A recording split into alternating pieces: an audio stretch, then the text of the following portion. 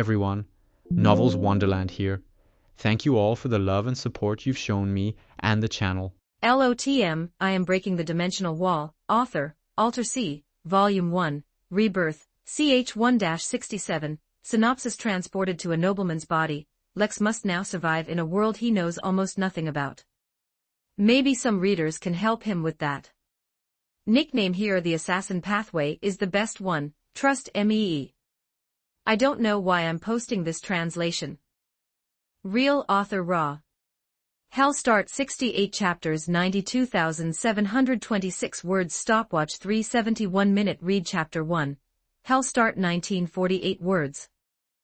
The sound of rushing water seemed to come from afar, causing Lex's eyelids to twitch slightly, and his consciousness, like a rusty machine, struggled to turn. Did I leave the water running in the bathroom? No, I need to get up. Lex, who had given himself this command, tried his best to focus his consciousness and slowly opened his eyes. Through his blurry vision, he vaguely saw a wooden ceiling, and a quiet crimson spreading across it. Lex's mind was numb, and he didn't feel anything unusual, so he subconsciously looked around. He found that it was not a spacious room, furnished with a bed, a table, and a cabinet. A bronze mirror hung on the wooden wall, reflecting the night sky outside the window, where a crimson crescent moon hung. A person sitting on the bed, leaning against the wall. That person's head was bowed, with a bullet hole in the middle of his forehead, and his face was covered in blood. In the crimson light filtering in from outside the window, he looked particularly grotesque. Dead person? Lex shivered and woke up completely. Only then did he realize that the colors in the room were exceptionally rich, and the scene in his vision was like a vividly colored oil painting. Right before his eyes, the flying dust was frozen, and an unknown flying insect was suspended in midair, as if time had been paused. Then Lex noticed that he was holding a thick tome in his hand. It was filled with an indescribable sense of unreality, with various colored glows emanating from its edges. On its dark cover was a strange symbol. It was an eye, with an equilateral triangle pattern in its pupil. Around the eye, there were 7 other symbols. Strangely, Lex could not clearly see the 7 symbols, they seemed to be shrouded in a mist, vague and indistinct. Below this eye symbol, there was also some information, Knowledge Authority 9. At this moment, the cover opened by itself, revealing slightly yellowed pages inside.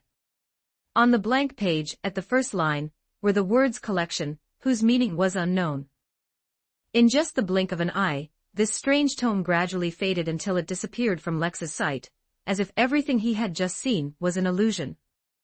As the tome disappeared, the light and colors in the room also began to return to normal. Lex remembered the corpse on the bed, suddenly stood up, felt a lightness in his shoulder, and then heard the sound of a heavy object falling to the ground beside him. He looked in the direction of the sound and saw a person dressed as a sailor lying on the ground. Under the sailor's body, a pool of blood silently spread. Another dead person. What on earth is going on? He looked around in horror, confirming that this was not his rented room. The sound of rushing water occasionally came from outside the window, and the slight swaying of the floor made it feel just like being on a ship.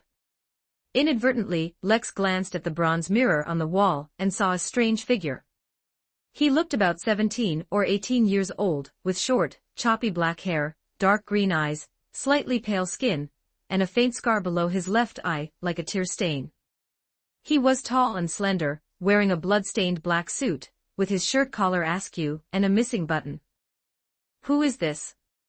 A crazy thought surged in Lex's mind. He tried to raise his hand, and the unfamiliar young man in the mirror made the corresponding movement.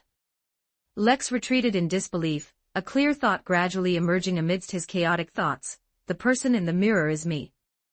Transmigration. Suddenly, he felt something kick at his feet.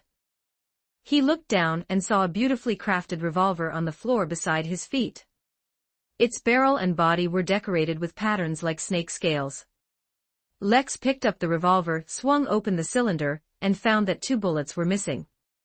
Where they went was self-evident. It was clearly these 2 missing bullets that had caused the murder in the room. Who killed these 2 people? It couldn't be me, could it? As if stimulated by this thought, suddenly, some scenes flashed back in his mind. Lex saw himself wrestling with two people. One seemed like a passenger on the ship, and the other was a sailor. They stumbled into this room. He kicked the passenger away and took the opportunity to raise the revolver, decorated with snake-scale patterns, and with precise shooting, sent the other party into eternal slumber. The remaining sailor lunged at him frantically. He plunged the dagger in his hand into his left rib, and in return, received a blow from the revolver pressed against his chin. Lex suddenly felt his stomach churn and dry heaved against the wall, but nothing came out. He then lifted his shirt, and, sure enough, saw a wound on his left rib. However, the flesh at the wound was wriggling, and the wound had already closed and was in the process of recovering. This made Lex breathe a sigh of relief. However, the wound recovering was a good thing, but the murder in this room. Sure enough, he was the killer. Thinking of this, Lex couldn't help but smile bitterly. As a patriotic youth who grew up under the red flag, Lex had never even killed a chicken, let alone a person. Suddenly discovering that he had killed someone, he was inexplicably terrified. Moreover, as these memory fragments flashed back, the memories belonging to the original owner also appeared in his mind, bit by bit. Lex Disraeli, from Enki Town, Desi County, Lone Kingdom, North Continent. His father was Baron Bison Disraeli, who owned a manor, a sawmill, a textile factory, and vast tracts of land in Enki Town. He was a well-known noble in Enki Town, and every year he would donate to the Church of the Night Goddess in the town for charitable purposes. His mother, Amelia, was a gentle woman who always gave her children affirmation and support. In addition, the family members included a younger sister and a younger brother. With such conditions, according to Lex's thoughts, the original owner should have become a promising, aspiring noble youth who worked for the welfare of the common people. Unfortunately, it was the exact opposite. The original owner had a bad reputation in Enki Town, oppressing the poor, acting tyrannically, behaving recklessly, and having an unseemly lifestyle. This time, he had ruined his personal maid. Under public pressure, his father, Bison, kicked him out of the house to negotiate some business deals. He first went to West Balham, where he stayed for nearly a month. Then he boarded the Alfalfa to travel to Enmatport. Lex suddenly had an urge to restart. Isn't the original owner a textbook example of a noble scoundrel? Such a person is just an experience package for the protagonist to gain reputation. What sin did I commit to transmigration into such a character? Lex was on the verge of tears, and in his mind, the memory flashbacks continued. 5 days after leaving Caesarport, the Alfalfa encountered pirates. Nast and his gang, known as the King of the Five Seas, plundered the ship. Fortunately, they only stole money and did not kill the captives. However, misfortunes never come singly. Soon after the pirates left, a fierce infighting broke out among the passengers and crew of the Alfalfa. It started with arguments, quickly escalated to brawls, and then to clashes with revolvers and straight swords. During those few days of mutual slaughter, one person after another on the ship fell, blood stained the deck, and despair spread throughout the ship. Fortunately, the captain, along with some people, including the original owner, who had not yet lost their minds, hid in the lower deck. They hid in the lower deck for nearly a week, enduring until the limit of those crazy guys on the ship, and planned to launch an attack tonight to seize the ship.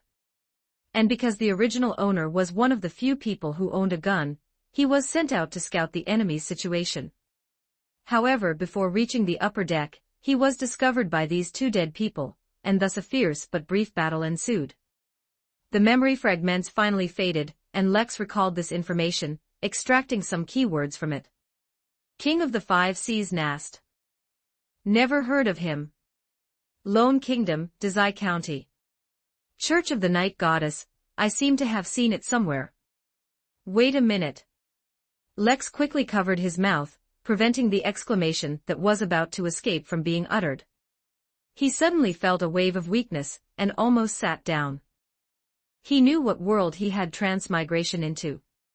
Lord of the Mysteries. That was a famous novel both at home and abroad. His friends had recommended it countless times, and he was currently reading it.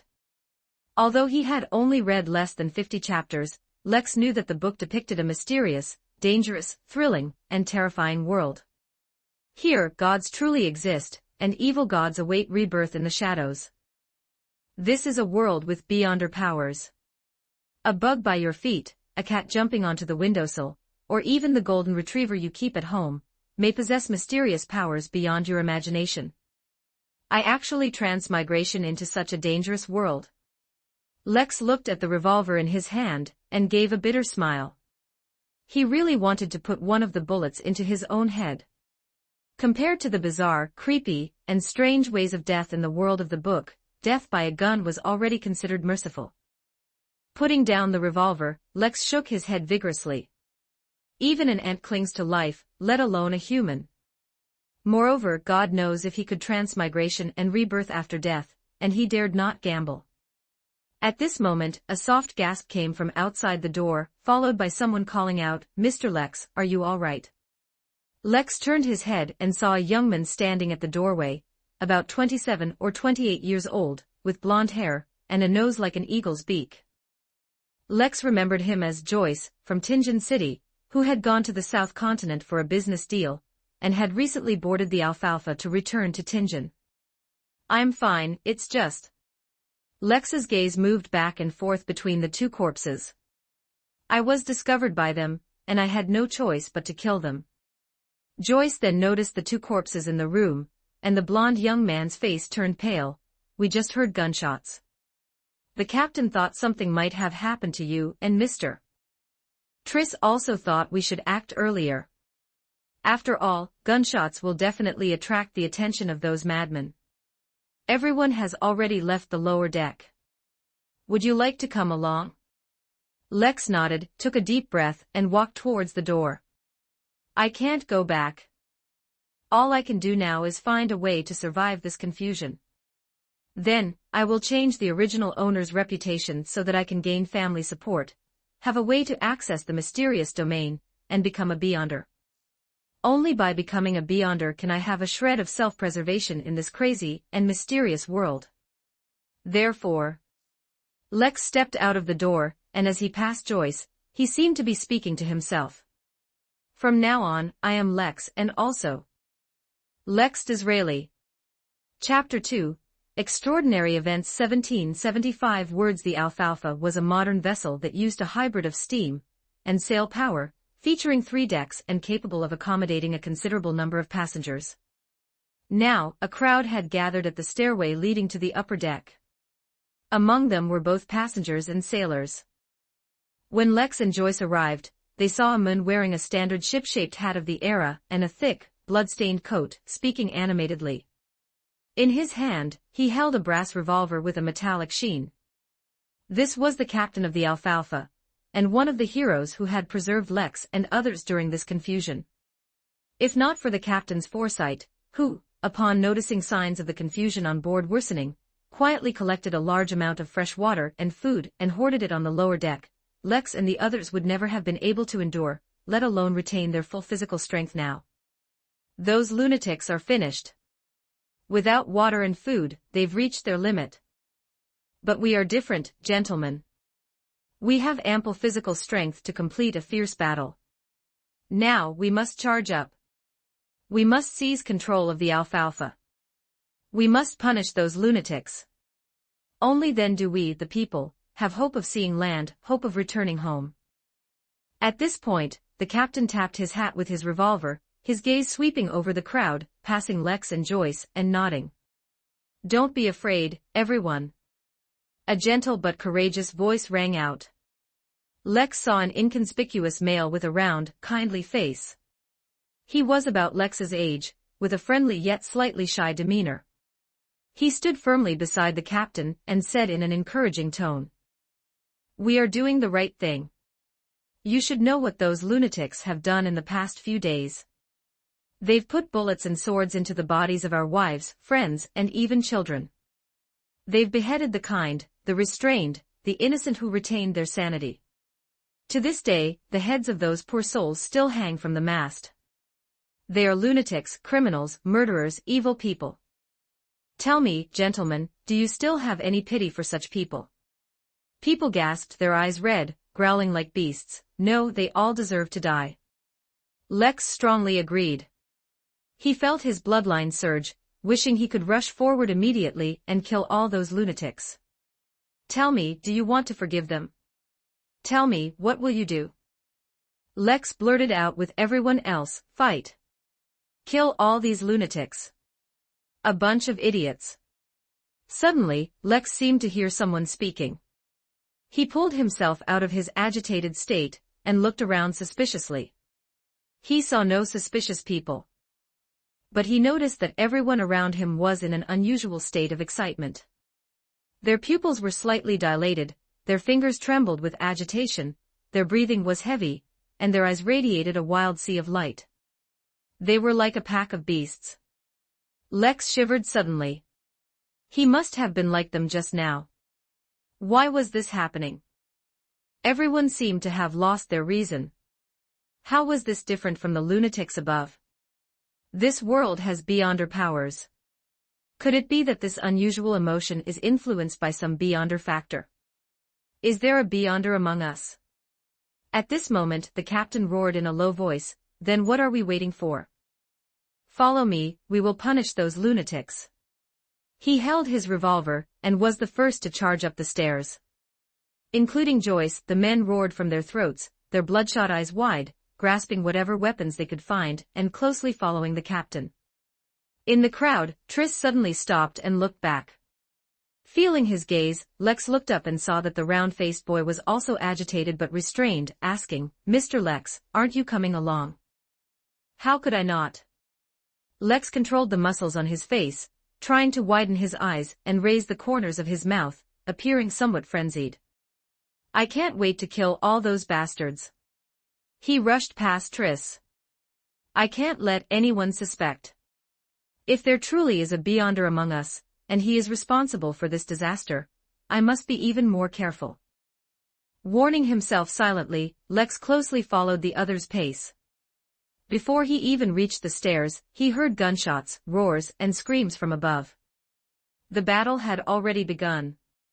Lex crouched low, hugging the ship's wall, using scattered wooden crates on the deck as cover, carefully dodging stray bullets that could appear at any moment. After confirming that no one was paying attention, he quietly slipped into the cabin. In the spacious, carpeted corridor, he found a lantern. Lex lit the lantern. In the dim sea of light, he saw that the carpet and walls of the corridor were covered in congealed dark red blood stains. He did not participate in the battle but went deeper into the cabin, found a second-class cabin, and slipped inside. Closing the door and placing the lantern on the nearby round table, Lex sat down. This is too crazy. Lex held his forehead. I can't panic. I must carefully consider a countermeasure and prepare for the worst. The worst-case scenario is that this ship-wide madness and confusion are influenced by beyonder factors, a man-made disaster. Kill them all. If we kill everyone else besides us, won't we be safe?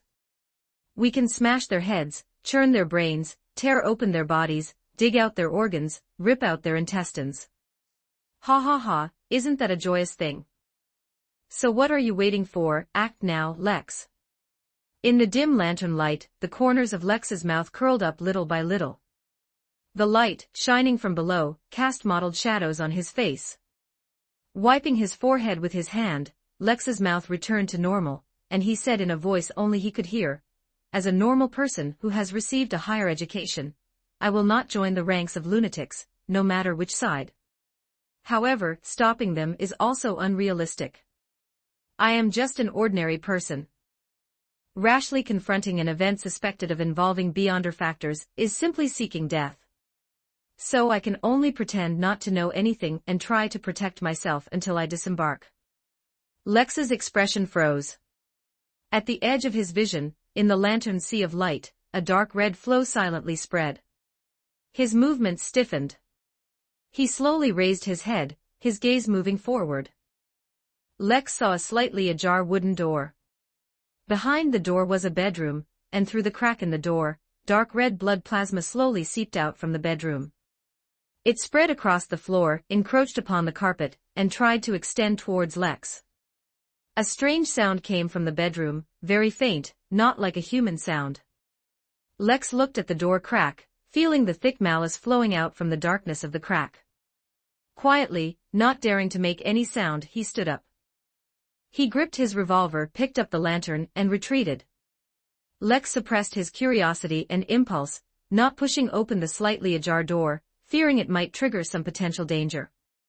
He silently exited the room, and returned to the cabin corridor. Only after closing the door did Lex breathe a sigh of relief. But before his taut nerves could relax, someone in the depths of the corridor softly called out, "Young Master Lex, is that you?" Already in a state of tension, Lex shivered again upon hearing this. He quickly raised the lantern, wanting to see more, further. Unfortunately, the lantern's range was limited. Lex only saw someone standing in a dim area not far ahead. The other person also held a lantern, but it was casually held in their hand, resting by their feet, illuminating the nearby ground but hiding the person's upper body in darkness. He suddenly raised the lantern, and instantly, a face with deeper contours but an ordinary appearance appeared in the sea of light. On this face, the corners of the mouth were upturned, revealing 8 teeth, and the smile was stiff. Lex blurted out the other person's name. This was his personal valet. For the journey to Enmatport, his father had arranged a personal valet to manage his daily life, and a bodyguard for close protection. When infighting and slaughter broke out on the ship, the bodyguard had already sacrificed his life, and the valet was captured by those lunatics. Lex had thought his servant was dead, but he didn't expect him to still be alive. This state seems very abnormal. Jack maintained that stiff, eerie smile. "Young Master Lex, please follow me. I know a safe place." Lex not only didn't step forward but retreated. "I'm not going anywhere, Jack." Young Master is as willful as ever. Always unwilling to listen to advice, always acting on his own, always self-righteous. Jack spoke quickly and urgently, but the smile on his face remained unchanged, making Lex's hair stand on end and his scalp tingle. "Don't you know you're annoying? Lex Disraeli, you're a bastard. A scoundrel. A mongrel. A piece of trash. From the day you defiled Rachel, do you know how much I wanted to kill you? No, killing you would be too easy. I'll chop you into pieces, feed your flesh to the fish, and throw your bones to the hungry dogs. You deserve to die, you truly deserve to die." Lex, of course, knew who Rachel was. She was the maid who had been harmed by him. "From this incident, I also think your young master is not a good person. But that has nothing to do with me." Lex felt a bit helpless, thinking that he would still have to clean up the original owner's messes in the future, and wanted to force a wry smile. Suddenly, Jack raised his other hand. In that hand, he held a revolver. Jack's head jerked backward. Amidst the gunshot echoing in the corridor, his forehead split open, and blood and bone fragments splattered. It wasn't until he saw smoke rising from the muzzle of the snake-scale revolver that Lex realized he had actually shot his valet. His body acted faster than his brain, and it was a single, fatal shot. Was the original owner's marksmanship that good? Even a scoundrel noble has some redeeming qualities.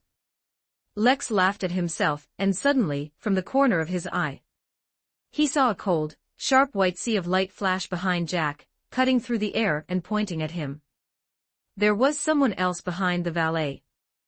Chapter 3, Mysterious Tome 2078 Words. Lex felt a chill run down his gun-wielding arm, and his hand was involuntarily pulled up and slapped against the wall.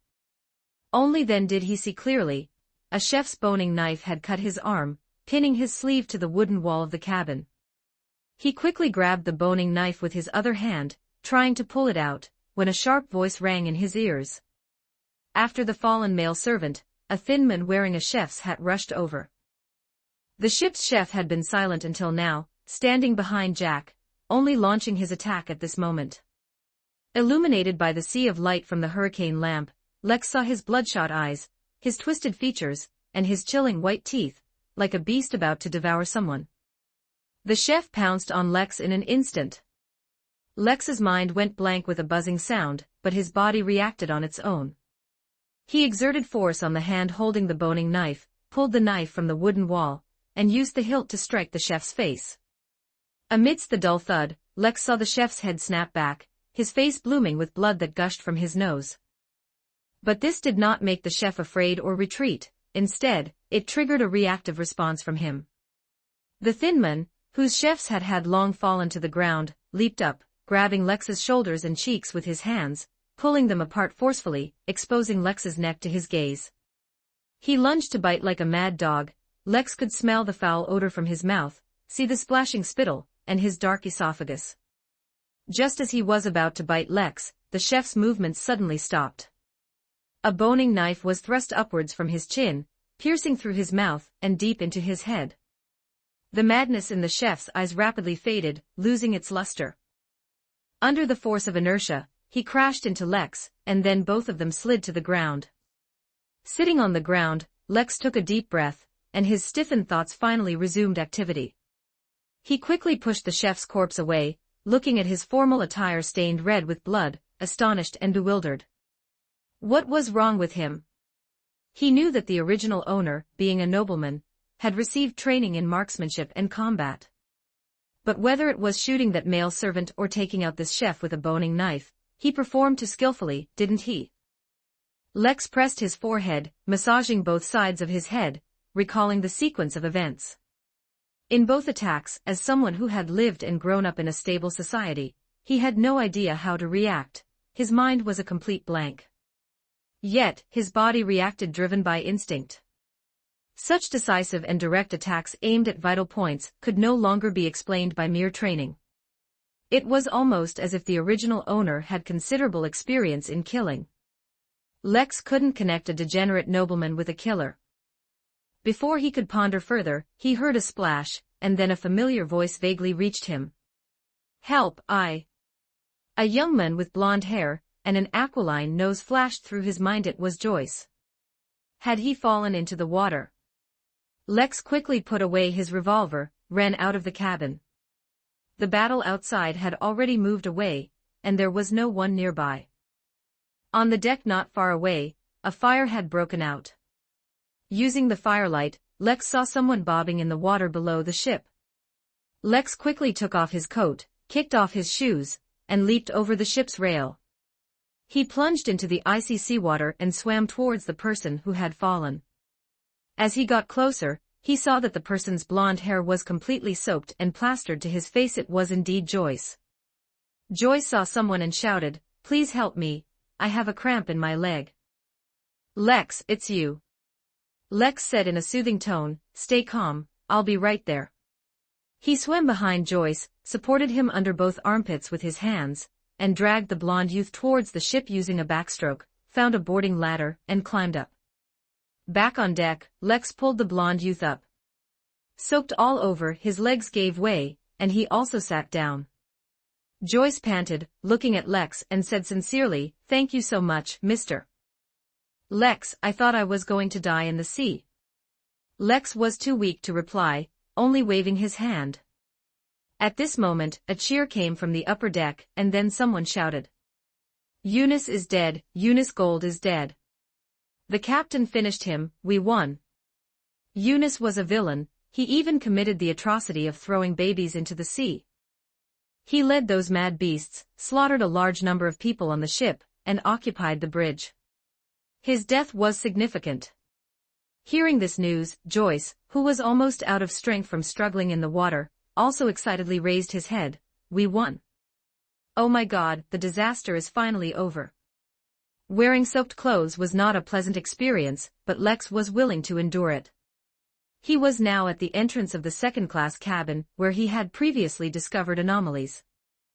Using the excuse that there might be lingering madmen in the bedrooms, he easily persuaded the captain to organize a team to inspect the rooms and bedrooms. Shortly after the captain and his men went in, Lex, waiting in the corridor, heard gasps from inside. The situation in the bedroom was probably very bad, but the absence of fighting sounds surprised him somewhat. A moment later the captain, wearing a peaked cap, walked out. Under the dim sea of light of the hurricane lamp, his face did not look good. Then 2 sailors carried out a stretcher, on which a corpse was presumably lying, covered with a white sheet, and hastily carried it out of the cabin. The captain tapped his hat with the barrel of his revolver and glanced at Lex. That corpse is in a very bad state, it's missing some flesh. Missing some flesh. Lex tried his best not to think about where the missing flesh had gone. It seemed the captain was unwilling to discuss this further. He said to the people around him, "Everyone is tired tonight. The madmen on the ship have received their due punishment. Everyone can choose a clean room to rest. Tomorrow we will discuss the path we need to take next." The crowd dispersed. Lex, guided by memory, found his former first-class cabin. This was a room that could accommodate 3 servants, had a private chef, a dining room with a view, a dedicated cigar room, and a place for gatherings and card games. However, now, it was just a sufficiently spacious room. Lex took off his soaked clothes, took a shower, and then threw himself onto the bed. In a short while, he had fallen fast asleep. When he opened his eyes again, he saw the white sky outside the window. It was already the morning of the next day. Lex opened the wardrobe and found his shirt, vest, formal suit, trousers, semi-tall silk top hat, and a golden-laid ironwood cane. He dressed, picked up the heavy cane, walked to the living room, and sat on a sofa. Let me think, what exactly did I do to cause me to transmigrate so inexplicably? Lex crossed his legs, his hand resting on the armrest of the sofa, his 5 fingers rhythmically tapping the armrest. Memories, like boiling water, bubbled to the surface one after another. During this time, because I read the great work Lord of the Mysteries, I developed a strong interest in mystical magic. I collected a lot of information on this topic, and even found a copy of the Tree of Life Kabbalah on a certain online marketplace. Oh, I remember now. I received an email that described an ancient ritual. Out of curiosity, I performed this ritual, and the result was. Lex stood up. If I transmigrated because of this ritual, then what would happen if I performed this ritual here? At worst, he wouldn't be able to go back, forever stuck in this world of the Lord of the Mysteries. How much worse could it get? Lex put down his cane, found a dagger left by a bodyguard in the room, and found several candles. Recalling the contents of the ritual, he lifted the carpet and began to carve on the wooden floor with the dagger. To facilitate his work, he took off his jacket, wearing only his shirt, and lay on the floor, carving out a somewhat uneven hexagram. Next, on the outside of the hexagram, he carved 2 concentric circles, and then on the ritual path, between the 2 concentric circles, he carved 12 symbolic representations of natural elements such as earth, water, fire, and wind, arranging them like the 12 marks on a clock face. Finally, Lex took out 3 lit candles and placed them respectively on the 3 star points at the left, right, and bottom. Having completed all this, he stood in the center of the hexagram. Adjusting his mind with his breathing until he felt completely calm, Lex softly said, "Let's begin." He solemnly raised his left hand, palm upwards, and softly chanted, "All-knowing I." Then he raised his right hand, palm upwards, and chanted again, "God who overlooks all things." He exhaled, joined his hands, and sincerely murmured, "You are the controller of knowledge, you mock fate, you toy with time." Finally, he spread his hands, as if to embrace the morning light. "You are the witness of truth, the uncrowned king above the starry sky." The ritual ended. Lex looked around. Nothing happened. Was it a failure? Or no reaction? A wave of frustration surged within him. Lex sighed and was about to leave. He saw the window in front of him, the curtain lifted by the morning breeze, lingering and not falling for a long time. He saw the dust in the morning light, as if frozen, quietly suspended in midair. He saw the colors of the surrounding objects gradually deepen, reds became redder, blues bluer, yellows yellower. The scene before him seemed to transform into a vividly colored oil painting. At this moment, he felt a heavy sensation in his hand. A thick tome emerged from the void realm, illusory, shimmering light outlining patterns, and an eye gazing at a stable triangle appeared on the cover. Following that, a line of information appeared below the pattern, Knowledge Authority 9. Above this tome, there was also a pair of illusory hands, covered with various strange patterns and symbols, slowly receding and disappearing into the void realm. Lex merely glanced at one small pattern on those hands inadvertently, and an inexplicable fear and panic arose within him.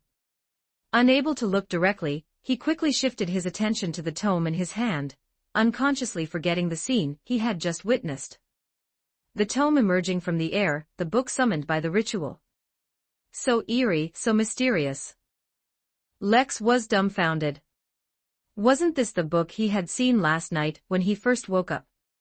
Upon closer inspection, Lex noticed that on the cover, around the eye, there were 7 blurred symbols. Now, one of them was becoming clear. The mist shrouding the symbol gradually dissipated in the morning light, allowing Lex to see it. It was an open book, surrounded by many illusory and ethereal eyes. They circled the book as if observing, as if reading. Compared to last night, this book had clearly changed. With anticipation, hidden fear, and suppressed unease, Lex reached out to touch the cover. His fingertips felt a firm, solid touch, as if it were a real object. He gritted his teeth, opened the cover, and saw a white quill pen on the slightly yellowed paper. Lex tried to pick up the quill pen. It felt light, but he definitely had the sensation of holding a real object. His pupils widened slightly. He saw that the information on the first line of the paper had changed, and there was a lot of content on the paper that he hadn't seen last night. Collection, 1+ record, your adventure biography has received more than one collection/attention, you have met the conditions to release it. Chapter 4, Exchange of Information. 1932 words collection, 1+ record, your adventure biography has been collected and followed more than once. You have met the conditions and the usage restrictions for the message board have been lifted. Lex's gaze naturally slid down, and he saw a box appear below, containing the information message board 1. Message board. I can leave messages on it. Lex's mind didn't turn around for a moment, and then he found that there was other information on the paper. Right below the message board. Faceless man, is this a Lord of the Mysteries fanfiction? Definitely collecting it mountains and seas, go on an adventure, young man, it's not enough to read. Lex felt as if he had been struck by lightning, almost jumping up. Could these be reader comments? In the eyes of those commenters, am I a character in some novel? Immediately, Lex's head became a mess. He had read many web novels in his previous life, but he had never seen a protagonist in any novel experience a similar situation. Only Deadpool in a certain comic knew he was a character in a comic. He never expected that today, he himself would become a character in some novel, and even be able to see reader comments. Lex quickly looked up, his gaze falling on that message board. Could this thing allow me to communicate with readers? Communicate what information? Yes, I can communicate important information. Lex slapped his head. I only read less than 50 chapters of Lord of the Mysteries, so I don't know what happens later or the mysteries within the book.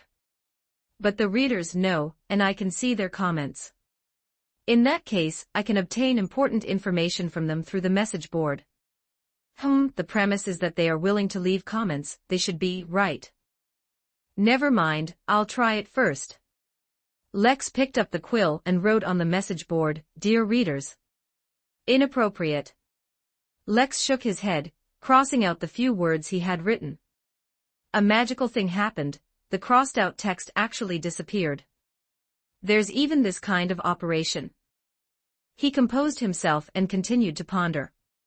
I am merely a character in a novel. Undoubtedly, the positions of those readers are far above mine. In some popular novels, readers' preferences even determine the plot's development. To request their help, my attitude must be more sincere, and my address must be grander. After some deliberation, Lex continued to write on the message board. Great, omniscient observers from beyond dimensions. I request your assistance, I need your advice. I want to know which beyonder path is more suitable for me. I hope you can respond. Thank you immensely. After he finished writing, Lex noticed that the number on the message board had changed from 1 to 0. It turned out that the number represented the number of times the message board could be used. After reviewing it several times and feeling that there were no issues, Lex put down the quill and closed the thick yet illusory tome. It began to fade in color, its form becoming faint, dissipating like a wisp of smoke. Subsequently, the colors of various objects in the room returned to normal, the curtains blown by the wind fell down, and the dust suspended in midair scattered. Everything returned to its original state. Except that Lex felt dizzy, as if he had been reading all morning, and had consumed a lot of energy. At this moment, his forehead even tingled slightly, as if someone had pricked it a few times with a needle. He quickly walked to a bronze mirror, pushed aside the stray hairs on his forehead, and saw a hexagram disappearing on his forehead. Is the ritual fixed? From now on, I don't need to draw a hexagram.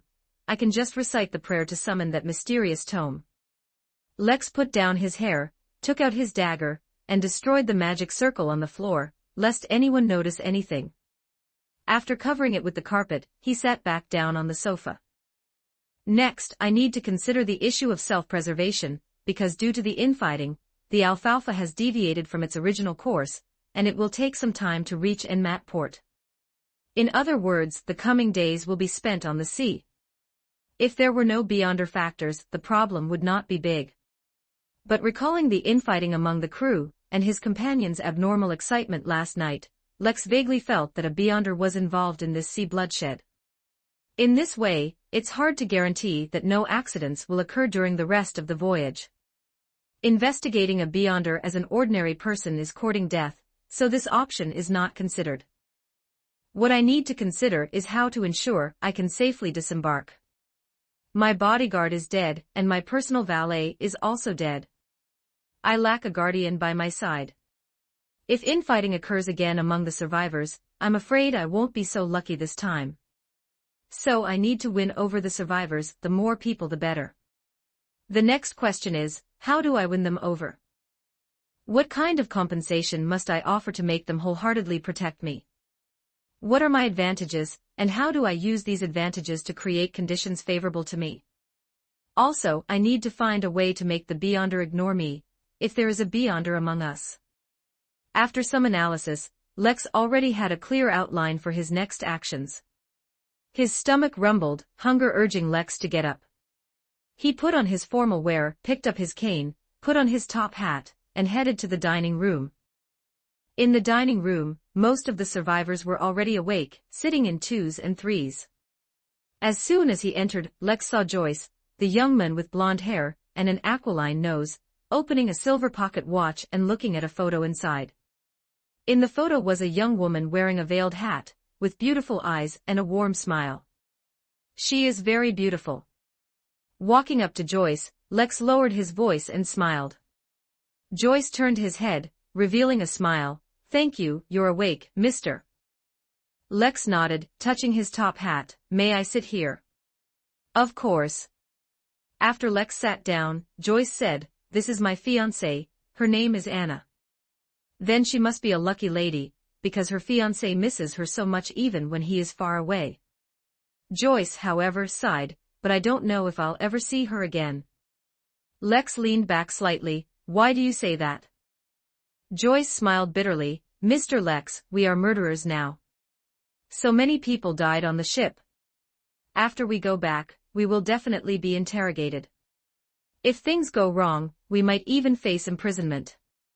Even if I can still see Anna, it might be in prison. Joyce looked around at the other survivors. Actually, I'm not the only one who thinks this way. Everyone feels that there will be considerable trouble after we go back. Indeed, it's pretty much as I thought. After all, so many people died on the ship. After disembarking, it will definitely alarm the police, and an investigation will certainly be necessary. It's perfectly normal to worry about being imprisoned because of this.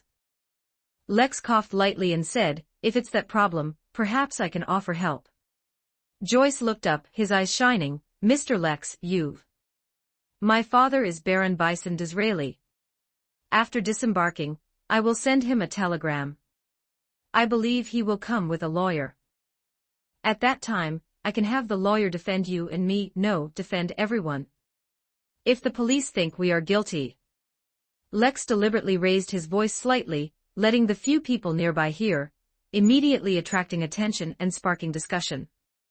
Joyce even said, "Mr. Lex, are you really willing to do this?" Lex nodded with pleasure. "Of course, I have experienced all of this, and I know that everyone present is innocent.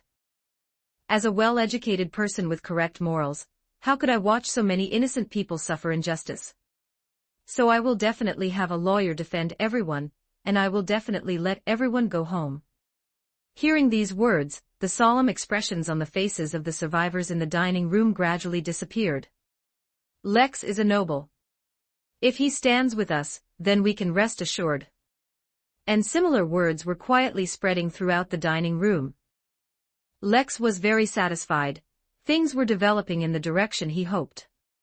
His noble status was his advantage, and he also expressed his attitude that he would stand with the survivors. In this way, everyone's interests were unified. If anything else happened to ensure their interests would not be harmed, he believed many people would stand up to protect him. Just as everyone was discussing, footsteps sounded. The captain, wearing a ship-shaped hat, the round-faced and amiable young Triss, and two other sailors walked in. The captain coughed, drawing everyone's attention to him. "Good morning, gentlemen. I apologize for interrupting your meal, but there's something I must discuss with you. It's about our next itinerary." Someone stood up, a burly man with thick body hair. This black-haired, brown-eyed, weathered-faced man said, "Captain, aren't we going back to Enmat Port? What's there to discuss?" The captain made a downward gesture with his hand. "Please sit down, mister." Then he put his hands behind his back and said, "That's right, according to the original itinerary, we were indeed going to Enmat Port. But gentlemen, don't forget what has happened on our ship these past few days. Although those madmen were murderers and we gave them righteous punishment, the essence of this matter is that we ourselves have also become murderers. Believe me, the brains of those police officers in Enmat Port are not much better than a curly-haired baboon's. I can guess that under pressure, they will eventually define this case as a brawl. In that case, we will all go to prison. My idea is that before the matter is exposed, we resupply at a nearby port, and then head to Byam, to that city of generosity. We can hide there for a while, and when the fuss dies down, we can try to return." Immediately, an uproar erupted in the dining room.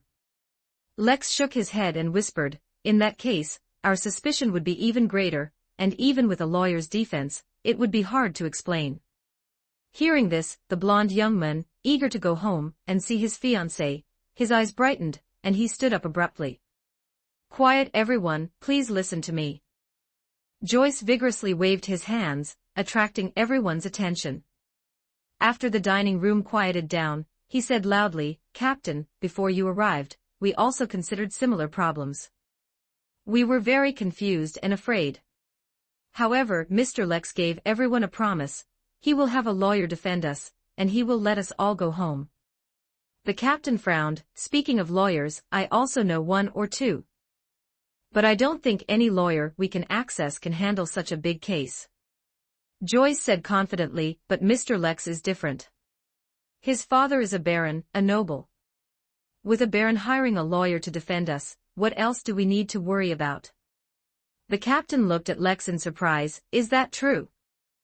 "Lex, your father is a baron." Chapter 5. Showing weakness to the enemy. 1757 words. Good, things are developing as I hoped.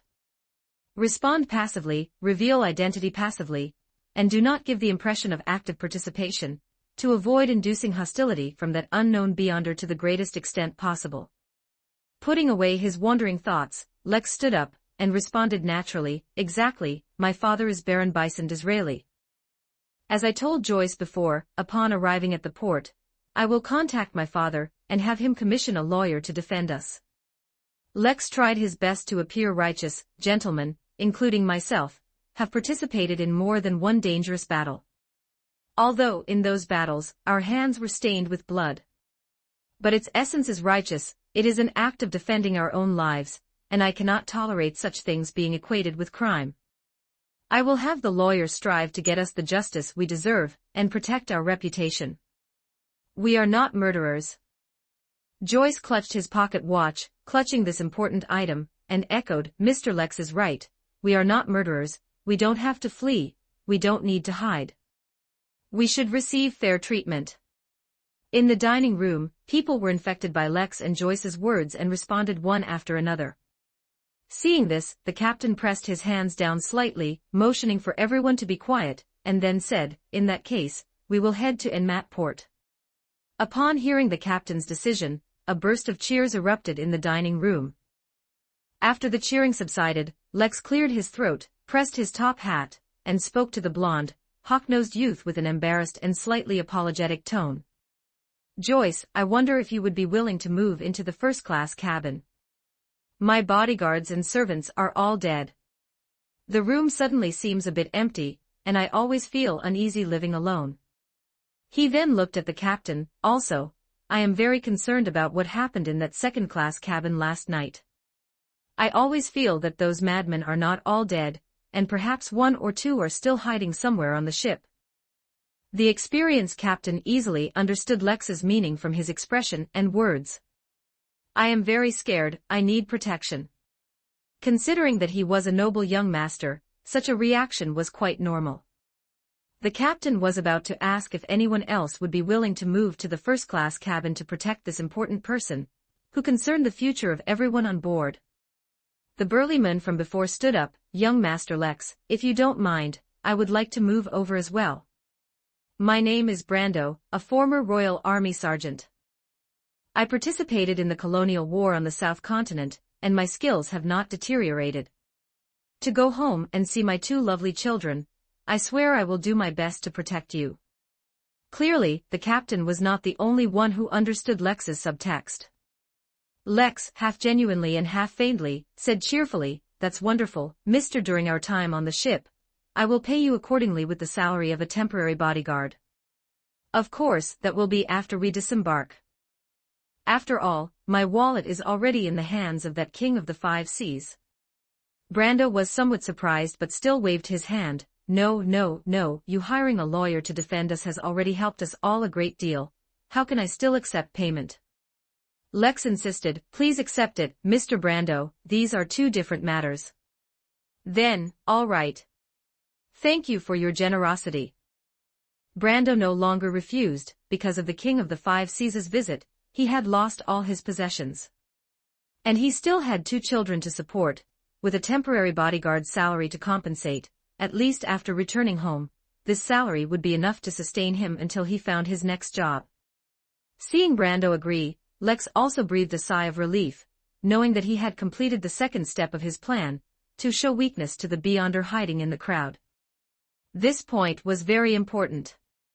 Throughout the entire incident, the unidentified Beyonder did not let everyone on the ship die. Lex believed that if he wanted to, he should have been able to do so.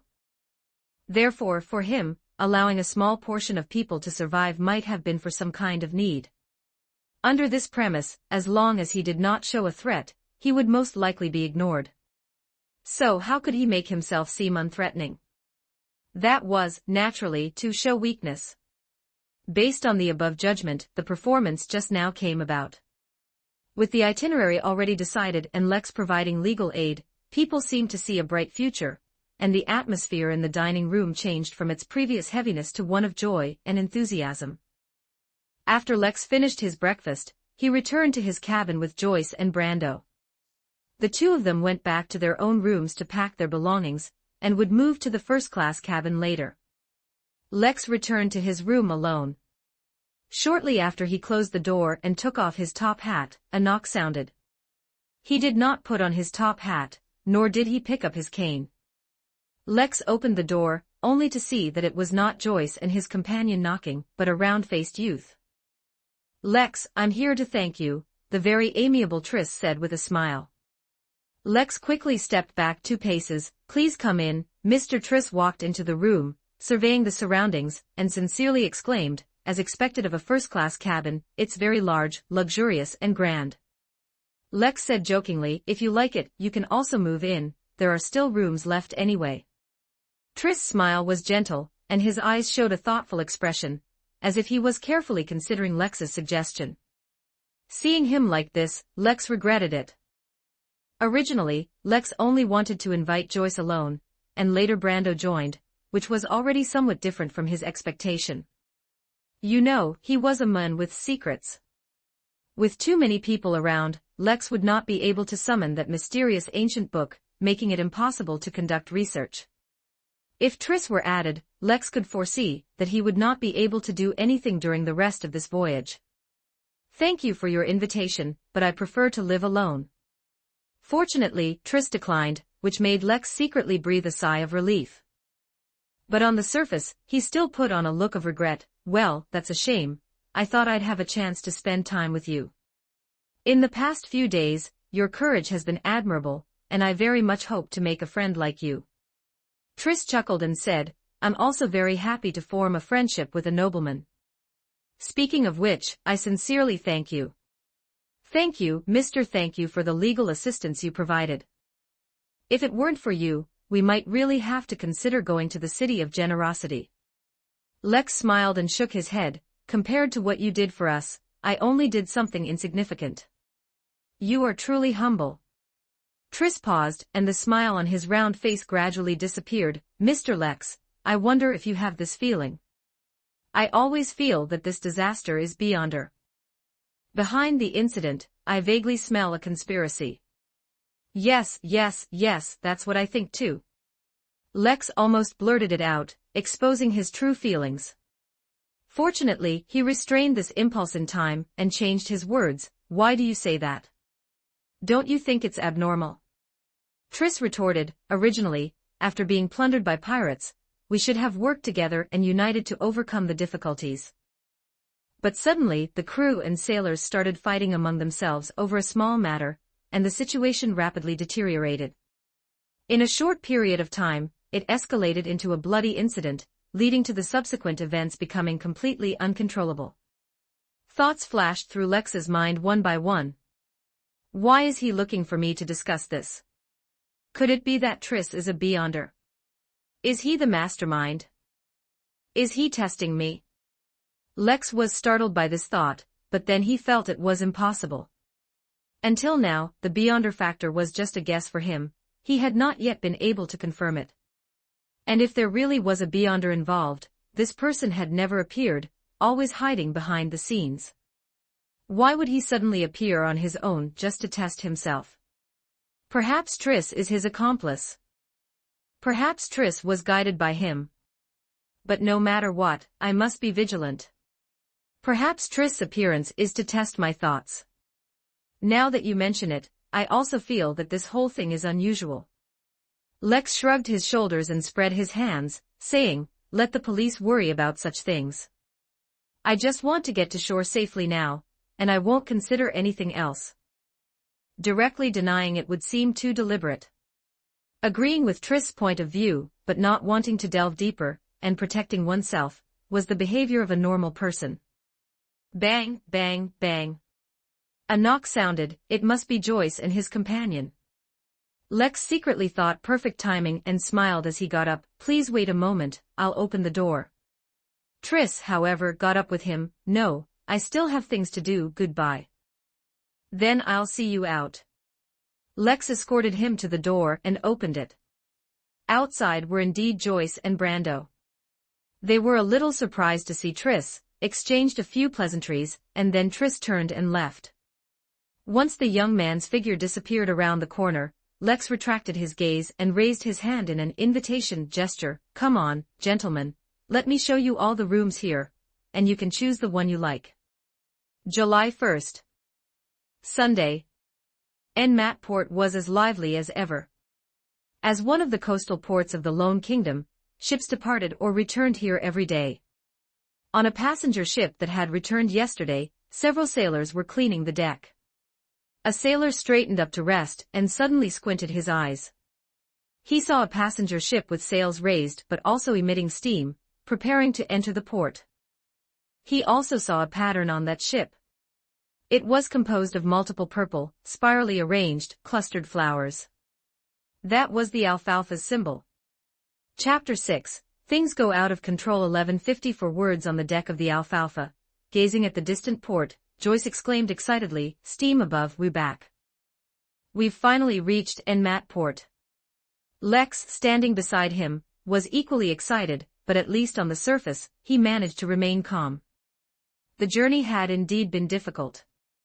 They had endured storms and gotten lost at sea, only successfully reaching the port after overcoming various trials. Anyone seeing land now would feel an urge to rush over and kiss the ground. After the alfalfa entered the port, and before people could even disembark, Lex saw a team of police officers rush onto the pier. They were wearing black uniforms with white grids, soft hats with badges, and looked tense. Instantly, the atmosphere on the ship became tense. The captain calmly said, "Everyone, don't act rashly. Stay where you are and let me communicate with the officers." Lex also stepped forward. "My identity might be of some use." The captain nodded. By then, the police had already boarded the ship, skillfully forming groups of 3 and quickly fanning out to search. Several police teams came to the deck, approaching the people. An officer with a black beard strode forward. "I am Inspector Roy. What happened on this ship?" His epaulets bore 3 silver hexagonal stars, consistent with his rank as inspector. He continued, "We received news that the alfalfa was attacked shortly after leaving Caesar Port, and someone saw the King of the 5 Seas insignia. But since then, you've been out of contact for over a month. What happened on board during this period? Additionally, I've noticed there are unwashed bloodstains on the ship, traces left by bullets and longswords, and why are there so few people left on board?" One question after another, like cannonballs, struck them, forcing people to recall those bloody memories. Several timid men had already turned pale, their fingers trembling, whispering, "It's not our business, not our business." Inspector Roy's expression grew even more solemn and frightening upon hearing these words. The captain cleared his throat. "Officer, it's like this.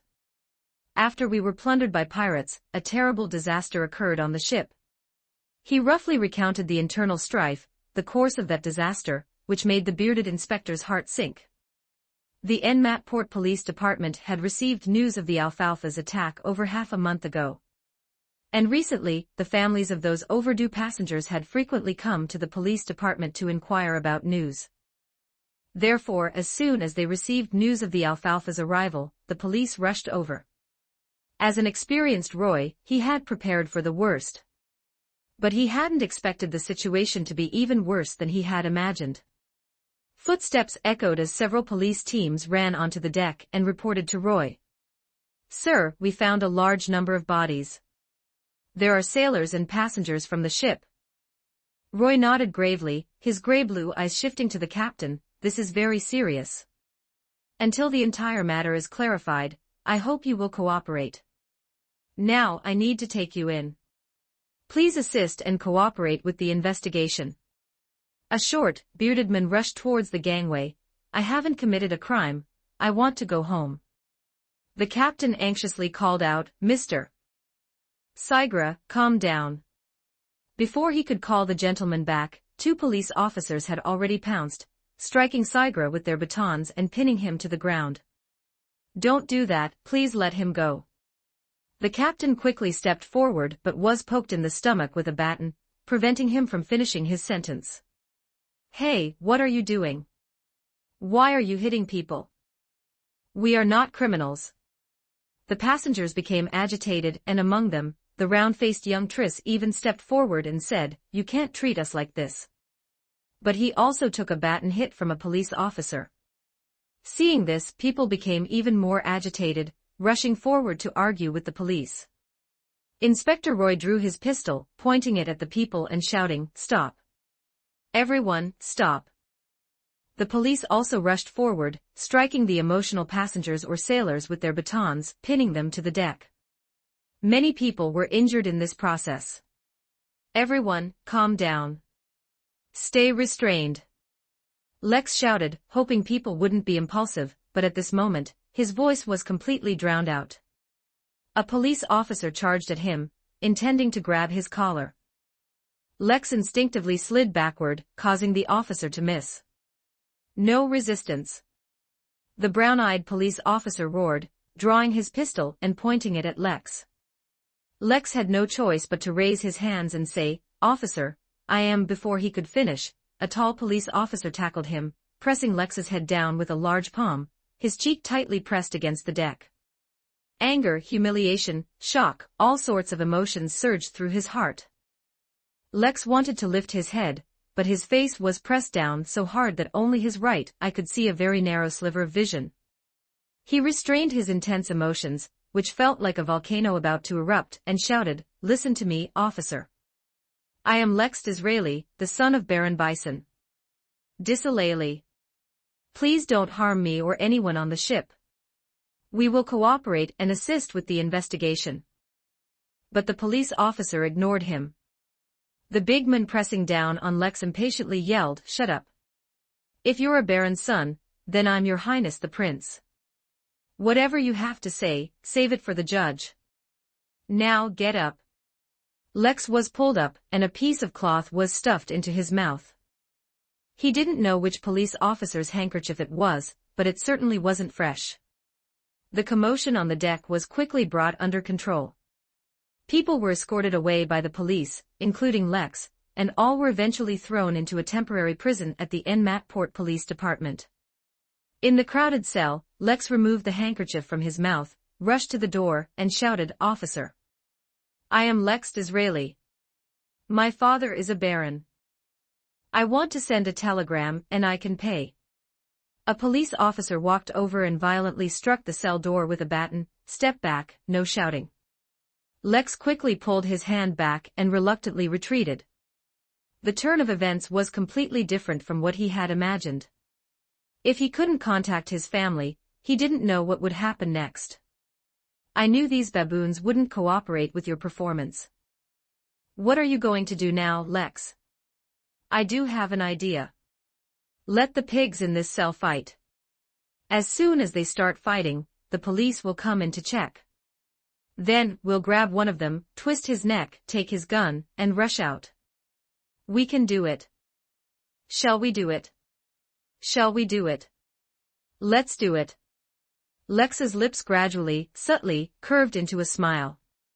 Chapter 7, Sequence Suggestions 13:11 Words. "Lex, are you all right?" A familiar voice brought Lex back to his senses. In his line of sight was a blonde, hawkish-nosed young man, Joyce, whose gaze seemed somewhat worried.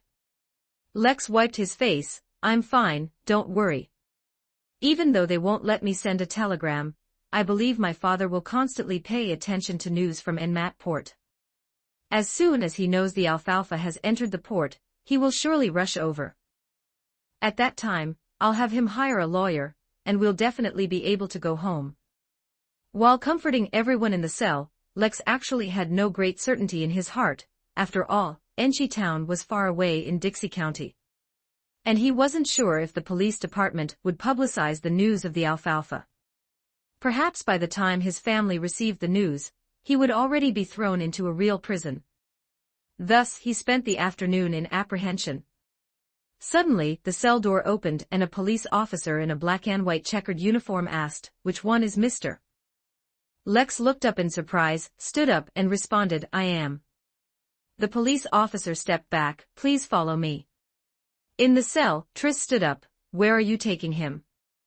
The police officer waved his stick. "That's none of your business, sit down." Lex looked back and said, "Don't worry, I'll be fine." Hopefully, he added in his heart. Lex was led to a quiet room. He was asked to sit down and wait. Throughout the process, the police officer revealed nothing.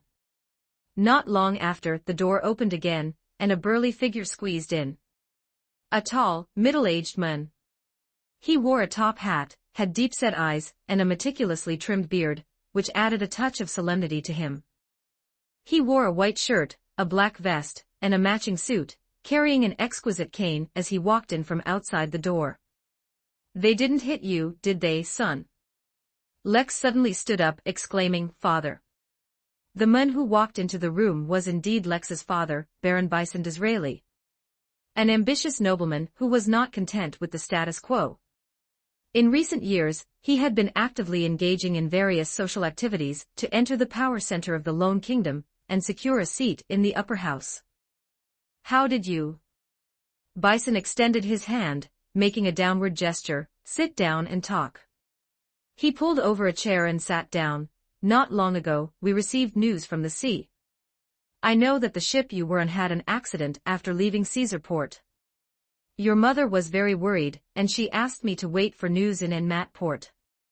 I've been here for nearly 2 weeks, sending people to the port every day to inquire about news. This morning I just went to see a friend, and when I returned to the hotel in the afternoon, I heard that the Alfalfa had returned. At the same time, I heard that everyone on board had been locked up. The police department was unwilling to reveal more information, but I heard that a tragic incident occurred on your ship. Lex nodded. Father, I need a lawyer. Bison leaned back slightly, nodding subtly. I know. Before coming, I had already contacted Ziliph, and he will arrive tomorrow, at the latest the day after tomorrow. Before then, don't say anything. I've already made arrangements. They will arrange a single cell for you shortly. Upon hearing that Bison had already hired a lawyer, Lex finally breathed a sigh of relief and added, Father, I hope Mr. Ziliph can defend the other people on the ship. Bison frowned. May I ask why? You should know, this is not a simple case. Lex organized his thoughts before answering his father's question. There are 2 reasons. First, I promised them on the ship that I would hire a lawyer to defend them upon arrival at the port. You often tell me that credibility is our foundation, and now is the time for me to fulfill my promise. Second, it will help shape your image and improve your reputation. Please believe me, Father. We are the victims of the Alfalfa tragedy. We are innocent, even if we are indeed stained with blood.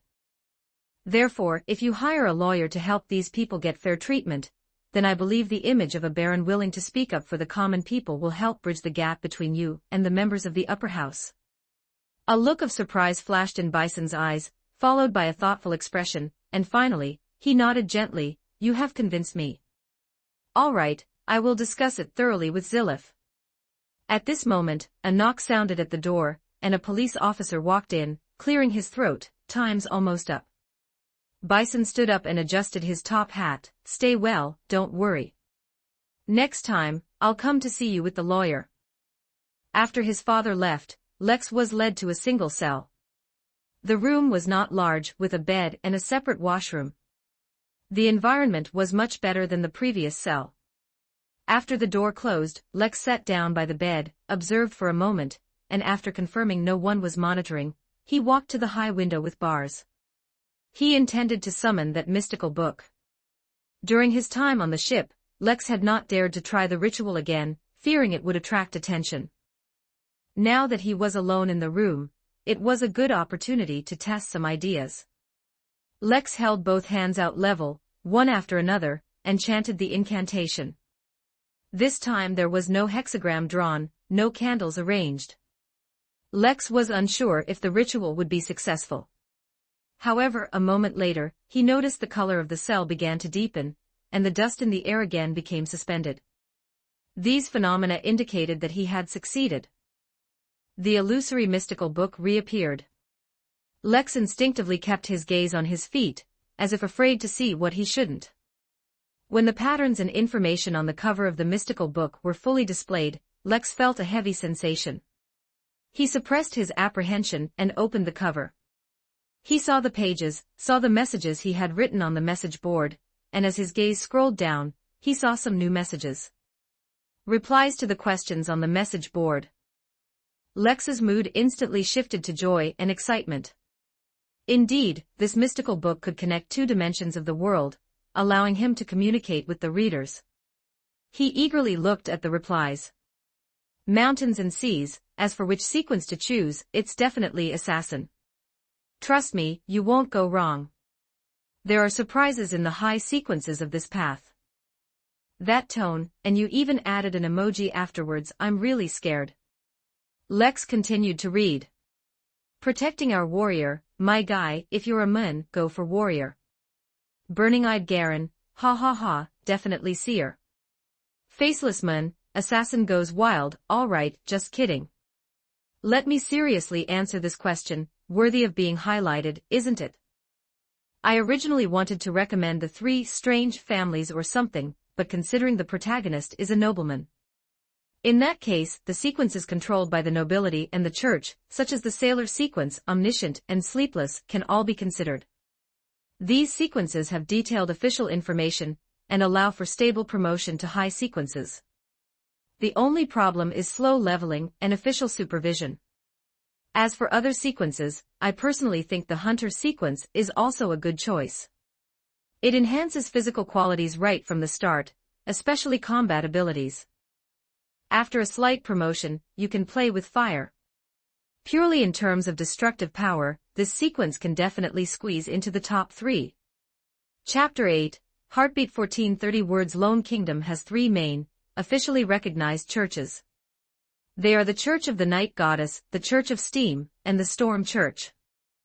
Lex knew that these 3 churches each controlled at least one complete sequence, having read the first few dozen chapters of Lord of the Mysteries, and occasionally hearing his friends mention it. However, this was his first time hearing about the Arbiter sequence. Furthermore, the Faceless Man recommended this sequence because of my noble status. It seems then that the Arbiter sequence should be related to this status. Could it be a sequence controlled by nobles or the kingdom?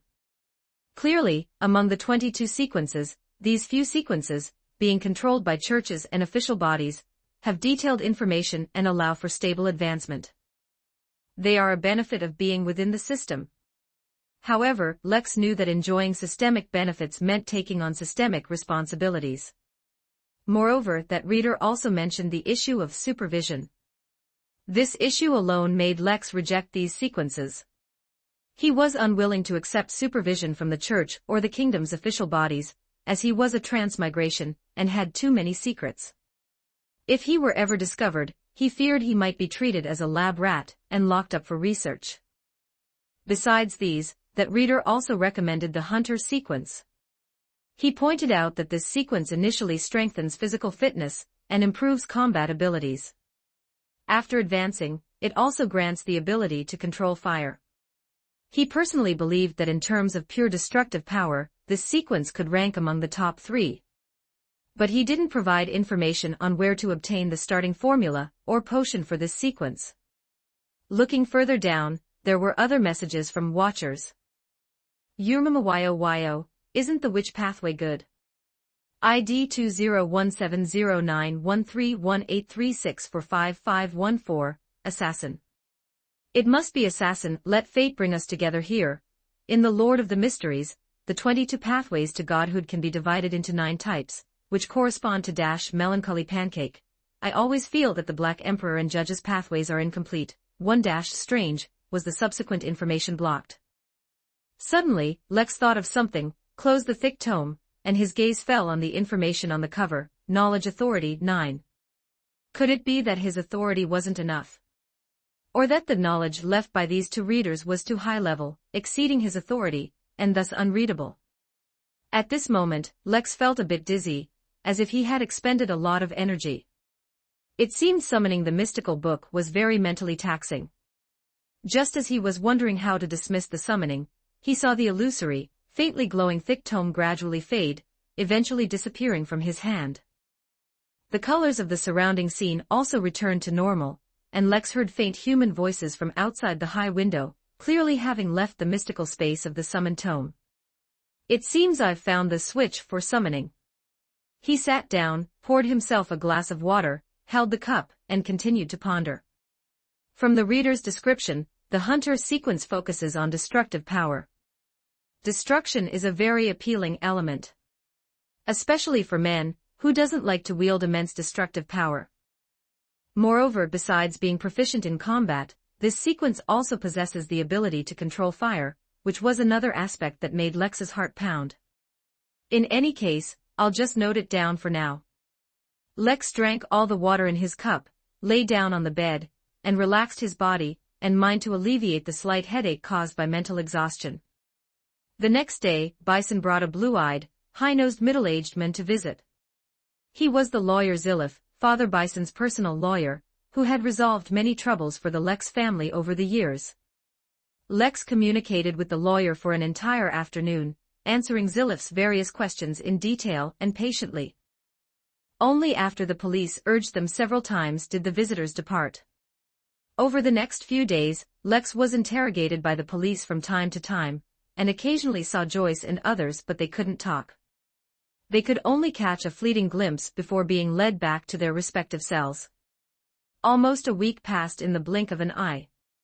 That day, the cell door opened and Bison strode in, saying in a loud voice, "We can go home now, son." Lex stood up happily. "Really?" Bison smiled and said, "Of course it's true, and the other people on the Alfalfa have also been set free, they've been released." "That's truly good news." Lex eagerly left this single room, and followed his father to the police station lobby, where he indeed saw Joyce and the others. The captain, Joyce, Brando, and others came over, surrounding Lex and expressing their sincere gratitude. During this process, Lex noticed that Joyce's complexion was not very good. Although he had a smile on his face, his expression was somewhat tired, which was quite different from the excitement and joy of the others. After some pleasantries, Lex pulled Joyce aside. "Your complexion isn't very good, are you all right?" Joyce shook his head, then gave a wry smile and said, "It's probably because I've been having nightmares lately, and they always wake me up in the middle of the night, leading to insufficient sleep, that's why." "Nightmares?" Lex spread his hands and smiled, saying, "What kind of nightmares make your face look so bad?" "I dreamt I fell from the Alfalfa, plunging into a deep red ocean. Luckily, someone pulled me up, but I couldn't see his face. And I was also holding on to someone. Do you know who it was?" "It was actually Eunice King, that scoundrel. Heaven knows why I would dream of him, and in the dream, I actually tried to save him. But each time, in the end, he would fall down wailing. The hell of it is, just then, the person holding me, whose face I couldn't see, also let go, and I just fell down, and then I woke up." Lex said dismissively, "It's just a nightmare, don't dwell on it. Now we're all free, you can go home with peace of mind. If you still have nightmares, go see a doctor, I mean a psychologist. I think you're just reacting this way because you've been too mentally stressed and under too much pressure recently. Oh, by the way, do you have travel expenses?" Having said that, Lex laughed self-deprecatingly. "I asked a stupid question, wait a moment." He walked towards Bison, asked his father for some money, £50 of which was to pay Brando's bodyguard salary, and the rest was distributed to the penniless survivors so they would have money to return home. Of course, this was in Father Bison's name. Saying goodbye to Joyce and the others, he was about to leave the police station and go home with his father. Unexpectedly, near the main entrance, Lex bumped into Inspector Roy, who had a black beard, and a tall police officer. Lex remembered this tall policeman. He was the one who had pushed him down on the deck at the time. "Is there anything else, Inspector?" Bison's expression was a bit displeased. Inspector Roy cleared his throat and introduced the policeman beside him. "This is Officer Barton, esteemed Sir Bison. During the incident a week ago, on the Alfalfa, Officer Barton was a bit reckless while performing his duties, and may have been too heavy-handed with so he wishes to take this opportunity to apologize to Mr. Bison," said, "Oh," and looked at the tall policeman. Officer Barton's forehead was covered in sweat. After learning that Lex was indeed the Baron's son, Barton was very nervous. He remembered mocking Lex and not listening to his explanations at the time. As a small policeman in Enmat Port, Barton worried he would face retaliation from the nobleman. So he begged his superior to create an opportunity for him to apologize proactively. After the inspector finished the introduction, Barton quickly stepped forward 2 paces, took off his soft cap, and bowed to Lex, saying, "I am very sorry, Mr. Lex, I apologize for my recklessness and impulsiveness a few days ago, and I hope to receive your forgiveness." This scene made everyone in the lobby look over. People whispered among themselves, and most of them shook their heads. They didn't think highly of Barton, not believing that the young nobleman would easily forgive this big man. Lex raised his head, looking at the policeman with no expression on his face. Chapter 9, Returning Home. 1338 words. I refuse. When Lex's clear and firm voice echoed in the hall, people responded with bitter smiles and sighs. As the person involved, Barton's mind went blank with a buzz. A thought immediately popped into his head: he was going to be unemployed. As a noble, it was not difficult for him to make a small police officer lose his job. And next, he would have to find another way out. Before he found a job, his children might have to become newsboys or work in sweatshops. His wife, who already worked as a laundrywoman, would probably have an even greater workload every day. Next to Barton, Inspector Roy wanted to snort through his nostrils to show his displeasure. But considering the other party's identity and his own future, he chose to remain silent. But in those eyes, anger was carefully hidden. As for Bison, he was not surprised at all. He knew his son's temper very well. If Lex had indeed received such treatment on the ship, revenge would be the most normal option. He hoped he wouldn't make too big a fuss, lest it become unmanageable. Bison had already begun to consider that he would have to stop his son at a critical moment. Just then, Lex continued, "Why should I forgive you, Officer Barton? You didn't do anything wrong. You were just doing your duty as a police officer should. If even that requires forgiveness, then it would be too hard for police officers to do their jobs, wouldn't it?" "Yes, I just..." Barton froze, thinking he had misheard, and looked at his superior next to him in disbelief. Roy was also bewildered, unable to believe his ears. Not only did this noble youth not blame Barton, but on the contrary, he subtly and implicitly praised Barton's actions. "This is a bit different from the nobles I know." The inspector quickly recovered, and seeing his subordinate looking at him, he quickly cleared his throat. "Why aren't you thanking Mr. Lex quickly?" Barton, as if waking from a dream, confirmed that his job was saved and said joyfully, "Thank you for your generosity, Mr. Lex." Lex originally wanted to say, "This is all due to my father's excellent guidance," but then remembered Loan's reserved customs. Such a blatant expression would be too deliberate, so he merely smiled, nodded, and bid farewell. He and Bison got into a carriage that had been waiting for a long time. In the carriage, Bison tidied his clothes, took off his top hat, and looked at Lex with a smile. Lex felt a little uncomfortable under his gaze and couldn't help but say, "Father, just say what you want to say." Bison laughed heartily and said, "I have nothing to say, I just find it strange. Lex, seeing you this time, I feel that you have changed a lot." The Baron counted on his fingers. "First, you had a lawyer defend others, then you generously gave travel expenses.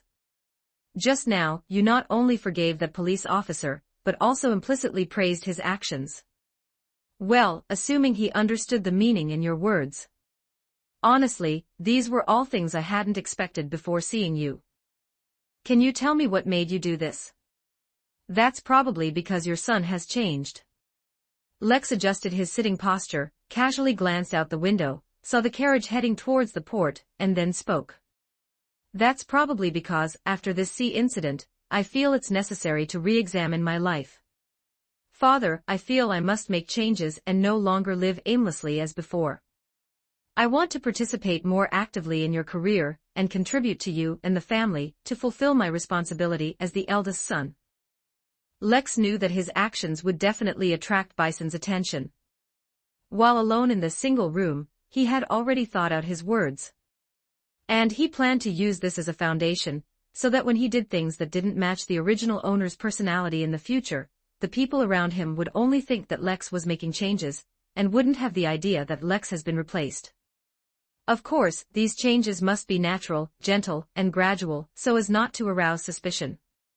Bison showed a relieved expression and said, "I'm very pleased that you have this idea, son, you've finally grown up. Don't worry, there will be opportunities. Soon, you will step onto a wider stage, and I'm really looking forward to your performance." On the evening of the second day, Lex returned to Enki Town. This bay town in Desi County faces Desi Bay, and is backed by Eberly Mountain. The scenery here is pleasant, and many people come here for vacation every year, so there are many small hotels with local characteristics in Enki town. When the carriage passed Mermaid Road, Lex saw that a hotel was brightly lit, and the doorway was crowded with people. Police officers in black and white checkered uniforms were moving around. Something seemed to have happened here. Your mother must be anxious, but I already sent a telegram back yesterday, so she shouldn't be too worried. In the carriage, his father's voice made Lex withdraw his gaze from the street outside the window. Soon the carriage turned into Golden Champagne Avenue and stopped at a black iron gate on this main street. Next to the gate was a sign with 13 on it. It was late, but the gas street lights on both sides of the road were exceptionally bright. The black iron gate was slowly opening, revealing the brightly lit mansion inside. This was Lex's home, a 4-story villa with over 20 rooms, a stable, servants' quarters, and a large garden. At this moment, the servants of the family came out under the leadership of the butler, dividing into 2 sides inside the gate, waiting for the arrival of the Baron and his son. Lex followed his father out of the carriage, and the first person he saw was the butler, Sebastian. He was a middle-aged man nearing 50, stern-faced, with classic features and graying whiskers. Behind this butler were all male servants. On the other side, the leader was a woman. She was the family's housemaid, named Quenna. She was responsible for managing the maids and the family's financial expenditures. This lady in her early 40s had deep brown hair, and pronounced nasolabial folds made her look very strict. Behind her, naturally, were all female servants. Seeing Bison and Lex alight, led by the 2 housemaids, Marian and Quenna, all the servants stood in standard posture, respectfully saying in unison, "Welcome back, Master Bison, young Master Lex." Bison nodded slightly, said nothing, and entered the villa. Lex followed his father, entering the villa surrounded by servants. As he walked into the hall on the first floor, he heard a cheer. A 9-year-old boy, with black hair and brown eyes, wearing a child-sized tuxedo, excitedly rushed over. This was the youngest member of the family, Lex's younger brother, Joe. He seemed to have a good relationship with Lex, passing directly by his father, who had already squatted down and opened his arms, and rushing straight towards his elder brother. Lex picked him up, a surge of affection welling up from the bottom of his heart. "How are you, our little general? Has your swordsmanship improved while I was away?" Joe, who always aimed to be a kingdom general, waved his small hand proudly. "Of course, just yesterday, I was already able to hit Mr. Shire's hand." Mr. Shire was the teacher hired by this family, responsible for teaching Lex's 3 siblings horsemanship, swordsmanship, combat, and marksmanship. In addition to this teacher, Lex's family also had an etiquette teacher, a general studies teacher, and an art teacher. Just then, a clear, teasing voice sounded in the hall. "Isn't this our Lex? I thought you were already working as a sailor on the King of the 5 Seas' ship. I didn't expect you to come back." Chapter 10, 2 Murders 1343 words. Lex easily caught the owner of the voice. She was a 16-year-old girl whose privileged life had blessed her with a beautiful face, fair and delicate skin full of luster, and especially her soft, shiny golden hair, which seemed to carry the brilliant sunshine of summer, flowing with a golden glow under the lights. Her features were bright, her eyelashes curled, and she wore a complex, vibrant red dress, like a blooming fresh flower. Though her words were full of mockery, her azure eyes, like a lake under a clear sky, subtly revealed restrained concern. Lex certainly knew who she was. This was his younger sister, the treasure of Disraeli, Harabelle. Influenced by the original owner's memories, a wave of doting affection surged in Lex's heart. It seemed this much-maligned young master was very fond of his younger brother and sister. It was just that this younger sister's words and actions didn't quite match. She clearly cared for her elder brother, yet her words were sharp. "Belle, I don't recall ever teaching you to speak to your brother so impolitely." A voice as gentle as a spring breeze echoed in the hall, as an elegant woman gracefully walked in. On her no longer young face, in her brows, in every faint line, there was an overflowing sense of tolerance and warmth. Although her dress was simple, it looked noble when worn. Even though summer had arrived and the weather was gradually warming, she still wore long-sleeved clothing. Lex knew she wore long sleeves all year round because her left hand had once shielded him from shattered, flying glass, leaving an unhealable scar. If it weren't for her, the faint scar below his left eye, like a tear stain, wouldn't be the only mark. His entire eye would have been blinded. She was the mistress of this house, the mother of Lex and his siblings, Amelia. Welcome home, Lex. Lex felt an uncontrollable surge of emotion, putting down his younger brother, stepping forward, and embracing his mother. Good evening, Mama. He felt his eyes moisten, his nose sting, and intense emotions well up from the bottom of his heart. Even when he saw his father, he hadn't experienced such strong emotions. Amelia smiled and gently patted Lex's back. All right, the journey was tiring. Go wash up and get some rest early. Lex agreed and released his hands, stepping back a few paces. Amelia turned around and softly called out, Matthew, come over here. A young man, similar in age to Lex, walked over. He was dressed in a valet's uniform. He had darker skin, light gray hair, and eyes as red as flames. This is your personal valet. Since he had an impure relationship with a maid, the family no longer provided him with maids, so Lex was not surprised at all. The valet named Matthew bowed slightly and respectfully said, Sir, your room is ready. Lex nodded slightly, about to return to his room to wash up, when he heard footsteps, and then the gray-bearded butler Sebastian hurried into the house. Sir, Kaosi has arrived. Hearing this name, a picture emerged in Lex's mind. A middle-aged man in his 50s, with light golden hair, sparse eyebrows, dark brown eyes, a slightly plump build, but a dignified appearance. Although he still wore a wedding ring, he was, in fact, a widower. After his wife's death from illness, he had never remarried. This was the chief of Enki Town's police station. What was he doing here? Lex thought of the police officers seen at the inn on Mermaid Road. He didn't stop, walking and thinking, arriving at his room. After washing, he changed into comfortable pajamas and opened the window. He saw the lights on in his father's study below, and behind the curtains, he vaguely saw a somewhat stout figure. The chief of police stayed for a long time. He had not left even when Lex went to sleep. The next day, after breakfast, Lex's family traveled by carriage to St. Witt's Church, a church belonging to the Church of the Night Goddess. As a family of church believers, it was perfectly normal to go to church to pray after their son returned home safely. Afterward, Lex did not return with his family but left with his valet Matthew, using the excuse of walking around. They arrived at Memorial Square. The square was named to commemorate the White Rose War, a war in which Enki Town was once burned to the ground, with only a few buildings in the town remaining to this day. This square was one of them, though it had undergone some renovation. Now, besides it, there was also the ancient city gate outside Enki Town and several other ancient buildings. In the square, numerous white doves, unafraid of humans, chased after the feed people threw on the ground. In the distance, a group of people wearing gray-blue workers' uniforms and peaked caps gathered, among them many homeless people with patched clothes, listening to an old lady give a speech. Lex found an inconspicuous corner in the square and sat down, casually taking out some feed and throwing it on the ground. In a moment, his feet were surrounded by white pigeons.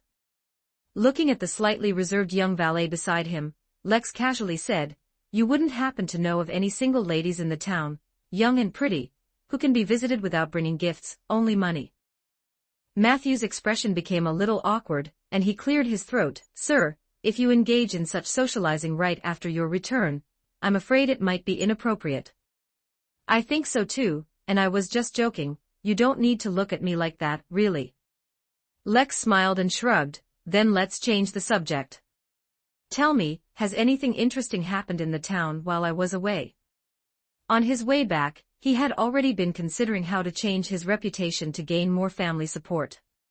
He had envisioned several plans, but ultimately realized he didn't know Enki Town that well. In the original owner's memories, his impressions of this town were mostly of bars, art salons, and those bright, open, or reserved ladies. And the last part of these impressions was particularly profound.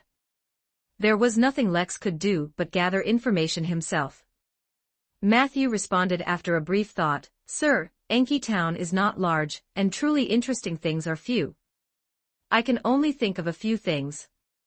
Not long ago, an old man named Ein suddenly bought a large number of livestock, saying he wanted to open a farm, but there has been no further action since then." Lex tried hard to recall but couldn't remember who Ein was. Matthew continued, "Also, your father's farm, and the livestock raised by several families outside the town, have been visited by wild wolves from the mountains. The Baron has already entrusted Lion, a famous hunter in the town, to organize other hunters to go into the mountains and hunt those wild wolves, whose origin is unknown." The valet raised his arm and pointed to the old lady who was speaking animatedly. Additionally, old Lady Paris recently suddenly claimed to be a favored one of the night. Of course, St. Witt's Church does not acknowledge this, but that doesn't stop the old lady from giving speeches in the square every day.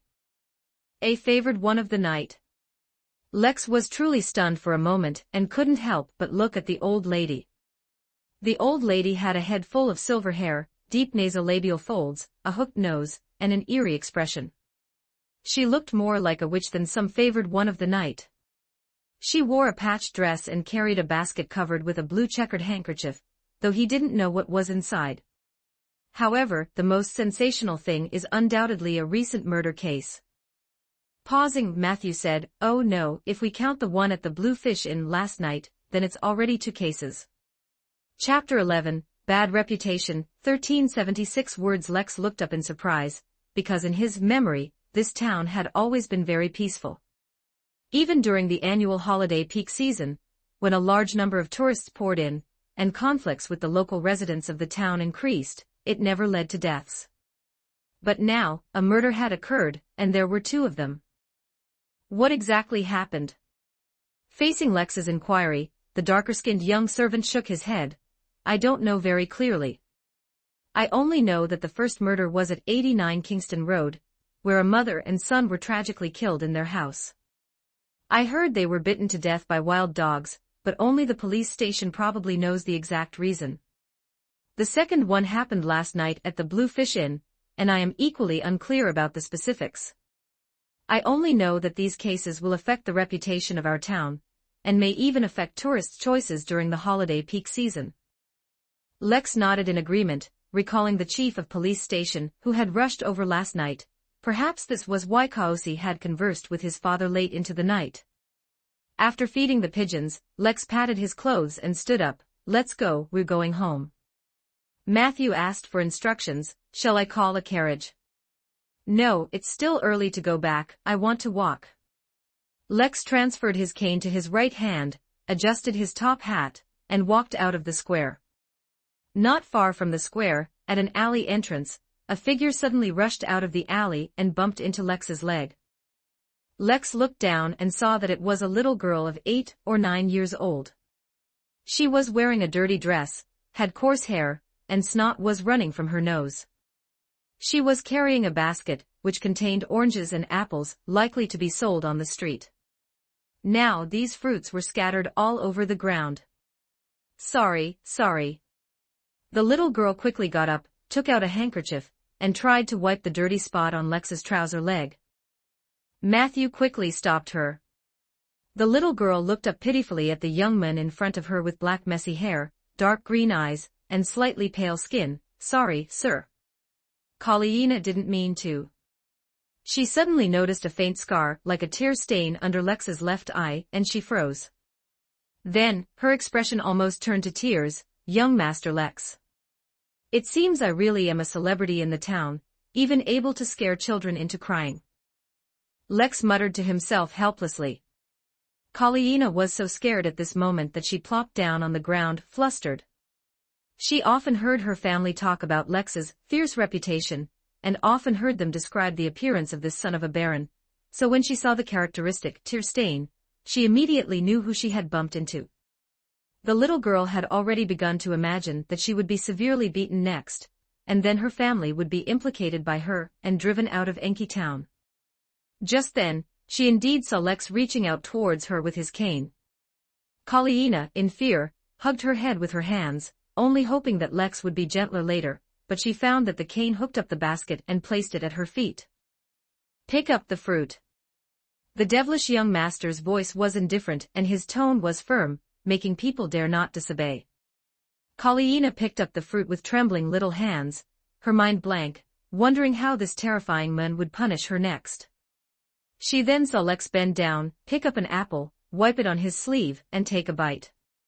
He then said to the male servant beside him, "Take them away." Kaliina immediately breathed a sigh of relief. It was only taking away a basket of fruit, which was much lighter than the punishment she had expected. Then, she noticed that Lex's gaze hadn't left, and he was still looking at her with a terrifying expression. "You haven't said how much they cost." When the little girl heard the devilish young master say this, she didn't react for a moment, until the male servant beside her reminded her again, then she timidly said, "5 pence, sir." Lex pulled out a 1-pound banknote from his wallet and put it into Kaliina's hand. "I don't have such small denominations." Standing up again, he did not linger and walked forward. He heard the girl behind him let out a cheer of relief and smiled slightly. He was struggling to figure out how to change his reputation. As it turned out, an opportunity presented itself. Lex believed that with the help of this little tool. Ahem, little girl. Well, through this little girl, the people in the town would receive the signal that the Baron's son is changing. Of course, this alone was not enough, but it was already a good start. Just then, he suddenly heard a scream from the alley behind him. Lex's expression changed, he turned past the male servant and rushed towards the alley entrance. Matthew heard his young master say something like "my tool cannot be in trouble" as he passed, which left him a bit bewildered, but he still threw the fruit basket by the roadside and chased after him. Lex had already rushed into the alley. This alley was winding, narrow, and dim. He quickly saw Kaliina. The little girl seemed to be greatly frightened, sitting on the ground. She suddenly turned around and crawled towards him. At this moment, behind Kaliina, a dark shadow pounced. Its movements and posture looked less like a person and more like a famished wild dog. Lex didn't think much, he slid forward, using his cane as a weapon, sweeping it horizontally. He could already imagine the dark shadow being swept away by the cane, but the opponent was exceptionally agile. The dark shadow stopped in time, and leaped back with an inhuman posture, retreating into a darker corner of the alley. At this moment, Lex smelled an indescribable peculiar odor, which seemed to contain the smell of blood and the stench of excrement, mixed into a nauseating and foul smell. He also saw a leg sticking out from behind several wooden crates in front. Under that leg, fresh blood flowed quietly, and an eyeball, still attached to nerves, floated and flowed in the blood. Lex's mind went blank for a moment. Is this the third murder? Only a day has passed, and someone else has died. I just got home, and I've encountered 2 incidents, and this time, the killer is right in front. It seems the goddess has abandoned me. Footsteps sounded, followed by Matthew's exclamation, "Young Master Lex, this is..." Lex calmed himself, pointed his cane forward, pointing at the shadow in the corner, and shouted, "Matthew, quickly notify the police. There's a murder here, and the killer is right here." He hoped to scare off the killer with his words. The amount of blood from the corpse behind the wooden crates, and the organs floating in the blood, all spoke of the perpetrator's brutality. It was just like those madmen on the alfalfa. At this moment, he heard a strange sound from the shadow ahead. Ho, ho, ho. It sounded like gasping, and also like a beast's suppressed roar in its throat, full of menace, making one's scalp tingle. Fortunately, the dark shadow gradually retreated, followed by a rapid sound of footsteps, fading into the distance. That thing is gone. As Lex just breathed a sigh of relief, he heard voices from the alley entrance. He turned his head and saw the old woman, who had been lecturing in the square earlier, and several workers, walking in. They saw the foot behind the wooden crates, saw the eyeball floating in the blood, and saw Lex on high alert. The old woman named Paris immediately screamed, "Murder!" Every wrinkle on her face trembled, and her turbid eyes, faintly gleaming with a grayish luster, showed a strange excitement. She stretched out her fingers, like chicken claws, and pointed at Lex. "It's him. The Baron's son, he killed someone. Chapter 12. A Warm Home. 1259 words. The Baron's son is a murderer. Madame Paris shrieked like a sinister old witch, her voice like sharp nails scraping a blackboard, making Lex frown involuntarily. Look, this devil is back. He returned silently, and as soon as he did, he killed a poor fellow. What are you waiting for? Quickly deal with him, tie up the devil. Madame Paris uncovered the blue checkered handkerchief covering her basket, pulled something out, and threw it at Lex. Lex subconsciously raised his cane and struck it, hearing a crisp cracking sound, followed by sticky liquid splashing onto him. It was egg white, with broken eggshells clinging to his cane, and the yolk dripping down. Now Lex knew what was in the old lady's basket. Incited by the old lady, the workers stepped forward with heavy breaths, but they still hesitated. After all, Lex was the Baron's son. Baron Bison was definitely a heavyweight in Enki town, an absolute dignitary, an existence not to be insulted. The workers looked at each other, not rushing forward immediately. Matthew stood in front of Lex and shouted, "What are you doing? Are you crazy? Lex is not the murderer. Don't listen to his nonsense." Madame Paris pointed her spearhead at the butler. "He is the devil's accomplice. The goddess says the devil's accomplice is a defiler, a polluter, an existence that must be expelled. Now, it's time for you to show your faith. Capture this polluter. If he resists, I, in the goddess's name, permit you to use force." The workers dared not be rough with Lex, but against a butler, they clearly had no psychological barriers. They were about to rush forward when suddenly a small figure stood beside Matthew. It was Colleena. Although the little girl's body was trembling, her eyes were very firm.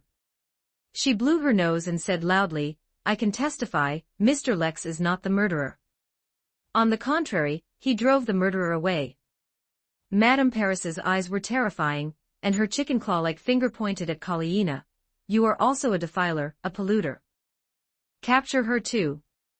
Lex really couldn't bear to watch any longer, and was about to step forward to stop this crazy old woman when two police officers in black and white checkered uniforms emerged from the alley entrance. "What are you doing? Move aside, everyone, move aside." The police station had finally arrived. It was evening when Lex finally returned home.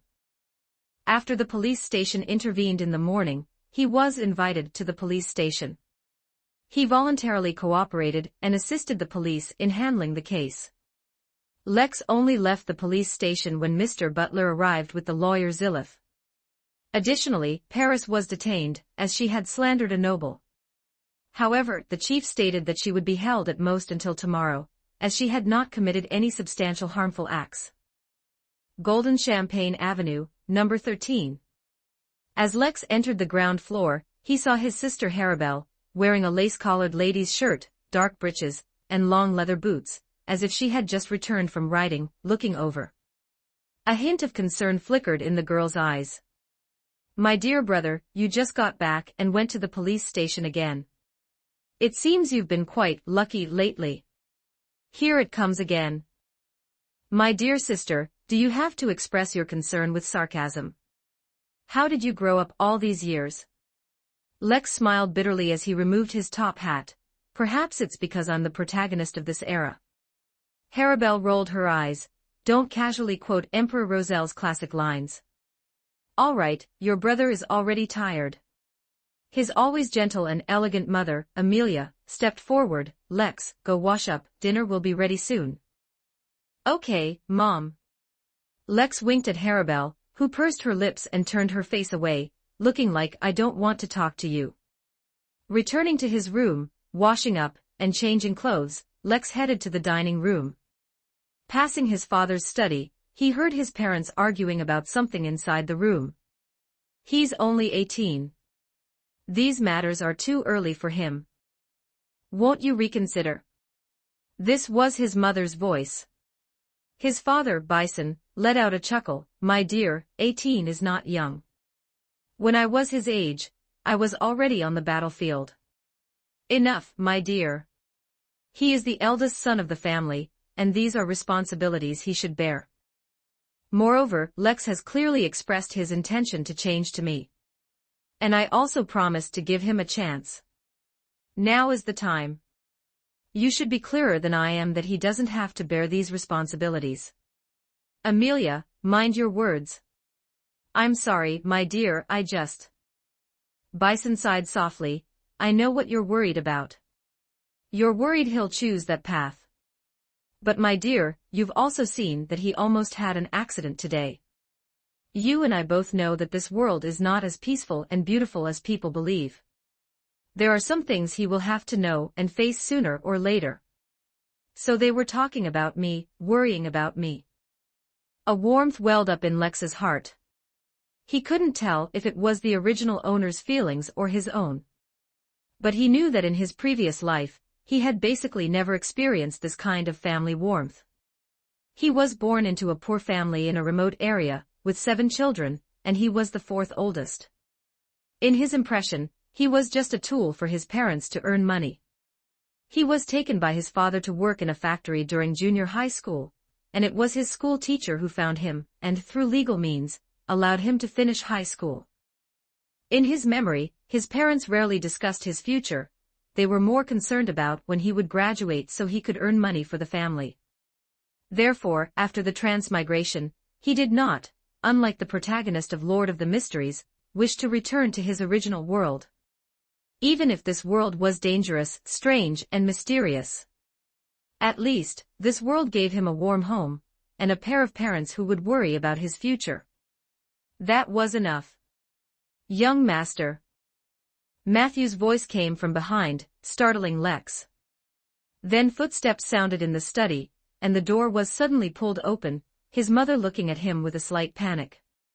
Lex, when did you? In the study, Bison laughed heartily. It seems he has heard, so come in. Lex nodded slightly and walked in. Amelia instructed the butler to wait outside, then closed the door.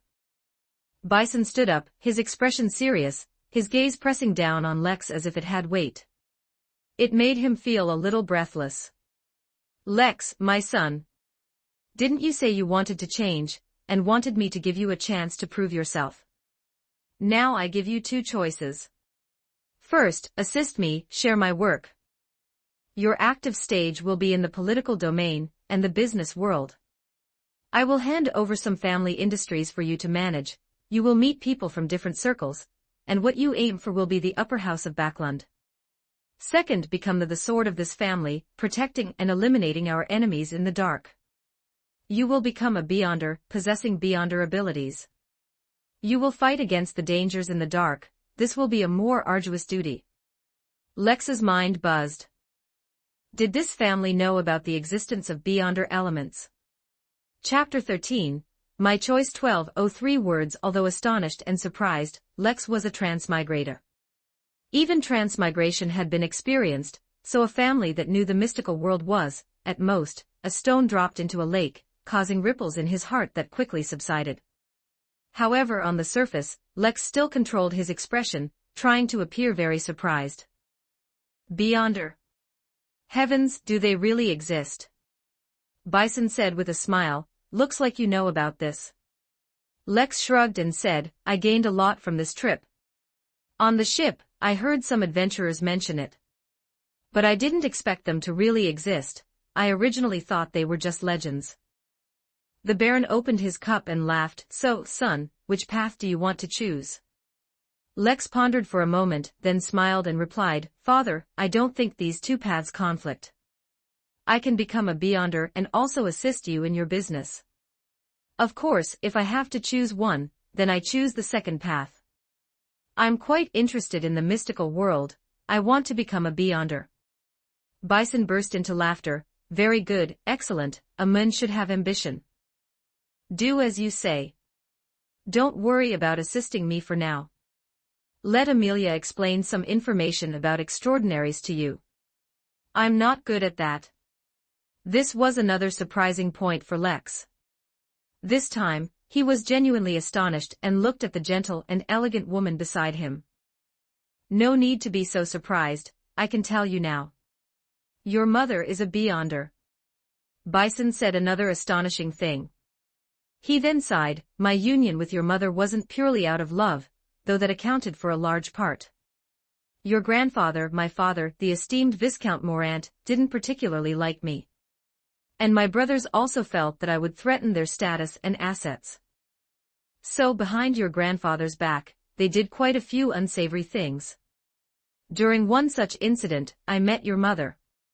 Since then, your mother has always supported me, always blocking those dark hands reaching for this family from the shadows.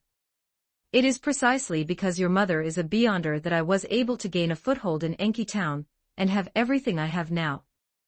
In his father's description, Lex looked at his mother, Amelia, in disbelief, unable to believe that such a woman was a beyonder and had fought in the dark more than once. Amelia shook her head helplessly. Lex, the mystical world is not as beautiful as you imagine. Of course, I won't and can't stop you from entering this world. Since you have such a thought, then I'll briefly explain. As for the background and origin of extraordinaries, I will teach you the relevant knowledge once you become one of them. For now, you only need to know that there are many beyonder paths. As for which ones specifically, even I cannot know them all. And what we can offer you are only a few choices among them. Lex knew that what his mother was about to say would determine the direction of his future life, so he dared not be negligent, perked up his ears, and did not want to miss a single detail. First, I once studied with a member of an ancient family, the Abraham. They were once the largest noble family of the Tudor Empire, controlling the apprentice sequence. As a student of one of the members of this family, I am naturally a beyonder of this sequence. If you want to take this path, then I can at least provide all low and mid-sequence potion formulas, including sequence 6 scribe.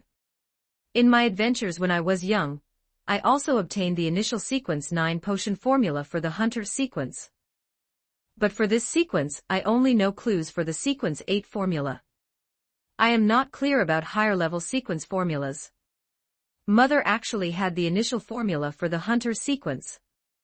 The problem was that she only had the initial sequence potion formula, only knew clues for the next sequence, and was not clear about higher level sequence formulas.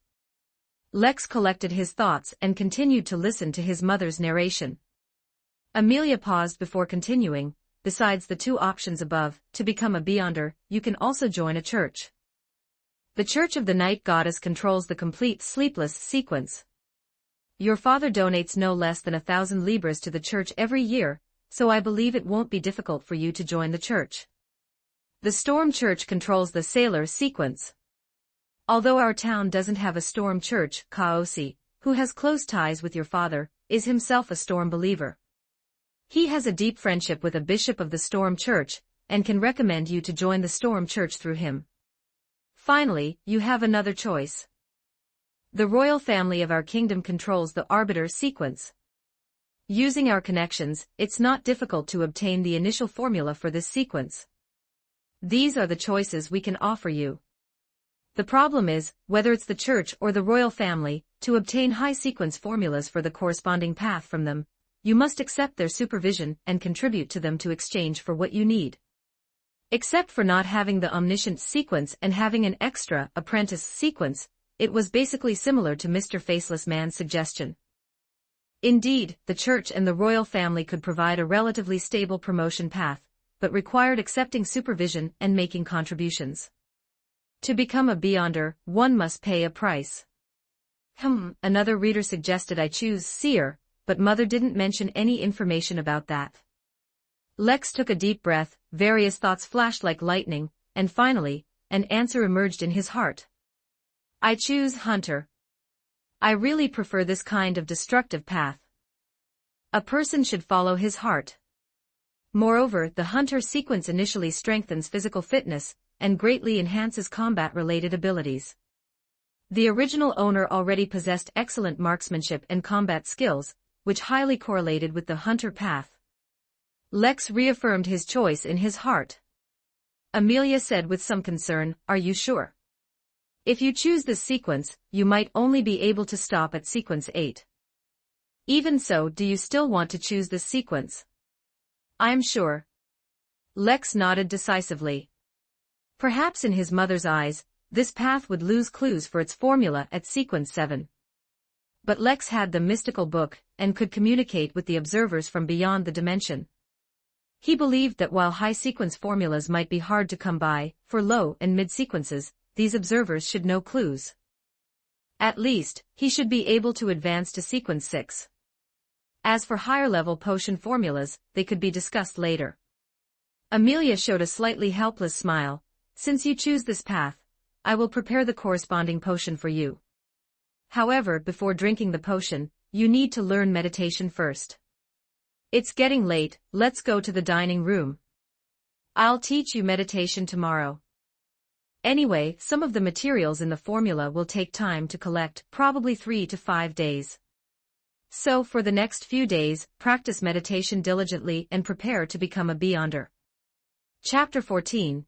The Birth of a Hunter. 1429 words in the study. After Lex left, the bison couple did not leave.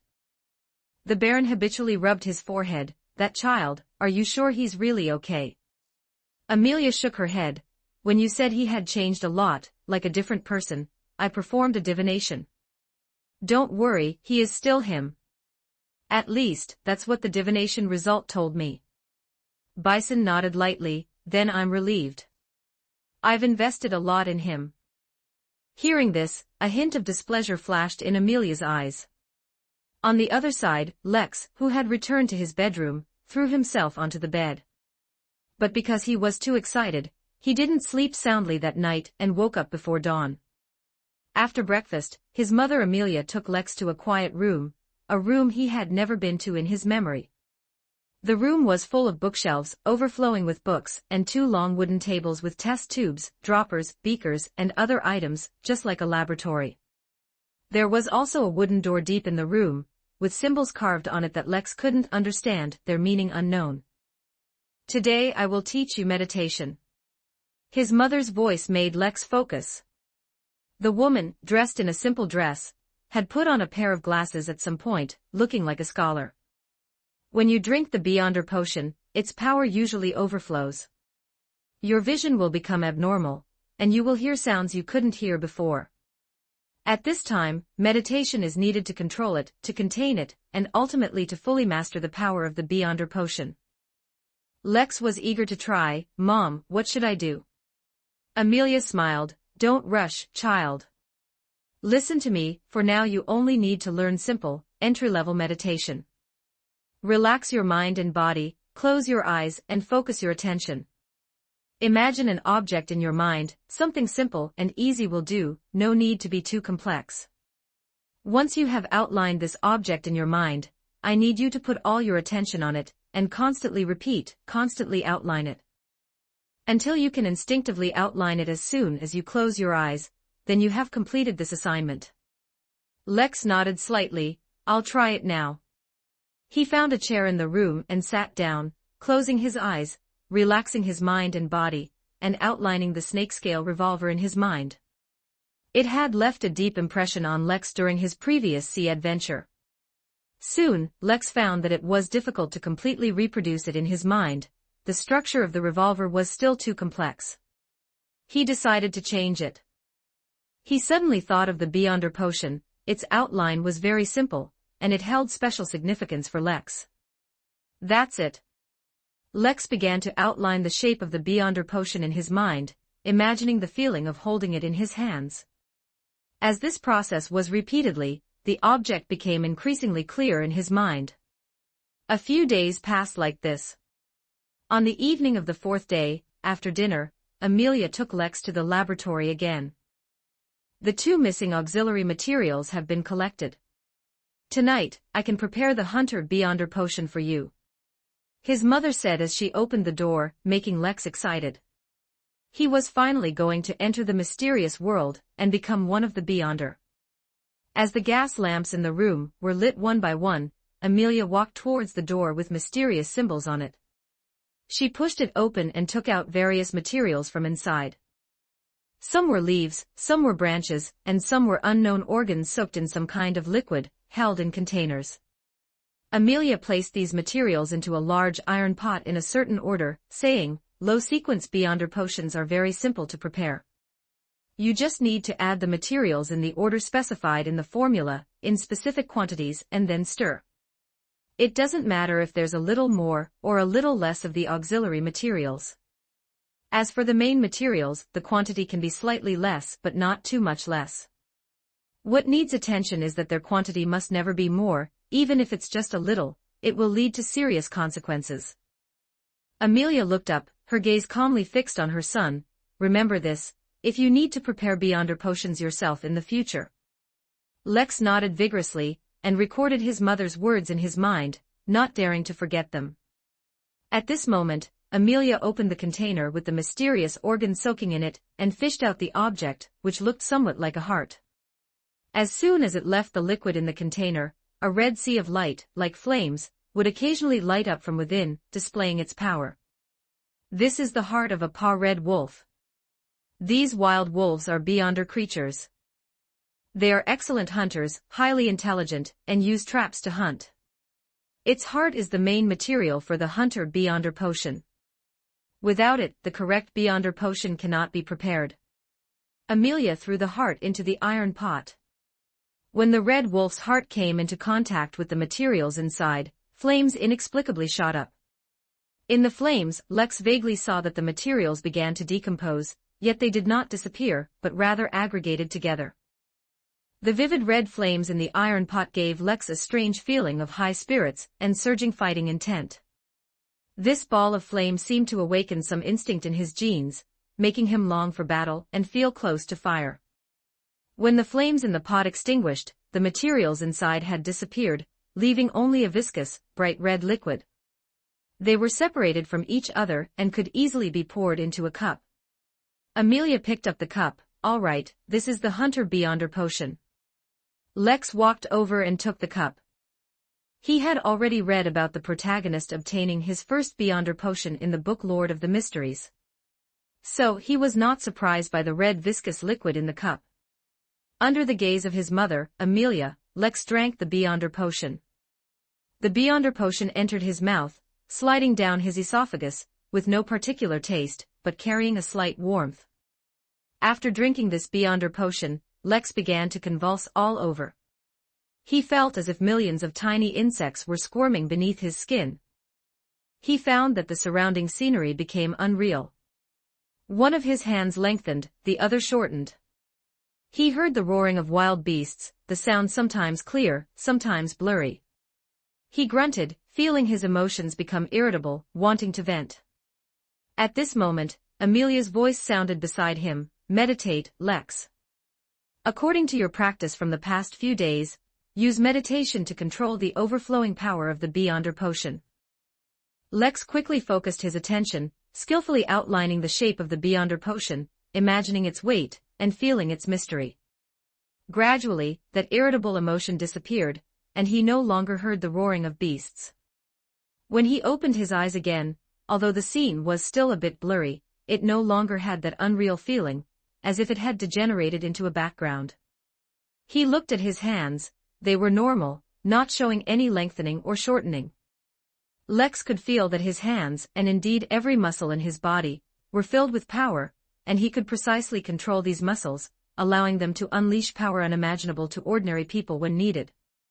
He found that his nose had become sensitive, able to smell the different scents of different things in the room.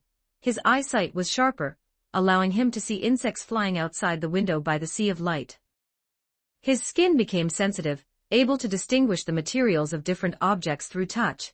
His hearing became developed, and he could vaguely hear his younger siblings arguing in the hall from here. In addition, the knowledge he had once learned, such as swordsmanship and combat techniques, suddenly became clear and deeply mastered. Lex could recall those movements, decompose them, and combine them at will to form coherent and continuous attacks. And some knowledge, specifically about making traps, even emerged from his mind.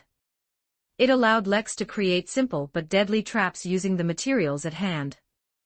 In fact, given enough time and materials, Lex could create a series of traps.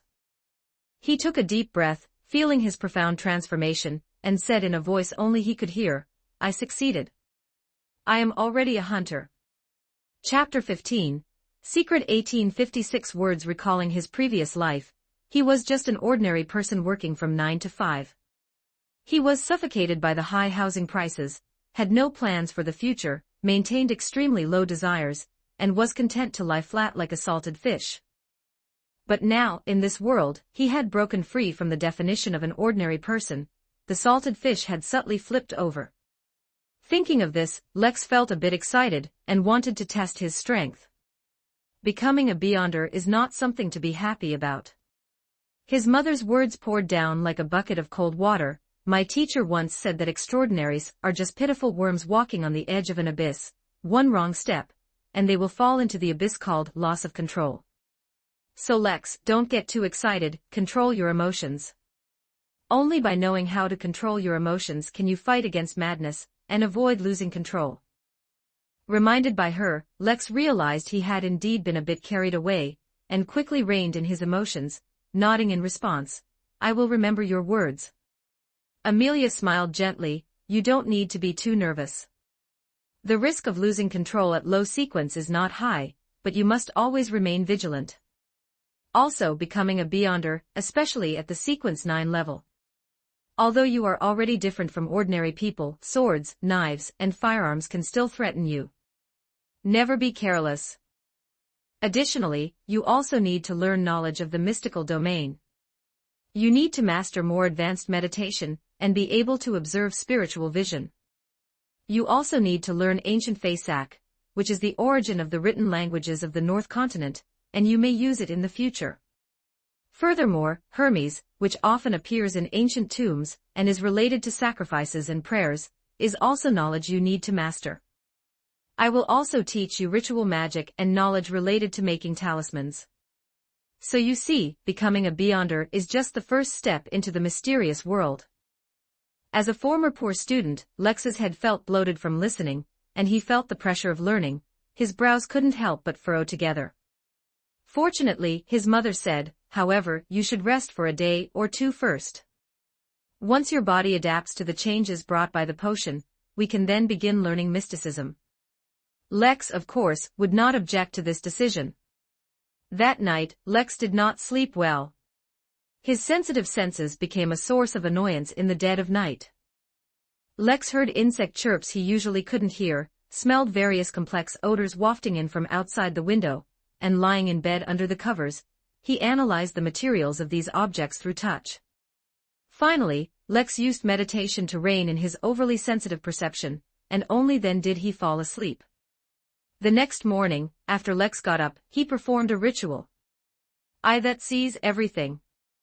God that oversees all things. You are the controller of knowledge, you mock fate and toy with time. You are the witness of truth, the uncrowned king above the starry sky. A mysterious book appeared in his hand, and upon opening the cover, Lex saw that the information had changed. Collection, 100 plus record, your adventure biography has received over 100 collections and follows. You have gained one use of the message board permission. Lex looked down, the previous messages were still there, and replies had been added. Cloud treading white gloves, found a assassin's potion. Who doesn't speak? Red priest and fool, my two favorite pathways, and there's nothing above them yet. Flirty old man, a Truman plays an assassin. Lex's mouth twitched slightly. How much these observers must like the assassin pathway. Based on my experience from my previous life, this pathway definitely has problems. Looking at the messages below, some more had been added. A S-grade creature who gave up thinking. If you're going the hunter pathway, you should be able to find Anderson. He should be recruiting people for sea adventures now. If I'm mistaken, then I didn't say anything, praise the observers. Just yesterday he was worried about not having clues for the hunter pathway, and this reader provided one. Anderson, good, I've noted that name. Lex continued to look down. Strange knowledge has increased again. What should I say? There's a strange reader here. 20191117152521521520. The book is quite interesting. Cloud treading white gloves, friend, trust me, go to the Theosophy Order and become an assassin. It's you again. Let fate bring us together here, no choice, since you're going the hunter pathway. Have you thought about how to cling to Mr. Klein's leg? I remember he later seemed to. Is it the protagonist Klein from the original novel? Does he know clues about the hunter pathway? This reader knows a lot of information, but unfortunately, my permissions are not enough to see the rest. I should be able to read it when my permissions increase in the future. 202105172021318878. If I really had to choose, there's only one above Prophet. This reader, whose specific name is unknown, also knows quite a bit, and it seems there's a typo. It should probably be Seer. There were no more messages below. By this point, Lex's head was starting to throb, and he felt a great deal of mental exhaustion. Having no questions to ask for now, he dismissed the summon. It was still early, and he hadn't called his personal valet. Lex opened the window, looked at the garden, and fell into deep thought. Indeed, through the Beyonder potion, I can obtain a lot of useful information. Now I basically know how to proceed, after Hunter Sequence 8. I can go find that Anderson, or I can consider contacting the protagonist from the original novel. Additionally, I know about the existence of play acting, which can help me digest the potion faster for promotion. I know that the key to play acting lies in the name of each potion, playing the role indicated by the potion's name. Just like Klein, after becoming a seer, he joined a club and played the role of a seer by providing divination services to guests. Through the process of play acting, summarize the play acting rules, and thus digest the potion. Lex lightly patted his cheek. So, to digest the potion, I need to start by playing a hunter. Speaking of hunters, Lex remembered something Matthew had mentioned. Recently, there have been wild wolves. Father Bison has entrusted Lion, a famous hunter in town, to organize some hunters to go into the Eberly Mountain for hunting. Lex, who had no hunting experience whatsoever, immediately made a connection and had an inspiration. I can visit these hunters and learn from them. Perhaps I can gain some inspiration. With an idea and a direction, Lex immediately put it into action. He opened his wardrobe, looking for clothes suitable for outdoor activities. As he pushed aside a few formal suits, he suddenly noticed that deep inside the wardrobe, there was a wooden board whose color didn't match the surrounding ones. Lex tapped it with his finger, and a hollow echo came from the board, indicating there was space behind it. He made several attempts and finally pushed open the board. Indeed, there was a hidden compartment inside the wardrobe. Several items hung in the hidden compartment: a dark brown, double-breasted, high-collared long trench coat, a black, iron mask that only exposed the eyes, and a long-barreled, golden-yellow revolver with a running wolf pattern on the grip. Lex was stunned. There was no information about this hidden compartment in the original owner's memory. But clearly, these things belonged to him. So this noble young master was playing a rogue game. Lex took out the mask and tried it on his face. It fit perfectly. He then took out the golden revolver and found that the material was not pure gold. He spun out the cylinder, and it was full of bullets. As for the long trench coat, he found a flyer in its pocket. A flyer for Sea Monster Bar. Lex knew about this bar. It was located on Kingston Road, where workers, paupers, and hooligans lived. It was a mixed bag of people, especially the Sea Monster Bar. There were rumors that the bar secretly engaged in illegal activities. It seemed the original owner had been to that bar. What was a noble young master doing going to such a place? Lex frowned in thought, but he couldn't recall any information about it. A knock sounded and Matthew's voice came from outside the door. "Sir, are you awake?" Lex quickly put the items back into the hidden compartment, closed it, and took out a hunting suit.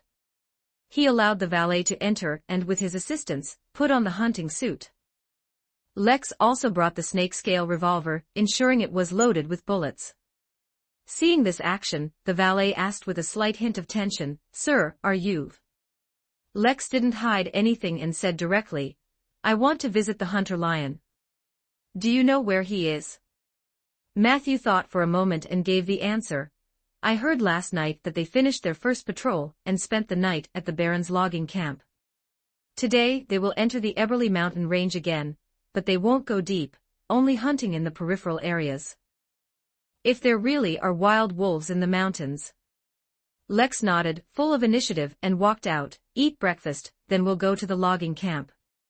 Do you know how to use a hunting rifle? Shire has taught me marksmanship, but I'm not very proficient.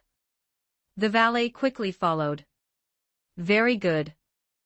You'll also take a hunting rifle later. We're going hunting today. After breakfast, Lex briefly informed them of their itinerary, and took his valet to the stables. 3 purebred horses, common in the Lone Kingdom, were kept here. These horses were known for their speed over short to medium distances and good endurance, making them excellent for riding or pulling carriages. There were also 2 types of carriages in this house. One was an open-top carriage, where one could enjoy the surrounding scenery while sitting inside and use it to show off one's status to people on the street, but due to its open-top nature, it could only be used on sunny days. The other was a 4-wheeled sedan carriage, which was heavier but could block wind and rain, making it the perfect choice for short to medium distance travel and rainy days. The former, being lighter, could be pulled by 1 horse. The latter required 2, and some larger sedan carriages even needed 4 horses to pull them. Good morning, young master, are you going out? Hearing the commotion, a middle-aged man in his early 50s walked out of the stables. He had dark skin, a lean build, and bright eyes. Despite his age, he gave off a vibrant impression. This was Old Cook, one of Lex's coachmen, known as the Walking Encyclopedia. Chapter 16. Join the hunt. 1339 words. At 13 Golden Champagne Avenue, the black iron gate opened outwards, pushed by 2 footmen, and an open carriage waiting by the gate drove out, proceeding along the wide and clean street. The weather was clear, and Lex chose to travel by open carriage. His original intention was to ride directly to the logging camp. However, the coachman, Old Cook, told him that his father Bison needed the sedan carriage that morning, which required 2 purebred horses to pull. Unless Lex wanted to go to the logging camp by himself, the open carriage, which only needed 1 horse to pull, became the only option. The carriage left Golden Champagne Avenue, circled Memorial Square, passed through the mixed Kingston Road, and headed towards Eberly Mountain behind Enki Town. As he passed through the main area of the town, Lex noticed that apart from Golden Champagne Avenue and the area around Memorial Square, which had paved roads, all other places in Enki Town were dirt roads. Such roads were fine on clear days, but on rainy days, the ground would become muddy. Even if one chose to travel after the rain, without a carriage, one's trouser legs would get dirty. When I have the chance, I should suggest to my father to make a municipal donation to pave the other parts of the town with hard roads. This would help establish a positive image. Moreover, it would gain the support of the common people, which would also help improve my own image. Sitting in the carriage, Lex let his thoughts wander. Soon, the carriage left Enki Town, and in the suburbs outside the town, there were more trees and fewer houses. A road paved with dirt and stones extended towards the Eberly Mountain Range, and as they passed a fork in the path, Lex saw that at the end of the fork was a dilapidated farmhouse, which looked like it hadn't been repaired in many years. Wild roses climbed all over the farmhouse's stone wall, and the dense surrounding trees made the sunlight reluctant to visit, hiding the farmhouse in a dim shade. Near the farmhouse was an empty plot of land enclosed by wooden stakes, apparently intended for building a pasture, and some timber was still piled on the empty land, but it seemed that construction had been delayed. As the carriage passed the fork, 2 black-skinned dogs tied at the farmhouse door suddenly jumped up and roared fiercely at the carriage. Throughout the entire process, no one from inside the farmhouse came out to reprimand them, as if it had been abandoned. That's Ein's home. His farm never got off the ground, and the livestock he bought, who knows where they went. In the carriage, Matthew, the footman sitting next to him, pointed to the gloomy farmhouse not far away and said. Lex remembered that this was one of the anecdotes Matthew had mentioned a few days ago in Memorial Square. That old fellow Ein doesn't have time to fix the farm recently. Old Cook, controlling the horses, interjected, and he continued in a joking tone, 2 months ago, I heard him boasting to us that he already had 2 healthy grandsons. He firmly believes his grandsons will be important figures in the future, but he didn't make us laugh. You know, his daughter Sarah has always been crazy, with some intellectual problems. What man would be willing to marry such a wife? But last month Ein, drunk, held a child for us to see, saying that was one of his grandsons. Goddess above, that was clearly a deformed child. Ugly isn't enough to describe the child's appearance.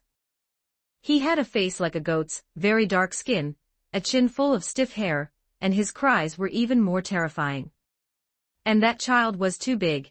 He didn't look like an infant just 1 month old. Amidst old Cook's rambling, the logging camp arrived, and Lex had long since forgotten the coachman's words, focusing his attention on the logging camp. In an open clearing, many logs were laid out, and workers were processing them. This timber would be shipped to steel mills or other places where it was needed. This logging camp alone brought Lex's family an annual income of no less than £20,000. On the other side of the clearing, there was a row of wooden houses, which were for the workers. However, now, some of them had become the temporary residences of the hunter. As the carriage entered the clearing, Lex saw that there were several tables in front of the wooden houses, and 7 or 8 men were sitting around them. They looked like they had just finished breakfast, but the plates had not been cleared, and were left on the tables.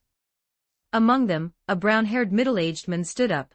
He had deep features, strong lines, and a pair of brown eyes reflecting the carriage stopped not far away. He put on a wide-brimmed felt hat, and walked over. He is the hunter Leon. In the carriage, the footman dutifully introduced him to Lex. Lex nodded slightly, jumped out of the carriage, and said with a smile, "Good morning." Mr. Leon placed his hand on his chest, bowed slightly, and narrowed his eyes. "Good morning, Mr. Lex, may I ask your purpose in coming?" Lex said generously, "I know that at my father's request, you have been working hard these past few days dealing with the wild wolves in the mountains. I want to thank you for your efforts, so I brought a small gift." Lex cast a glance at Matthew, who understood and took 2 bottles of white wine from the carriage, placing them on the wooden table. A big beard exclaimed, "Wow, I've seen this in restaurants, each bottle of this wine costs £2. Leon was slightly stunned, then smiled, "Thank you for your generosity, but the Baron has already paid us commission. We cannot accept such a valuable gift." Lex smiled and stated his true purpose. "I heard you will be going hunting in the mountains again today, and I also want to contribute to this matter." Leon immediately frowned, wanting his companions to return the wine, but he saw that the big beard had already taken out the cork, and was pouring the wine. This hunter could only say, "Mr. Lex, this is not quite the same as your usual hunting. Wolves are pack animals, they are very dangerous, and the environment of Eberly Mountain is complex. I cannot guarantee your safety." Lex had anticipated such a response and did not rush to persuade the hunter, but instead looked at the table, at the plates on the table. "Do you still want these things?" Leon looked at him in confusion. Lex winked at the footman, and Matthew collected the plates from the table, then threw them one by one into the air in different directions. The gunshot came from the snake-scale revolver in Lex's hand. With a precise shot, he shattered a plate in midair. Bang, bang, bang. Lex's arm was steady and constantly moving, shattering each plate in the air. What the hunter improved the most, although it was mostly in combat. However, it made Lex's senses more acute, and his flexibility and concentration also significantly improved. Coupled with Lex's original foundation in marksmanship, which was already good, after taking the potion, his shooting ability also indirectly improved. Just like now, he easily hit multiple flying discs located in different directions and moving at high speed. Such marksmanship was enough to overpower the surrounding hunter. The big beard, who was pouring wine, was so engrossed that he didn't notice his cup was full. He only realized it when the white wine flowed onto the table. He cursed dog shit, and simply leaned on the table to slurp it up. Lex lowered his arm, put away his revolver, faced Leon, and said with a smile, "I am responsible for my own safety." Chapter 17. A Vivid Lesson 13:08 Words. Eberly Mountain, behind Enki Town, is a pristine mountain forest where huge trees, lush wild grass, thorns, and shrubs are common, making the mountain forest rarely visited. Even seasoned hunters are unwilling to venture deep into the mountains. It is said that a long time ago, people lived in Eberly Mountain, and now you can still see road signs covered by wild roses, wooden bridges that are no longer passable, and some stone pillars on a certain peak. Occasionally, abandoned houses overgrown with wild grass can even be seen in the mountains. In the middle reaches of Silver Snake Creek, some people have also seen a long-collapsed church. In Lex's memory, he had never entered Eberly Mountain. The closest he had been to the mountains was only his father's logging camp. He was walking on a dusty, winding path, and in front of him were the hunters led by Lion. The hunters were going into the mountains to hunt. Despite accepting the Baron's commission, Lion had no intention of venturing deep into the mountains. It was too dangerous, and even if there were wolves deep in the mountains, they usually wouldn't run out of the mountains. Unless there was no prey left for them to hunt in the mountains, but that was impossible. These hunters walked and stopped, while Lex observed carefully all the way, not wanting to miss any detail. Soon he discovered that the hunters were very familiar with what animals and beasts were in the mountains. They could determine what animals or beasts had passed nearby by the marks left on trees, excrement hidden by grass blades, and fur caught by thorns. After walking in the mountain forest for nearly 3 hours, even Lion was panting and sweating profusely. Lex, however, only had slightly heavier breathing and slightly damp hands. "We rest here." Lion found a spot with an open view to rest, not forgetting to instruct 2 hunters to scout the vicinity to eliminate potential dangers. He took a water bottle and handed it to Lex, saying with some surprise, "Your physique is much better than I imagined." Lex smiled without speaking. After becoming a hunter, his physique had surpassed that of ordinary people, and this improvement was very obvious. Taking a sip of clear water, Lex casually asked, "Mr. Lion, what qualities do you think an excellent hunter should possess?" Lion glanced at him and said, "What, Mr. Lex wants to be a hunter?" Without waiting for Lex to answer, Lion continued, "I don't know about excellent hunters, but as a qualified hunter, I think he must be familiar with his prey. He should know what he is hunting, what habits the prey has, including their preferences, frequently appearing locations, and so on. A good hunter should also have patience, analyze the prey, formulate a plan, wait for the prey to take the bait, and finally deliver a fatal blow. These things cannot be done without patience. Furthermore, do not attack your prey casually. You must know that once you miss, the prey will escape, and it will be very difficult for you to catch it again. Therefore, hunters must make thorough preparations, bait, traps, and utilize all means at your disposal. Maximize your advantages, and when the prey has nowhere to go, give it a shot and complete the hunt. As expected of the best hunter in town, he explains it in such detail. "Ha, what is this smell?" Lex lightly sniffed, and just as a gust of forest wind blew, a certain smell entered his nostrils. It smelled somewhat musky and fishy. This smell was definitely not pleasant. Rustle, rustle, a clump of grass leaves not far away gently swayed, and then the big-beard hunter emerged. He looked both nervous and excited, and whispered, "I found a den, a wolf den." Not far from the hunter's resting place, there was a cave, and on the rocks at the entrance of the cave, an adult gray wolf was lying. It occasionally licked its paws, looking bored, and when the mountain wind blew past it, it would emit a musky and fishy smell. Lex, hiding behind a bush, almost wanted to pinch his nose. As a hunter, his senses were too sensitive, so much so that the smell became too strong and too obvious in his nostrils. Lion made a gesture, pulled Lex away, and retreated to a wooded area before saying, "It is indeed a wolf den, a small one. If there's only one guard, the number of members in the wolf den should be 5 to 6. First, lure and kill the guard, then clear out the wolf den." Big Beard immediately took out a piece of fresh beef wrapped in oil paper from his backpack. It was still dripping blood. The hunter took out a dagger and made a few cuts on the beef, then put on leather gloves, took out a small bottle wrapped with several layers of cotton cloth, unscrewed it, poured out some dark purple liquid from it, and injected it into the beef. Lion explained from the side, "That's the juice we collected from poisonous herbs in the mountains, mixed and prepared. It will paralyze your entire body and kill you quickly." After adding the poison, Big Beard casually pulled a vine from a nearby tree, wrapped it around the beef, and threw it forcefully. The piece of beef landed in the distant grass. Lex looked at Lion in confusion. The hunter signaled everyone to separate and hid with Lex in the grass, then explained, although wolves are not as suspicious as foxes, they are never reckless. That piece of fresh meat has been cut open, and the blood inside will accelerate its release, attracting the attention of the guard outside the cave. It will find the meat, but it won't eat it easily. If it smells humans on the meat, it won't even take a bite, so we have to wrap it with a vine and throw it out. And next, what we need to do is patiently wait for this guard to fall. So for the next 20 minutes, Lex had to hide in the grass, enduring mosquito bites, until the low growl of the gray wolf before its death sounded from the distant grass. Only then was he able to leave the grass. That guard died. It ate the poisoned fresh beef. Next, the hunters acted separately. They collected dry grass and branches, lit these things, and then threw them into the cave.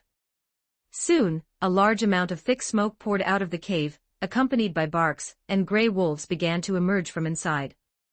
And these gray wolves, dizzy from the thick smoke, were shot dead by the hunters as soon as they came out. Lion and the others thus easily killed 5 gray wolves. After the smoke stopped coming out of the cave, the hunters entered the cave. The cave was small, with wolf excrement all around. Deep inside the cave, there were also 2 stunned wolf pups. Lion walked over, finished them with his dagger, and said to Lex, "One last thing, hunters cannot be merciful to their prey, especially intelligent beasts like wolves. If these 2 pups are not killed, perhaps one day in the future, they will bite open my throat." Lex nodded, "Thank you, Mr. Lion, you gave me a vivid lesson today." Next, the hunters began to process these spoils of war. They intended to take the wolf carcasses back. Lex sat aside, carefully recalling what Lion had said. Perhaps in playing the role of a hunter, these experiences would point him in the right path. Just then, a gust of wind blew, and Lex smelled a musky and fishy scent in the wind. This smell was 100 times stronger than before. Chapter 18. Strange Wolf Pack. 1467 words. Having prior experience, Lex now knew what that fishy, gamey smell represented. It was the body odor emitted by wild wolves. Now this smell was so strong, how many wild wolves would it take to give off such a scent? Lex immediately took out his snake-scale revolver from under his armpit, a movement that clearly startled Leon. Lex shouted, "A large number of wild wolves are coming this way."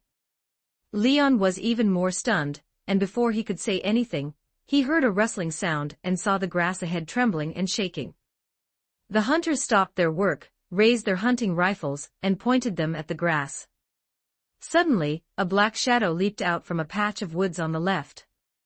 Its speed was so fast that the hunters couldn't react.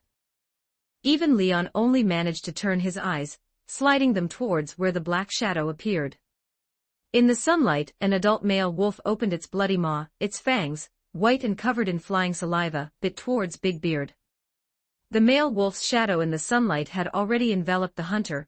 Big Beard was in the shadow of death, yet he couldn't react. A loud gunshot rang in his ears, and the male wolf's head violently snapped. Amidst flying fur, a bullet hole appeared on its head, and it died before even hitting the ground. The wolf's corpse, still under the inertia, crashed into Big Beard. The powerful impact caused the hunter to fall to the ground, embracing the corpse. When he got back up, he saw that Lex had arrived beside him at some point. The young master from the Baron's family had sharp eyes. His arm holding the revolver was held steady and level. With the scorching sun behind him, he seemed to be plated in a layer of golden light, like a deity descended to the mortal world. Before the hunters could recover, 2 more male wolves sprang out from the grass in front. They bared their fangs and claws, their eyes glowing green, as they charged towards the crowd. 2 gunshots. Lex's revolver and Leon's hunting rifle fired simultaneously. The heads of the 2 charging male wolves exploded mid-charge, and their bodies, under inertia, rolled several times before stopping near the open space. Only then did Lex have time to observe the male wolves. He noticed that the bodies of these wild wolves were larger than the gray wolves they had hunted before. Many parts of the wolf corpse's muscles seemed to have rapidly grown in a very short time, so those areas were even uncovered by fur. This rapid growth was also evident in one or two bones that had broken through the skin. The reason they protruded from the body was likely the same as those muscles. Their claws and teeth were also sharper and longer than those of their counterparts. Especially their teeth, those wolf fangs were slightly everted, causing the skin and flesh around their mouths to be pushed up, creating several noticeable wrinkles. What's going on? Leon's face clearly showed unease. I've never seen anything like this. No matter what they are, there should be quite a few similar ones. Lex vigilantly observed his surroundings. Although he saw nothing unusual in his line of sight, he heard faint sounds coming from nearby. There were still many such frenzied wild wolves circling, not rushing to attack, but the oppressive feeling in the air made it impossible to ignore. Let's retreat into the cave first. Leon directed the people to retreat into the cave. Guarding only one entrance would significantly reduce the pressure. After everyone retreated into the cave, strong male wolves began to emerge from the grass and woods around the open space. These clearly abnormal beasts did not rush to attack, nor did they roar, they simply observed the cave with their green glowing eyes. Then, a few male wolves came out, carried away the corpses of their comrades on the ground, and threw them into the wolf pack. The wolf pack erupted in a frenzy, blood splattering everywhere. Some wild wolves were actually devouring their own kind, a gruesome sight that left the hunters wide-eyed. Suddenly, a strange cry echoed from behind the wolf pack. Ho, ho ho ho, it wasn't like a wolf's howl, but more like a human mimicking a beast's cry. Just then, two male wolves charged towards the cave entrance. Without Leon's reminder, the hunters had already raised their guns and fired. The roar of the hunting rifles reverberated through the mountains, and the two male wolves were instantly riddled with holes, falling onto the open ground. Ho ho ho. The strange sound from behind the wolf pack rang out again. This sound, like a command, urged another male wolf to charge fearlessly towards the cave. Of course, its fate was the same as its predecessors. Something's wrong. Leon shouted, pushing down his companion's hunting rifle. Those beasts seem to be deliberately trying to exhaust our bullets. These words were like a bucket of cold water poured down. Lex subconsciously fumbled in his pocket. He had only brought 3 speedloaders of bullets when he left home today. He had used 5 to demonstrate his marksmanship at the lumber mill, and 2 more just now, leaving only 11. The others also didn't have many bullets left. Now it seemed how wasteful it was to have fired so indiscriminately at the charging wild wolves earlier. Big Beard swallowed and said, "You're kidding, right? Wolves are smart, but they wouldn't use tactics, would they?" Leon didn't answer, because the facts were right before his eyes. He squatted at the cave entrance, observing the wolf pack, and said worriedly, "They're not rushing to attack, they seem to want to trap us here. When night falls, and we're hungry and tired, that's when death will arrive." Big Beard pulled out a liquor bottle from his backpack, and took a swig to calm his nerves. Lex walked over, took his liquor bottle, and sniffed it. The liquid in the bottle had a strong smell. It seemed to be strong alcohol. A flash of inspiration struck him, and he shouted, "We can use this to temporarily block the wolf pack, and then seize the opportunity to leave." Before Leon could respond, Lex had already torn off a corner of his shirt, making a strip of cloth. He dipped one end of the cloth strip into the liquor bottle and shouted, "Quick, someone make a fire." Big Beard immediately took out his flint, picked up a branch, and started a fire. Lex lit the cloth strip at the mouth of the bottle, then rushed out of the cave and forcefully threw this homemade Molotov cocktail towards the wolf pack. The hunter's strength allowed him to easily throw the liquor bottle in front of the wolf pack. The Molotov cocktail shattered on the hard rocky ground, the bottle broke, and the flames, fueled by the alcohol, created a line of fire, separating the wolf pack. Seeing this, Leon shouted, "Run!" The hunters rushed out of the cave, taking advantage of the wolf pack being blocked by the flames, and ran towards the other side of the mountain forest. Lex and Matthew followed closely behind Leon. They were not familiar with Eberly Mountain, and getting lost in the mountains would be very troublesome. Perhaps because they ran too fast, or perhaps because the trees in the mountains were too dense. After a moment, Lex realized that besides himself and his servant, plus Leon and Big Beard, the other hunters were nowhere to be found. They slid down a grassy slope, and as they emerged from the grass, Lex stopped the two hunters who were about to rush forward. He himself rushed to a nearby large tree, and pulled off several thick, tough vines. Those things have very good noses, they'll catch up sooner or later. We probably can't outrun these four-legged beasts in the mountains, we need to create some trouble for them. Lex dove into the grass and used the vines to make several trip ropes in the bushes. This knowledge of traps came from the potion, and even though it was his first time making them, he did so as skillfully as if he had made them hundreds of times. Seeing this, Leon shouted to Big Beard, "Bear trap." Big Beard understood and placed the bear trap outside the grass. This way, if the wolf pack pursued and tripped, they would fall into the bear trap. Unfortunately, they only brought one, otherwise, this trap would have been even more perfect. Lex thought for a moment and shouted, "Matthew, pick up some thick branches nearby." "Leon, do you have any knives, the sharp kind?"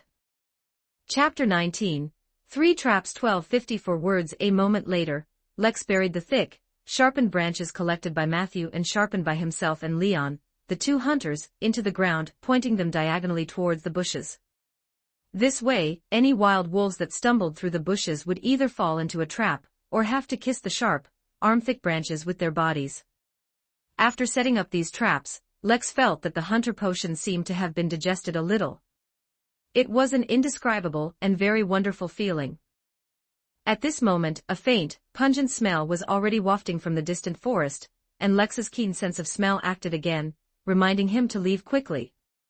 The group continued down the mountain, finding suitable locations along the way, and using materials from their bodies or surroundings to set simple but effective traps. Lex even deliberately left behind items with his scent, such as his hat or handkerchief, to ensure the wolf pack would step directly into the traps.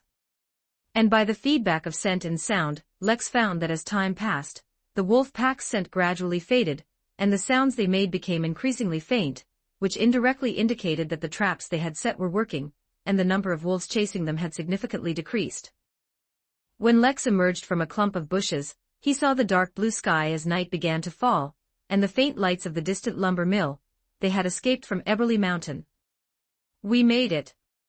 Leon, sweating profusely, gasped with a smile, "We got rid of those terrible things." Lex was about to respond when he suddenly caught an unusual rustling sound in his ears, and the foul, pungent smell wafted into his nostrils again. Then he saw 3 dark figures emerge from the bushes not far ahead, and several clusters of emerald-green flames appeared in the gradually darkening night. 3 unusual male wolves with green flames flickering in their eyes snorted hot air from their nostrils, letting out deep, threatening growls, cautiously approaching and surrounding the 4 of them. Big Beard raised his shotgun, but before he could fire, the wild wolf he was aiming at jumped away. Under the gaze of the wild wolves, Lex felt danger, which made him somewhat confused. Admittedly, these abnormal beasts posed a considerable threat to ordinary people, but he was already a hunter, and he didn't think 3 wild wolves could pose a threat. So where did this feeling of danger come from? Lex secretly paid attention, had Matthew hold the torch high, and he himself held the revolver, spun out the cylinder, looked at the remaining 4 bullets, adjusted slightly, and then raised the gun to point at the wild wolf beside him. A male wolf tentatively charged over. Leon shot at it, but it agilely darted left and right, dodging 2 attacks, and was finally killed by concentrated fire from Leon and Big Beard. The remaining 2 male wolves immediately launched an attack. Lex had anticipated them and, through premonition, after one mistake, Lex used 3 bullets to end the lives of these 2 male wolves. And with the last shot, he fired an extra round, but the revolver clicked, failing to fire a bullet, as if the ammunition in the cylinder had been used up. Just at this moment, a dark shadow pounced from a nearby bush, lunging towards Lex.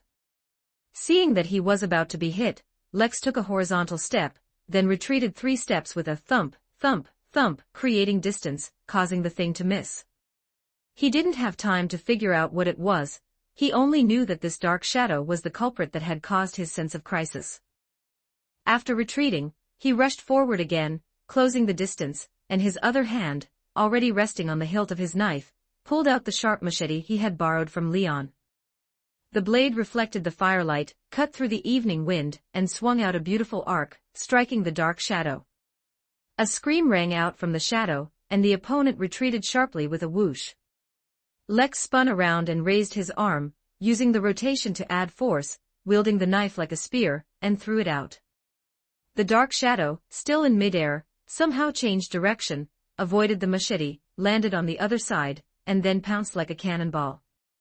At this moment, Lex calmly raised his revolver and pulled the trigger. The flame spewing from the muzzle illuminated a strange face. It looked young, but its face was wrinkled, and it had coarse black hair on its lips and chin. This thing seemed not to have expected that Lex's seemingly empty revolver could still be used, and it was caught off guard. It was shot in the chest, splattering blood, and flew backward. When it landed in the grass, it moved swiftly, running like a beast, and instantly disappeared in the direction of Eberly Mountain. Only then did Lex feel a shiver, and a wave of lingering fear surged into his heart. This was his first battle, a planned and purposeful battle. In this battle, Lex used 3 traps. After sensing danger, Lex adjusted the order of the bullets in the cylinder, setting an empty chamber. When he killed those wild wolves, he deliberately fired a 4th shot to create the illusion that the pistol was out of ammunition. This was his first trap. This trap successfully drew out that thing. Then, during the battle, he threw out the machete, giving the opponent the illusion that he had no weapon left, which was the second trap. The last trap, of course, was the 4th bullet in the pistol, which successfully wounded the thing that didn't seem to be human. It was a bit regrettable that, as it was his first battle, Lex was still too nervous and fired before raising his arm high enough. Otherwise, this bullet would not have pierced his opponent's chest, but rather his head. Lex felt that the hunter potion had digested some more, seemingly because he had made good use of the traps. In addition, the movements and figure of that thing just now reminded Lex of the murder case that happened in an alley near Memorial Square a few days ago. The figure he had struck and repelled with his cane, at that time seemed to be the same as the strange thing just now. What was that? Leon walked over, looking in the direction where the strange thing had left.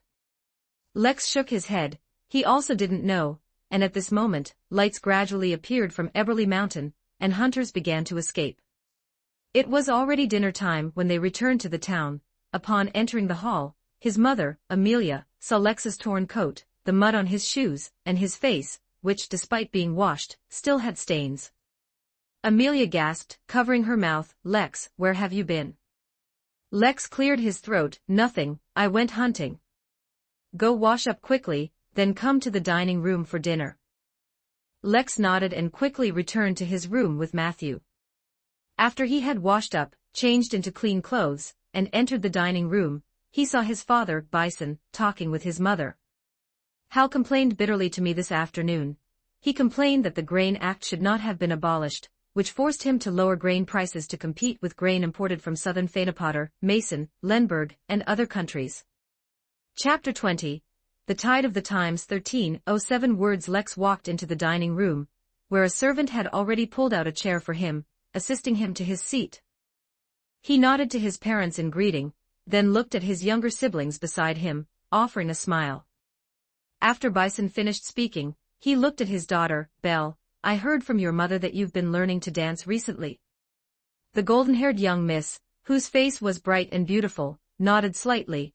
"I am currently learning the most popular ancient spirit dance in the court." Bison laughed heartily. "Good, when you've learned it, I hope to be the first spectator." Harabelle's face blossomed with a smile. "All right," Bison then said with emotion. "Not long ago, a friend who serves in the Navy told me that just recently, our kingdom's Navy acquired a new ironclad warship. This is an iron warship capable of overturning an era. With it, the pirates will have a harder time from now on. Things like what Lex encountered should greatly decrease on the sea in the future. I can feel that the tide of the era is rolling in." Lex raised his wine glass, the red liquid in it gently swaying, and he smiled. "Then father will surely stand at the forefront of the era." Bison laughed heartily. "I hope so." He raised his glass and clinked it with Lex's in the air. The golden-haired young miss beside them rolled her eyes, muttered sycophant under her breath, then elegantly wiped her small mouth with a napkin, stood up and said, "I'm finished eating, please enjoy your meal." The little boy Joe opposite also jumped up, "Me too." He quickly climbed down from his chair and grabbed his second sister's hand by the door. "Belle, where's my wooden horse? It will be delivered tomorrow, but if you want this gift, you must promise me one thing." Joe stepped back 2 paces, saying with a frightened expression, "You're not going to make me taste your pastries again, are you?" Harabelle put her hands on her hips. "What kind of expression is that? What's wrong with the pastries I make?" The little boy dashed out in a flash, "Even dogs won't eat your pastries. If you want me to taste them for you, I'd rather not have the gift." "You stop right there." The fuming young miss chased after him. A relaxed burst of laughter echoed in the dining room. Seeing that only his parents were left, Lex cleared his throat and said, "Father, I'd like to discuss something with you." Bison cut a small piece of meat from the fried lamb chop on his plate and put it in his mouth. "What is it?" Lex glanced apologetically at his mother before saying, "I went hunting this afternoon, with Leon and them to Eberly Mountain. We encountered a pack of wolves in the mountains." As expected, upon hearing that he had done something so dangerous, his mother Amelia gave him a reproachful look as he had anticipated. "How could you do something so dangerous?" "I apologize." Lex knew her reproach stemmed from concern, however, because of that, I also discovered some unusual circumstances. First, those wild wolves, they were larger and more brutal. The hunters had never seen such beasts before. Additionally, we were also attacked by something. Please forgive me for not being able to describe it accurately. Although it displayed some human characteristics, that face, I don't think it can be called human. Lex briefly described what he had seen, then said, "I regret that I only repelled it, not killed it. That dangerous thing, I think it should be related to several bloody cases in the town. The culprit I encountered near Memorial Square a few days ago. I think it is very similar to the monster I met tonight." Bison and his wife quickly exchanged glances, then said, "Very good, Lex. After something like this happened, you first came to us to discuss and consult, instead of handling it alone. You did very well in that regard. As for this matter, I hope you stop here. This is not an incident a baron's son should face, at least not now. Since you suspect there's a monster lurking in our town, then such matters should be left to experts to handle.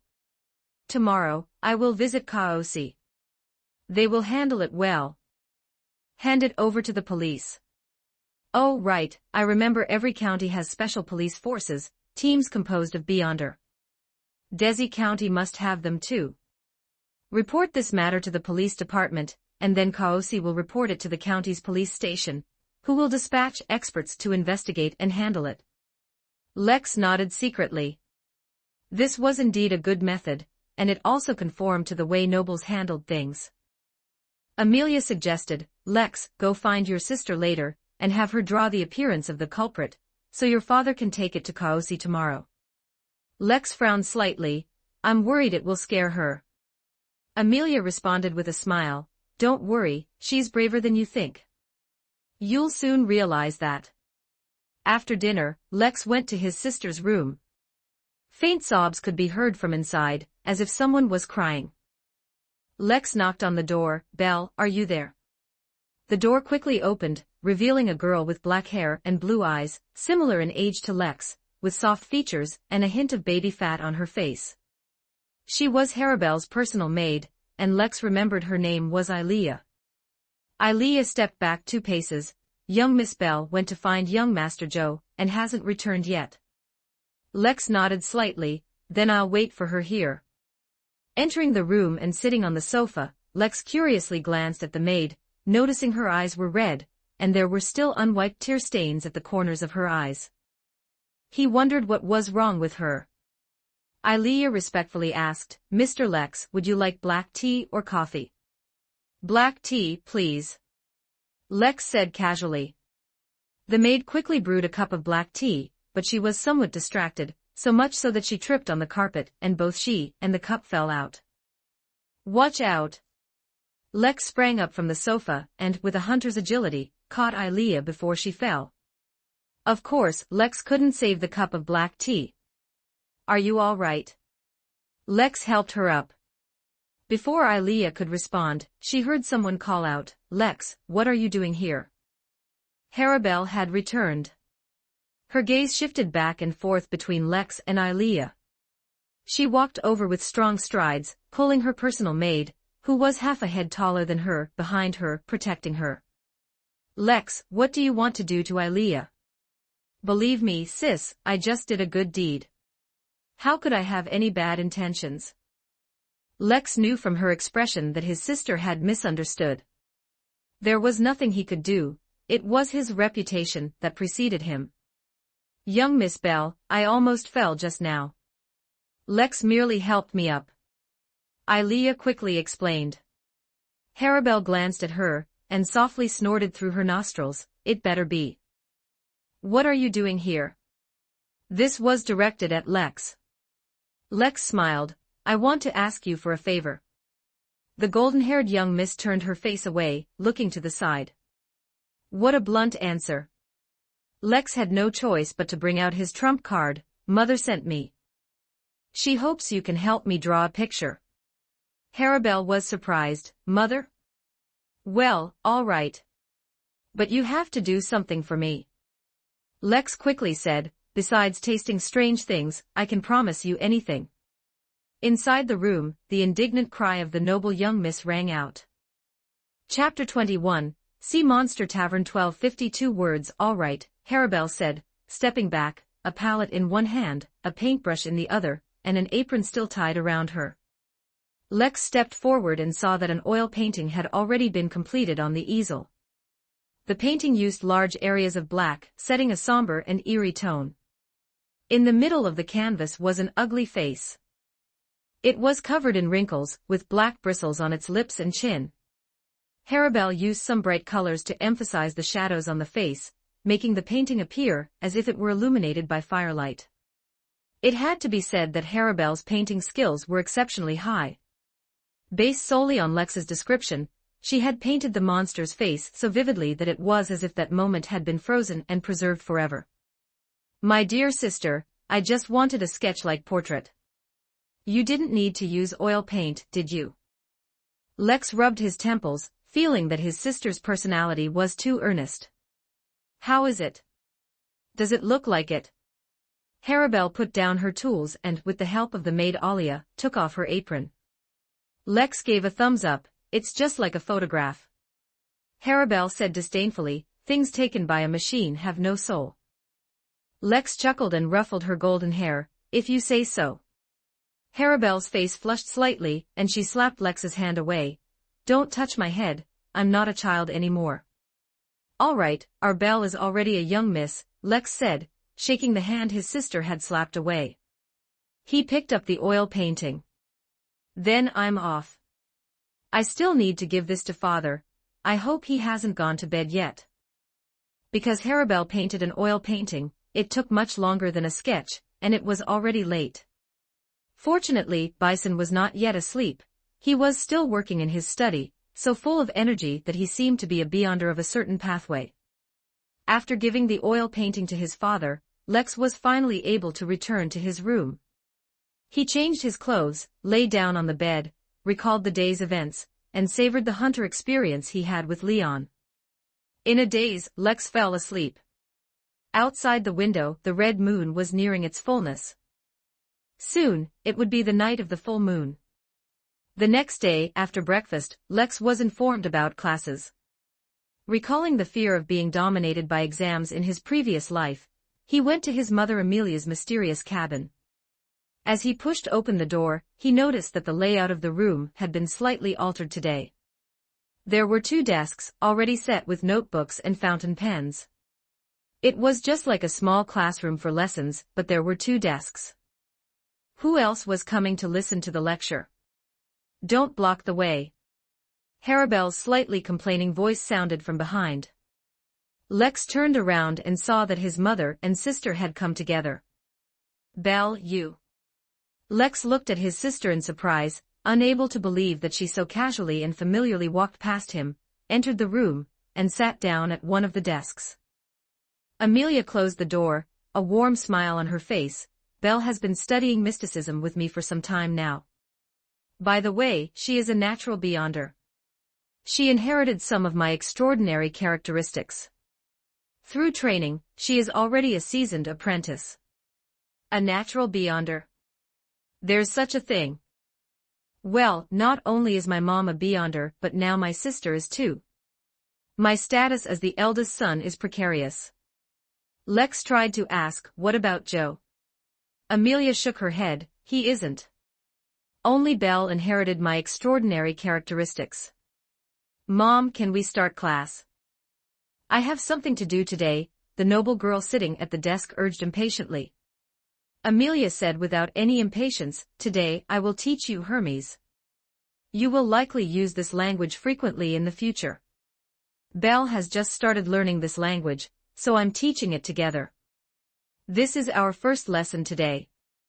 After this, I will teach Lex about spiritual vision separately. Lex rubbed his temples and sat down at the other desk.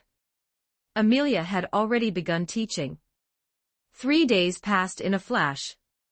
During these 3 days, Lex was either dealing with Hermes or practicing the spiritual vision method. It had to be said that the hunter pathway was far less skilled in this regard than the seer. Lex remembered that in the original novel, Klein understood it instantly, while he had practiced for 3 days, and only barely learned to open and close this special vision in mysticism. People are indeed different. That day, he opened his wardrobe to change clothes and suddenly saw the secret compartment, recalling the Sea Monster Tavern flyer.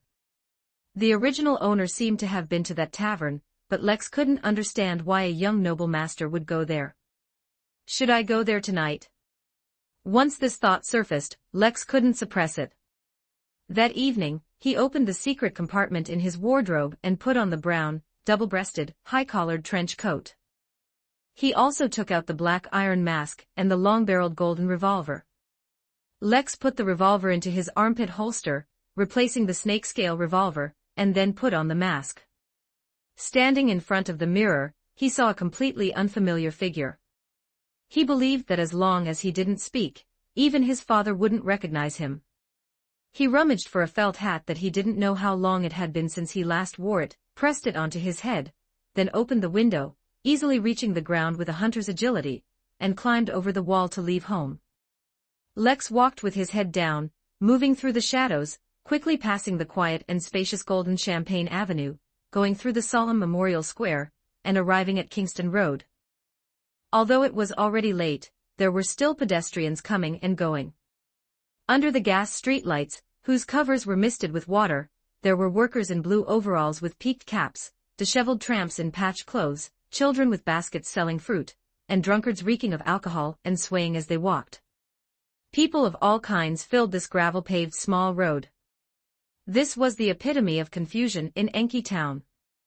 It was crowded, dirty, with thugs everywhere and thieves lurking. Nobles stopped here, and even the police were unwilling to appear in this place. Lex kept his head down. The slightly bulging clothing under his armpit, and the black iron mask on his face made the thugs in the alley only glance at him a few times, and the thieves hidden in the crowd dared not approach, allowing him to smoothly reach the Sea Monster Tavern. It was a tavern with both wooden structures and brick and stone buildings. When Lex pushed open the door and walked in, he almost turned around and ran. The ventilation in the tavern was so poor that the air was filled with a strange mixture of ginger beer, fried meat, sweat, and cheap perfume.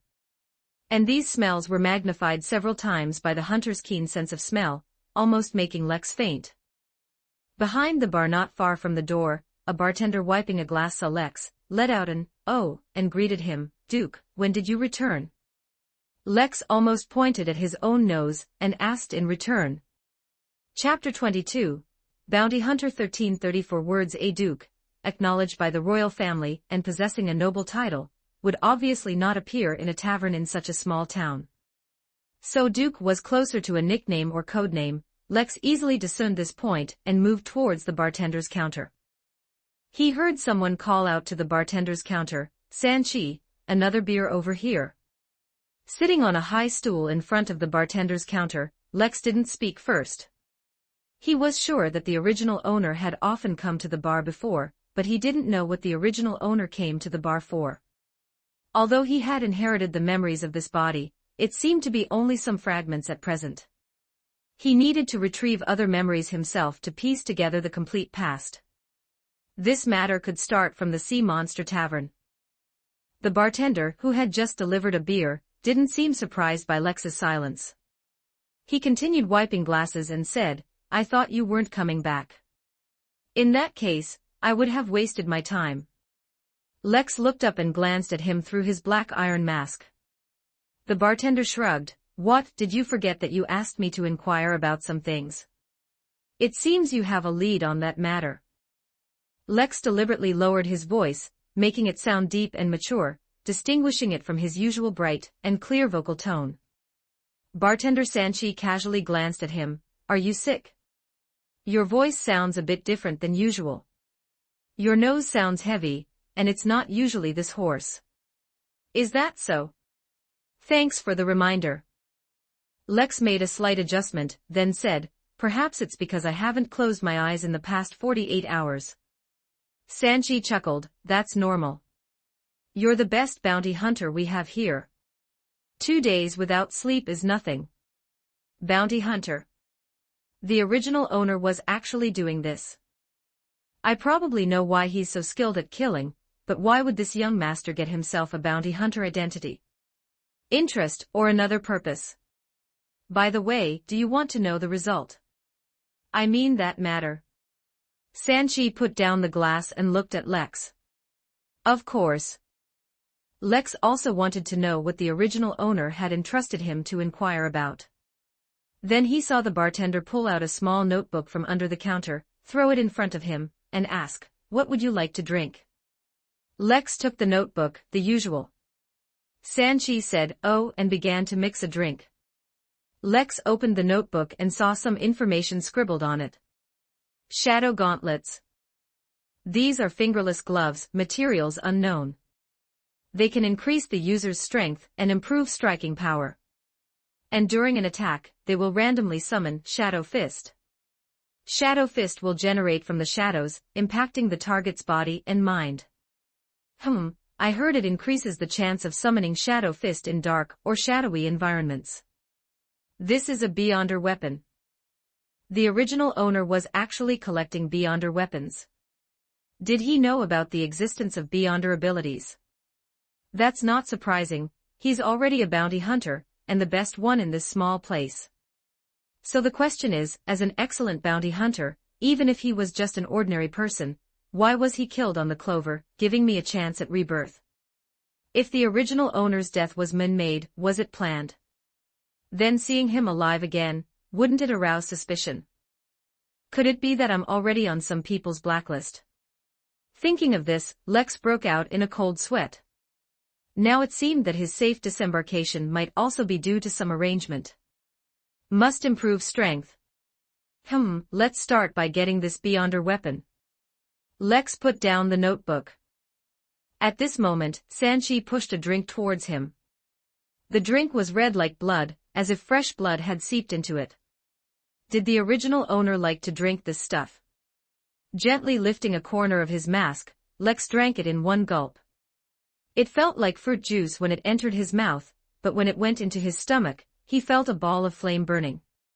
Putting his mask back on, Lex pushed the notebook back. "Where can I get this thing?" Sanchi took it, then rested his hands on the counter, leaned forward, and lowered his voice. "The seller is right here, in the card room. His name is Bridge, you can talk to him directly."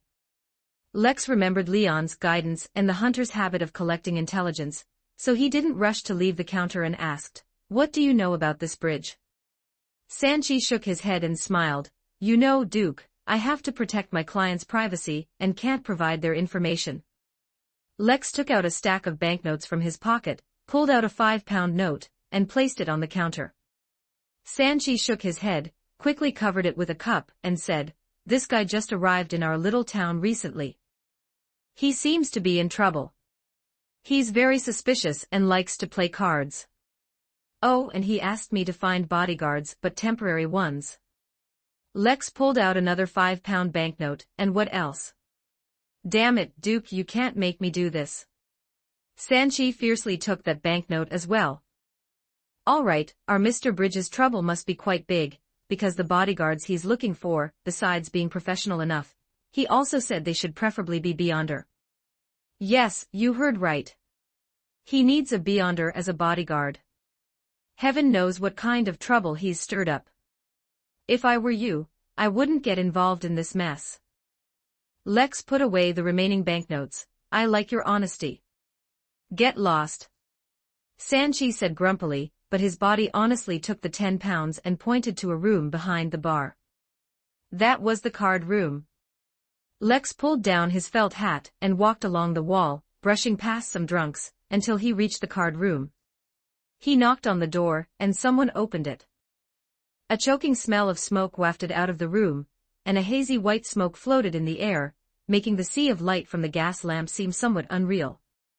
Lex walked in, handed his hat and coat to the waiter nearby, directly exposing his gun holster to the air. He leaned against the wall like that, not participating in the card game. After observing for a while, Lex knew they were playing Texas Hold'em, a game invented by that transmigration compatriot. Now, a middle-aged man in a suit with slightly graying hair on the card table revealed his whole cards. So a spade ace, a spade 10 appeared on the table, while the others were spade 2, spade 9, spade K, forming a flush. This made the men around him groan in regret. Clearly, the middle-aged man had won. He stood up, a heartfelt smile on his face, and swept the banknotes on the table towards his corner. Before they started the next game, Lex cleared his throat. Which one is Mr. I was introduced by Sanchi, and would like to purchase a special item. The man who had just won money looked up and scrutinized Lex. His gaze lingered longest on the iron mask, followed by the gun holster under his arm.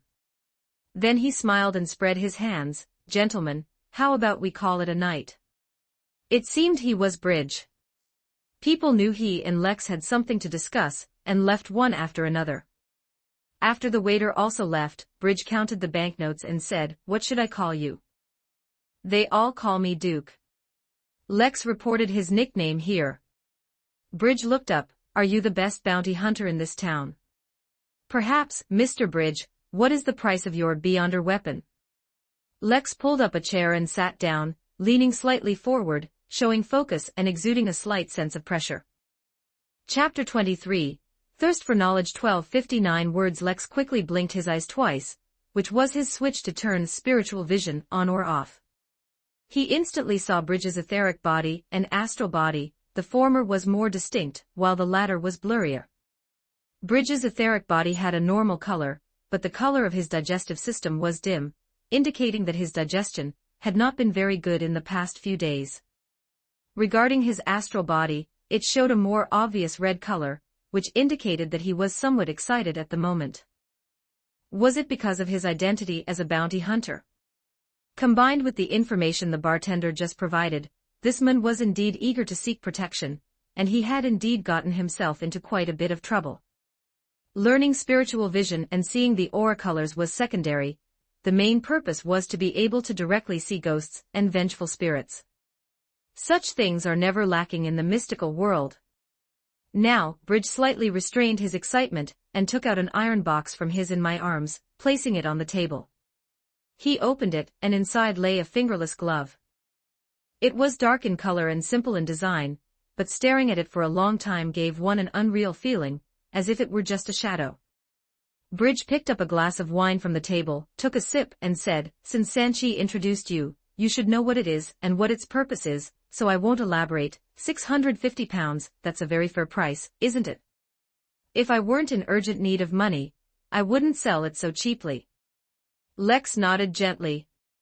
In fact, it was his first time encountering a Beyonder weapon, so he didn't know if the other party was overpricing it. However, as the son of a baron, he had his own private savings and often carried no less than £500 in banknotes. So this price was completely acceptable to him. Just as he was about to buy it, he heard Bridge say, however, I have another way that allows you to buy it at a lower price. He held up 3 fingers, 3 days. If you protect me for just 3 days, you can buy it for £150. Money was not an issue for Lex, and Sanchi had reminded him that Bridges' trouble was significant. Having only recently become a hunter, he didn't want to get involved in too much trouble, so he took out the banknotes he had, counted them, and placed them on the table. I'm not used to protecting others, so I choose to buy it in full. Here's £450, I'll give you the remaining £200 tomorrow. If you're not at ease, then wait here for a moment. I'll go out and come back. Bridges' face could not hide his disappointment. He shook his head, no need. I trust the best hunter in town won't covet a mere £200. What a pity. I thought we could get along well.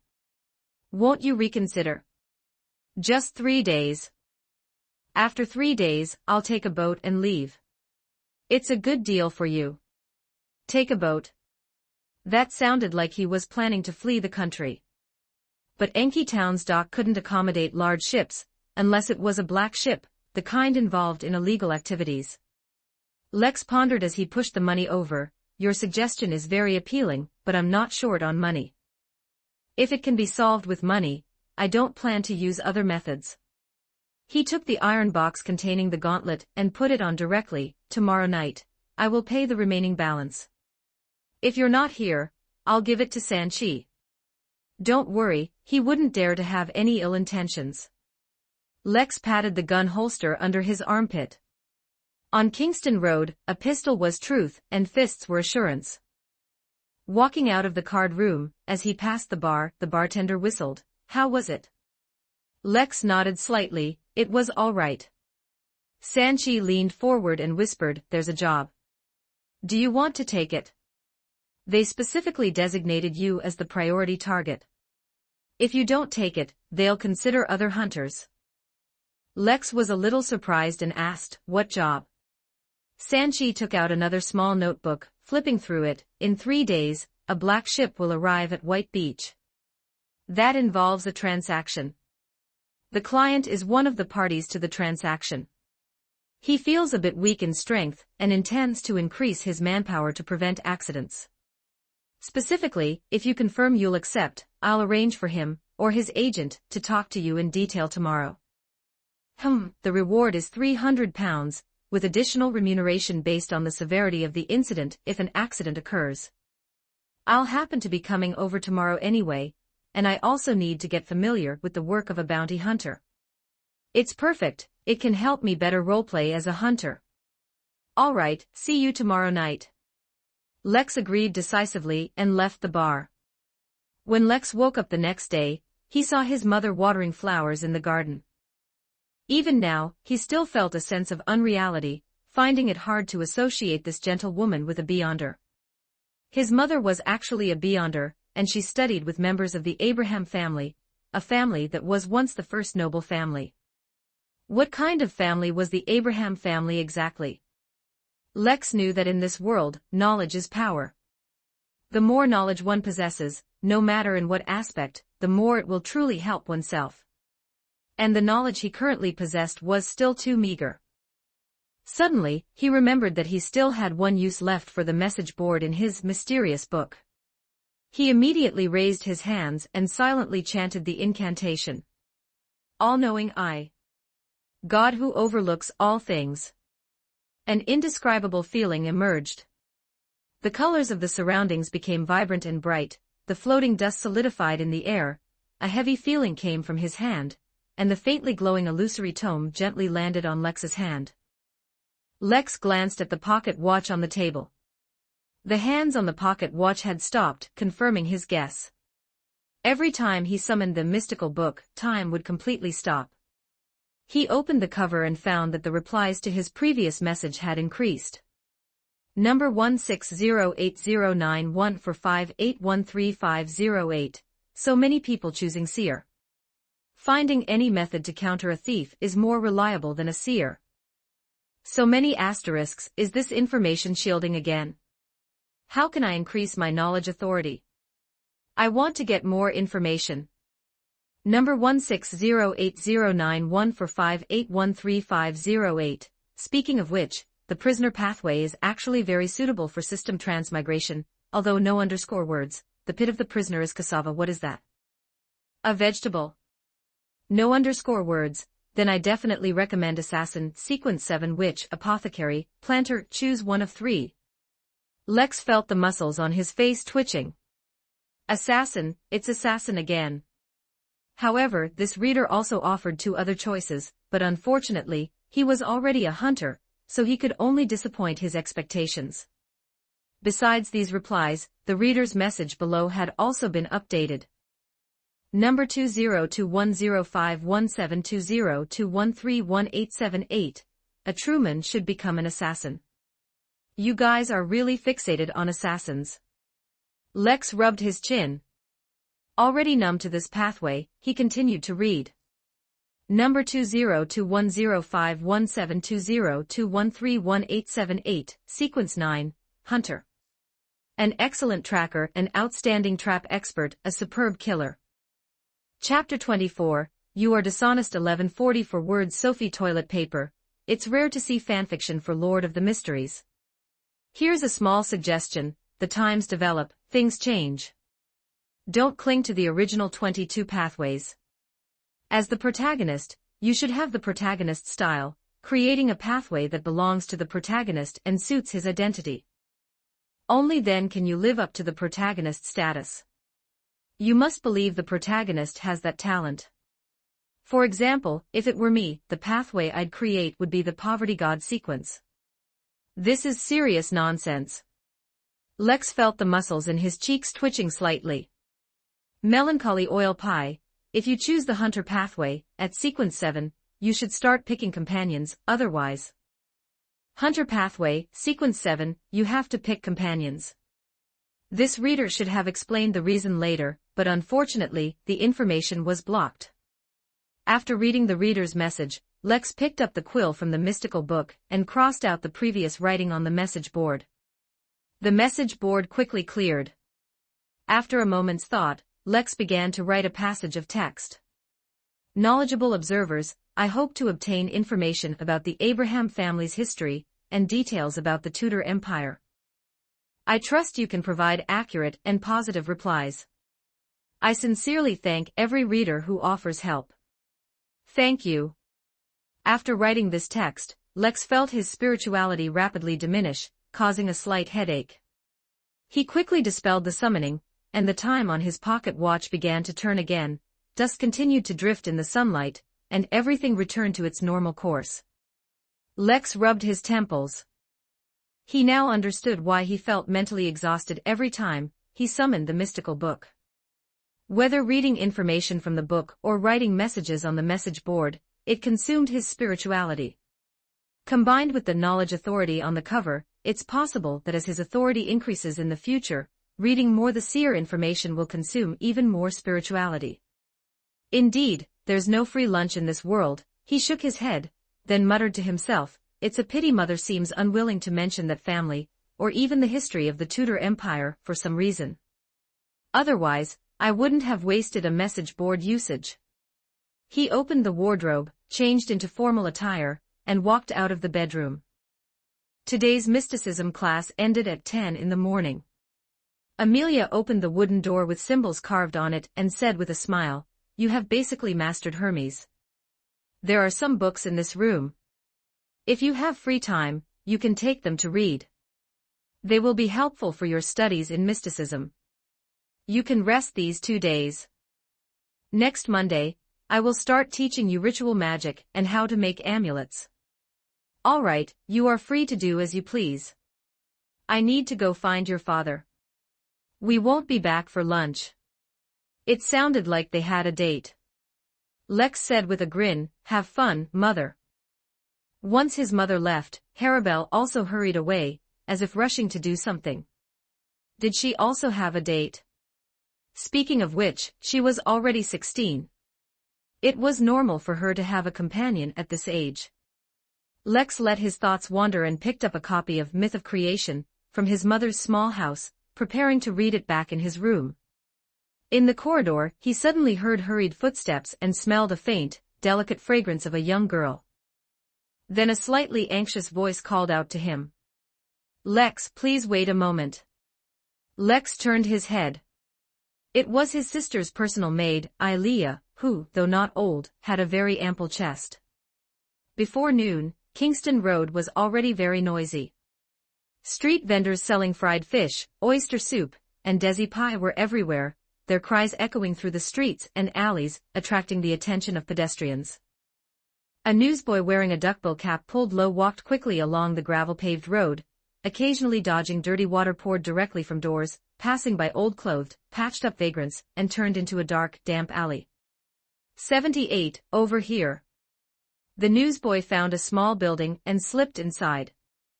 The air in the stairwell was a mix of various smells: urine, sweat, mold, and burning wood all mingled together, making the newsboy instinctively cover his nose.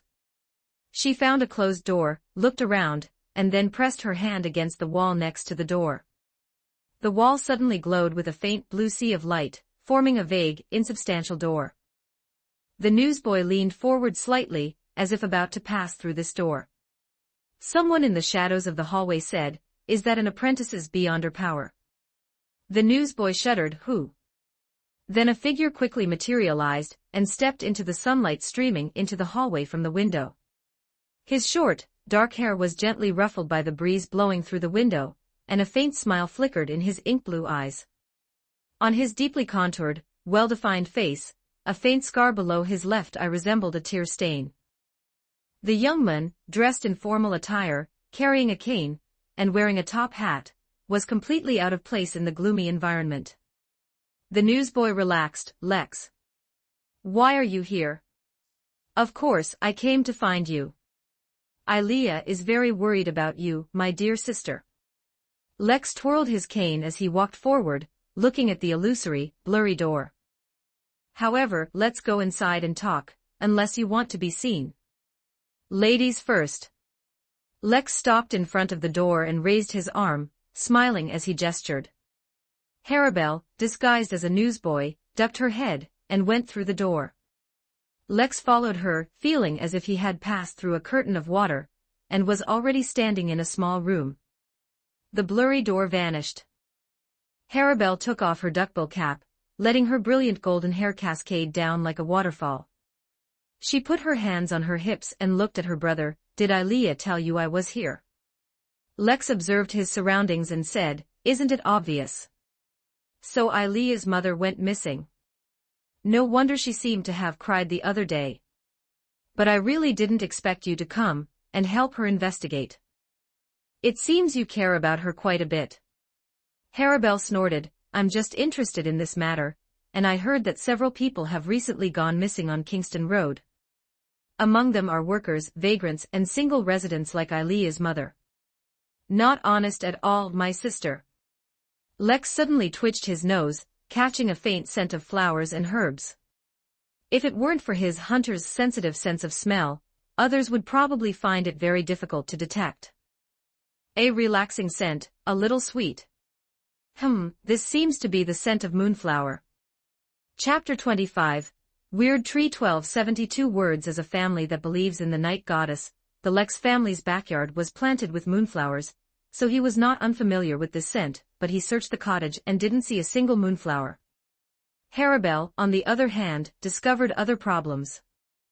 "Look here." The girl pointed to a round wooden table. One of its legs was wobbly. On the table were 2 cups, and on a small plate next to them were 3 muffins.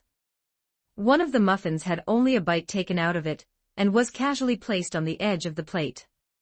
Lex narrowed his eyes slightly. 2 cups indicate that a guest has been here. The muffin hasn't been finished and hasn't been put away, which means Ilea's mother left in a hurry with the guest at the time. I checked the house, there were no signs of a struggle, and the windows were not damaged. Combining this with the current situation, Ilea's mother was not forcibly abducted, but left willingly and voluntarily with someone. Now the question is, who could this guest be? Harabelle gathered her beautiful hair and tucked it into her baseball cap. The girl walked towards the wall. Her neighbor should know. The two once again passed through the blurry, ethereal blue door and entered the place. The energetic Harabel quickly knocked on the neighbor's door. The door opened, revealing a sallow-skinned woman inside. Her hands were covered in water droplets, and the hem of her skirt was damp, making it seem like she was doing laundry. Harabel cleared her throat and said, "Hello, do you know Mrs. Gwyneth was Ilea's mother?" The sallow-skinned woman responded coldly, "No, I don't." Then she slammed the door shut. Harabel said angrily, "How could she be like that?" Lex said with a smile, "Let me handle it, communication requires skill." He took out his wallet, pulled out a 1-pound banknote, and knocked on the door again. The woman impatiently opened the door. "I'm working, please don't disturb me, otherwise, I'll have to call the police." Lex slipped the banknote into her hand and pressed down on his top hat. "It won't take up much of your time, madam." Looking at the money in her hand, the woman was stunned for a moment, then said, "What do you want to know?" Just as Lex was about to speak, he was pushed aside by Harabel. The girl pointed to the house next door and said, "Has Mrs. Gwyneth had any guests?" The woman poked her head out of the doorway and glanced in the direction the girl pointed. "Gwyneth hardly has any friends. She's always alone at home. Only her daughter comes to visit her for a day or two each month. However, some time ago, someone did come to visit her. It was an old lady. I don't know her name. But I do know that she often gives speeches in Memorial Square." An old lady who gives speeches in Memorial Square. Old Lady Paris's eerie face immediately appeared in Lex's mind. Did that woman visit Ilea's mother? Let's go to Memorial Square and see. At Memorial Square, they indeed saw the old lady named Paris again. She was still giving a speech today, surrounded by a crowd of people, mostly workers and vagrants. It was unclear what Paris was saying, but the onlookers occasionally agreed and burst into applause, causing passers-by to cast strange glances. Lex took off his top hat and coat, handing them and his cane to Harabel. Standing with the workers like this would make him less conspicuous. "You wait here." He went alone into the crowd, lowering his head and squeezing in, appearing behind Paris. His nose twitched, and Lex smelled the scent of moonflowers again. It came from Paris, and the scent was quite strong. This old lady is problematic. Seeing that Paris seemed unlikely to finish her speech anytime soon, Lex led his sister to a corner of the square and told her about his discovery. After speaking, Lex suggested, "I think we should go to her house and take a look." Harabel also agreed. "Then what are we waiting for?" Lex cleared his throat, "But I don't know where she lives." The girl was also stunned. Clearly she hadn't considered this question, but she quickly had an idea. "We can ask old Cook, he knows everything in this town." When the time on the pocket watch reached 11:23, the Lex siblings were in front of a house, which was enclosed by a low stone wall, forming a courtyard filled with moonflowers. Old Lady Paris's solitary house was behind the flower bushes. It was a dilapidated, gloomy house. A tall oak behind the house, its canopy covering the house, hid it in the shade. Lex closed his pocket watch and said, "If we move quickly, we should make it back to town for lunch." Harabel rolled her eyes. "I can go in by myself. I won't leave you here alone." As an older brother, Lex had that much awareness. He walked along the wall towards the back of the house. Harabel, with hands spread, said from behind, "Aren't we going in?" "Nobody would sneak into someone's house from the front, my dear sister." Lex said as he walked, "Strange, didn't old Cook say that Paris kept many cats and dogs? Where did they go?" Harabel followed behind and said, "Perhaps they are sleeping." They arrived behind the house, standing in the shade of the huge oak. Lex took a few steps, easily jumped over the wall, and then helped his sister over. Just then, a gust of wind blew, rustling the leaves. Suddenly, something fell from the tree with a thud, landing at the siblings' feet. Harabel instantly clapped her hand over her mouth, stifling a gasp and trapping it within her palm. Lex also drew a sharp breath. It was a corpse, a cat's corpse. The cat's body was abnormally swollen, and dark brown branches protruded from its belly and anus. Lex walked around to the other side of the cat's corpse and found a section of branch extending from the cat's mouth. It looked as if the cat had been impaled by the branch. And the branches were still growing inside the corpse. "Lex, look up." Harabelle raised her head, gazing at the oak, her face pale. Lex looked up into the tree canopy and saw thick branches growing haphazardly. He saw the corpses of cats and dogs strung on those branches, and his keen vision allowed him to see that young shoots and tender leaves had grown on these corpses. When the wind blew, the branches swayed, and the corpses of those cats and dogs, like fruits borne by the oak, gently swayed in the wind. Now he knew where Paris's cats and dogs had gone. How can she live in a place like this? She's not right, she's not right. Harabelle exclaimed softly. Lex's smile faded, and he turned back, saying seriously, "Belle, stay here. If anything unexpected happens, don't mind me, go back to town and seek help." Harabelle nodded slightly. She knew very well what she should and shouldn't do. Lex took out his snake-scale pistol from his underarm holster, pointing the muzzle at the ground to prevent accidental discharge. He walked under the canopy of the bizarre oak tree, coming to the back of Paris's house. He didn't rush in, but listened intently with hearing far superior to ordinary people's, and sniffed the air. After detecting no abnormalities, Lex gently opened a window and slipped inside. Chapter 26, Evil Spell 1235 words through the window was a dim and simple bedroom. Lex first took out the shadow gauntlets and put them on. This extraordinary weapon almost blended with the shadows in the room, and even when worn on his hand, Lex barely felt its existence. Old Lady Paris was clearly not a clean person. The bedroom was messy, and the quilt on the bed, placed on the inner side, was unfolded, with one corner hanging down to the floor. On the table to the right, there were wool and a crochet hook, seemingly in preparation for winter, but those things looked like they hadn't been touched for a long time, and the table was covered in dust. In the corner, there was a basket filled with dried radishes, and next to it was a dilapidated cabinet, inside which was a basket of eggs.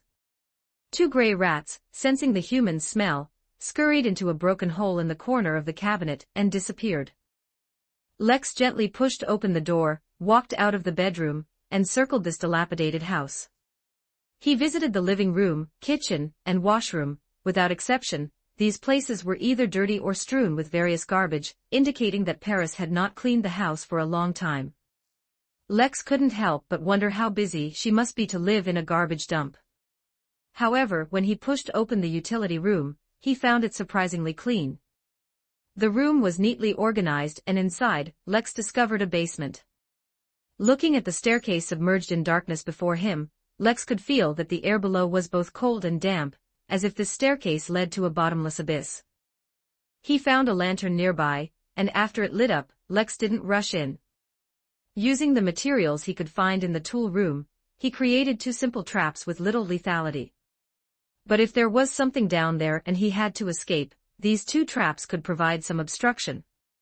Lex remembered that he was always playing the role of a hunter. After setting up the traps, Lex picked up the lantern and went down.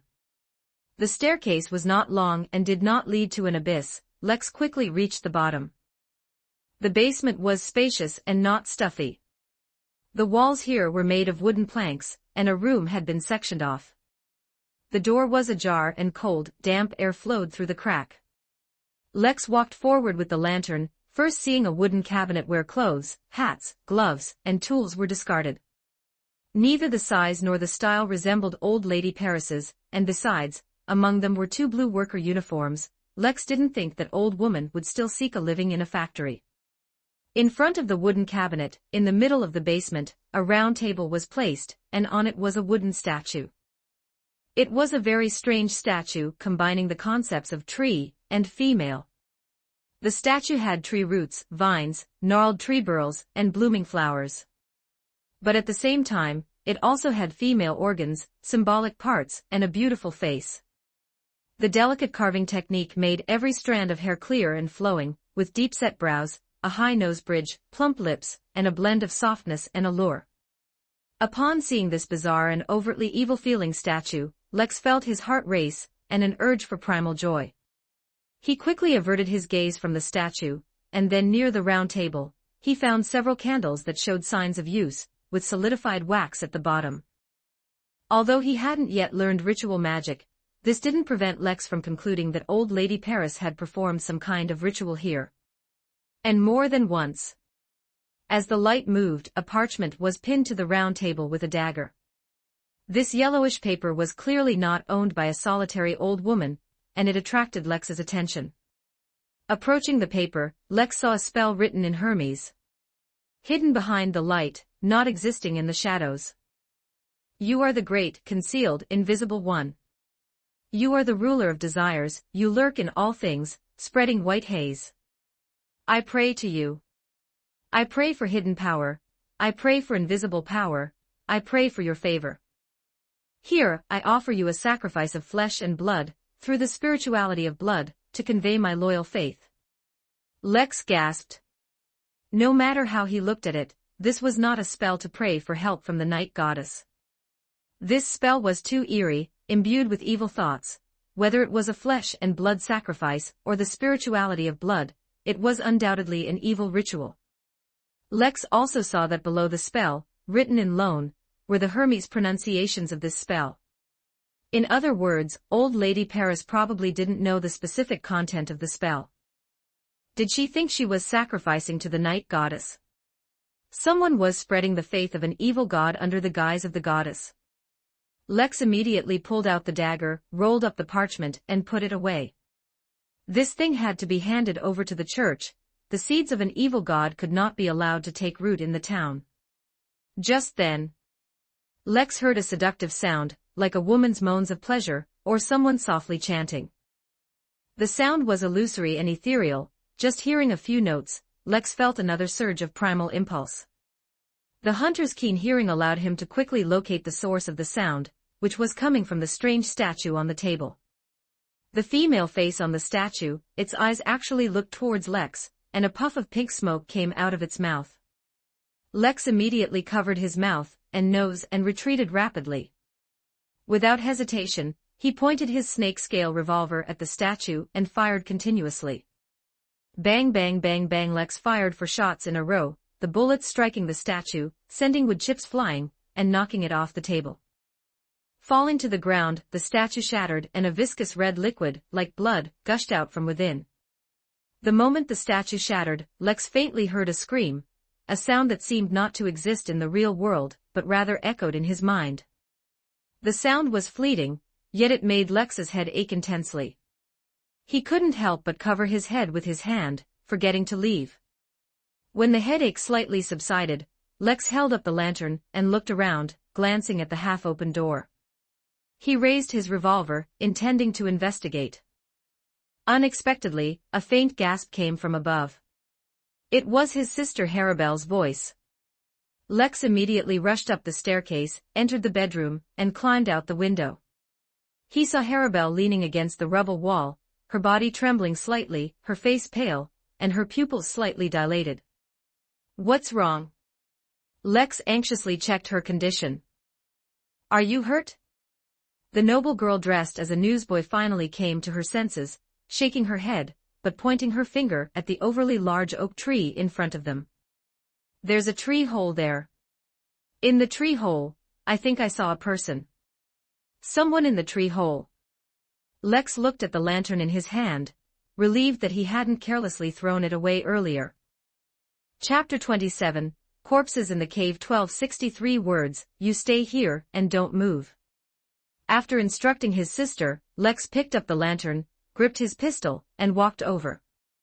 Indeed, as Harabelle had said, at the base of this giant oak tree, adorned with cat and dog corpses, there was an inconspicuous tree hollow. It was overgrown with weeds, revealing only a small opening. Lex placed the lantern by the opening, and the light illuminated the dark space inside the hollow. For a moment, Lex seemed to see something flash in the depths of the hollow, but it might have just been an illusion. But the next moment, he saw a person. He raised his head, his eyes vacant, and extended an arm towards the opening, as if seeking help. There really is someone. Lex called out, I see you. I'll pull you out now. He put down the lantern, lay on the ground, and extended his arm into the tree hollow. Quickly grasping the man's hand, Lex immediately pulled him up.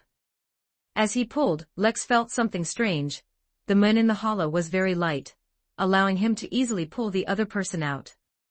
But as soon as the man was pulled out of the tree hollow, Lex was startled, because not only did this man only have one arm left, but the part below his waist was missing. A section of mottled spine protruded from his body cavity, with several intestines dangling from it. Lex quickly let go, unwilling, both physically and psychologically, to continue holding a corpse's hand. "Did you find anything?" Harabelle couldn't clearly see the scene behind Lex, so she took 2 steps forward. Lex called out, "Don't come over." Then he shook his head helplessly. "It seems we'll have to notify the police station." At noon, old Lady Paris returned to her house, followed by a disheveled tramp. Not long after they entered the house, old Lady Paris's hysterical screams and curses suddenly rang out. At this point, a team of police officers, who had been ambushed in the yard, rushed in and quickly brought out the old lady and the tramp. Next, police officers in black and white checkered uniforms dug open the tree hollow behind the house, and unearthed several incomplete corpses. Among them was Ilea's mother. The poor woman's body was covered in gnawing marks, her stomach ripped open, and her internal organs hollowed out. These corpses caused continuous sounds of vomiting in the yard, making Kaosi secretly glad he hadn't gone in. He then smiled at the noble youth with black, broken hair beside him, and praised him unreservedly. "Well done, Lex. I heard your father say you were seeking change. I thought he was joking, but now I believe our Enki town is about to gain a righteous and proactive young gentleman." Lex smiled and humbly said, "I'm just doing a normal thing, not as noble as you say, Chief." At this moment Paris was being led away by the police. The old lady cursed every police officer with the most vicious language. When she saw Lex, she stretched out her claw-like fingers, pointed at Lex, and cried, "It's you, you devil. You are blaspheming the goddess, and the goddess will punish you." The old lady twisted her body, struggling violently. "Let go of me. I didn't do anything wrong. Why are you arresting me? I just let those poor people go to the land of night. There they will find eternal peace, no sorrow, no pain, no hunger. I am a favored one of the night, you cannot arrest me." The old lady's voice gradually faded into the distance. Kaosi shook his head and sighed, "A lunatic." Then he added, "I hope those other blood cases can also be concluded as quickly as this one." "I think so too," Lex said sincerely in his heart, looking at the out-of-shape chief of the police station beside him. Old Lady Paris's incident quickly caused a sensation in the town. People lamented the tragic deaths of those in the tree hollow, and wondered how such a tragic event could happen in the always peaceful Enki town. On that day, the number of worshippers at St. Witt's Church was 3 times the usual.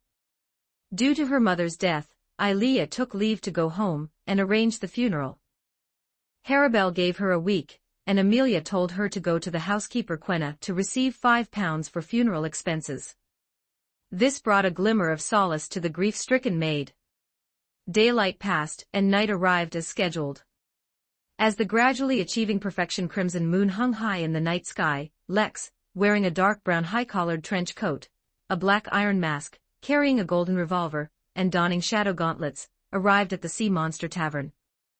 The tavern was as lively and noisy as ever, and tonight, a gambling game was being held.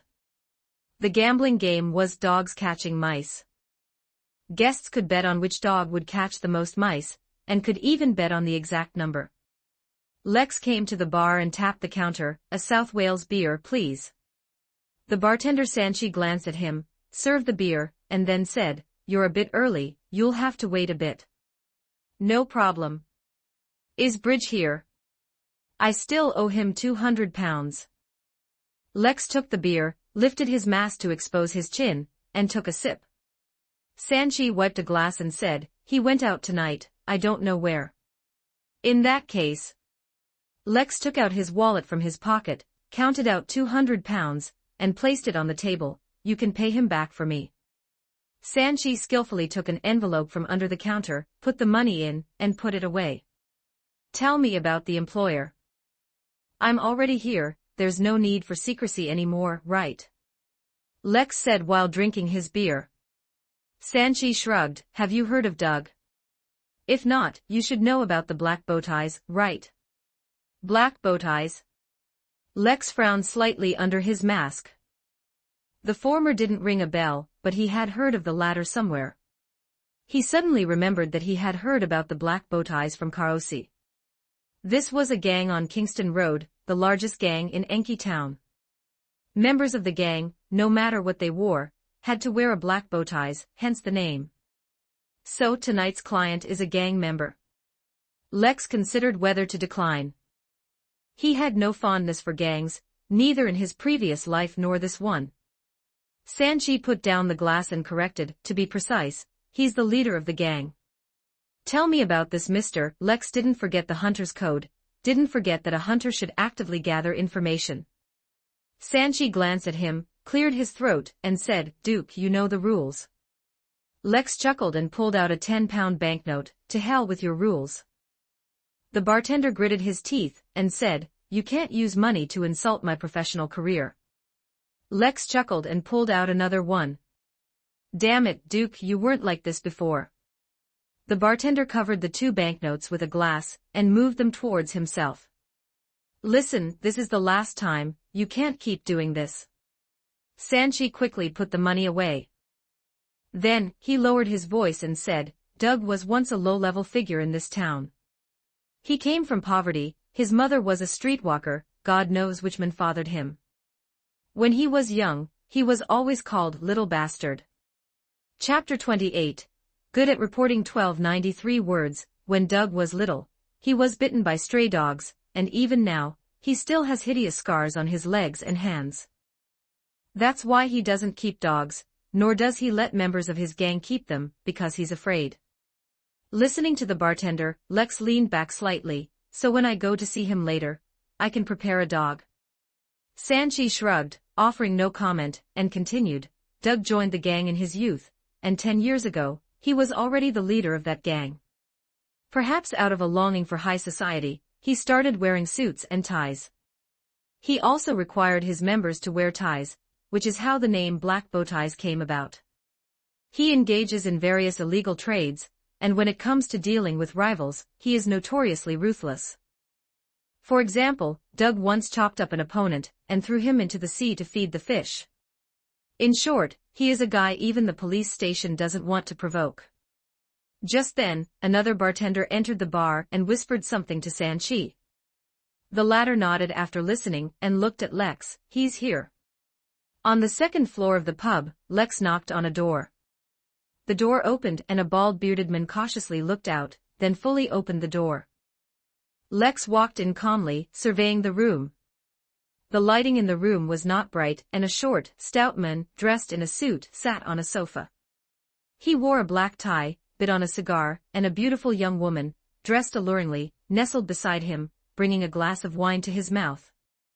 Behind the sofa, 2 burly men in cheap suits and ties stood with their hands behind their backs, their expressions solemn, like statues. At this point, the bald-bearded man extended his hand and said, Please hand over your pistol. Lex, wearing a black iron mask, casually glanced at him. That's impossible. A gun is a hunter's life. I won't entrust my life to others. The bearded man's lips curled up. That's not up to you. He reached into Lex's long trench coat, intending to forcibly take the gun. Lex first grabbed his hand, then tripped him with his foot. The bearded man lost his balance and knelt on one knee, and Lex pressed his head against the wooden board with his other hand, making him dizzy.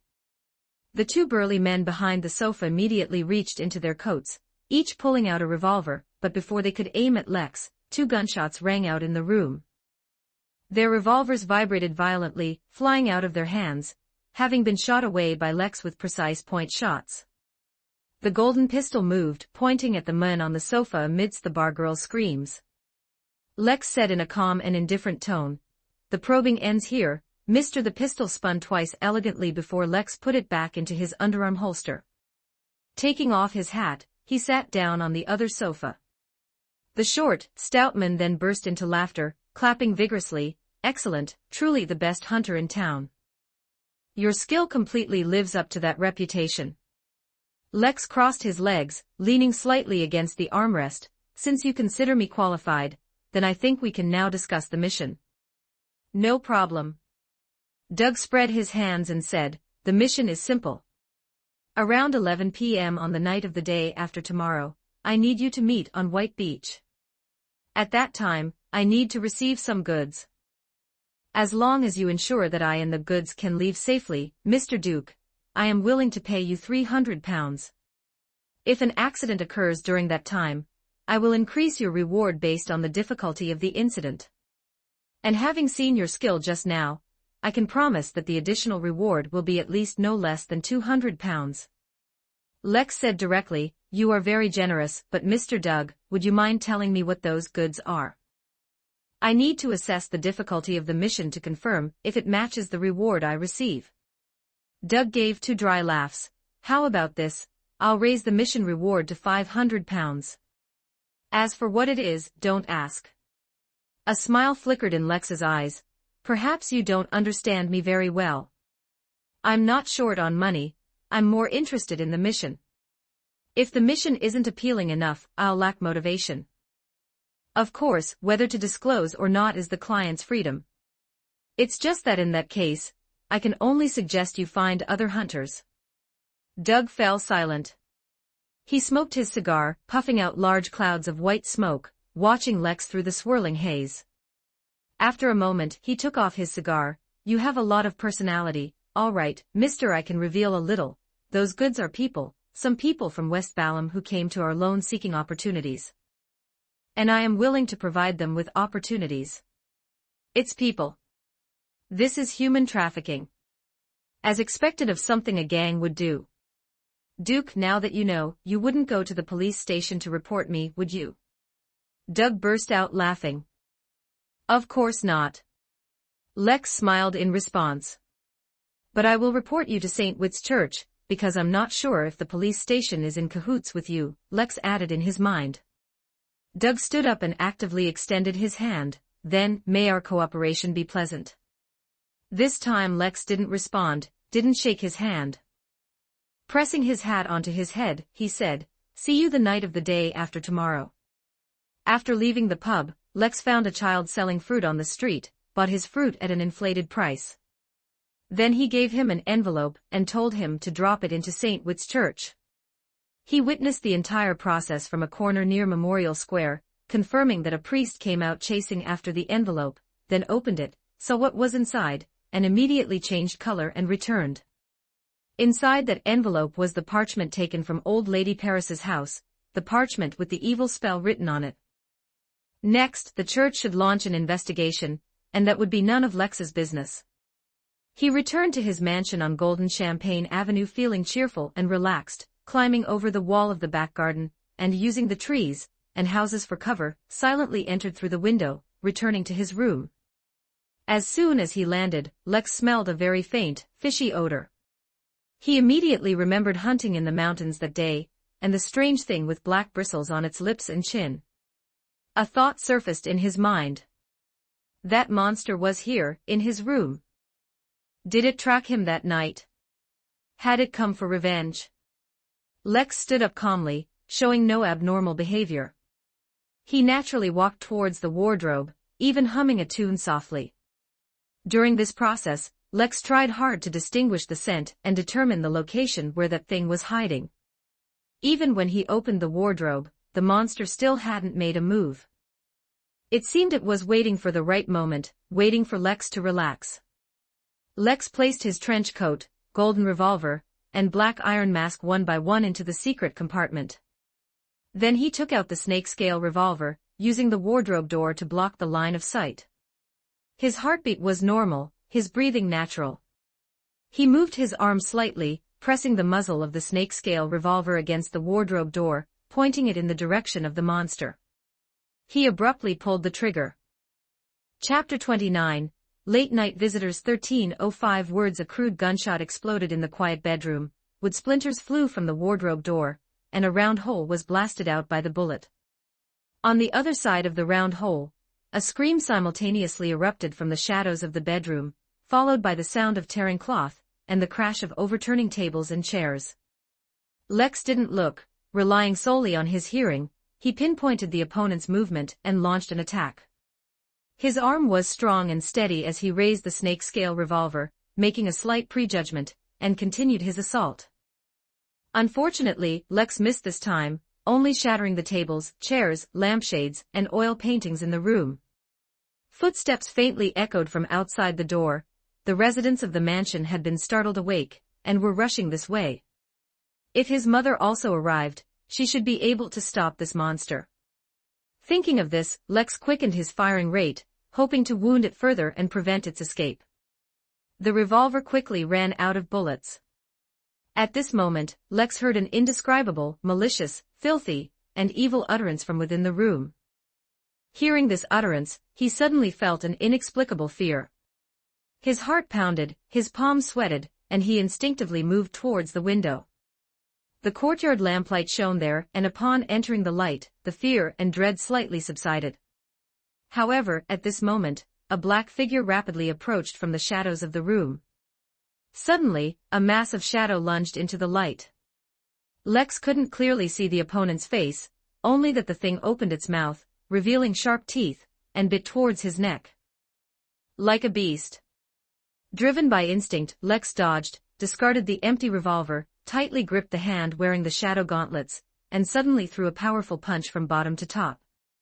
Lex's clothes seemed to cling to the air, making a crackling sound as his punch landed squarely on the monster's chin, sending it flying into the air. The god of fortune must have favored Lex, as the effect of the shadow gauntlets simultaneously triggered. The shadows in the room boiled, pulling out a fist condensed from shadow. This fist bore countless strange patterns, with three-dimensional symbols of symbolic meaning emerging, striking the monster with unimaginable speed. With a shriek, the monster burst through the window like a cannonball. Fragments of the window frame and glass, along with a rush of air, sprayed out into the light from the courtyard lamplight. At this point, Lex saw clearly that the thing was draped in a tattered cloak, from which two thick arms, disproportionate to its body, extended. Those two arms had black, worm-like veins and a row of black stiff hairs. One of the arms was severely deformed, likely due to the impact of the shadow fist. It fell into the courtyard along with the window fragments. Two hounds in the yard rushed out, barking furiously as they charged at the monster. It scrambled up and quickly darted into the flower bushes with an unnatural posture, moving away until it disappeared into the shadows of the courtyard. Just then, the door opened and lights came on. Lex heard exclamations, and then his father Bison's voice rang out. What happened here?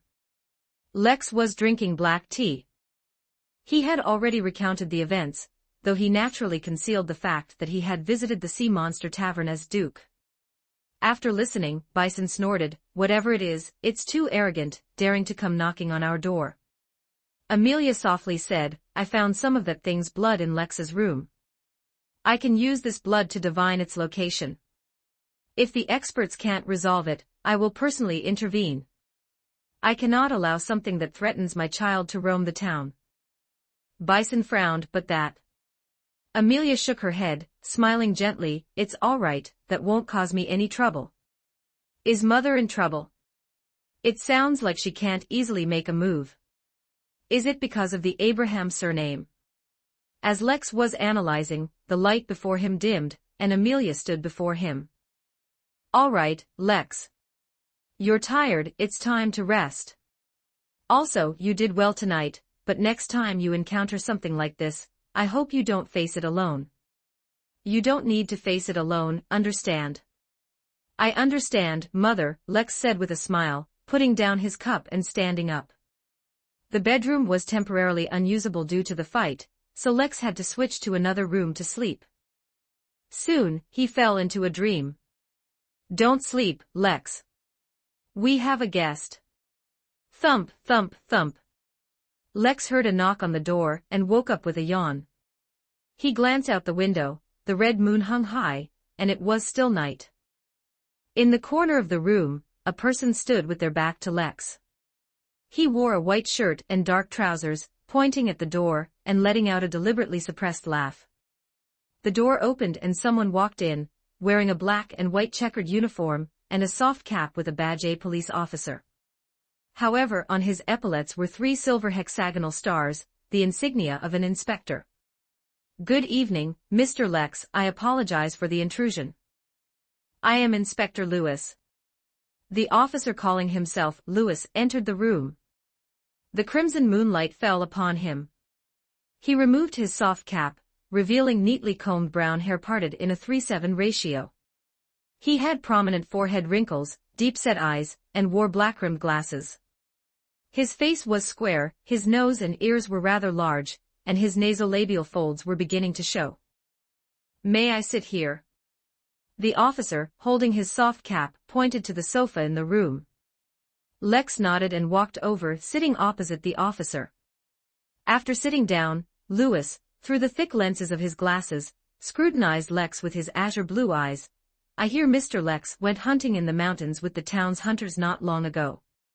You encountered a pack of wolves and also some non-human entities. Can you tell me how you escaped?" The person standing in the corner with his back to Lex, wearing a white shirt and dark trousers, walked over and stood behind Lex. Throughout the entire process, Lewis showed no abnormality, as if there was only air behind Lex. He bent down and spoke into Lex's ear. "Don't tell the truth, he's testing you." Lex spoke. "I was quite lucky. I thought I had run out of bullets in my gun, but I found I still had one, and that bullet saved me." "Sounds like you're quite lucky," Lewis asked gently. "Can you tell me why your skills are so good? You know, even an experienced hunter like Leon might not be able to harm that monster." Lex said without any change in expression, "I've received training in combat and gunnery, and I've learned quite well. Regarding this, you can verify with my teacher, Mr. Shire, and he will give you a satisfactory answer."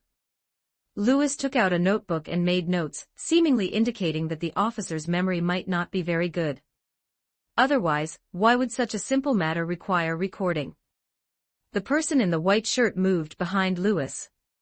He extended his hand. His palm was very pale, bloodless. But his fingernails were dirty, as if he had just dug something up. With both hands gently cupping Lewis's face, the man standing behind the sofa let out a low laugh.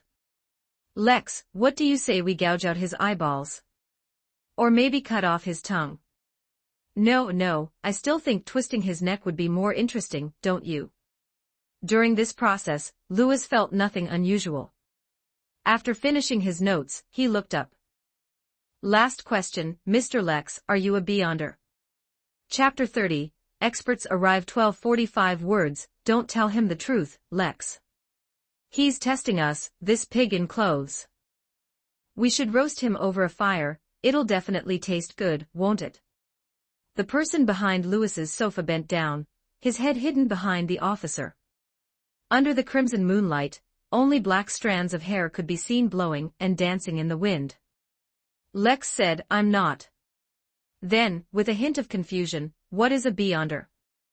The inspector, completely unaware that his face was being held by a pair of hands, closed his notebook after a brief record.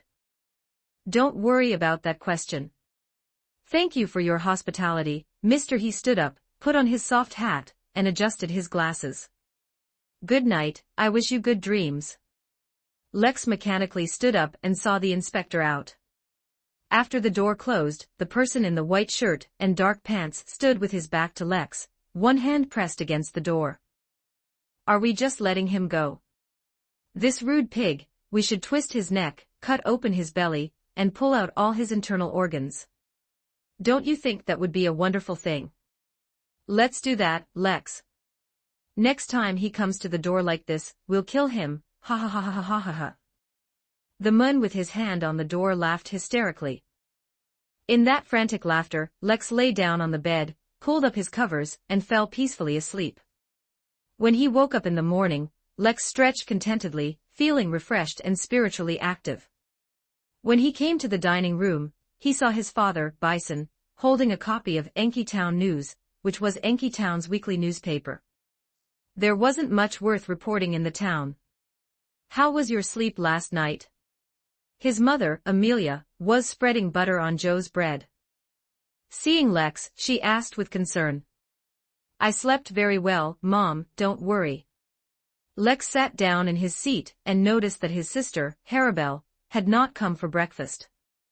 "Yesterday, we were invited by the town chief to attend his luncheon. The town chief hoped we could donate a sum for municipal funds." Bison put down the newspaper, ran a hand through his hair, frowned slightly at his receding hairline, then smiled and asked, "Lex, what do you think about this?" Lex first took a sip of milk, thought for a moment, and said, instead of donating municipal funds, it would be better to establish a municipal construction fund. Bison was slightly surprised. Municipal construction fund? Lex nodded slightly and took some bread for himself, spreading butter on it. "I've noticed that our town's hard surface roads are limited to Golden Champagne Avenue, Memorial Square, and the vicinity of the town chief's office. However, Mermaid Road, Kingston Road, and other areas are still primarily gravel roads. The underground drainage systems for these roads are almost non-existent, and during the rainy season, it's muddy everywhere, with all sorts of filth flowing around, causing great inconvenience to the lives of the people in the town." Bison nodded gently and encouraged, "Go on. If it's just a simple donation, it's naturally easy and straightforward." "But Father, will the town chief tell you where your donated funds are being used?" Lex said with a smile, "I guess not. In that case, why don't we manage it ourselves and clearly specify where these funds will be used? For example, we can convert the gravel roads in the town into hard surface roads, and improve the town's underground pipeline network. If we do this, first, people's lives will be greatly improved, sanitation will become better, and the incidence of diseases will decrease. Secondly, the image of our Enki town will be enhanced, which will help us improve our competitiveness in choosing vacation destinations. Once the flow of people coming to the town for vacations increases, it will undoubtedly help increase the income of the residents in the town, and our family's businesses will also benefit. Finally, and most crucially, this will help enhance your image, Father, improve your reputation, and lay the groundwork for your future career." Bison laughed heartily. "Excellent, Lex, I like your suggestion. It seems today, I'll have to find time to visit the town chief, and have a good talk with him about this matter." After speaking, the Baron said with emotion, "Lex, you have indeed changed a lot, matured considerably. I am very pleased." Lex smiled without speaking, picked up the buttered bread, and took a bite. Thump, thump, thump. Sebastian, the butler with a classical face and graying beard, walked into the dining room and bowed slightly. "Sir, Kaosi has arrived." "So early, is he here to have breakfast with me?" The Baron joked and stood up. "Have him wait in the hall, I'll be right there." Sebastian's gaze shifted to Lex. "Kaosi said he hopes to meet with young Master Lex." Lex was a little surprised. He picked up a napkin to wipe his mouth and said to Bison, "I'll go with you, Father." Entering the hall, Lex saw Kaosi, who was portly and wore a wedding ring. Besides him, there were 3 other officers wearing black and white checkered uniforms and soft hats with badges. Their epaulets all had 6-pointed silver stars, one of them had 3 silver stars on his shoulder, while the other 2 had 2 stars each. These were 3 inspectors. Among them, the inspector with 3 stars on his shoulder seemed vaguely familiar to Lex, though he couldn't recall where he had seen him. This was a middle-aged man, mature and steady, with a square face, large nose and ears, slightly heavy forehead lines, and nascent nasolabial folds. He wore a pair of black-framed glasses and had a scholarly demeanor. If he weren't in a police uniform, Lex would have almost mistaken him for a university professor. The other 2 inspectors were a man and a woman. The man looked to be in his early 30s, and was shorter in stature. Perhaps because of the higher temperature, he had taken off his hat, revealing soft, curly hair. His skin was unusually pale, as if he had been hiding in a room for years, unwilling to go out. Although relatively young, he generally gave off a gloomy feeling. The last female officer was very young, about 23 or 24, with long eyelashes, a beautiful face, and enthusiastic, reddish-brown wavy long hair. Her uniform seemed a bit ill-fitting, forcing her to unbutton the top 2 buttons, exposing her deep cleavage to the air. When Lex saw her, she was taking a small iron box from her pocket, pouring out a colorful candy from it, and popping it into her mouth. "Good morning," Mr. Kaosi's voice attracted Lex's attention. The police station chief, who was already sweating profusely even while sitting, stood up and greeted Bison, then introduced the 3 inspectors. "These are 3 inspectors sent by the Desi County Police Department, here for those few bloody cases. Allow me to introduce you, this is Inspector Lewis, so the experts have arrived. Are they night watchers of the Church of the Night Goddess, or enforcers of the Church of the Lord of Storms, or do they belong to the mechanical heart of the Church of Steam?" Lex guessed with great interest. This was the first time he had come into contact with what might be official members of an official organization since he came to the world of mysteries. Chapter 31, A Clue. 1256 words through Kaosi's introduction, Lex learned the names of the 3 inspectors. The one with black-rimmed glasses was Lewis, the pale-skinned one was Jeffrey, and the Miss Red Hair was Martha. After Bison took his seat, the inspector named Lewis directly stated their purpose. "Sir Bison, we are here hoping to get Mr. Lex's assistance. According to the information provided by the Enki Town Police Station, we found that Mr. Lex has faced the hunter at least twice. To be precise, it was 3 times, if you count last night's encounter," Lex silently corrected in his heart. Lewis continued. "And yesterday, he also solved a murder and body concealment case. If we can get help from such an excellent gentleman, I believe we can solve this matter quickly and smoothly." The curvaceous Miss Red Hair Martha, who was eating candy, also spoke up. "Besides, we just arrived in the town and still lack a guide." Bison, however, frowned and said directly, "I apologize, officers, I appreciate your admiration for Lex, but this case is too dangerous, and I don't want my child involved. I believe Kaosi has plenty of more capable individuals under him who can assist you. As for a guide, you don't need to worry, I can provide a better candidate." Lewis seemed unwilling to give up so easily.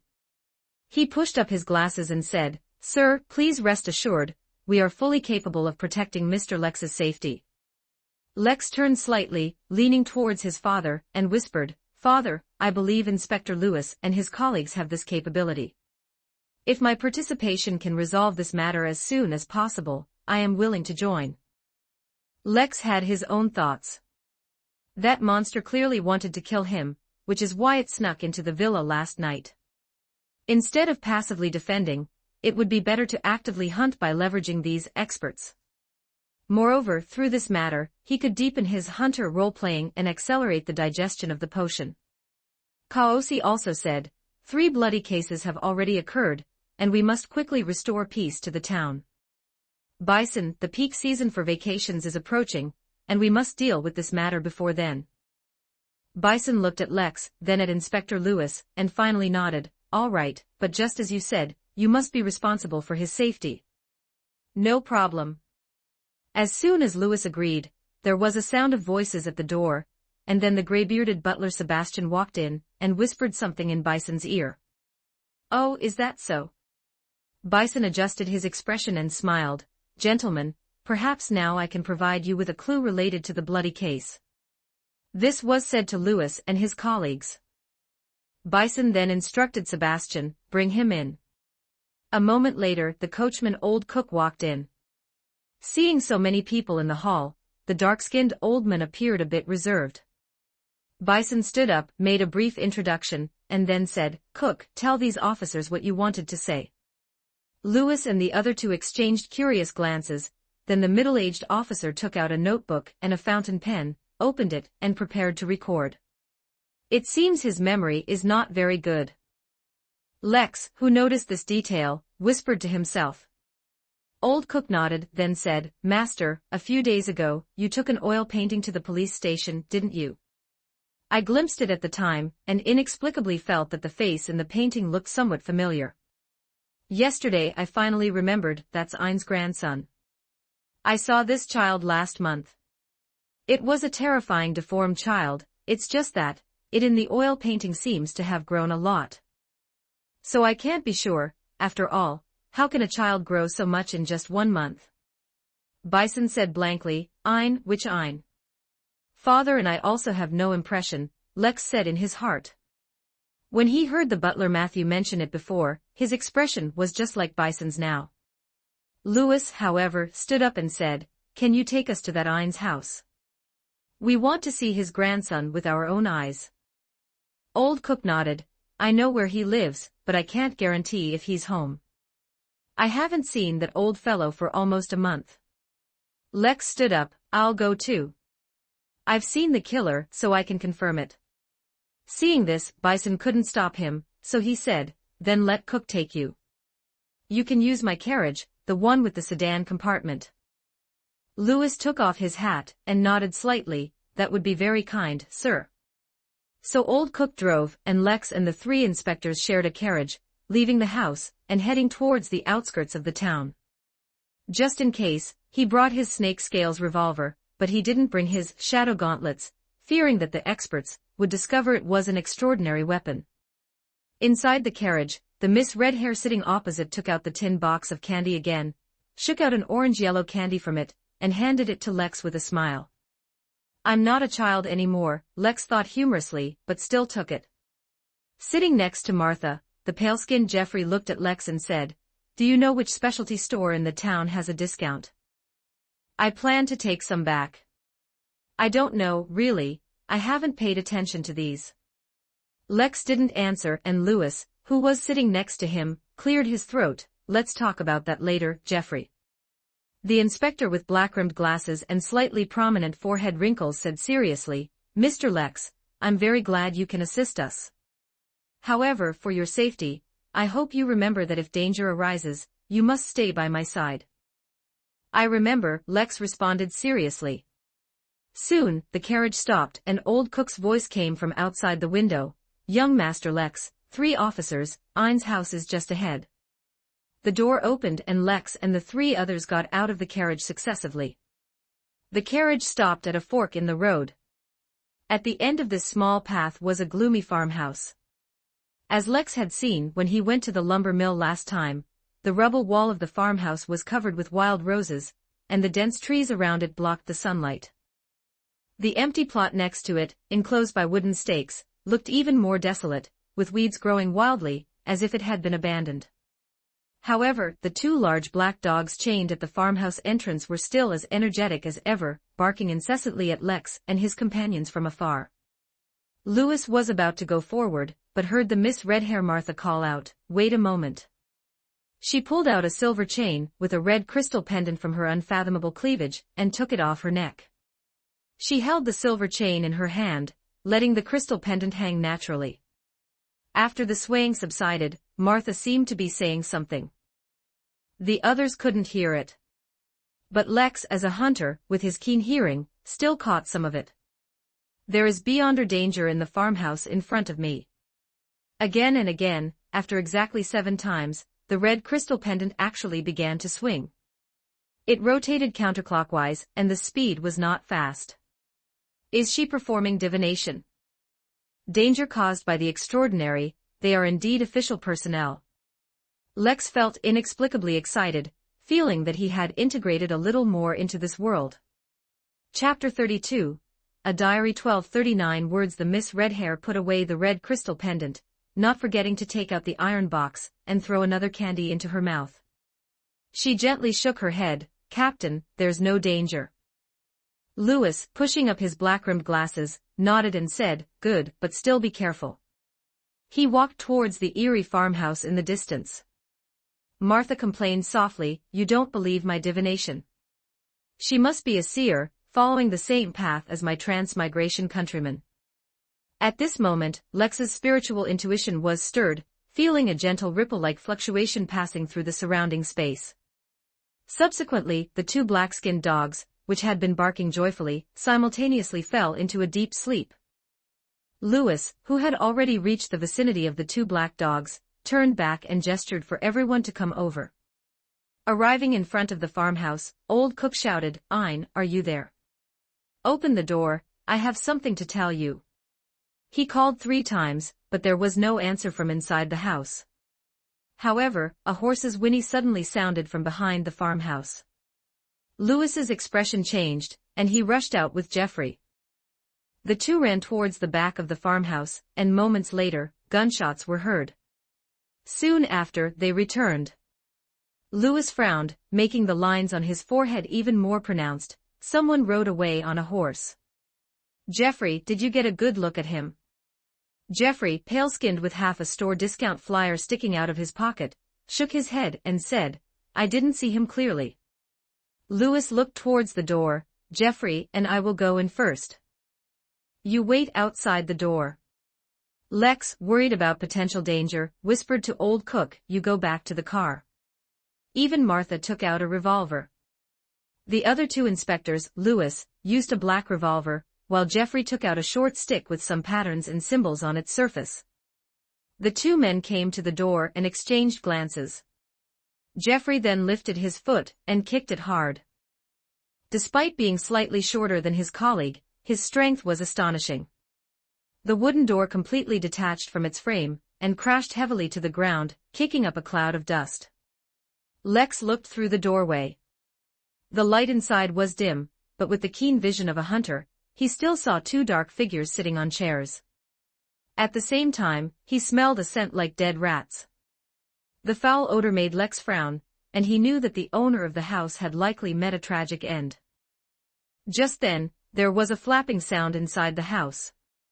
The 2 black human-shaped figures inside actually dispersed, revealing themselves to be red-eyed, black-feathered crows. Countless crows circled and shrieked in the room, then flew out from the doorway, windows, and all other openings to the outside. Goddess above, why are there so many crows? Martha's face turned pale, and she brushed at her shoulders, making 1 or 2 black feathers that had landed on her shoulder fall off, afraid of catching bad luck from them. Looking back into the house, Lex suddenly felt a discomfort in his stomach, and almost threw up his breakfast. There were 2 bodies in the room, sitting on chairs with their heads bowed, one an elderly male, the other a young female. The 2 bodies were dressed in simple clothes, which were now torn, exposing the bodies beneath. The bodies were covered in decaying flesh and rotten skin, with large and small bits of flesh scattered on the floor. Maggots squirmed in and out of the pitted and uneven parts of the bodies. Recalling the large number of crows that had been clinging to these 2 bodies, Lex knew that those birds had been pecking at the corpses, and his face grew even more unsightly. Martha beside him was already dry heaving, her eyes moist from retching. Lex quickly pulled out a handkerchief and handed it to her, thinking that the work of official personnel was not easy either. The death occurred more than 48 hours ago. No residual spirituality can be found, it has probably dissipated.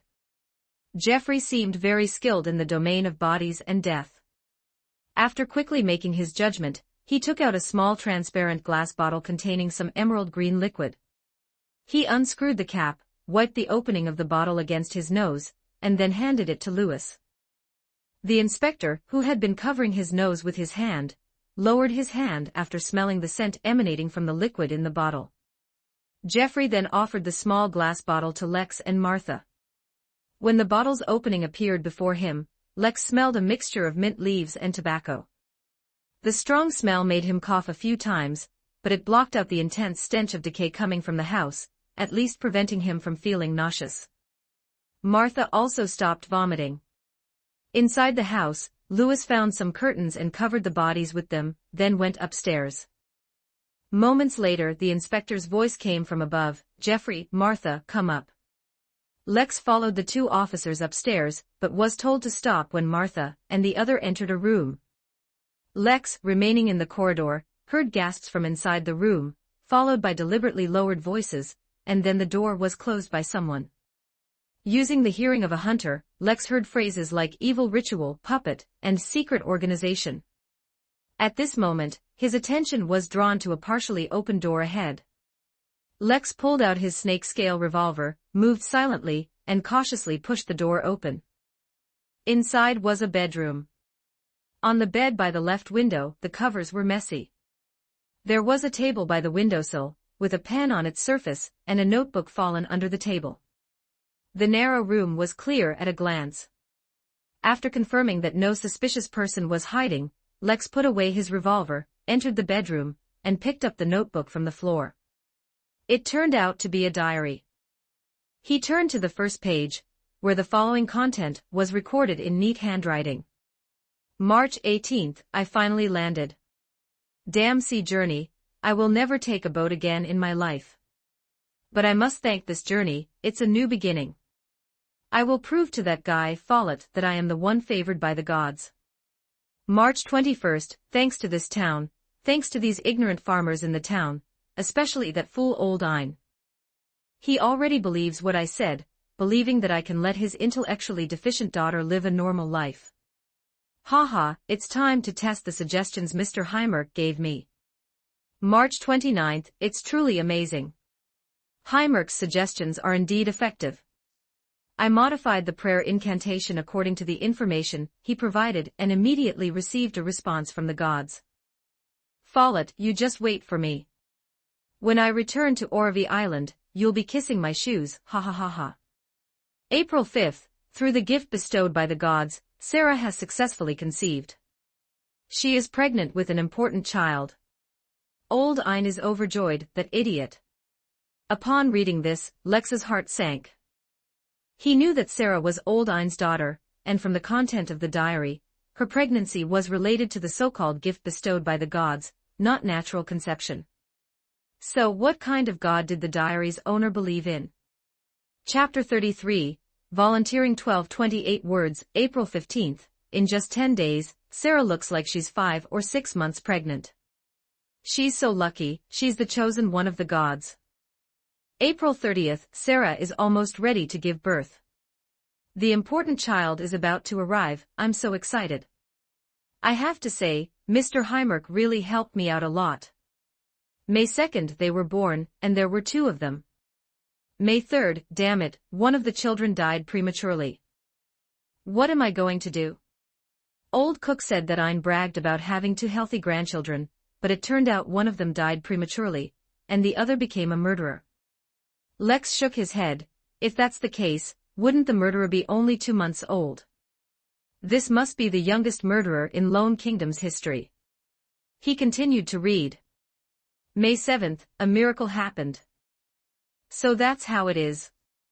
A miracle, what miracle? May 14th, the remaining child is growing so fast, but his appetite is huge. His mother's milk is far from enough for him. Last night, he even tried to eat Sarah. May 21st, I had old Ein buy some livestock to feed this child. He needs a lot of flesh and blood.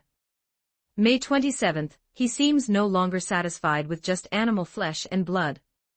It looks like I'll have to find him something else. There are quite a few vagrants in this town, and quite a few brainless workers too. If 1 or 2 of these people disappear, it probably won't be noticed.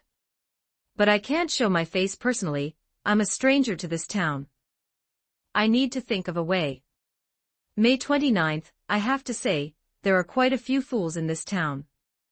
That old woman has already believed my words, believing herself to be a favored one of the night. It's truly ridiculous. However, she will be a good helper. June 3rd, I was right, Paris has already brought me a vagrant. It seems a bit wasteful to just use him to feed that child. Oh right, I can give her the prayer incantation. Firstly, to make her believe even more that she is the chosen one. Secondly, to make full use of these vagrants. They can first serve as offerings and then become food.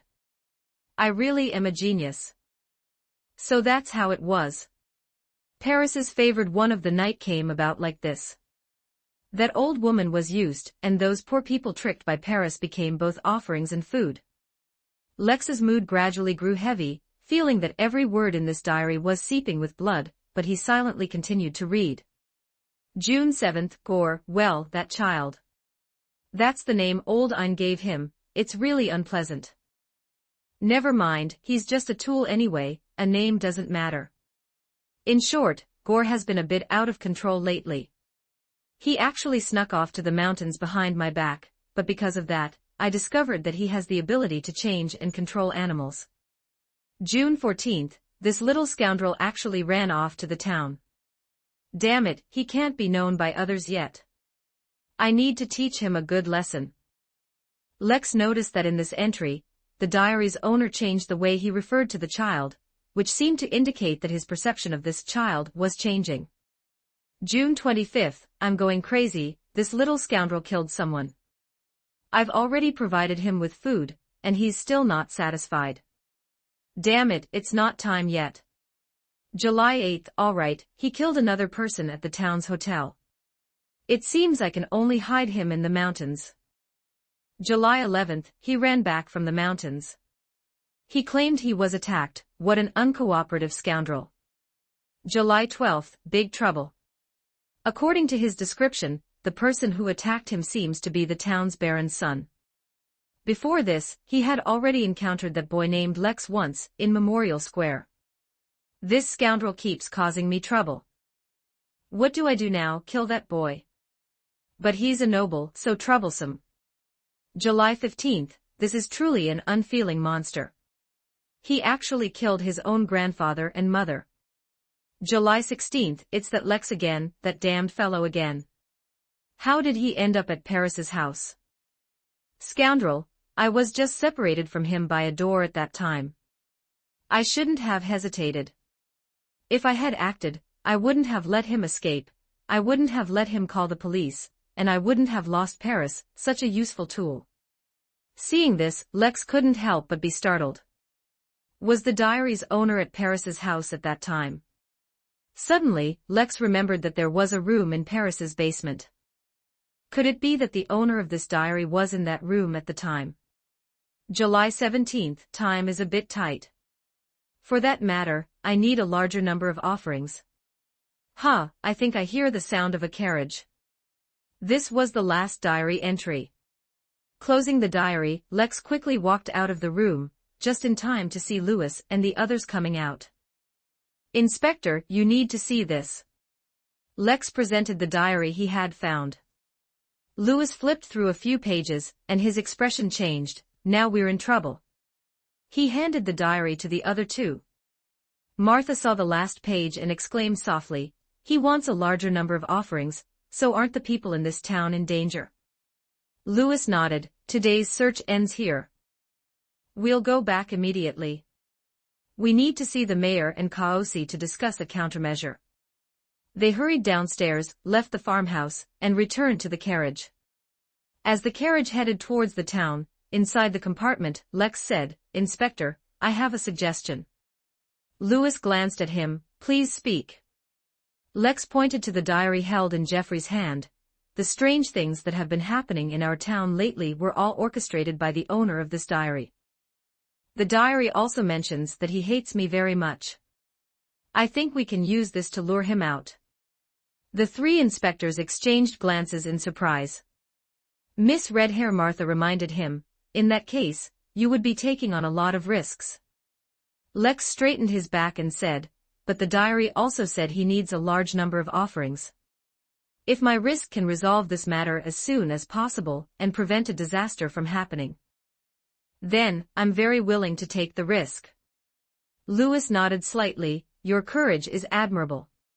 How about this, we will take your suggestion into consideration. If needed, we will notify you again. How does that sound? Mr. Lex nodded in agreement. The carriage took them to the police station in the town. Only then did Lex bid farewell and leave. Watching the carriage drive away, Lewis adjusted his black-rimmed glasses and said to Martha, this time, your card reading was very accurate. Baron Bison's son really did help us. We got a lot of information and clues from him without much effort. Martha proudly puffed out her chest, which made her curves even more alluring, causing a passing police officer to get distracted and bump into a pillar. Of course, I've always said that my spiritual intuition is very accurate. Chapter 34, Mysterious Craftsman 1296 Words Golden Champagne Avenue, Baron's Mansion, Study. The detailed process is as follows. Lex used this sentence to conclude his report. After seeing the inspectors off to the police station, he returned home, had lunch, and then went to the study with his parents to recount his morning discoveries. Bison looked solemn, habitually running a hand through his thinning hair. I didn't expect there to be such a connection between those few murders and the missing persons in the town. No wonder when I used that thing's blood for divination before. I was always interfered with and couldn't get a specific location. His mother Amelia sighed. It turns out there's a god involved in this. That monster named Gore is probably being watched by an evil god. It was protected, which is why my divination couldn't yield the desired results. Lex looked at his mother. What kind of god is that, exactly? Amelia shook her head. Besides the 7 gods, there are many evil gods in this world who wish to descend upon the mortal realm. Based solely on those descriptions, it's very difficult to confirm their identity. Bison offered a suggestion. Can't you divine the god's identity through the monster's blood? Amelia smiled. That would expose me to the evil god's gaze. I might lose control or go mad on the spot. That's serious. I'm sorry, I didn't think it would be like that. Bison was greatly surprised. Amelia looked at Lex. You must remember, child. From now on, as you delve deeper into the mystical world, you must be especially careful in matters involving gods. Do not easily expose yourself to their gaze, and you must not look directly at them. Cannot look directly at gods. Lex nodded. I've remembered. Bison spread his hands and said, in any case, our family should try not to get involved in this matter. Let those 3 inspectors handle it. Lex, you've been busy all morning, and you must be tired. Go back to your room and rest. Lex agreed, exited the study, and returned to his temporary bedroom. After dismissing his personal valet, Lex slightly drew the curtains to make his room as private as possible, then he raised both hands level and chanted the incantation. I that sees everything. God that oversees all things. As the last incantation was completed, Lex saw that the colors of various objects in the room deepened, like vivid color blocks in an oil painting. He saw the curtains, stirred by the wind, become motionless, and the dust in front of him stop dancing. He subconsciously lowered his gaze, and then a light outlined the upper part of his vision, after which a thick, ethereal tome, glowing with iridescent light, descended onto his hands. Feeling the weight, Lex suddenly noticed that one of the 7 symbols on the cover, located below the eye, had become clear at some point. This symbol was a cube, and at its center patterns of swords, shields, books, gloves, firearms, staves, and other items appeared and disappeared in sequence, repeating in a cycle. Has the mysterious book unlocked a new function? Lex quickly opened the cover, and saw the pages turn by themselves. When they stopped, he saw a yellowish page, like parchment, with faint grayish-white patterns resembling creases. The first line of the page displayed unprecedented information. Dimensional crystal, 32 pieces record. Your adventure biography has received a reward from a dimensional reader, granting you 1 or more dimensional crystals. You have met the conditions to lift the usage restrictions of Artisan of Mysteries. Artisan of Mysteries. What is this? Lex continued to read down. Mountains and Seas thinks you have a lot of potential and rewarded 1,000 dimensional coins, which have been automatically converted into 10 dimensional crystals. Faceless Moon hopes you can continue to work hard, and rewarded 600 dimensional coins, which have been automatically converted into 6 dimensional crystals. 201708180327055661 told you to keep it up and rewarded 100 dimensional coins, which have been automatically converted into 1-dimensional crystal. It can be like this. The observers rewarded my adventure biography, allowing me to unlock a new function of the mysterious book and obtain dimensional crystals. Indeed, the attention of readers can influence this world. They are almost like gods. Lex continued to read down. Joker Clown thinks Klein Moretti is amazing and rewarded 100 dimensional coins, but this has nothing to do with you. Well, with the reader's reward, it should also be helpful to that transmigrator fellow countryman, right? But then, there was another piece of information. Joker Clown sees you in a new light and rewarded 1,500 dimensional coins, which have been automatically converted into 15-dimensional crystals. Ah, this is truly unexpected. This reader also rewarded me, this is truly too generous. Controlling his excitement, Lex turned a page, and the second page contained the explanation for Artisan of Mysteries. Artisan of Mysteries can influence mystical items by consuming dimensional crystals, mainly in four aspects: identification, decomposition, enhancement, and seal. Affected by knowledge authority, you can currently only influence mystical items below sequence 8, and temporarily cannot influence sealed artifacts. Additionally, after raising knowledge authority, the usage restrictions of creation can be lifted. Influencing mystical items.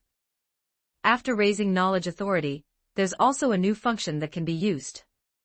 Lex excitedly read on. Below were simple explanations of the four influences. Identification can identify the origin, abilities, and side effects of mystical items. The higher the knowledge authority, the more information obtained, and the more comprehensive it is. Decomposition can extract the extraordinary characteristics of mystical items. The higher the knowledge authority, the more complete the extracted extraordinary characteristics will be. Enhancement improves the abilities and effects of mystical items. The higher the knowledge authority, the greater the enhancement. Seal weakens the negative effects brought by mystical items. The higher the knowledge authority, the smaller the negative effects. After reading these explanations, Lex immediately felt eager to try it out. He immediately found the shadow gauntlets. Having previous experience using the mysterious book, he knew that communicating with this ethereal tome only required the transmission of thought. So, a thought appeared in his mind: I want to identify this mystical item. However, nothing happened. How could this be? Is the method of use incorrect? Looking at the gauntlets in his hand, Lex then slapped them onto the book, but they passed directly through the tome and fell onto the floor. This doesn't work either. Lex suddenly had an inspiration. He put on the shadow gauntlets, then communicated with the mysterious book, giving the identification command. At this moment, a line of information appeared on the page. Identifying this item requires 3-dimensional crystals. Definitely. As this thought just surfaced, he saw the number of dimensional crystals on the page change rapidly, finally stopping at 29 foot. Then, Lex felt a slight trance, and the light and shadow before his eyes became blurry, distorted, and fragmented. In those fragments of light and shadow, he saw a man standing amid a pile of corpses. His eyes were cold, and even facing so many bodies, he showed no panic, no fear. In another fragment of light and shadow, it was still this man. This time, he cruelly murdered a woman, as if he had lost all conscience. In piece after piece of light and shadow, Lex saw this man eventually pursued and killed. His corpse exuded a shadowy, ethereal substance, and finally, Lex saw a pair of gauntlets. This is the origin of the shadow gauntlets. After his vision returned to normal, he saw corresponding information appear on the page. Shadow gauntlets corresponds to sequence 8 of the Abyss pathway, an item made from the characteristics of a fallen angel. Chapter 35, The Emperor's Diary. 1272 words. The general description of this item was similar to what was recorded in Bartender Sanchi's notebook, but at the end of the information, the negative effects of this gauntlet were added. Long-term wear of this gauntlet, continuous wear for more than 48 hours, will make the user cold-blooded. Continuous wear for more than 10 days will extinguish the user's conscience irreversibly. Additionally, wearing this item will cause animals to dislike the user, especially those with stronger spiritual perception, such as cats, dogs, and horses, whose reactions will be even more intense. So wearing the shadow gauntlets means I might be chased and bitten by stray dogs, huh? Lex wiped his face, making his twitching mouth return to normal. Overall, the negative impact of this weapon is relatively minor.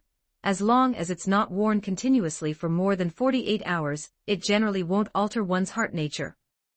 As for being disliked by animals, Lex didn't mind. He didn't keep cats anyway, and at most, he wouldn't ride horses or take carriages while wearing it, so it wasn't a big deal. Based on the above considerations, Lex felt there was no need to seal it, but strengthening it was something to look forward to. He held the mysterious book and issued the strengthening command, and a new line of information appeared on the page. Strengthening this item requires 12-dimensional crystals. Do you wish to continue? As expected, the cost of strengthening was much higher than identification, which was normal, as this project could affect the efficacy and power of magical items. Immediately, Lex only had 17-dimensional crystals left. Then, the colorful faint light swirling around this illusory tome suddenly surged like flowing water, spreading and flowing over Lex's body, converging on the gauntlet in his hand. In an instant, the shadow gauntlets were enveloped by a light, and three-dimensional patterns or symbols with strange markings appeared on the gauntlet. A moment later, the light began to recede, and an arcane symbol appeared on the gauntlet. Staring at it gave one a feeling of constantly falling into depravity. Lex quickly averted his gaze and found that the information about the shadow gauntlets in the mysterious book had changed slightly. When attacking, there is a 10% chance to summon a shadow fist. In dark or shadowy environments, the summoning chance is 50%, and the shadow fist transforms into shadow combo. The previous information did not have specific numbers. Now it does, and in specific environments, the shadow fist even transforms into shadow combo. This wave is a pay-to-win upgrade. Satisfied, Lex took off the shadow gauntlets and turned to the message page of the mysterious book, finding that the information had been updated. Collection, 300 plus record.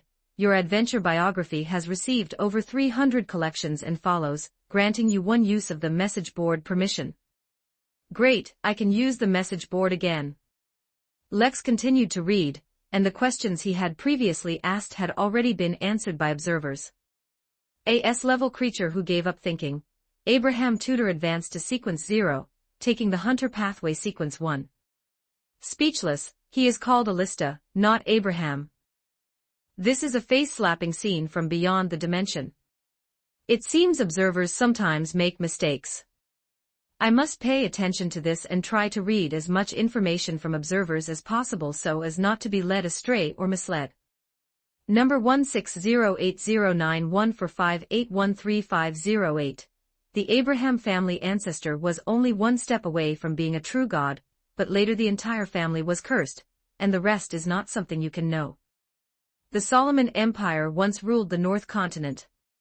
As he read this, Lex began to feel a headache, with his temples throbbing in waves. He knew that the previous identification, strengthening, and current reading had consumed too much of his spirituality, and he could no longer continue. He decisively closed the illusory tome, cancelled the summoning, and the remaining replies could only be read next time. But he still gained a lot this time. The biggest gain was naturally Artisan of Mysteries. This was thanks to the 3 observers. Without them, he wouldn't have gained new functions. Although he only saw 2 replies on the message board, even just a partial read of the message from the reader, with a string of numbers was enough to shock Lex. The ancestor of the Abraham family was actually only one step away from being a true god. So his mother's teacher had such a grand background. But this family was cursed.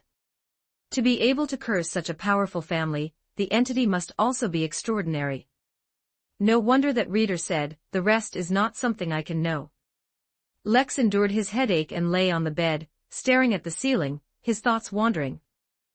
Did his mother not want to talk about this family because of that curse, fearing it would bring unnecessary trouble, or even disaster? He turned over and saw the myth of creation he had taken from his mother's cabin last time. Having nothing to do, Lex picked it up, opened it to the part he had last read, and continued reading. As he flipped through the pages, a yellowed page suddenly fell out. Lex casually picked it up, thinking it was just notes or annotations his mother had made. Unexpectedly, he inadvertently glanced at the words on the page, paused, then forgot his headache and directly sprang up from the bed. This is simplified Chinese characters. Lex exclaimed in surprise. After repeated confirmation, he knew he hadn't misread. They were indeed the simplified Chinese characters he was all too familiar with from his previous life. However, the writer seemed to have just learned to write, as the handwriting was very ugly, and some radicals were almost detached. Even a primary school student could write better than this person. Could this be the great emperor's diary? Lex remembered that the only one who used simplified Chinese characters in Lord of the Mysteries was Emperor Rozel's diary, one of the most valuable items in the Tarot Club. Thinking of this, he quickly sat back down and began to read. January 10, 1184. Young Miss Copperfield expressed her affection for me, hinting that I could pursue her. Her mother, Madame Flournel, is absolutely a stunner, and as her daughter, Copperfield is also very beautiful, but how could I do such a thing? I am not that kind of person. January 11th. Young Miss Copperfield was truly passionate in bed. Lex suddenly felt the muscles on his face twitching. So you are this kind of great emperor. January 6th.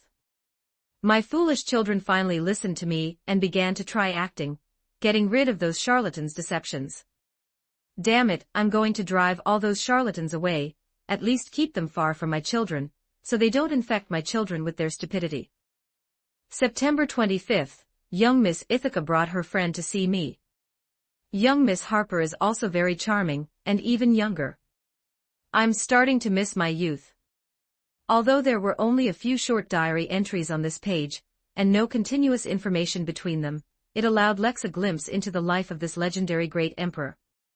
Emperor Rozel's life, one could only say it was very comfortable. I'm getting off topic. Emperor Rozel's diary, I remember that transmigrator from Tianjin City was also collecting such items. Perhaps. Lex stood up, holding the page, and left the bedroom. He planned to go find Amelia, and ask if his mother had any similar items. Chapter 36, White Beach Night. 12:53 words in the small parlor on the second floor used for afternoon tea parties. Lex saw his mother, Amelia, an elegant lady who was no longer young, but still graceful, flipping through a poetry collection. With her glasses on, she exuded an intellectual beauty. Since there was no afternoon tea party today, Lex was relieved not to see those ladies and young misses, especially a few who seemed to have an ambiguous relationship with the original owner. He certainly didn't want to take on that burden. Good afternoon, Mother. Lex strode into the parlor, his bright, clear voice causing Amelia to put down her poetry collection, remove her glasses, and smile as she looked at him. Are you here to have afternoon tea with me? Unfortunately, it's still a bit early. Lex took a few steps to her side, sitting directly on the carpet, looking up at his mother's face, and smiling. I found something interesting in your books that I'd like to ask you about. Amelia affectionately stroked Lex's short black hair. What is it? Lex handed her Rozel the Great's diary. Amelia put on her glasses, looked at it, and exclaimed, You actually found it. Where was it? In that book, Myth of Creation, Lex deliberately asked, Are these words or symbolic characters? Amelia took off her glasses again and said with a smile, This is Rozel Gustav's lost notebook before his death. Of course, it's not the original. It is said that the great emperor invented a strange set of symbols to keep secrets, which are what you see now.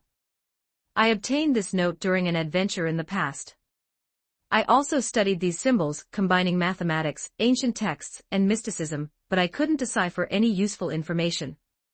To be precise, I couldn't even decipher a single symbol, well, except for those representing numbers. Afterwards I put it away, and never thought you would discover it. Lex nodded and asked again, Is this the only one? I find it quite interesting, and I'd like to try deciphering these symbols too. I'm sorry, I only have this one note in my collection. I've heard that some Beyonder gatherings occasionally auction off the great emperor's notes, but it's difficult to distinguish between genuine and fake ones, as only the great emperor knew these symbols and could decipher their meaning. Amelia spread her hands and said, Therefore, many collectors who are passionate about such items often buy fakes. She added, Although people cannot decipher these symbols, they can use methods like divination and philology to distinguish authenticity. Lex felt a little disappointed. All right then. I'll try to collect more if I get the chance in the future. Amelia didn't forget to say, You can treat it as a hobby, but don't invest too much energy. There's still a lot of knowledge you need to learn. Don't forget, tomorrow you'll be learning ritual magic and talisman crafting. Lex stood up and promised, "I'll prioritize properly, don't worry, Mother." The next day, Lex and Harabelle came to their mother's private classroom, spending the entire day there. In the morning, they learned ritual magic, understanding that to pray to different deities, one needed to use items made from corresponding materials. For example, to pray to the night goddess, one would need candles made from moonflowers, crimson sandalwood, and so on. In the afternoon, they moved on to the talisman crafting course. This required mastering incantations and various symbolic characters, and how to use a carving knife to express spirituality, thereby carving these incantations and symbols onto the talisman materials, was also an important topic. In addition, Lex also had to master some special formats, so that he could carve the correct symbols and marks in the appropriate positions on the talisman materials according to these formats. He quickly discovered that he wasn't very good at either ritual magic or talisman crafting, lacking talent. Harabelle was much better in this regard, a fact that left Lex far behind. After dinner, Lex returned to his room, his original bedroom. After being attacked by the monster named Gore last time, the bedroom window was damaged. Now it had been replaced with a new one and tidied up, so Lex moved back in. Outside the window, a dog bark occasionally sounded. Since the attack, the villa's security had been increased at night, and even 2 more hounds had been added. Lex also heard a few hoarse neighs, and the sound of wheels rolling. He glanced out the window, and saw the family's carriage driving out of the gate. It seemed his father had social engagements tonight. When the wall clock reached 10 past 10, Lex changed into a button-front high-collared long trench coat, took his golden revolver and shadow gauntlets, and put a black iron mask on his face. Transforming into the bounty hunter Duke, Lex quietly opened the window, and left the house without attracting anyone's attention. To the south of Enki Town was Desi Bay. Following Mermaid Road, one would eventually reach the white stone city gate. After exiting this ancient city gate, which had witnessed the White Rose War, and heading right for about 15 minutes, one would see a white beach. That was White Beach. Opening his pocket watch, and using the crimson moonlight from the sky, Lex saw that he had 10 minutes until his agreed time with Doug. He walked among the trees near White Beach, moving in the shadows. A moment later, he saw some gang members. They were huddled together, seemingly beating someone, with screams and laughter occasionally coming from them. The Black Bowtie's leader didn't seem to be among them. At this moment, Lex caught another hoarse neigh and followed the sound. A carriage was parked in the distance on the beach. Although a hunter's eyesight was very good, due to the distance and insufficient light, Lex couldn't clearly see the style of the carriage. He only saw the door open, and a short, stout figure got out of the carriage, bowing towards the interior of the carriage. The carriage quickly turned around and disappeared into the vast night. As for the short, stout figure, he walked back. When he got closer, Lex could see clearly that it was Doug, the leader of the Black Bowties. With his hands in his pockets, Lex left the shadows and approached the crowd on the beach. Doug also saw Lex at this moment, spread his hands, and said loudly, "Duke, you're punctual." Lex didn't respond, only nodding slightly. Seeing their boss return, the gang members separated, allowing Lex to see a person kneeling on the beach. There was blood everywhere on his face, clothes, and the beach. It seemed he had been severely beaten. Doug walked over to the man, suddenly kicked him in the stomach, and cursed, "Run, why aren't you running now? Bastard, you dare to betray me. You want to report me, right? Fine, I'll let you report." He raised his hand, and someone promptly handed him a pistol. Doug pointed the gun at the traitor and sneered, "Consider yourself lucky. I have other things to do and no time to play with you. Let me give you a quick end. Thank me for my mercy." The hammer of the revolver slowly rose. Just as Doug was about to pull the trigger all the way down, a hand suddenly pressed down, causing the bullet to hit the beach. Doug was startled, then looked up and smiled. "Duke, what does this mean?" Chapter 37. Hell on the Ship. 14:15 words. The one pressing against Doug's revolver was Lex. This action, along with Doug's words, caused the 20-odd Black Bowties members around them to gather, their faces grim. Aside from a few trusted subordinates who always followed Doug and wore cheap formal attire, the other members' clothes were varied, but no matter what they wore, they all had a black bow ties tied at their collars. This made them appear both incongruous and somewhat bizarre. Facing Doug's questioning, Lex did not directly respond, instead saying, "Time is almost up. I don't want any unexpected complications. I don't want the mission to go wrong or even be ruined. If anyone affects my reputation, I will not let him off." Doug's two not-so-thick eyebrows raised, and his smile remained unchanged. "Oh, including me." Through his black iron mask, Lex's gaze remained steady as he said, "Including you." These words caused the surrounding black botius to immediately draw their long knives or revolvers, pointing them at Lex. Feeling the heavy pressure on his revolver, Doug's eyes darted around before he shouted, "What are you doing? Put those things away." Hearing this, Lex also released his hand, and Doug kicked the traitor, "Get out of here, and don't let me see you in Enki Town again." The injured man scrambled away, passing by the black botius. Doug snorted, then put on a smile again and said to Lex, "Let's go, we're going to collect the goods." As Lex turned around, he suddenly heard a gunshot, and he whipped his head back to see Doug raising his hand. Smoke drifted from his gun barrel. The man running on the beach not far away fell straight down, and did not get up again. Doug shouted, "Bury him quickly." He put away his revolver and smiled at Lex. "See, it's just killing a traitor, it doesn't take much time, it won't cause any complications, and it certainly won't affect your reputation." Lex said nothing, not looking at the man lying on the beach, merely giving Doug a faint glance. "You have already wasted 10 seconds. Doug laughed heartily, striding past Lex and leading the way. They headed southwest along the beach. The coastline continuously narrowed, and after rounding a bend, the view suddenly opened up again. In the bay here, under the crimson moonlight, a multi-masted sailboat lay quietly anchored not far from the shore on the sea. A wooden boat glided across the water, heading towards the sailboat. Doug snorted, "Benji, that bastard, even at this hour, he can't resist doing these petty, disreputable small businesses." He glanced at Lex and explained, "Benji is the captain of that ship. Sometimes on his way to deliver goods, he'll conveniently take people who can't get tickets through official channels abroad." Lex narrowed his eyes slightly. In the moonlight, he saw two people on the wooden boat. One of them was Bridge, who had tried to hire him as a temporary bodyguard a few days ago. The ship he was originally supposed to take was this very one tonight. As Bridge and his bodyguard began to board the ship, Doug called over Bearded Man, who had been beaten by Lex that day, quickly signaled that bastard Benji. "It's getting late, tell him to hand over the goods soon so I can go back to sleep." Bearded Man held a lantern high, occasionally covering the lampshade with his hand. This was using the flickering light to transmit a message. But he signaled several times, and there was no reaction from the ship. Suddenly, gunshots rang out from the ship. Doug's face changed, and he instinctively ran towards the sea.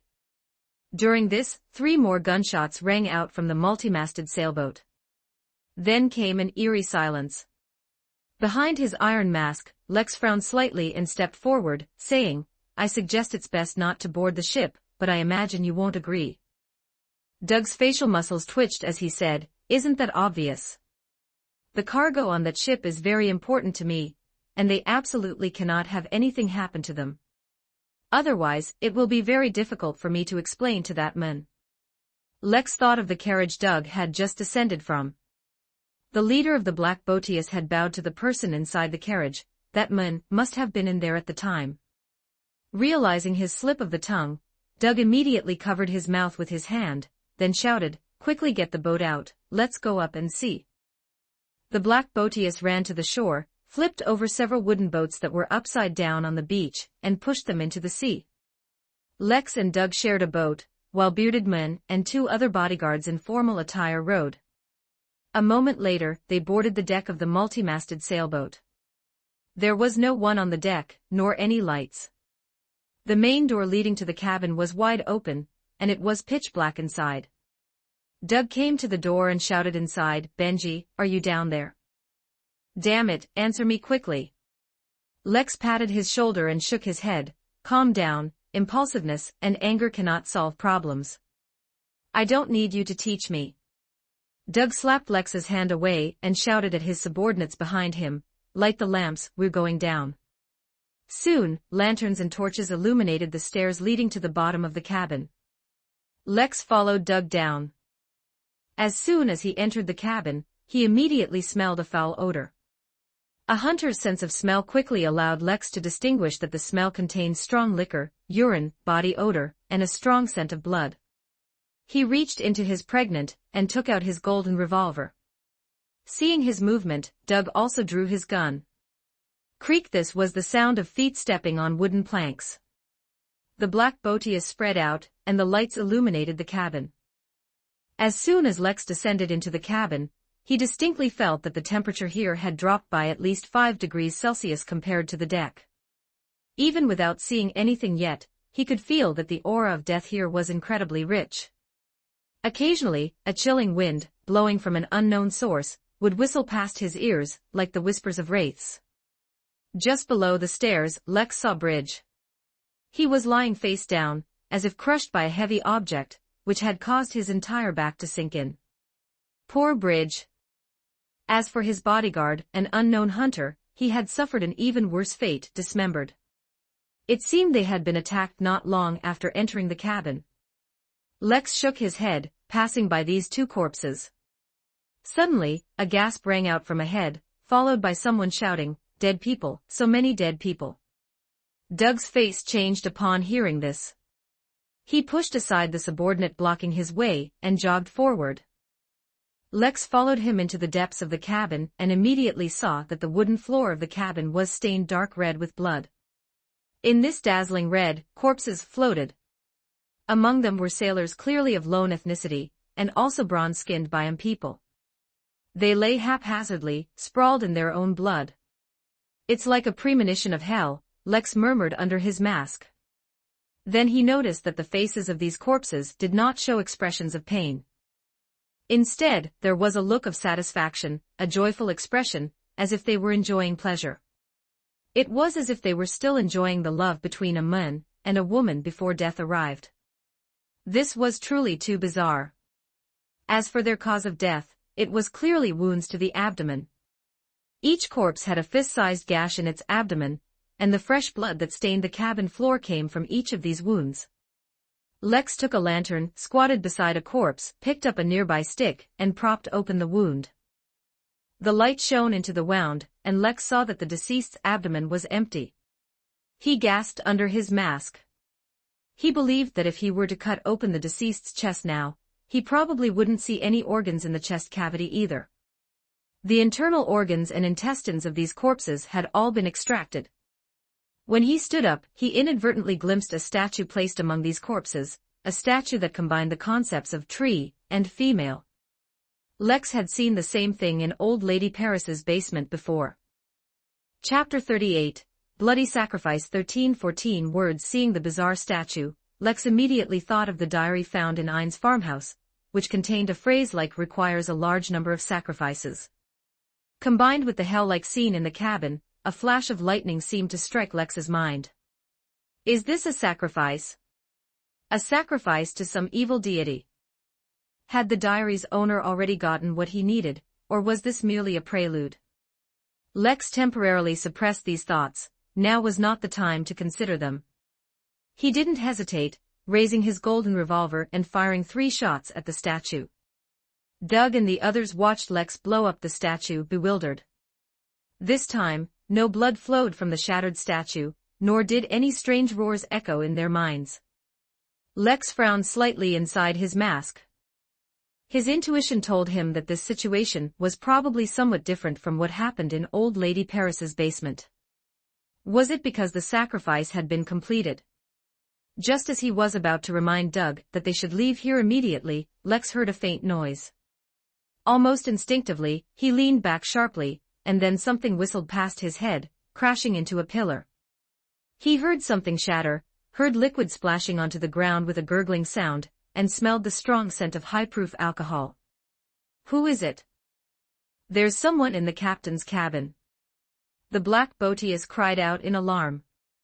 These gang members were already on edge because of the bodies in the cabin, and the sudden attack snapped the already taut string in their hearts.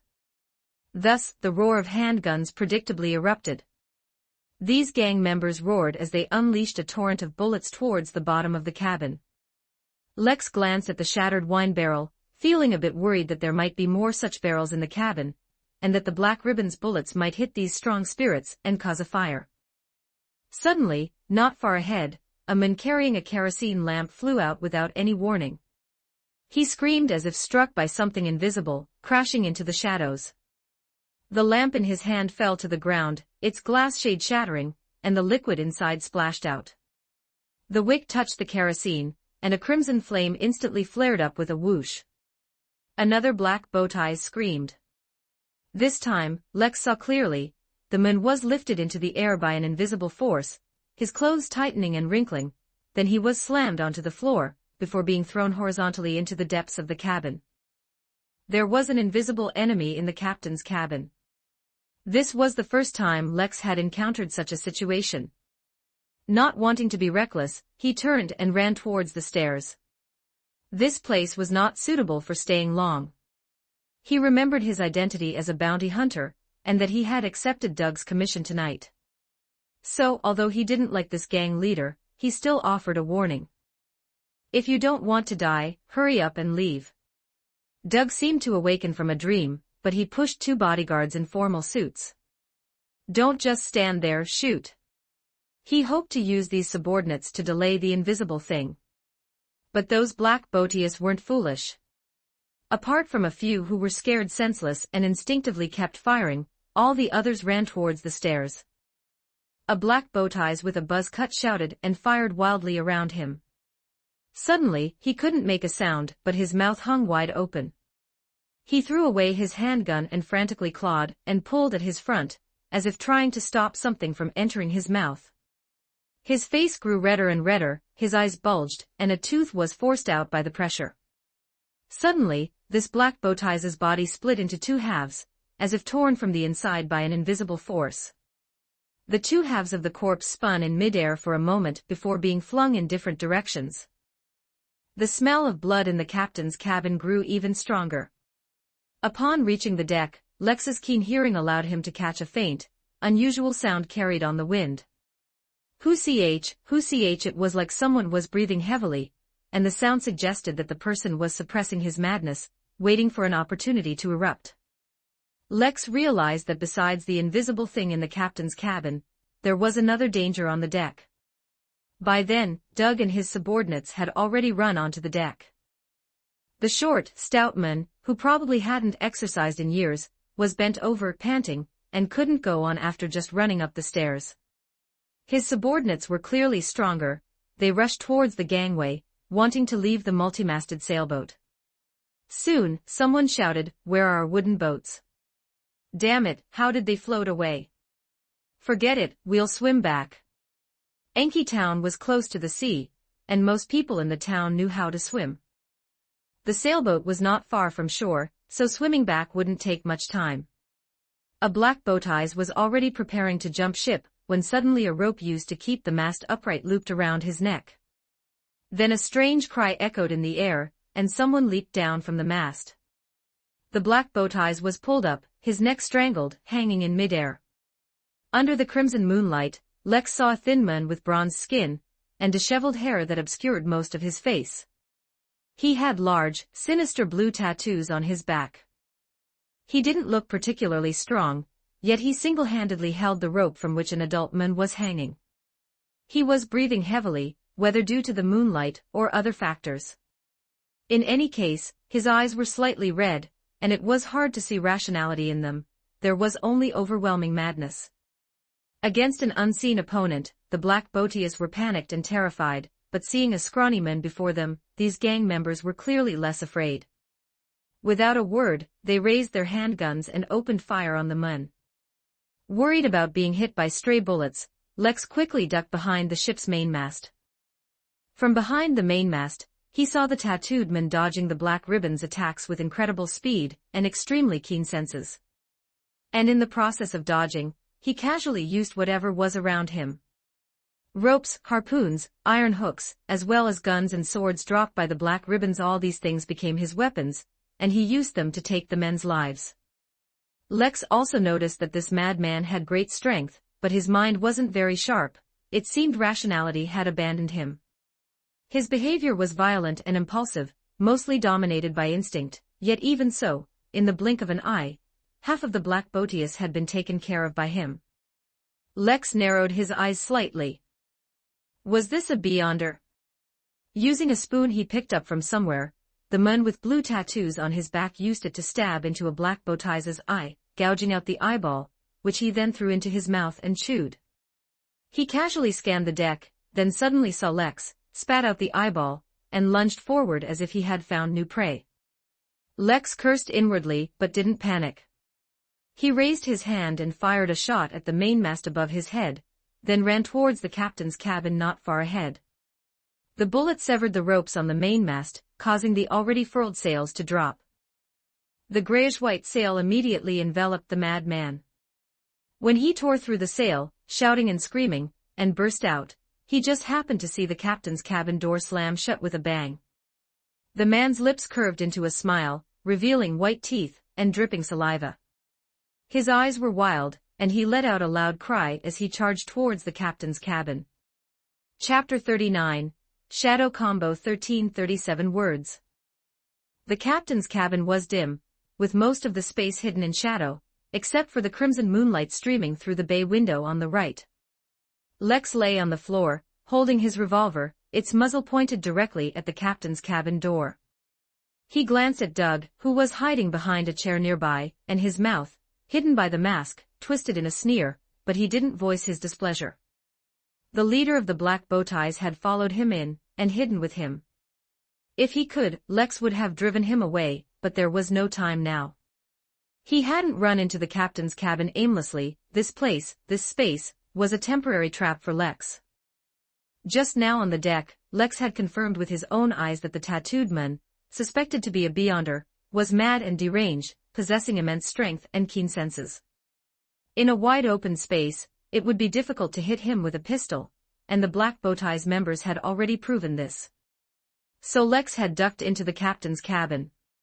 He believed that the madman's lack of reason would make him break through the door rather than consider breaking the window. The door would restrict the madman's dodging space and increase Lex's hit rate. Even with the madman's keen senses, it would be difficult for him to avoid all attacks. Additionally, there was a second trap in this room, a natural one. Doug, hiding behind the chair, whispered, "Shouldn't we light a lamp? It's too dark in here." "Shut up if you don't want to die." Lex didn't even look at him, his attention completely focused on the door. Doug's face fell, and dissatisfaction surged in his eyes, but at this moment, he still needed to rely on Lex, so he could only obey and close his mouth. Suddenly, footsteps sounded outside, and the wooden door of the captain's cabin splintered into pieces. Lex hadn't even clearly seen his opponent when he sent the bullets from his gun in the direction of the doorway. Almost simultaneously, a harpoon shot in, flying over Lex's head, and embedding itself in the wall behind. If Lex hadn't been lying on the floor, that harpoon would probably be embedded in his chest right now. A scream sounded from outside the door. Lex saw the splashing blood, knowing he had hit the target, but it seemed he hadn't hit a vital spot. Thus, the madman was knocked back repeatedly, and as soon as Lex's pistol ran empty, he instantly disappeared from the doorway. Immediately after, the moonlight from the right window vanished, a dark shadow appeared in the window, and then the glass shattered. The madman broke through the window and lunged directly at Lex. Hearing the sound of the shattering window, Lex had already rolled away from his original position. He casually threw the empty golden revolver, using it to slightly delay the madman's steps, while he himself quickly retreated into the shadows where the moonlight couldn't reach. As he passed Doug, Lex threw a chair, exposing the leader of the Black Botius. Doug was stunned, then wanted to curse, but he felt a terrifying gaze. The madman, who had avoided the chair by the window, looked over with his irrational eyes. Unable to see Lex at this moment, Doug became his next target. He roared and pounced. Doug scrambled, rolling and crawling, crying out as he rushed towards the door. Suddenly, he felt a kick to his backside, and the doorframe rapidly expanded in his vision. The leader of the black bowties collided heavily with the doorframe, splitting his forehead and knocking him unconscious. The madman was already standing in the shadows, about to step forward and wring Doug's neck, when he suddenly retracted his abdomen and pulled back, avoiding a sweeping hook from the darkness. Lex's figure emerged from the shadows. He had used Doug to divert his opponent's attention, then seized the opportunity to approach and attack. This attack missed, but Lex showed no emotional fluctuation, as this was within his expectations. He hadn't forgotten that his opponent possessed keen senses, so avoiding this punch was not difficult, especially since he had used his left hand for this punch. The real attack was delivered by his right hand. Lex's right hand was wearing shadow gauntlets.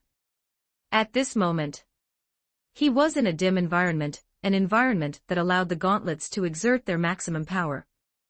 Raising his right arm and throwing a punch, Lex's sleeve seemed to cling to the air, emitting a series of crackling sounds as it struck the madman's abdomen. The shadow gauntlets didn't summon a shadow fist, but they amplified Lex's strength, striking the madman so hard that his feet left the ground, about to fly away.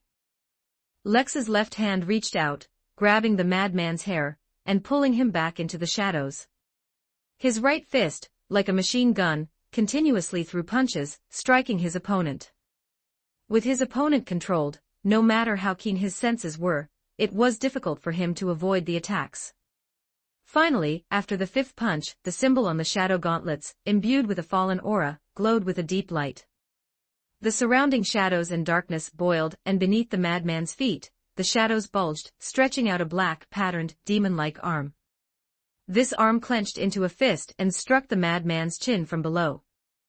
The madman's head snapped back, and he saw stars. Next, more and more demon fists appeared out of thin air, intertwining and combining, continuously barraging the madman. The dense and continuous punching even prevented the madman from evading or moving, his body stiffening, constantly retreating. Lex looked at the dazzling array of fist shadows, at this gorgeous attack that was like a splendid fireworks display, and couldn't help but swallow. This was a Beyonder weapon enhanced by an artisan of mysteries. This was Shadow Combo, evolved from Shadow Fist. It was simply breathtaking. If it weren't to maintain the Duke's more composed persona, Lex would have whistled. After the last demon arm disappeared, Lex spun forward, delivering a roundhouse kick that sent the madman, who had retreated near the window, flying through the window and onto the deck. Lex took the opportunity to pick up the golden revolver from the ground, swing out the cylinder, and load a few bullets into it. Just as he was about to rush out of the captain's cabin, he heard a splash outside. Lex looked out the window, and the madman was already gone. Soon, thick smoke billowed from the door below the captain's cabin, which led directly to the ship's hold. The fire below had already spread upwards. When he returned to the beach, Lex was completely soaked. He had thrown his long trench coat on the ship because it was getting in the way. Looking at the sailboat on the distant sea, its hold was on fire, the flames spreading to the deck. The firelight illuminated the night sky, and it wouldn't be long before the police arrived. Lex glanced at Doug, who had just come ashore. He was being supported by his bearded men bodyguards as he walked onto the beach, and 4 or 5 other gang members were swimming over. Tonight, the black bowties suffered heavy losses, but that was none of Lex's business. Anyway, these were not good people, and it would be better if they all died. However, tonight Lex was a bounty hunter, and he remembered his identity, and tried to play the role. Therefore he stepped forward and said to Doug, "Remember to send my bounty to the tavern. If I'm not there, give it to Sanchi.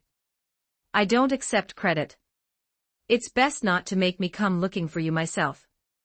Trust me, you won't want to see me."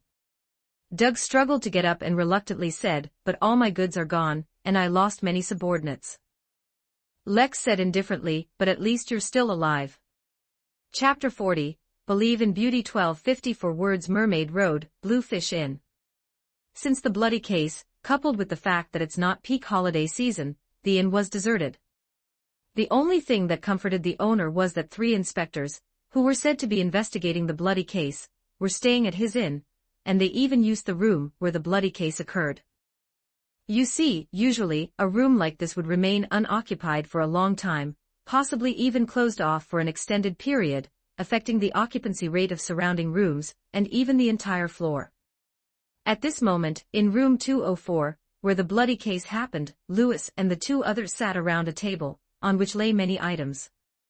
There were files, documents, the diary found in Ian's farmhouse, and a parchment filled with spells. Inspector Lewis, with his prominent forehead wrinkles, adjusted his black-rimmed glasses, picked up the parchment, and said, "This was personally delivered by the Bishop of St. Witt's Church today. It's said that a child brought it to the church a few nights ago. I suspect this is the spell mentioned in the diary, given to Paris, to pray for power from an evil god." Putting an orange-yellow candy into her mouth, Martha, with her vibrant red hair, mused, "A child couldn't possibly obtain something like this. Someone must have given it to him, and told him to take it to the church. Didn't the church try to find that child?" Lewis took out his notebook from his pocket, opened it, and found the corresponding content. I asked the same question. The church's answer was that they did look, but the person who interacted with the child at the time was an ordinary priest, and it was at night. Due to lighting and other factors, he couldn't remember the child's appearance very clearly. The young miss with long, wavy red hair quietly said to her colleague beside her, "It seems that priest is also a nightmare, otherwise, why would he have a bad memory like the captain's?" Lewis continued as if he hadn't heard Martha, "Furthermore, there are many such children in Enki town, and even more on Kingston Road, so the church found it difficult to locate the child again and ascertain who asked him to deliver such a thing." Geoffrey, holding several promotional flyers for discounted goods, said, "I remember the Baron's son went to Paris's basement, and the diary also mentioned that the culprit was only 1 room away from that young master. If that's the case, could it be this young master who took the parchment and then sent it to the church?" Martha immediately took over the topic, "But don't forget, it was this young master who reported the case, which led the police to discover Paris's problem. If Lex took the parchment, why wouldn't he give it to the police or the church, but instead choose to go through such a roundabout way?" Putting down his notebook, Lewis picked up a cup of black tea, but didn't drink it. Assuming the person who took the parchment was indeed Lex, he must have done so to conceal certain secrets. For example, he can read Hermes, for example, he is a Beyonder. To conceal these secrets, he couldn't use his identity as Lex to do this. After speaking, the square-faced inspector took a small sip of black tea. Geoffrey, whose skin was as pale as if he hadn't seen the sun for a long time, finally put down the flyers in his hand. "But Captain, didn't you visit him in a dream, and confirm that he isn't a Beyonder?" Lewis hadn't responded yet when Martha stood up and said, "If he were also a Beyonder, he could perfectly well not show any abnormalities in a dream.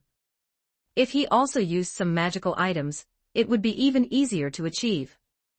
Lewis, looking up, gently rubbed the lines on his forehead and said, "I think so too, and that young master said he was lucky to have repelled the monster called Goro. But that thing was a tool created by the aura of a god. No matter how lucky an ordinary person is, it wouldn't be that easy to repel it." Martha quickly looked at her neatly combed captain. "You mean, he's suspicious?" Lewis flipped through his notebook again. According to the information provided by Kaosi, this young master's reputation in the town wasn't very good before. But ever since he returned from a long trip, he underwent a change. On a side note, he was one of the survivors of the Clover. "Do you still remember that case?" Geoffrey nodded gravely. "I remember. It has been confirmed that the Clover tragedy was caused by an instigator." "Yes, in such a tragic event, Lex not only fortunately survived. Moreover, after returning, he began to make changes."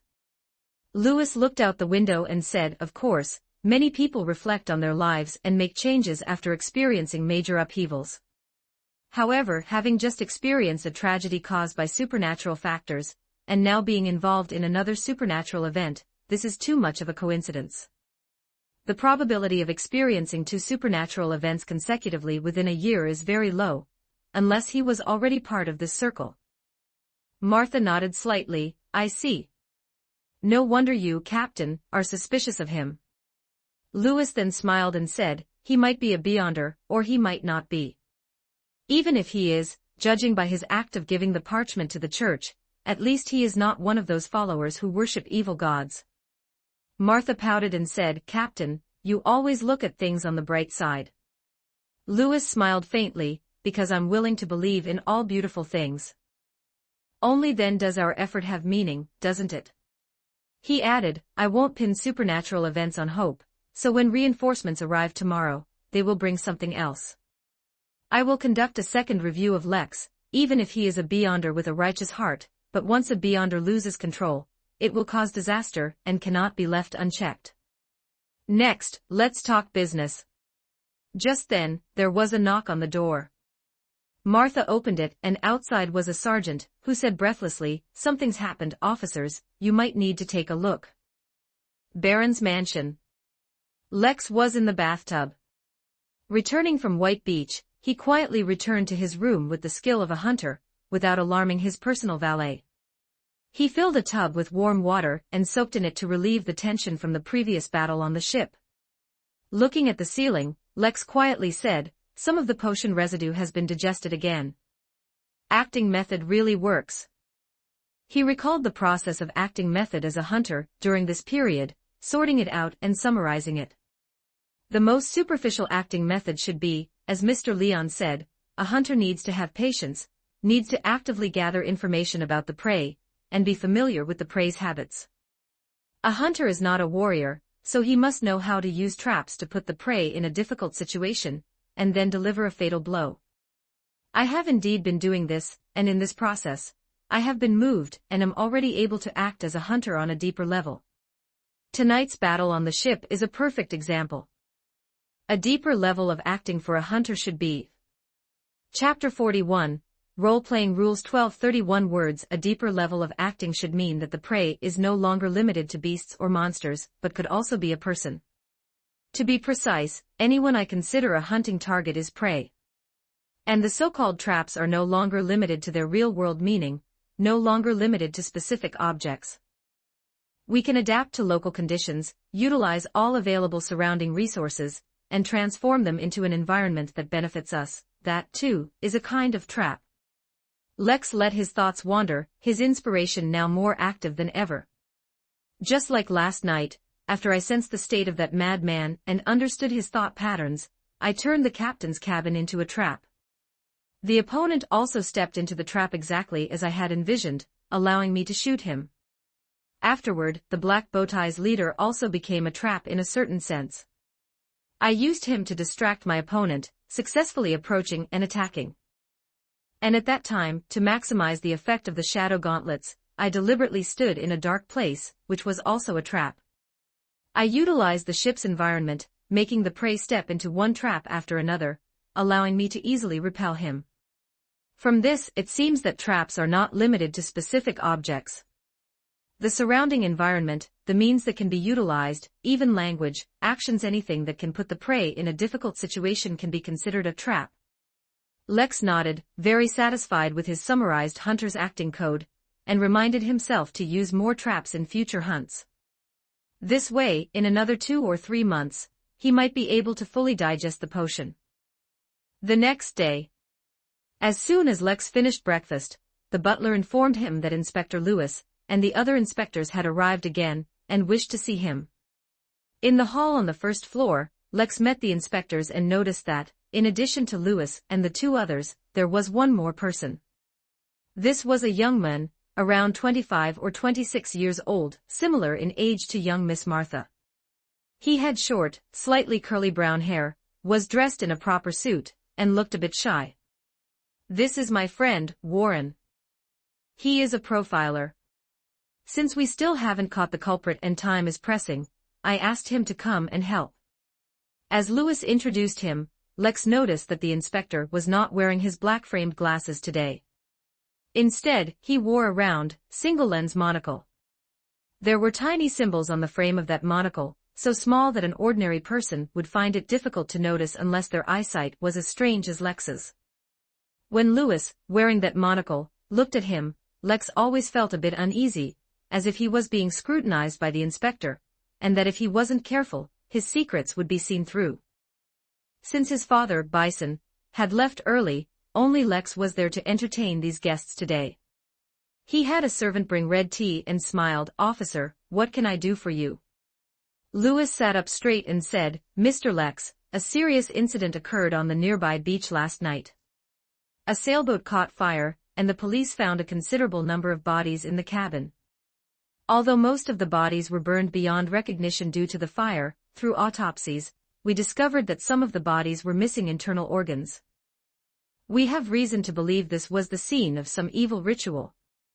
Lex, who already knew about this, still put on a moved expression and said, "Officer, do you mean this is the large number of sacrifices mentioned in that diary?" Lewis nodded. "I believe so, and I believe this is just the beginning. Oh, by the way, take a look at this." He took an envelope from his pocket, pulled out a piece of parchment from inside, and had the butler hand it to Lex. "I wonder if you recognize it."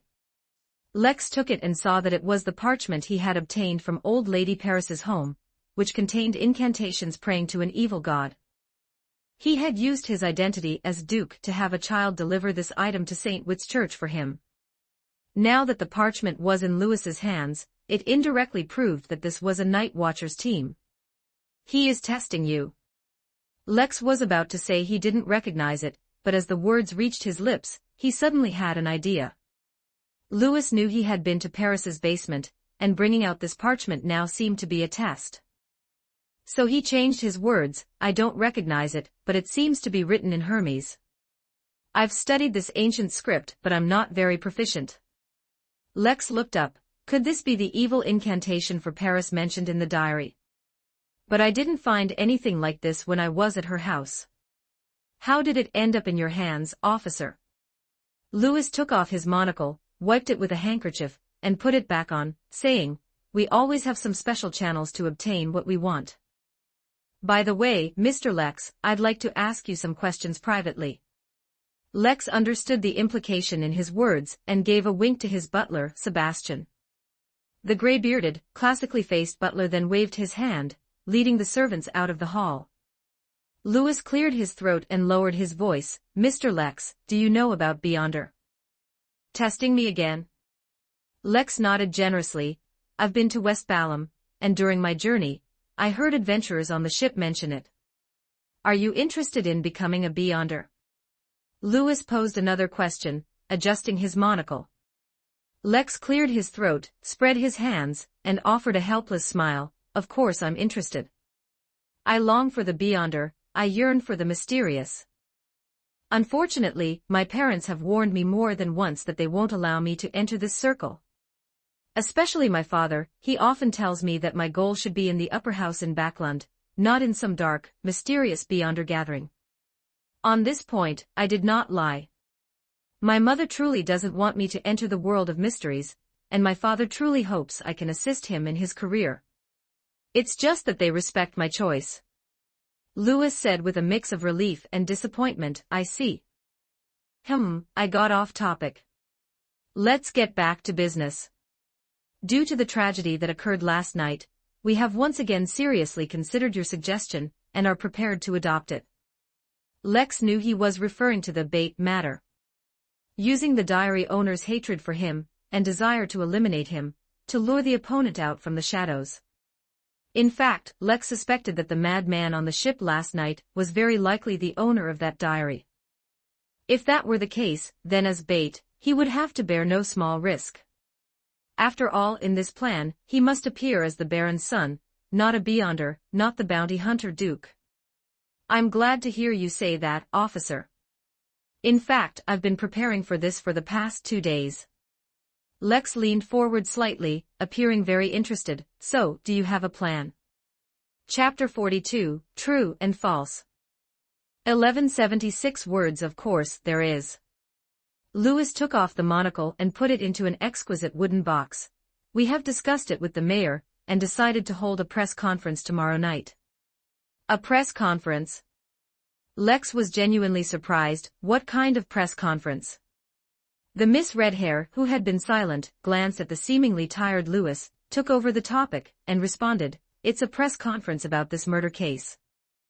We have already contacted reporters from several nearby towns and asked them to release the news to the outside world in advance, conveying to people that we will announce the findings of the past few days at the press conference, including the most important diary. In addition, they will release a crucial piece of news. That is, Mr. Lex has already discovered the mastermind in Mrs. Paris's basement and knows his appearance. At that time, Mr. Lex will reveal the culprit's appearance at the press conference. So during the coming period, we and the police in the town will fully protect Mr. But at the press conference, personnel will be somewhat dispersed, and before attending, Mr. Lex will arrive at the venue in advance and spend time in the lounge. After listening to Martha's narration, Lex generally understood that Lewis and his team wanted to force the culprit out and set a trap, planning to capture him in the lounge of the venue. If that's the case, I'd like to add some suggestions.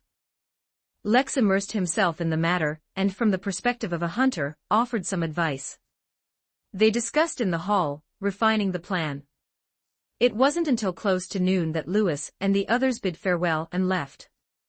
Sitting in the carriage provided by the mayor, Lewis took out the wooden box containing the monocle, and handed it to the profiler, Warren. The shy-looking young man said in a not-so-bright voice, "How is it, Captain? Is there a problem with that young Master Lex?" Lewis put on his black-rimmed glasses again and glanced at the wooden box in Warren's hand. With the help of 3-0718, I conducted a second examination of him just now.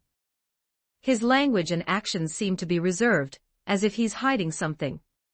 However, on the crucial questions, for example, the parchment, and regarding extraordinaries, he didn't lie. At least, I couldn't detect any signs of lying. The pale-skinned Geoffrey moved to the opposite side of the window and said, 3-0718 corresponds to the spectator sequence. Wearing it, the captain can gain the related abilities of this sequence, allowing him to observe some unconscious body language of the other party and interpret them. If Lex were lying, it shouldn't escape this seal. Martha, who despite being a seer didn't give off any mystical vibe, whistled at the remark. Does that mean we can trust him? That's great, this young gentleman is both handsome and righteous, I like him very much. Geoffrey cleared his throat and kindly reminded, Martha, you're older than him. The Miss Red Hair said indignantly, Geoffrey, mentioning a lady's age in front of her is very impolite. Besides, for people who truly love each other, age is not an issue at all. Martha looked at Lewis, who was rubbing his forehead, and pointedly said, Captain, don't you agree? Lewis looked up blankly, sorry, I was distracted just now. What were you talking about? Martha rolled her eyes and leaned back in her chair like a deflated balloon, no longer speaking. After lunch, Lex reported to his parents that he would be assisting the police, then returned to his room. He crossed his arms over his chest and paced back and forth in the room. This morning, Lewis was clearly testing me, suspecting me. He mentioned Beyonders, so he's suspecting that I might be a Beyonder. Why would he make that connection? Is it that parchment? Lex slapped his head, realizing some things. I discovered the murder case at Paris's house, I personally reported it, but I didn't hand over the parchment. At the time, I was only worried about the evil seed taking root in the town, so I used another identity to send it to St. Witt's Church. But I overlooked one thing, doing so would actually arouse suspicion. The act of sending the parchment to the church precisely indicates that I can read the Hermes on it, and know that it's an incantation to pray to an evil god. Lewis must have used this point to connect that I might have entered the mysterious world, that I might be a Beyonder, which is why he tested me this morning. Lex gently patted his chest. Fortunately, I didn't answer his questions directly or head-on. And those answers were a mix of truth and falsehood, and judging from Lewis's expression afterward, he should believe me now. This world is indeed very dangerous. One oversight could expose me. I need to be more careful in the future, let this be a lesson. He glanced at the wall clock. It was 20 minutes until 2 in the afternoon. Lewis had said that at 2 o'clock, they would move into the Baron's mansion with a group of police officers to begin protection, ensuring that the culprit, having no other recourse, would have to choose to act in the press conference's lounge tomorrow night. After Lewis and his team arrive, I probably won't have a chance to summon the mystical book before they catch the culprit. Lex shrugged, feeling full of spirituality, so he raised both hands horizontally and chanted the incantation. He wanted to know more about the Abraham family and the Tudor Empire. The hands on the wall clock stopped moving, and the illusory tome landed in his hands. Lex opened the cover and saw the replies under the message board that he hadn't finished reading last time. ID 160809145813508. The Abraham family ancestors were only one step away from a true God, but later the whole family was cursed. What remains is not something you can know. The Solomon Empire once ruled the North Continent. You are not worthy of contacting Hotpot Base. And Abraham's status comes from himself, not any emperor. This was the information he hadn't finished reading last time. Lex had already seen the first part, and a section of the content was censored afterward. However, what is Hotpot Base again? I'm actually not worthy of knowing it. Is it because it's dangerous? I remember an observer mentioned cassava last time, which also seemed to be a dangerous thing, and now there's Hotpot Base. This world is truly bizarre. Lex continued to read. Ian is not speaking. Evil spirits shouldn't have characteristics, right? The hunter pathway is too safe compared to other pathways. At most, you have to deal with some blazing-eyed Garin. The ancestors of the Abraham family were great nobles of the Solomon Empire, only one step away from becoming a god by completing the ritual, but unfortunately, they had no chance and were destined to return. Chapter 43. Amulet to avoid disaster. 1208 words. Is the hunter pathway relatively safe compared to others? So, I guess I chose correctly. Unfortunately, it was blocked later due to knowledge access restrictions, but it's not hard to tell that this pathway has enemies. The previous sentence is hard to understand. A certain evil spirit shouldn't have characteristics, right? Never mind, I'll ignore it for now. As for the other reader's reply, it was similar to what the numbered reader said earlier. So Mother's family is that powerful, just one step away from becoming a true god. But this reader named Garin also said, unfortunately, there's no chance, so it seems the Abraham family won't be able to produce a true god. Lex read on, letting his thoughts wander, and continued to read the other replies. Number 202011270050400375. Abraham is an angel family from the fourth epoch, powerful, supporting the Black Emperor. This is also a cursed family. You don't need to delve into the source of the curse. They are cautious and careful now. Your mother's teaching is one of their attempts. If you want to deal with them now, you need to connect with someone, the author of Stormwind Mountain Villa, Fur's Wall. Speechless, Abraham's ancestor is currently just one step away from completing the ritual and becoming a true god once the seal is broken. Abraham is an angel family from the fourth epoch. What is an angel family? Does it mean this family has angels? Living angels. The kind with wings on their backs and halos above their heads. The teaching is an attempt. Are they trying to escape the curse by guiding students? To deal with them, I need to connect with someone, an author, Fur's Wall. That's a good clue. Praise the observers, they always help me. As for the other reader's message. This family's ancestor is sealed, and their ancestor is still alive. What kind of 1,000-year-old monster is that? The many replies on the message board revealed a lot of information, causing Lex to close his eyes and compose himself before looking at the comments section of the biography. Here, too, some messages had been updated. Joker Clown, in mid-July 1349, go to Tingen to help Klein, as an advance payment to Destiny, and wait for him to exchange some knowledge. You can also ask him how to be a provoker. Oh, it's that reader who rewarded my fellow transmigrator. Mid-July to Tingen. Unfortunately, I can't go now. I know Klein is the protagonist of the original novel. This reader suggests I go help him, as an advance payment to Destiny. I can wait for him to exchange some knowledge, and I can also ask Klein how to provoke. Does this mean my fellow transmigrator will gain knowledge of the hunter pathway? As expected of the original protagonist, he is favored by destiny. I need to consider going to Tingen after things here are settled, to see if I can latch onto him.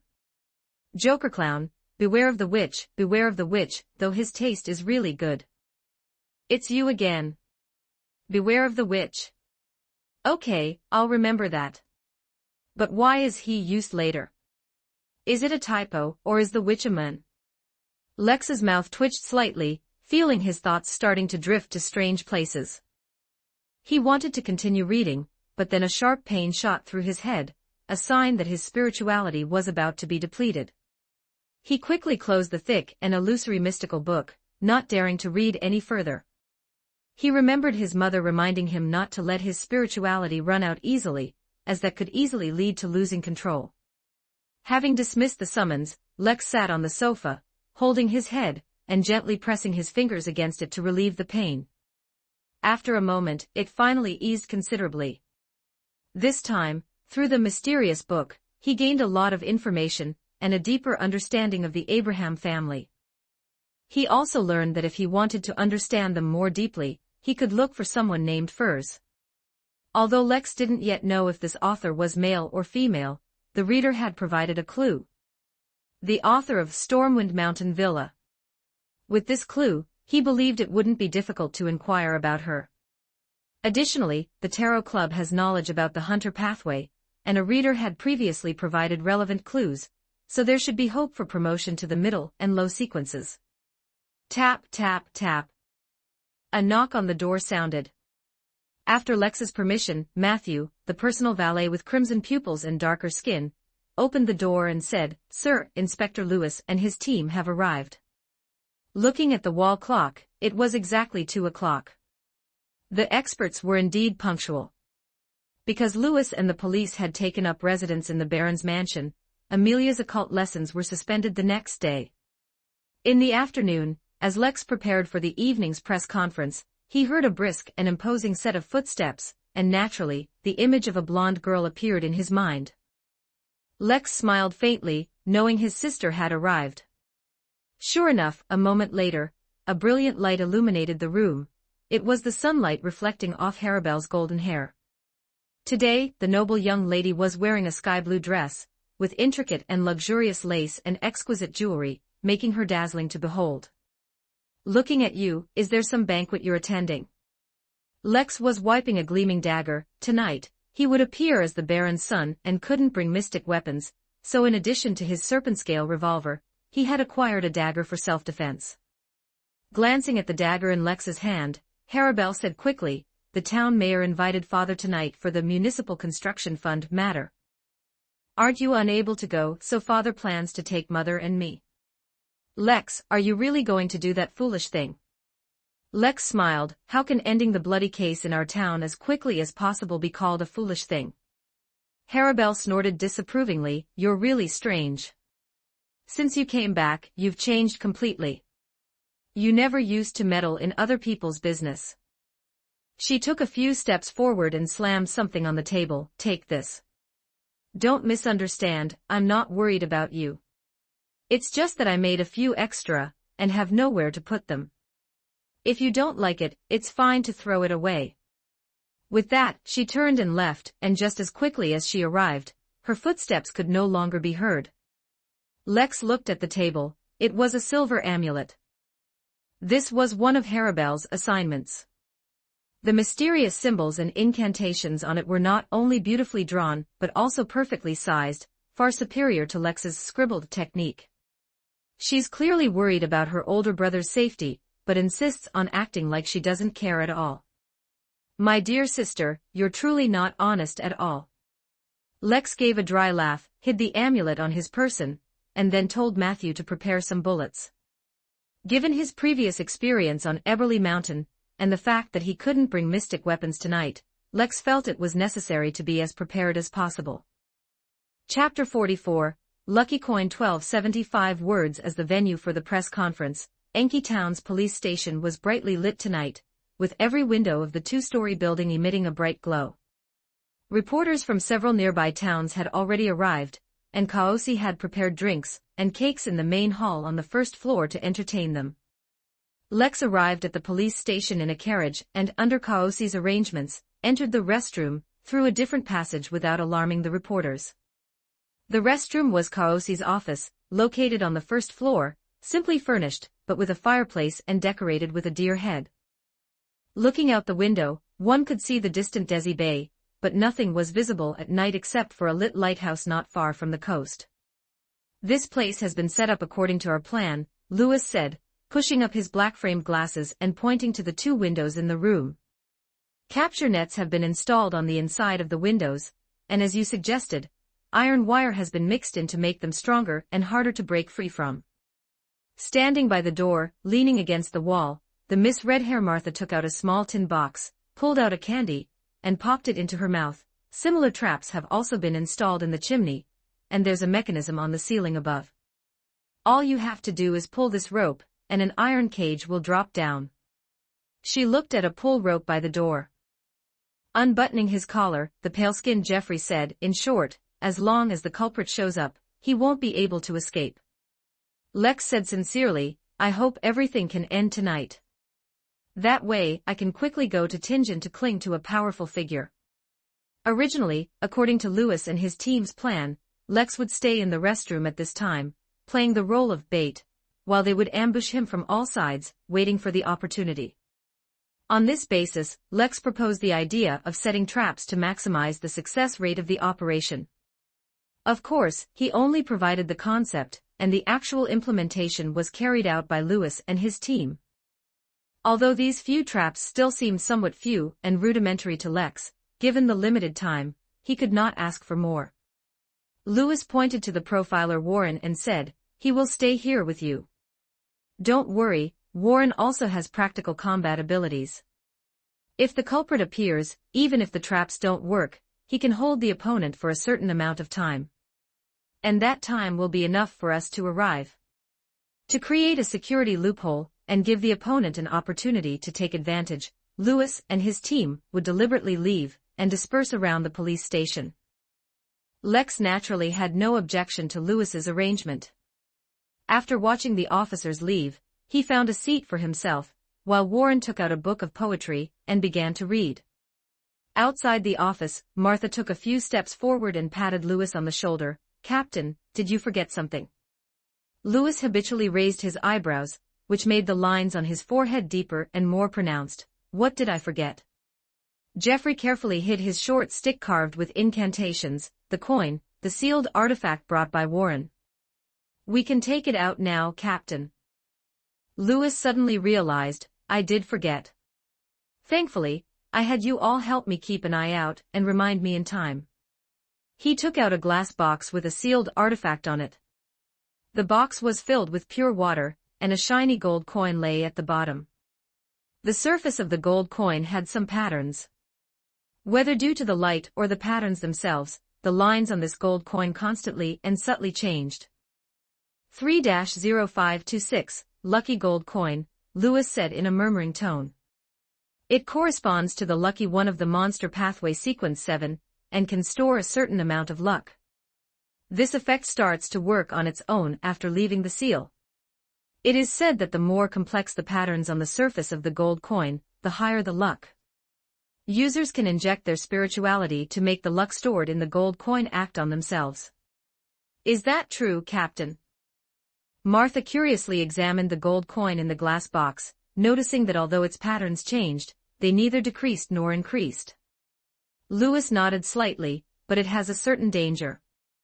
After using up the luck transferred by the gold coin, the user will start to become unlucky. For example, falling on flat ground, choking on water, and so on. I've read the material. Someone once used it and was plagued by bad luck, resulting in an accidental discharge of a gun, which cost him his life. Jeffrey's facial muscles twitched slightly. No wonder it's stipulated that anyone who uses this coin must be isolated in a room without any sharp objects afterward, for at least 24 hours, and must not carry weapons or any hard or sharp tools. Lewis carefully removed the seal, opened the glass box, reached in, and retrieved the coin. After wiping it clean, he put it in his close-fitting pocket. Our opponent is someone who can communicate with an evil god. This coin will make it easier for us to capture him. As for the side effects of 3-0526, they are entirely worth enduring. The inspector then added with concern, just remember to remind me to go into isolation when the time comes. I'm afraid I might forget again. After receiving responses from his two colleagues, the three then separated. Not long after, a sergeant led a young woman to the chief's office and knocked on the door. Inside the office, Lex looked up. Warren, with his slightly curly brown hair and shy expression, closed his poetry book and got up to open the door. The sergeant outside cleared his throat. Please inform Mr. Lex that a Ms. Rachel wishes to see him. Warren turned his head and looked at Lex, awaiting his reply. My former personal maid. Why is she here? Lex cleared his throat and nodded gently, please let her in. So the door opened completely and a girl walked in. She had a smooth forehead, long black hair, large eyes, and long, curly eyelashes. Although her attire was ordinary, it could not hide her beauty. She was a rather attractive woman. Lex also noticed that her belly was distended, appearing to be 3 or 4 months pregnant. Lex immediately panicked. Could the child in her belly be the original owner's? I really don't want to take on this responsibility. Young Master Lex, you really have returned, the former maid Rachel said in a sweet and cheerful voice, with a hint of excitement. Lex didn't know how to respond at first, so he just gave a blank and said indifferently, what are you doing here? Oh, please sit down quickly, you shouldn't stand for long right now. I was very worried about you. Holding her slightly bulging belly, Rachel sat on a chair Warren had brought over and said sincerely, these past 2 days, I heard that not only had young Master returned, but he was also involved in a terrifying bloody case, so I wanted to come and see you. Besides worrying about young Master, I also wanted to thank you in person. Thank me for what? Thank me for getting you pregnant. Bah, that was Lex's doing. What does it have to do with me, Lex? Chapter 45, Arrival Suddenly.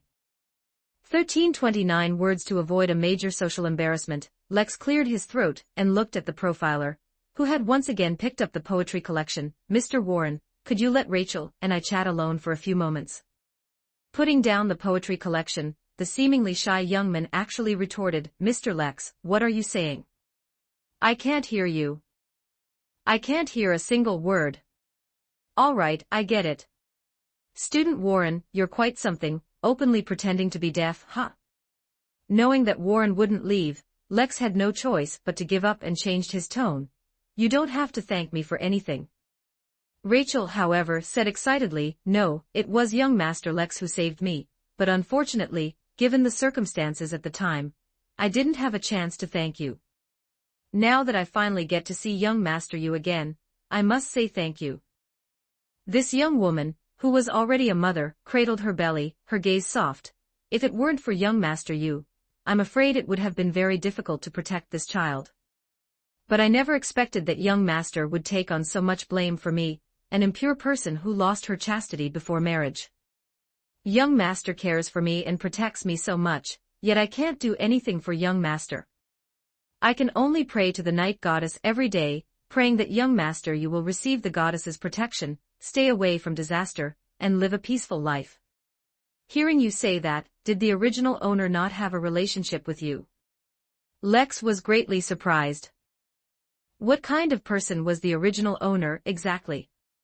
He would rather bear the blame and be misunderstood by others to protect a maid who lost her virginity before marriage.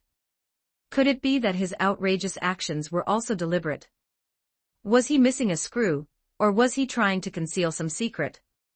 Recalling that the original owner also had the identity of a hunter, Lex felt that the latter was more likely. Oh, by the way, young Master, what about that matter? Is there a result? The former maid asked again from her chair. Lex, who had no idea what she was talking about, could only say, which one are you referring to? Rachel gently stroked her belly and said, of course, it's the matter you asked Detective Liz to investigate. Didn't you always say that matter was very important to you? Detective Liz? I don't know this person at all. I don't know what the original owner asked him to investigate. Glancing at Warren, who was sitting by the door, although he was holding a poetry collection, he was clearly paying attention to Lex.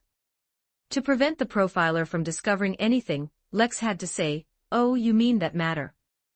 Unfortunately, I haven't seen Detective Liz yet.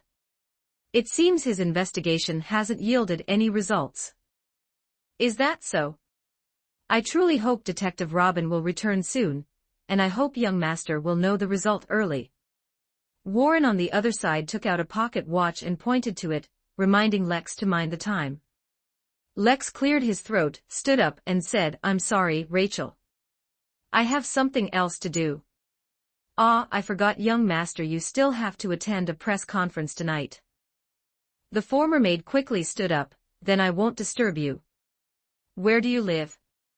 "I'll have someone send you back," Lex said with a polite demeanor. Rachel shook her head. "No need, my father is outside. I'm already very happy to see young master again tonight." "Young master, please take care." Lex smiled and nodded. "You too. If you have any difficulties, write to me." After seeing off the former maid, Lex was truly relieved. If the child in Rachel's belly was his, he really wouldn't know if he gained or lost, or whether to accept it or not. Now, at last, there was no such worry. Now, all he had to do was wait for the culprit to appear. Time passed bit by bit, but until a police officer came to remind Lex that it was his turn to attend the press conference, the culprit still hadn't appeared. The press conference ended in a flash. In the venue, accompanied by Warren, Lex met the Miss Red Hair Martha. "It seems the culprit didn't take the bait. Fortunately, we have a backup plan." The young Mrs. Collar was open, allowing her deep cleavage to be exposed to the air. She tugged at her ill-fitting uniform with some annoyance and continued. "The captain and Jeffrey have already gone to prepare. I hope the plan goes smoothly." The profiler with slightly curly hair said softly, "We must separate now, mister, please be very careful." Lex nodded. "I will."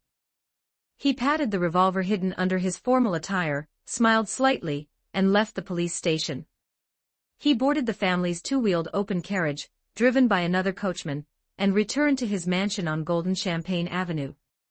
Sitting in the carriage, Lex recalled the discussions he had with several inspectors about the plan. In fact, they had anticipated such a result.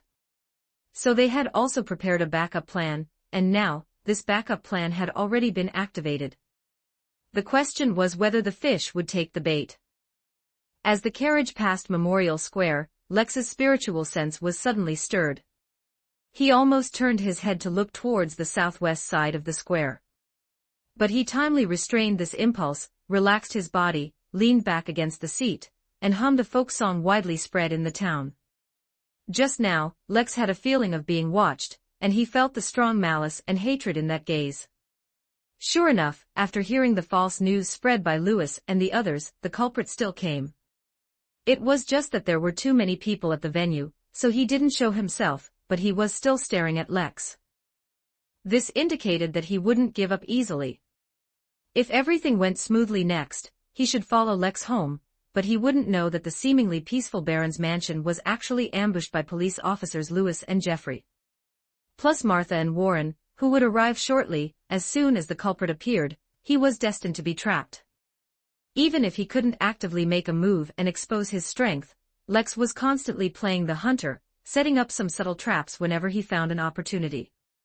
That backup plan was undoubtedly one of them. Enki Town wasn't large. Before long, the carriage had already arrived at Golden Champagne Avenue. The streets here were wide, but there were few pedestrians. Now there wasn't even a single soul. This was because most of the households living on this street had received invitations from the mayor tonight, and were not at home. Entering the street, when the Baron's mansion's villa was vaguely visible, Lex suddenly heard the neighing of horses behind him, as well as the sound of wheels turning rapidly. He turned his head and saw a closed carriage, which had come from who knows where. The two horses pulling the carriage seemed startled, neighing all the way, and sped towards them. Even upon seeing Lex's open carriage, the coachman seemed to have no intention of going around or slowing down. Instead, he whipped the horses even harder, making them charge straight ahead. In an instant, Lex saw the coachman. He was wearing a tattered dark cloak, his hair was messy, his face was gaunt, and his eyes were wild. As the carriage jolted, a corner of his cloak lifted, revealing the lean, bronze-colored skin underneath, and a blue tattoo extending from his back to his side. Lex's pupils slightly widened. The culprit had appeared, but he wasn't home yet. Lewis and the others weren't with him. The shadow gauntlets weren't on him either. Chapter 46, Special Status 1281 words. Before the two carriages collided, Lex judged that he could not evade in time. He decisively pounced on the coachman driving in front, pulled him off the carriage, and with a hunter's agility, protected himself and the coachman with imperceptible movements, rolling to the other side of the street. While rolling, Lex heard a violent crash, the startled neighing of horses, and various chaotic sounds. When he stopped, he saw the two carriages had already crashed into each other. As the sedan carriage approached, the horses pulling it must have instinctively shied away from the open carriage, resulting in the sedan body hitting sideways.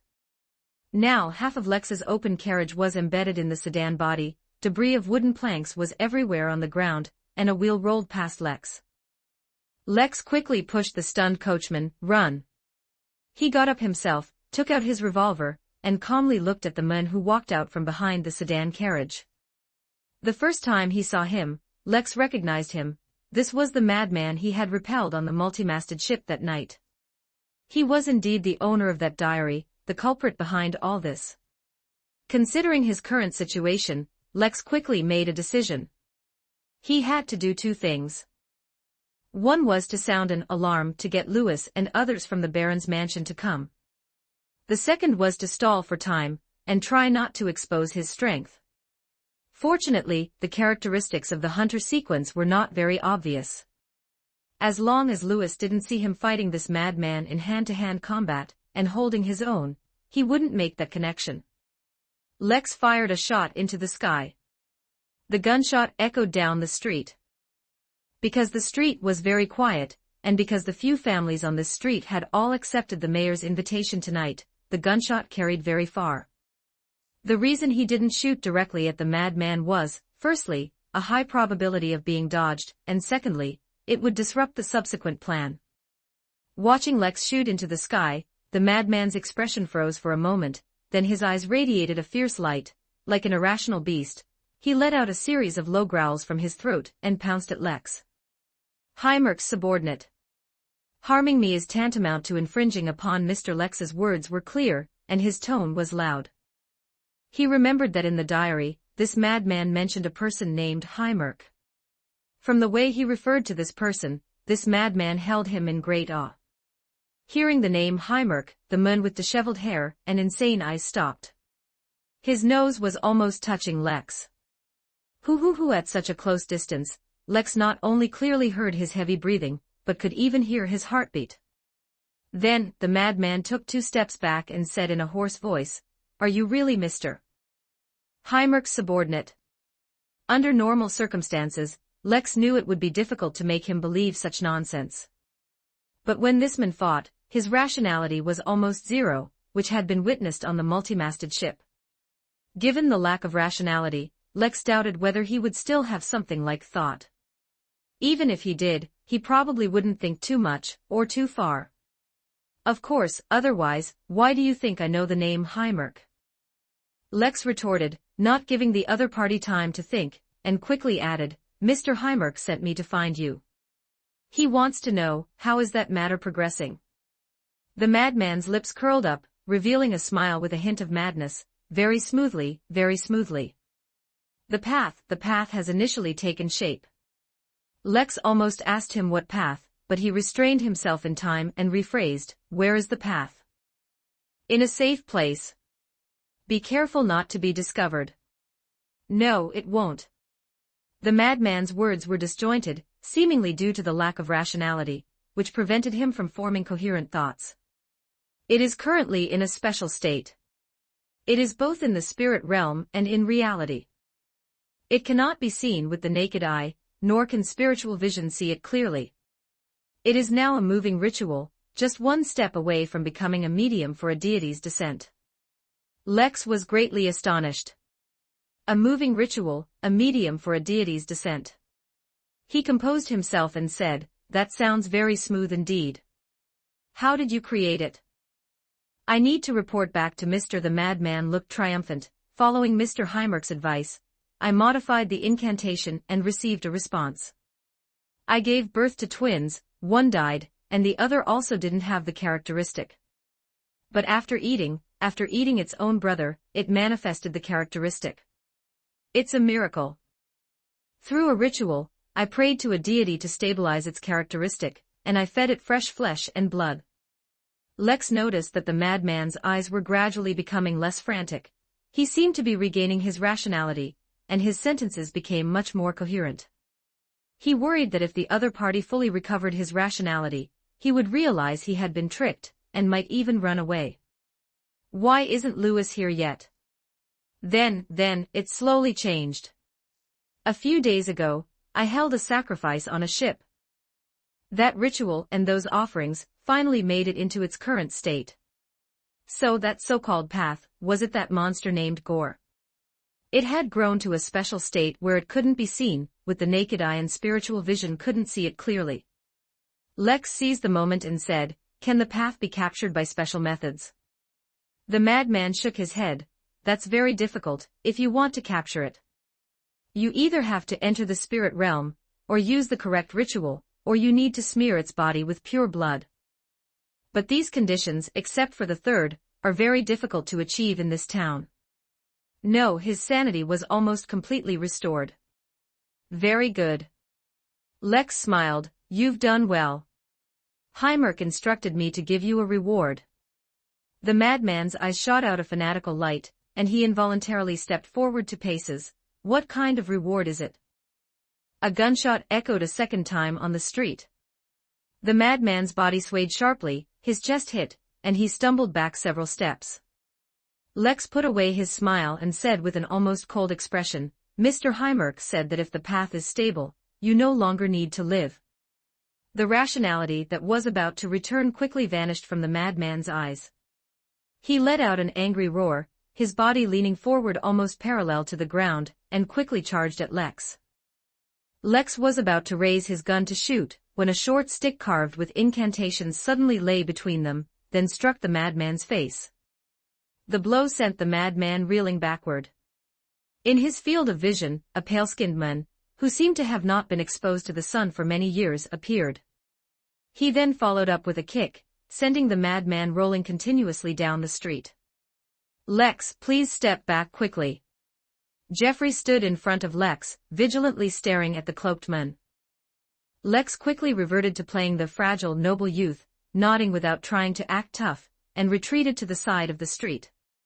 The madman got up, shaking his head, seemingly trying to shake off the effects of that last blow. Just as he was about to charge, his eyes became dazed. He looked as if sleepiness had suddenly overcome him, and his eyelids were slowly closing. Chapter 47, Repeat Old Tricks. 1296 words. Just as he was about to fall asleep, the madman suddenly woke up, shook his head vigorously, and then roared and charged. As he passed a carriage, the madman picked up a horse's rein, and swung it out with a whoosh. Jeffrey quickly raised his short club to block, but the rope coiled around his arm, and the madman tugged hard, pulling the pale-skinned man uncontrollably towards his opponent. The madman then grabbed a sharp piece of glass from the window of a nearby carriage. He seemed capable of turning anything he picked up into a weapon. He charged forward with the glass, aiming for Jeffrey's neck.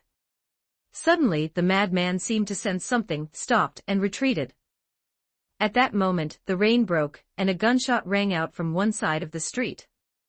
Lex looked and saw Lewis, wearing black-rimmed glasses, running over. Lewis had aimed for the madman's head, but he didn't expect the opponent to be so perceptive, allowing him to narrowly escape. Probably feeling that he couldn't deal with both Lewis and Jeffrey at the same time, the madman threw the piece of glass like a flying knife, forcing Jeffrey, who was charging with his short club, to back off, and then turned and ran towards the outer wall of a villa. Lewis fired shot after shot from behind, but the madman still managed to climb over the wall, and the inspector shouted, "Catch him, don't let him get away." Seeing their intention to pursue the madman, Lex quickly called out from behind, "Inspector Lewis, if you get a chance, ask that guy who Heimerk is. He should tell you, and we'll discuss the details later." Lewis looked very puzzled but still nodded, then followed them over the wall, disappearing from Lex's sight. Just now, Lex, in the guise of Heimerk's subordinate, fired a shot at the madman, intending to give him the false impression that he was betrayed by Heimerk. He also deliberately avoided hitting a vital spot, so that if the madman could be subdued, he might be induced to reveal information about Heimerk. Someone who could receive a divine response by merely altering a spell was probably not a simple character. Such a person was even more dangerous than the madman. "Should I follow them?" Lex shook his head, deciding to go home instead. He had originally considered pursuing them as a duke but decided against it, fearing exposure. Walking on Golden Champagne Avenue, Lex felt that a bit more of the potion's residue had been digested. He carefully recalled the events that had just transpired and realized that even under those conditions, he was still unconsciously acting method as a hunter, still setting traps and hunting prey. It was just that the prey at the time was not the madman himself, but the information the madman revealed. As for the trap, it was the language he used, especially the so-called reward he gave the madman at the end. Whether it was the phrase, "You don't need to live anymore," or the shot he fired at his chest, both were another form of snare and trap. So, for a hunter, the prey doesn't necessarily have to be a living thing. Acting method is truly interesting. Not long after Lex left, a caw sounded from a street light. A black crow with red eyes flew into the night sky, dropping 2 pitch-black feathers. It was over an hour later when Lex saw Lewis again. The inspector with black-rimmed glasses and Martha, with her long red wavy hair, came to visit, and Lex received them in the hall. "Inspector, was the criminal caught?" Lex posed this crucial question as soon as he saw them. Lewis nodded and took out his notepad from his pocket. "To be precise, he's already dead. He resisted fiercely, and in that kind of battle, we couldn't capture him alive." Lex then anxiously asked, "Did you ask about Heimerk then?" "We did, but this matter cannot be disclosed to the outside world, so." "I'm sorry." Lewis habitually adjusted his glasses frame, and got to the point. "Mr. Lex, I'm very curious, why did you remind me to ask about Heimerk's information just now?" Lex had no intention of hiding anything about this matter and frankly said, "After I was attacked on the road, to protect myself, I had a flash of inspiration and falsely claimed to be Heimerk's subordinate. I've read that diary, and I know the criminal received guidance from Heimerk. I thought this might be useful, but I didn't have much hope. After all, anyone with a normal mind wouldn't easily believe such words. But for some unknown reason, the criminal actually believed it. This is truly absurd, yet it's a fact. He seemed to be not quite right in the head. But thankfully, I also saved my life because of it." And so, Lex fully recounted his conversation with the madman, including the later act of firing a shot as Heimerk's subordinate. Of course, Lex claimed that his shot was originally meant to kill the criminal, but he dodged it, and it didn't hit a vital spot. Having witnessed the man's keen senses firsthand, Lewis did not doubt this. Instead, he sighed with emotion. Mr. Lex really stumbled upon something, extracting so much useful information from that fellow's mouth. Lex deliberately retorted, "Useful? I heard him talk about some path, the spirit realm, and thought he was out of his mind, talking nonsense. But then he mentioned the descent of a deity, and I remembered his diary also mentioned something about a deity, so I wrote these words down. If the inspector finds it useful, then my effort wasn't in vain." Lex then asked, half truthfully and half intentionally, "Inspector, is there really a deity about to descend?" Lewis said with a serious expression, "That's just the ravings of a madman, Mr. Lex, you don't need to worry about it. The most important thing now is to find that monster called Gore." Lex pondered. "That madman said it's in a safe place. Our Enki town isn't big, and there are hardly any places where a monster could be safely hidden." The Miss Red Hair Martha reminded, "Didn't the criminal once hide the monster in the mountains?" Perhaps he's repeating the same trick. Hidden in Eberly Mountain, that's certainly possible. Lex stood up and said, "All right, tomorrow I'll take you to find someone who is very familiar with Eberly Mountain. If the monster is really hidden in the mountains, then he should be able to lead us to it." Louis and Martha exchanged glances, then stood up and said, "Good, let's do that. We'll visit again tomorrow." Leaving the Baron's mansion and sitting in the carriage back to the town's hotel, Martha sighed, "Captain, you've definitely forgotten again. During the pursuit of the criminal, you already used that lucky coin, which prevented the battle from spreading to the town. So next, you'll have to undergo 24 hours of isolation, and you won't be able to participate in any operations tomorrow." Louis rubbed his forehead. "I think I really did forget, but we can't just leave that monster alone. You heard it, it has become a path, its state existing in both the spirit realm and reality. I've never heard of such a thing, and it's about to become a medium for the descent of a deity. Although I said it was just the ravings of a madman, you and I both know that this could become a reality." Martha took out her candy box, but didn't open it or take out any candy. She said seriously, "Captain, this has probably exceeded our capabilities. Shouldn't you consider notifying them?" Louis glanced at her. "Them? You mean, the Red Gloves?" Chapter 48, The Lord of Trap. 1251 words. Martha opened the candy box, only to find it empty. She had Northwest choice but to close it and nod, "Yes, Red Gloves. Though their numbers are limited, and they're constantly on the move.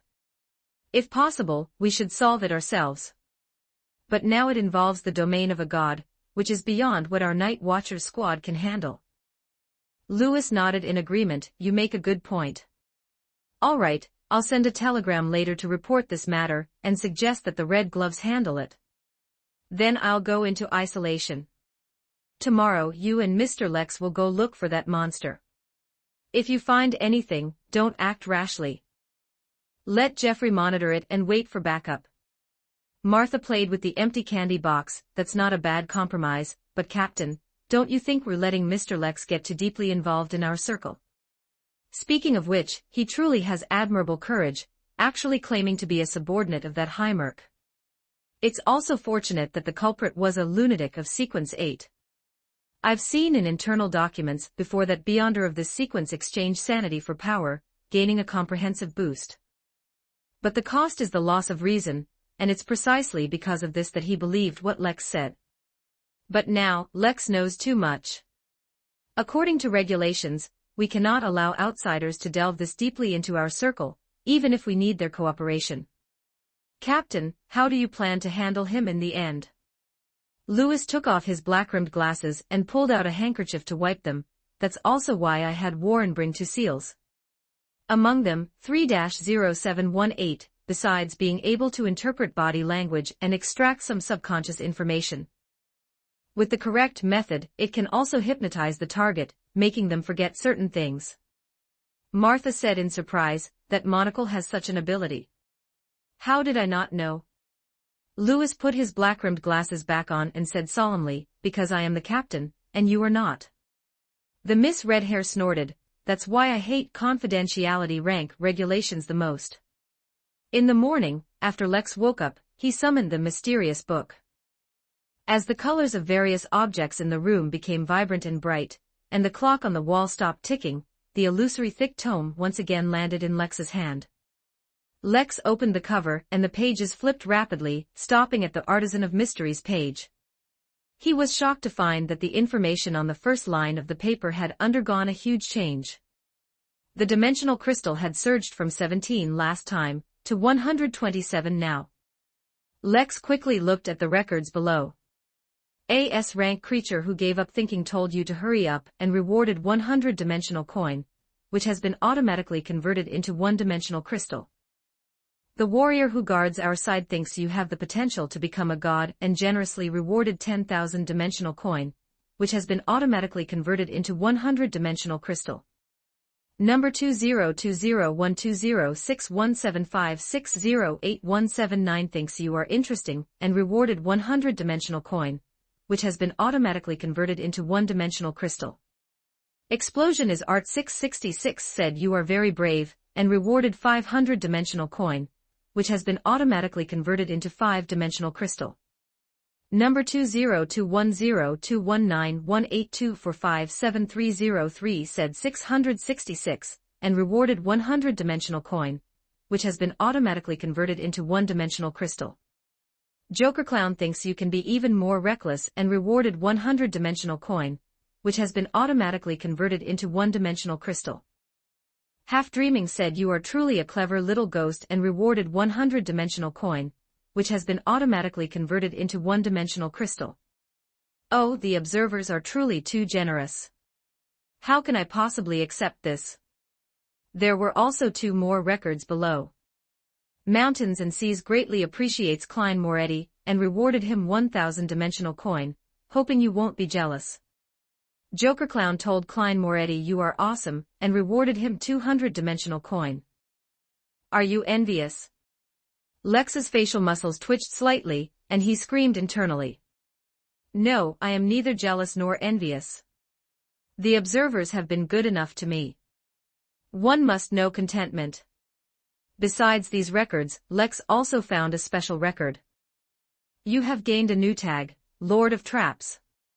This tag has received more than 1 praise, and your ability in traps has received a slight improvement. Received more than 1 praise and my trap ability improved, even if it's only a slight improvement. No matter how slight, it's still an improvement. After all, even a mosquito is meat. Does the mystical book have this function? I know that a certain novel software allows adding tags to characters in books and liking those tags. Could my biography also have a similar function? Speaking of which, character tags are a manifestation of character traits. The more likes a tag gets, the more readers identify with that trait. Now have the observers decided that I really like using traps, so they've given me such a tag. Then, in the future, if more people agree with this trait, my trap ability will continuously improve. It's amazing. This once again proves that readers have the ability to influence the novel world. Their thoughts, their wishes, will permeate and have an impact. I hope no observers give me strange tags, like Playboy or something. If that happens, my reputation might develop in a strange direction. Since he didn't have any other magical items on hand, Lex temporarily had no plans to use the dimensional crystal. He turned to the message board page, and saw that some information here had also been updated. Collection, 500 plus record, your adventure biography has received over 500 collection follows, and you have gained 2 uses of the message board permission. Collection follows have increased, and message board usage has increased by 1. That's great, but I don't have anything I want to ask for now. Lex looked down. There were no more replies to the previous messages for now, so he looked at the book review section. Melancholy Oil Cake, to get subsequent potion formulas, you must quickly chant the fool's honorific name, the heavenly venerable of profound yellow, blessed by fortune. Or go to the South Continent to find Anderson. Another clue for a subsequent potion. Praise the observers. The fool's honorific name, go to the South Continent to find Anderson. Good, I've noted it. Mother said she has clues for the Hunter Sequence 8, so I should be able to smoothly advance to Sequence 8. Next, I can go to Tingen City to see if I can rely on my transmigration fellow countrymen. If there's no harvest, no clues for Sequence 7, then I can try following this reader's suggestion. Pigeon Goo Goo, another fanfic of the Master of Mysteries, not bad, not bad. This Master Shirju should be a typo. Joker Clown, Law of Convergence of Mystic Characteristics of Similar Pathways, Beware of Witches. It's this reader again. He has reminded me to beware of witches more than once. It seems I need to find an opportunity to learn about witches. Similar pathways, mystic characteristics will converge. What does this mean? Are witches a similar pathway to hunters? Indeed, there's still a lot of knowledge to learn. In front of these knowledgeable observers, Lex felt as ignorant as an elementary school student. Number 2021051720213188, the Abraham family controls the door pathway, ranking first among the great nobles of the Tudor Empire. Chapter 49, Pure Blood 1378 words. The Abraham family controls the door pathway. They ranked first among the great nobles of the Tudor Empire. After the Blood Emperor's demise, they were hunted by the seven deities. Their descendants suffered an ancestral curse, unable to advance to demigods, and thus declined. This is the history of my mother's teacher's family. It's similar to what some observers provided before, but there's also new information. They were the first noble family, and after the emperor's demise, they were actually hunted by the seven deities. Their descendants were cursed by their ancestors, unable to advance to demigods. So that's why they declined. A reader mentioned before that students like my mother are a kind of attempt by the Abrahams. They probably want to find a way to lift the curse through these students. As long as they are not descendants of this family, they will not suffer the curse, and will have the chance to advance to demigods, or even higher. Then what about my mother? She might have a chance to become a high-sequence powerhouse. Faceless Man, regarding the hunter pathway, for subsequent potion formulas, the easiest way is, of course, to find Mr. K and join the Tarot Club. Alternatively, you can also go to Demirport to find Danitz, or find Anderson, the hunter. Especially the latter, he should be able to provide some potion information if you can impress him. Failing that, the Einhorn family, the royal family of the Fasak nation, controls the hunter pathway, and the Iron Blood Cross Society also has hunter formulas. It's just that the Fasak nation is a bit far, and it's not easy to get the formula from the royal family. As for the Iron Blood Cross Society, this organization believes in, and contact with them is somewhat dangerous. If you want to try, go to the Intis Republic to find them. Basically, these should be all the clues for the hunter pathway formulas, right? Another potion clue. The observers are really enthusiastic. They are all very good people, willing to help the weak. Their noble character should be praised. Lex controlled his emotions and carefully read the message. Indeed, for subsequent formulas, it's most convenient to rely on his fellow countrymen. Finding Danitz in Demirport, that's a new clue. The royal family of the Fasak nation controls the hunter pathway. And there's also the Iron Blood Cross Society, but the reader said contact would be dangerous. It must be related to the deity they worship. The deity's information is blocked, so it seems it's not something I can access right now, and I'd have to go to the Intis Republic. After reading this message, Lex felt a headache. His spirituality was almost depleted, so he cancelled the summoning. Every time he opened the mystical book, he gained something, which completely allowed him to ignore the headache-inducing side effect of reading the information. This time, he gained a tag. Even though the boost this tag brought was still very small, and almost negligible, it had great potential for growth. Additionally, there was the information provided by the observers. The secrets of the Abraham family, clues for subsequent potions, and possible potential enemies. The value of this information provided by the observers was immeasurable to Lex. After a short rest, feeling his headache gone, Lex opened his wardrobe and changed his clothes. Today he was going into the mountains with Lewis and the others, so Lex chose a hunting suit that was easy to move in. The characteristic of the hunting suit was its many pockets on the jacket, allowing him to carry as much ammunition as possible. After changing, he went to the dining room, and happened to see his younger sister Haribel leaving with his youngest brother Joe. In the dining room, only his mother was eating. His father had either left or hadn't arrived yet. "Good morning, Mom." Lex greeted her and sat down, served by his personal valet. Amelia put down her glass of milk and said with a hint of worry in her eyes, "The carriage that was damaged last night has been sent for repairs. I took a look this morning. The damage is quite extensive." "You weren't hurt, were you?" "I'm fine." It was indeed thrilling last night, but fortunately, Officer Lewis and his team arrived in time. A hungry Lex quickly picked up a slice of bread and placed vegetables, smoked meat, and other items on it. Amelia nodded slightly and said, "That's good. If it's too dangerous, don't get involved anymore." I know my limits. Lex bit into his bread and said, by the way, Mom, I have some questions I'd like to ask you. Probably guessing what Lex wanted to ask, Amelia smiled and said to the butler, you all go down first. Go have breakfast, or rest. The gray-bearded butler nodded, made a gesture, and led away all the servants, including Matthew. Only Lex and his mother remained in the dining room. Amelia then said, now you can speak. Lex wiped his mouth with a napkin nearby before saying, Mom, what is pure blood? Amelia thought for a moment before responding, this question is too broad. First, we need to clarify what kind of purity you mean. Is it referring to the mind or the body? Since it's blood, then it must be the blood of a pure person. A pure person can be a devout believer, or a virgin who still maintains chastity. So it's difficult for me to give you a correct answer. She added, why do you ask this question? Lex then briefly recounted the madman's words from last night.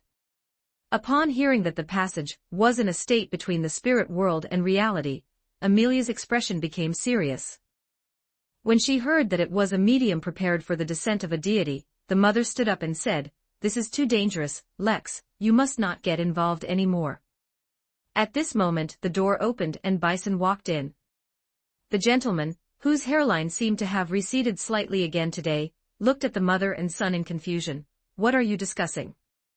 Then, without waiting for an answer, he added, Lex, there will be an event tomorrow at Memorial Square.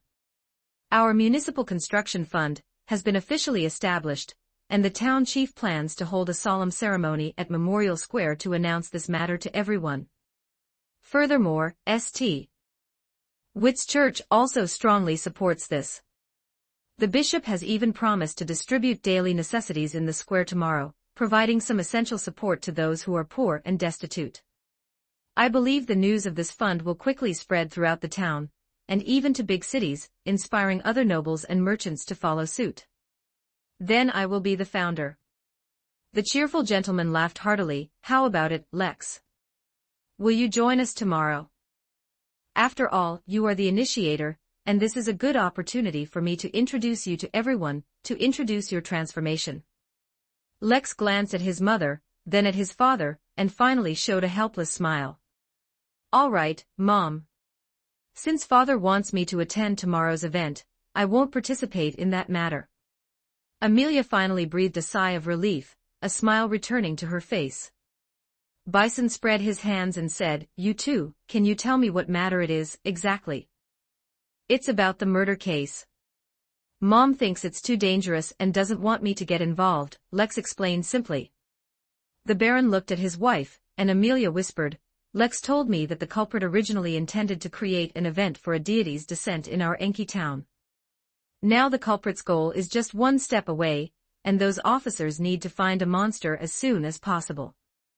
Because it involves the domain of a deity, I think it's better not to let Lex get involved. Bison was dumbfounded. Such a thing actually happened. Our town is in such a dangerous situation now. The Baron frowned. After a moment, he looked up and said, no, Lex. You must continue to be involved in this matter. Compared to an evil deity event, tomorrow's activity is not nearly as important. Chapter 50, Reputation Damaged. 1247 words. Hearing her husband's words, Amelia was about to stand up and say something, but Bison, having anticipated her reaction, promptly raised his hand and pressed it down. My dear, I know what you want to say, what you're worried about, but please listen to me first. Since her husband spoke, as his wife, Amelia had no choice but to sit back down. Bison interlaced his fingers, resting his hands on the table, and looked at Lex with a confident smile, saying, it's normal for your mother to worry when it involves the domain of a deity. However, since professionals are involved, I believe you won't be in too much danger. Furthermore, aren't you hoping to make a change, hoping to reverse everyone's previous perception of you? Then now is an opportunity. A perfect opportunity. Compared to being the initiator of the construction fund, a hero who prevents the descent of an evil god is clearly more worthy of respect and more capable of changing people's views of you, don't you think? Bison, Amelia called out her husband's name anxiously. But before she could speak, the Baron stopped her with a look. Lex looked at his mother and nodded in agreement. "Father, you are right." He then said to Amelia, "Mother, you don't need to worry, Officer Lewis and his team will protect me. I can promise you that today I am only responsible for taking them to find Leon, just accompanying them into the mountains. If there is danger, I will flee immediately, I won't get involved, and I certainly won't go deep." Amelia looked at the father and son and sighed. "All right, Lex. But you mentioned a ritual, so I need to remind you, if you see anything resembling an altar, do not touch them, because those things might allow the deity behind them to discover you and mark you. Later, I will try divination and try to apply anti-divination and other methods to you. I happen to have recorded such an ability, and I hope it will work. If I had known that this matter involved the descent of an evil god, I should have made these preparations last time, when you exposed those murder and body-hiding cases. I hope it's not too late, and I hope the deity hasn't paid attention to you." Lex was startled by her.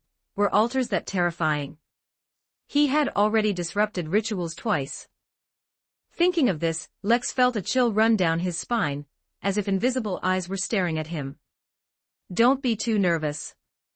Amelia smiled reassuringly. Although altars are connected to deities, generally speaking, only high-sequence powerhouses, or if you carry items corresponding to high-sequence or high-level, will attract the attention of a deity.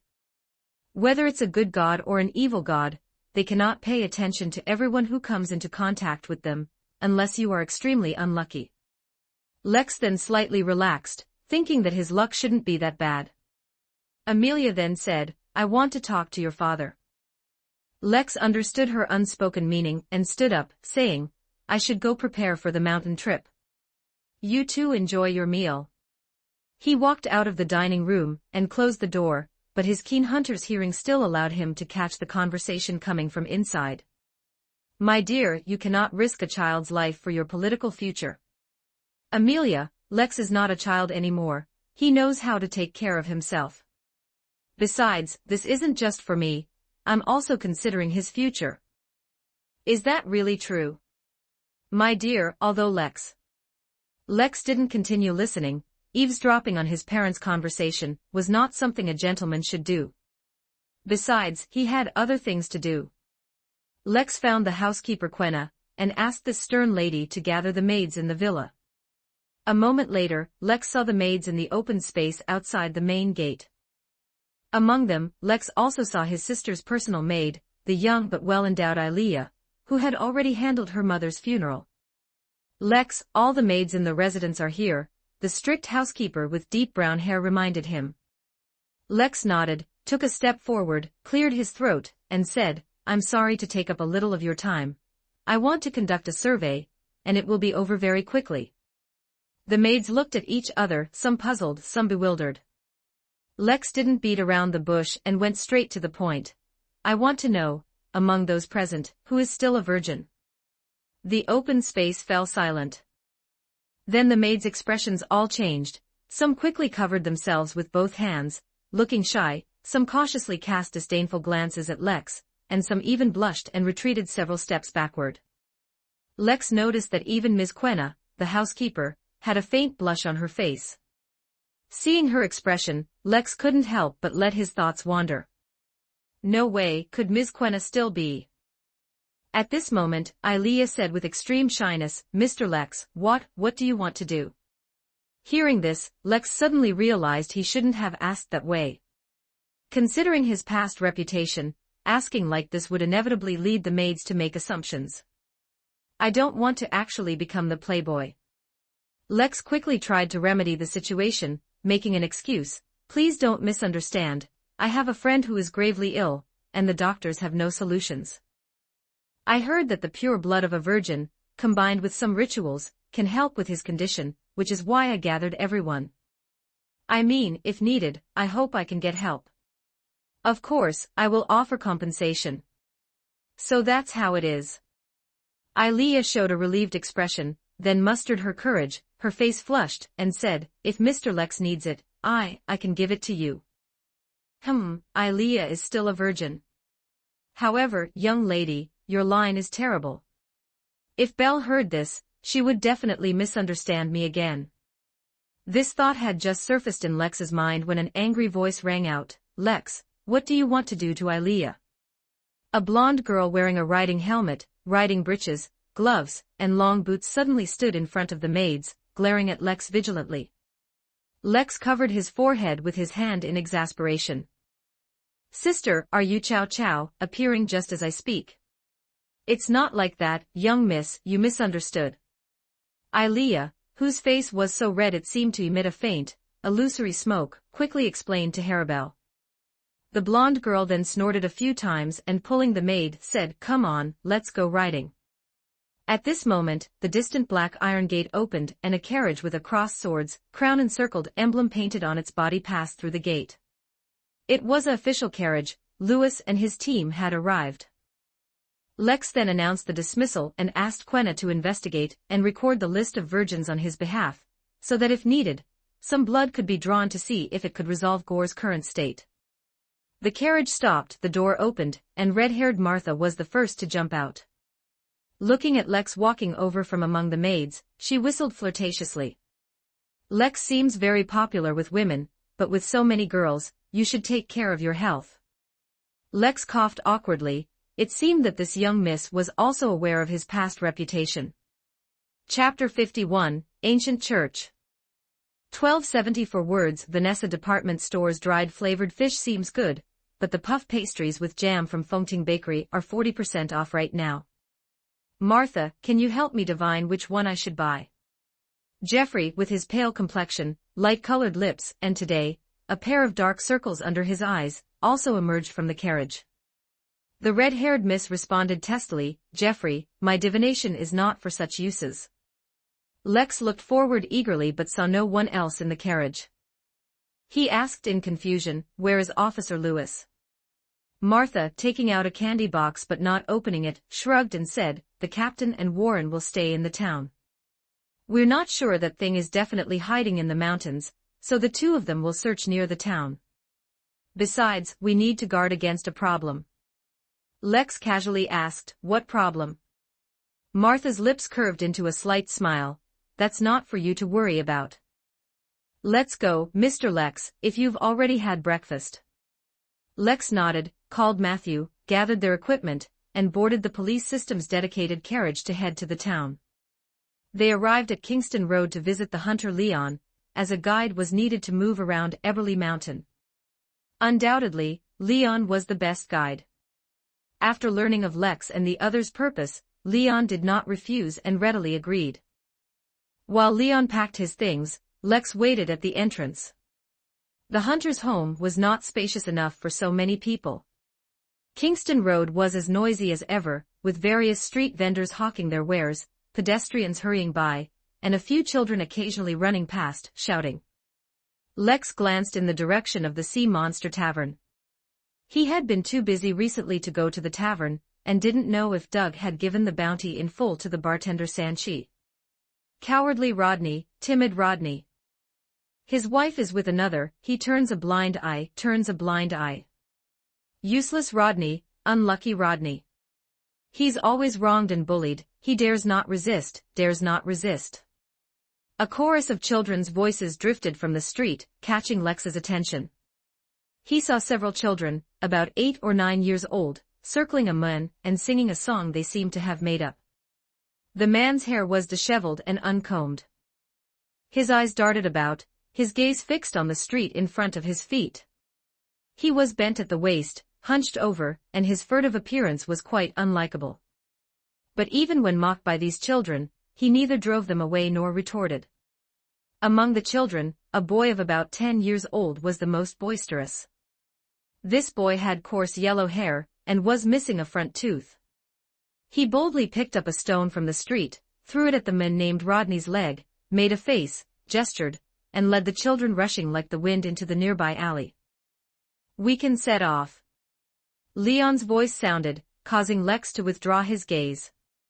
By the time they boarded the carriage, the man named Rodney was no longer visible. It was almost noon when they entered Eberly Mountain.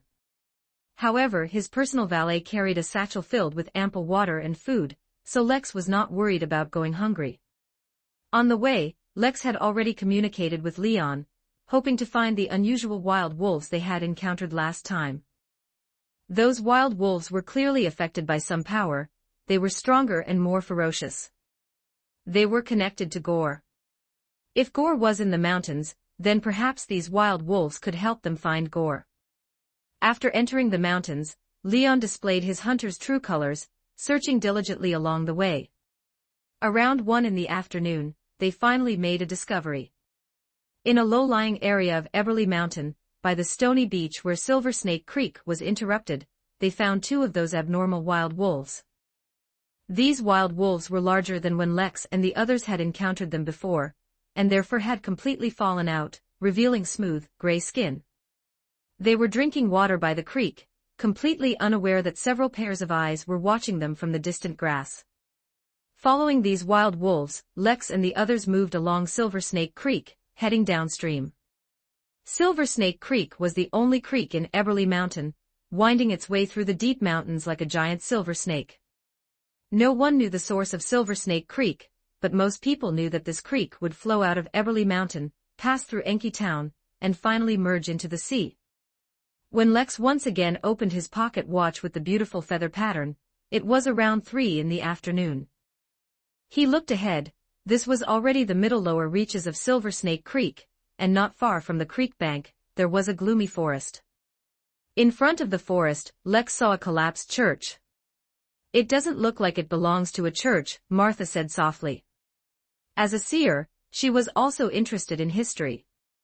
In relevant books, she had seen many church buildings from various periods, so she could tell at a glance that the church did not seem to have been built by the Church of the Night Goddess. Although most of the church walls had collapsed, the main structure was still barely preserved. Despite its small scale, its original splendor could still be seen from the spires and sculptures. It was full of classical aesthetic beauty. Martha was counting something, which made Lex can't help but ask. "Officer Martha, what are you doing?" "You can call me Miss Martha." The red-haired inspector pointed at the distant church and said, "I'm counting its colonnades. Centered on the main door, you see, there are 4 on the left but only 3 on the right. And it doesn't look like one of the pillars fell, so this is what's called asymmetrical design." Jeffrey interjected, "I remember asymmetrical design is a style of 4th epoch architecture. Doesn't that mean this building has been here for a long time?" He then asked in confusion, "Why did people of the 4th epoch build a church in these deep mountains? This area doesn't seem to have ever been inhabited." "I don't know about that, but don't you think that thing might be hidden in the church?" Jeffrey narrowed his eyes slightly and cautiously took out his short staff engraved with incantations. "It is indeed necessary to explore." Just as he spoke these words, Lex's ears suddenly caught a dull sound. Bang! The sound seemed to come from underground, yet also from within the church. Lex looked around, but the others did not notice anything unusual. It seemed this sound was only audible to him. Bang! Another thud echoed, and Lex involuntarily shivered. Even though Silver Snake Creek was illuminated by the sun, looking at the distant church, submerged in the shadows of the forest, he felt dread and fear. It was as if something terrifying in the church was waiting for explorers to deliver themselves. "You all stay here, I'll go take a look." Jeffrey stood up, about to leave their hiding spot, when he was suddenly grabbed. Lex said in a deep voice, "Wait." The 2 inspectors looked at him with puzzled eyes. Lex cleared his throat and said to the red-haired Miss, "Officer Martha, before taking action, aren't you going to divine first? I've read some novels, and I've heard some stories from adventurers on my journey to West Balam. In these stories, many of those deserted buildings hide some kind of danger." Chapter 52, Whereabouts Exposed. 1272 words. The Miss Red Hair tugged at her somewhat ill-fitting uniform and glanced at Lex. "For your age, you have quite a rich experience, Mister. I'm not that young anymore," Lex muttered in his heart. Martha indeed took out her silver chain, buried in her cleavage, letting the ruby pendant on it hang vertically, then repeated in a very low voice, "The ancient church before me holds danger caused by the Beyonders. The one before me." After exactly 7 repetitions, the chain moved. It swung clockwise with a considerable amplitude and speed. Martha gasped, looking at Geoffrey, "Good thing I performed a divination. There's danger in that church, and it's not a small danger." She stopped the silver chain again and modified the divination statement, "Gore is in that church." After repeating it 7 times, the silver chain swung counterclockwise this time, with neither a large nor small amplitude or speed. It seems the target we are pursuing should not be in that church," the diviner concluded, putting away her silver chain. Geoffrey looked at the church with a solemn expression. What kind of danger could be inside? Did the people of the 4th epoch build this church to suppress that danger? Martha had already put the silver chain back on, letting the ruby pendant slide into the deep cleavage. "This is not for us to worry about. Things like this should be left to those people to handle. It would be best to put up a warning sign here to prevent anyone from accidentally entering and triggering the danger inside," Geoffrey added. "This place isn't far from Enki Town." Next, they carved a few lines of text on a large rock not far from the church. "Evil spirits within, do not enter." Geoffrey clapped his hands and said with little confidence, "I hope this will scare away those who come here." Lex stood nearby and said, "Few people enter the mountains, and hunters mostly hunt near the foothills.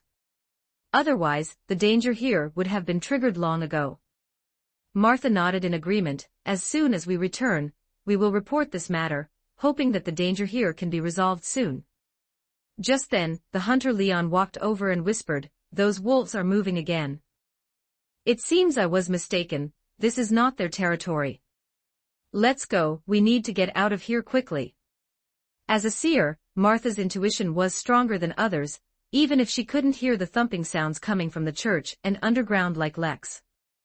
But she could feel a strange atmosphere, especially now that they were closer. This feeling became even more apparent. Leaving the church and following the wild wolves, by evening, Leon found that the beasts had left Silver Snake Creek and ventured deep into a jungle. "It seems we'll have to spend the night in the mountains." Lex looked at the gradually dimming daylight, feeling a little worried.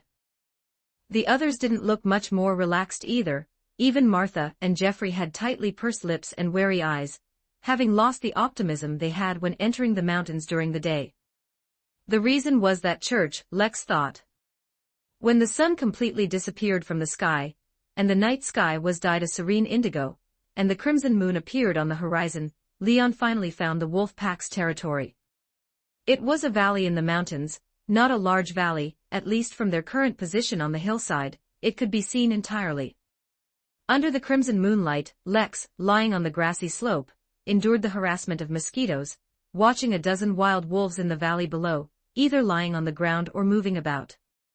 When they passed by a cave, they showed signs of fear.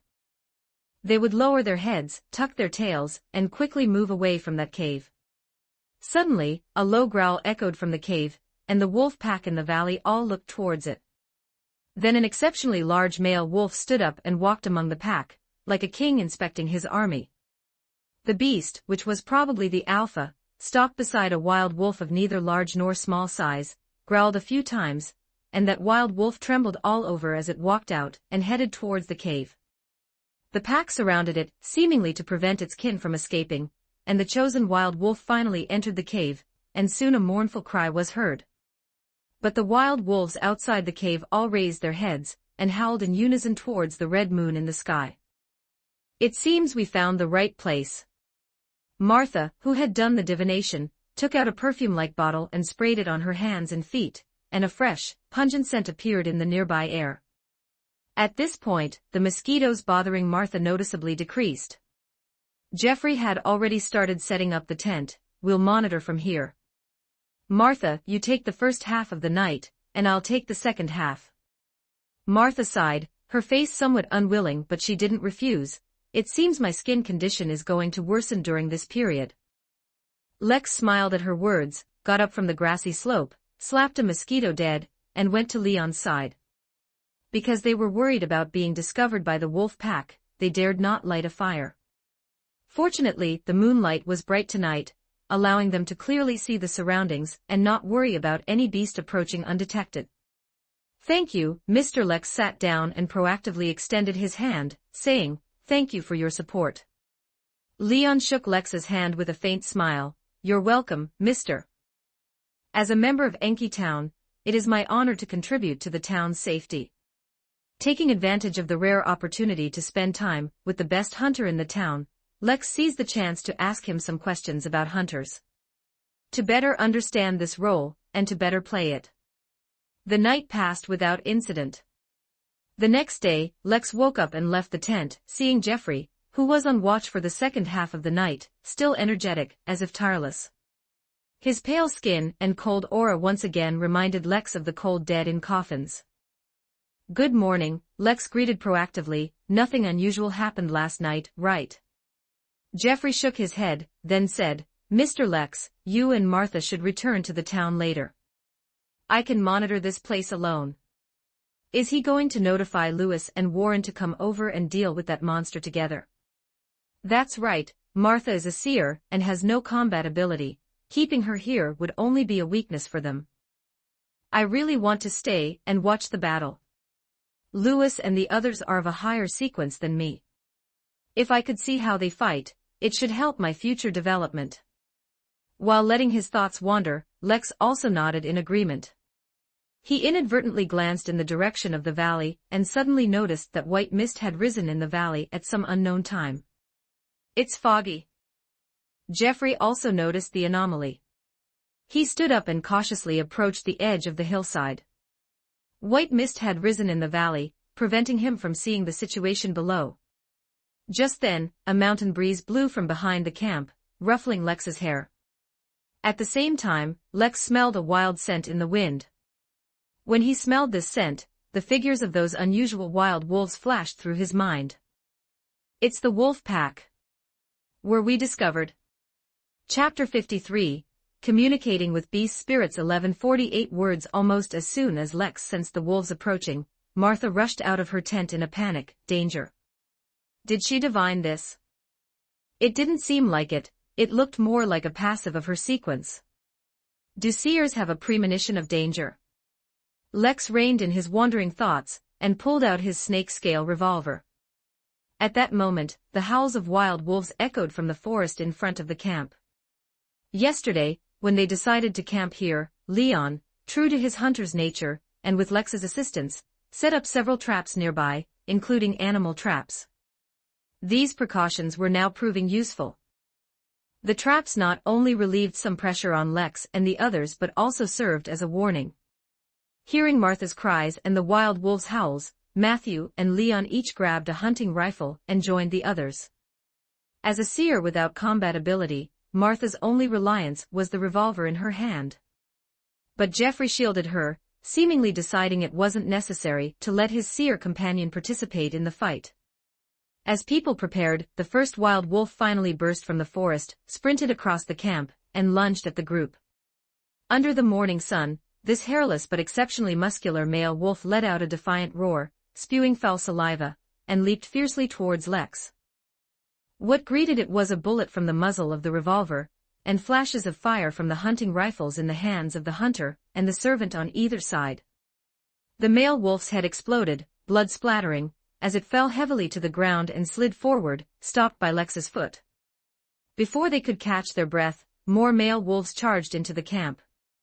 Lex and the two others could no longer focus their fire, and had to fight individually. At this moment, a wild wolf broke through the combined firepower of Lex and the two others, opening its mouth to bite Leon's leg. But then, a stick was thrust into its mouth, and Jeffrey kicked it, sending the wild wolf flying. The wild wolf scraped its claws on the ground, struggling to get up, saliva mixed with blood dripping from its mouth, still charging ferociously. However, this time, as soon as it moved, Lex shot it in the head.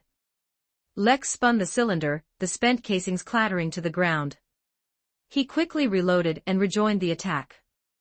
About half an hour later, the battle ended, with the complete annihilation of the wild wolves, declaring a decisive victory for the humans. How strange. Lex shot a wild wolf caught in an animal trap. Since these guys discovered us, why didn't they attack at night? Wouldn't their chances be greater then? Leon, the hunter, also found it strange. Wolves are nocturnal animals, they are more difficult to deal with at night. If they had discovered us early, as Mr. Lex said, they should have come last night.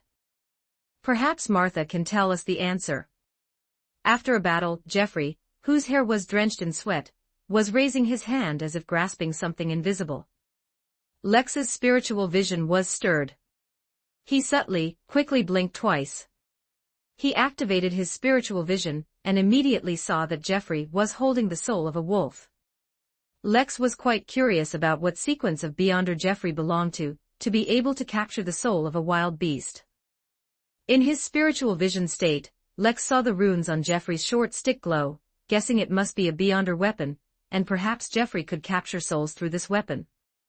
As a colleague, Martha naturally understood Geoffrey's abilities. Hearing this, she didn't object. She pulled a small metal bottle from her pocket and said to Geoffrey, "Put it back." She must have also activated her spiritual vision and seen the soul in Geoffrey's hand. Lex, guessing this, watched Geoffrey squat down and press the wolf's soul into its corpse. The soul and the corpse overlapped, but there were constant signs of the soul trying to separate from the corpse. Because of this, Geoffrey maintained his posture, his hand not leaving the corpse. Was this to prevent the wild wolf's spirit from dissipating too soon? Martha unscrewed the bottle and poured out some powder. Her eyes gradually deepened, and she pinched the powder, sprinkling it on the ground. She walked around the wolf's corpse, sprinkling as she went, then said, "That's enough." Lex, in his spiritual vision state, saw invisible walls suddenly rise. Geoffrey then released his hand, and the wolf's soul slowly floated up, but could not escape those invisible walls, unable to dissipate and disappear. Martha then took out a small silver-white metal bottle and dripped a certain liquid from its spout, dropping it around them one by one. After doing all this, Martha softly chanted an incantation. Lex recognized it as Hermes. "I pray for the power of the night. I pray for the power of the seer. I pray for the favor of the goddess. I pray that you allow me to communicate with the beast's spirituality within this altar." Gradually, Martha's eyes turned completely black. Her pupils disappeared, and the whites of her eyes vanished. She seemed to have entered a strange state. Enki Town, Kingston Road. This morning St. Witt's Church is holding a sermon in the square, and distributing food and daily necessities on site. Early in the morning, several newsboys were shouting loudly on Kingston Road. They went back and forth on the town's main streets, spreading the news. At 78 Kingston Road, a door opened, and Mrs. Gwendolyn's neighbor, the laundress who had given Lex and his sister clues, walked out. This sallow-faced woman was wearing a long, somewhat faded dress today. This dress had no patches, no damage. It was the only presentable and relatively decent clothing she owned. The woman named Kelly called into the house, "Are you ready, Pasha? We need to hurry, if we're late, everything will be taken." "Ready, Mama." An 8 or 9-year-old girl ran out. Due to lack of nutrition, her face was thin, and her skin pale, but her eyes sparkled with the light appropriate for her age. As the mother and daughter passed through the dark hallway, they heard a woman shouting from inside one of the homes. "I'm not going. Stop bothering me, Rodney." This name made a flicker of disdain cross Kelly's eyes. The timid Rodney was almost a universally known good-for-nothing on Kingston Road. If he didn't sell muffins on the street every day, earning a meager income, his wife would have left him long ago. Kelly patted her daughter's head and said earnestly, "You must never find a useless husband like Rodney when you grow up." Just then, Rodney's door opened and the mother and daughter quickened their pace, stepping out into the bright sunshine. Chapter 54, Last Rites. 1267 words in the hallway of 78 Kingston Road. A man timidly stepped out of his home, glancing back at the imposing figure in the small hall. Rodney hesitated slightly but still asked, "Are you really not coming? I wanted to spend time with you today." The woman with her hands on her hips shouted, "But I don't want to spend time with you. And hurry back after you get your things. Are you planning not to do any business today? What will I eat then?" Rodney lowered his gaze and asked softly, "Are you meeting my Ken? Can you two please not meet at home?" "What does that have to do with you?" And is my Ken someone you can call by his name? Hurry up and leave, I don't want to see you. If you don't want to leave, then I'll leave for good, and I'll never come back. The woman angrily pulled a suitcase from under the bed. Rodney quickly said, No, no, no, Kitty, I'm leaving now, I'm leaving right away. He closed the door, tightened his clothes, and walked out of the building with his head down. As soon as he stepped onto the street, a stone was thrown at his leg. Then, a yellow-haired boy with a missing front tooth ran ahead, and made a face at him. Cowardly Rodney, timid Rodney. His wife is with another, he sees nothing, sees nothing. Useless Rodney, unlucky Rodney. He's always wronged and bullied, he dares not resist, dares not resist. A group of children surrounded him, singing their self-made rhymes. Passers-by pointed at him, but Rodney acted as if he saw nothing, heard nothing, and just kept walking with his head down. Probably finding it boring, the yellow-haired, toothless boy waved his hand, and led a group of children, rushing like the wind into the middle of the road. He was suddenly held by a large hand, then pushed, and fell to the ground. Get out of the way, kid. The little boy looked up and saw a burly man with a rough face.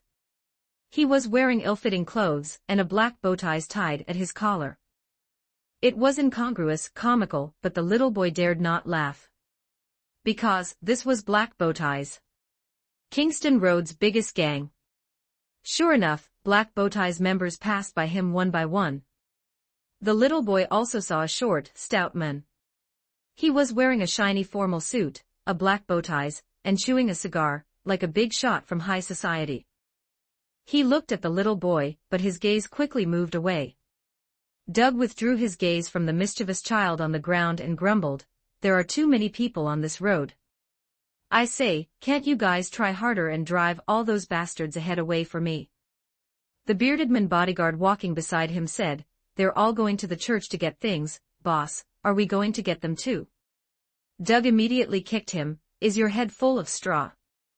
Do I have to go with these lowly guys to get food? He tugged at his black bow ties, loosening it slightly so it wouldn't choke him. Listen up, we're doing something big today. I received news that this morning, besides the church distributing things, the mayor and Sir Bison will also establish a municipal construction fund and raise money from the merchants in town. This is a good opportunity, my chance to truly enter high society has come, do you understand, you idiots? Bearded man nodded, half understanding, half not. Doug snorted, then saw a subordinate with a gun ahead and immediately shouted, Didn't I say, no weapons allowed on you? Today we are all gentlemen. Anyone with a weapon, get out. For a moment, his subordinates looked at each other, then 4 or 5 of them slunk away from the group. Idiots, a bunch of idiots. Arriving at Memorial Square, Doug saw Kaosi from afar. He quickly walked over, took off his cigar, placed his hand on his chest, and shouted loudly. Good morning, esteemed Kaosi. Today Kaosi was in charge of maintaining order at Memorial Square. He had brought all the police from his bureau, and even then, there still seemed to be a shortage of manpower. He was busy and disoriented. Seeing Doug approach, Kaosi's face darkened, and he said to a sergeant, Get him away from me. Also, warn him not to cause any trouble today, or I won't be polite to him. The sergeant nodded and went to deal with Doug. Just then, a police officer jogged over to report, the mayor and Baron Bison have arrived. Kaosi immediately put on a smiling face, and hurried to greet them. The police officer was about to follow when he suddenly noticed that the distant street was somewhat blurry. It seemed a fog was rising. Eberly Mountain. Martha, who had maintained an unchanged posture, suddenly took a deep breath. The black in her eyes receded, the whites appeared, and her pupils returned to normal. She seemed greatly startled, her legs went weak, and she almost knelt on the ground. Fortunately, Jeffrey next to her caught her in time, and helped her to sit down. Martha gasped for air, sweating profusely. After a moment she cried, Quick, we must return to town. The problem we were guarding against has still occurred. She pointed at the wild wolf's corpse on the ground, these beasts were driven by gore. That thing deliberately made them attack just now, while it itself went to Enki Town. Its purpose should be to complete the final step of the ritual, to completely become a channel, to become a medium. Lex's mind buzzed and he blurted out, "Oh no, there's an event in town today, most residents will be gathered at Memorial Square. They will become the sacrifices for the ritual." Lex dared not think further. Once Gore completed the last step of the ritual, the evil god would be able to descend directly into reality through it. No matter what kind of evil god that was, once it descended, Enki Town would surely be doomed. "We should make it in time," Lex said hurriedly. "Even if it left first, the journey from here to town is not short. We still have a chance to intercept it halfway." "There's no way." Pale-faced Jeffrey's expression was even worse now. He shook his head and said, "That thing called Gore is both in the spirit realm and in reality. It should be able to reach Enki Town quickly by using the spirit realm." Lex's heart sank, but he remained calm and said in a deep voice, "Then how do we stop it?" Martha stood up and emphasized, "It's us. It must be stopped by us. This is not an event ordinary people can interfere with." She added, "We had foreseen this matter and had taken precautions. This is also one of the reasons why the captain and Warren did not participate in the search. They are in town now and will try to stop it." Jeffrey nodded and said, "We'll rush back now. Once we're back in town, Mr. Lex and the three of you, please hide in a safe place. We will handle the rest." Lex nodded, not objecting, but he had other thoughts internally, which he did not express, nor was it convenient to express them. Time was pressing. Everyone left in a hurry without packing or dealing with the wolf corpses, rushing back to the small town. Meanwhile, the fog in town grew thicker and thicker. Chapter 55, In the Mist. 1255 words. Enki Town Police Station. "Let me out, you blasphemers. You can't keep me here. I am a favored one of the night, a servant of the goddess. I haven't killed anyone, I haven't committed any crime." A sharp, old voice echoed from the temporary jail cell in the police station, greatly troubling Pittman. There was an event at Memorial Square today, and Kaosi had nearly all the personnel from the police station deployed, leaving only Pittman to guard the door. Pittman was initially happy to have some peace, but having an old woman in the temporary jail cell who constantly babbled and occasionally shrieked was another matter entirely. Pittman approached the cell, violently striking the bars with his police baton, and pointed at Paris, the old woman awaiting trial by the Desai County Court. "Behave yourself, old hag. You don't want me to use this to teach you a lesson." He shook his baton, making a threat. Paris, with messy hair and a sinister expression, her eyes filled with resentment, extended a finger like a chicken's claw and pointed at Pittman, saying, "The goddess will not forgive you. She will bring down the most severe punishment upon you, for you have just threatened her servant." "Is that so? I'd like to see how your goddess punishes me." Pittman stepped back 2 paces, a cold sneer on his face. Suddenly, the wall outside the jail cell collapsed without warning. Pittman, standing directly beneath it, only managed to let out a rabbit-like shriek before being crushed under the wall. As the wall fell, dense mist and dust immediately surged in. The structure of the upper floor was also damaged, and a large amount of falling rocks and debris completely shattered Pittman's hope of struggling out from under the wall. The police station shook violently, rumbling loudly. By the time the immense sound stopped, 2/3 of the 2-story building had become a ruin. The entire fence of the temporary jail cell fell. Paris, her expression timid, walked out, stepping on the piled rubble.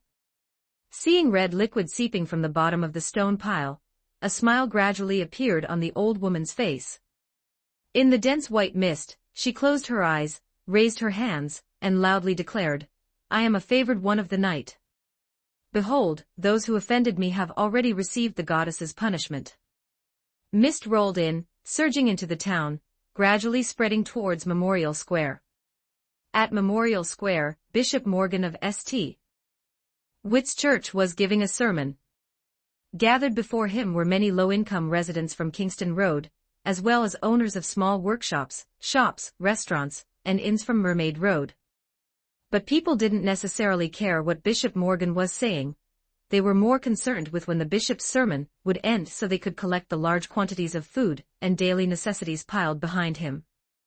On the other side of the square, on the high platform for the construction fund launch ceremony, the prominent figures of Enki Town had gradually arrived. Town Chief was shaking hands with Sir Bison, while the bald, gray-bearded rancher Spencer discussed investment amounts with the long-faced, dark-skinned, and dark-eyed fishery owner Richard. Kaosi, portly and wearing a wedding ring, circulated among these figures, his face beaming. This made Archier, a police officer assigned to patrol duty, and only able to walk along the edge of the square, very envious. He whispered to his colleague next to him, "One day, I'll also stand on a similar platform, smoking a cigar and speaking loudly. Did you drink this morning? Otherwise, why are you so drunk?" His colleague clearly didn't take his words to heart. Archier was about to elaborate on his career blueprint to his colleague, proving he wasn't speaking idly, when he heard a cry for help. "Please save my wife, my poor Nancy."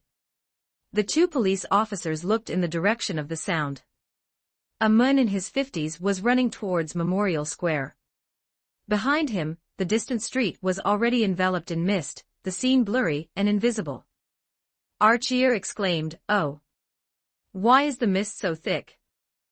I've lived in this town for 37 years, and this is the first time I've seen such dense mist." His colleague's attention was on the man calling for help. The police officer jogged over and called out, "Jim, what happened?" "I don't know." The man named Jim was panting, his head and hands covered in blood, his clothes stained with dust, and his pant legs torn and frayed. "We weren't planning to go out today. We don't need relief, and we're not interested in the construction fund." Just like always, Nancy was in the kitchen starting lunch, and I went to the garden to feed the dog. Suddenly the mist came, and I wasn't paying attention, couldn't even see my own house. By the time Archier arrived, Jim was tightly gripping his colleague's arm. Then I heard a terrible sound, very terrible, officer. I can't describe it. And then, my house collapsed. It should have been very sturdy, my grandfather built it, and it had never broken down. But just now, it completely collapsed. I heard Nancy scream, and I know she's buried in the house, but I can't save her by myself. Jim released the police officer's hand and pointed in the direction he came from. I knew all the police were at Memorial Square today, so I came for help. "Officer, you must." Before Jim could finish speaking, his clothes suddenly lifted, as if an invisible person had grabbed his collar. Before the two police officers could react, the man in his 50s let out a cry of surprise, lifted off the ground, and flew backward into the dense mist. The cry of surprise in the dense mist turned into a scream, accompanied by the sound of tearing clothes and breaking bones. Jim's voice completely ceased.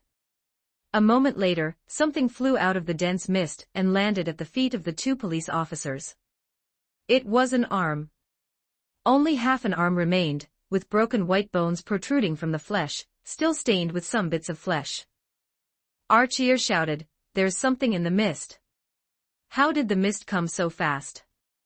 In the short time they had been talking to Jim, the dense mist, which had been in the distance, was now right before them.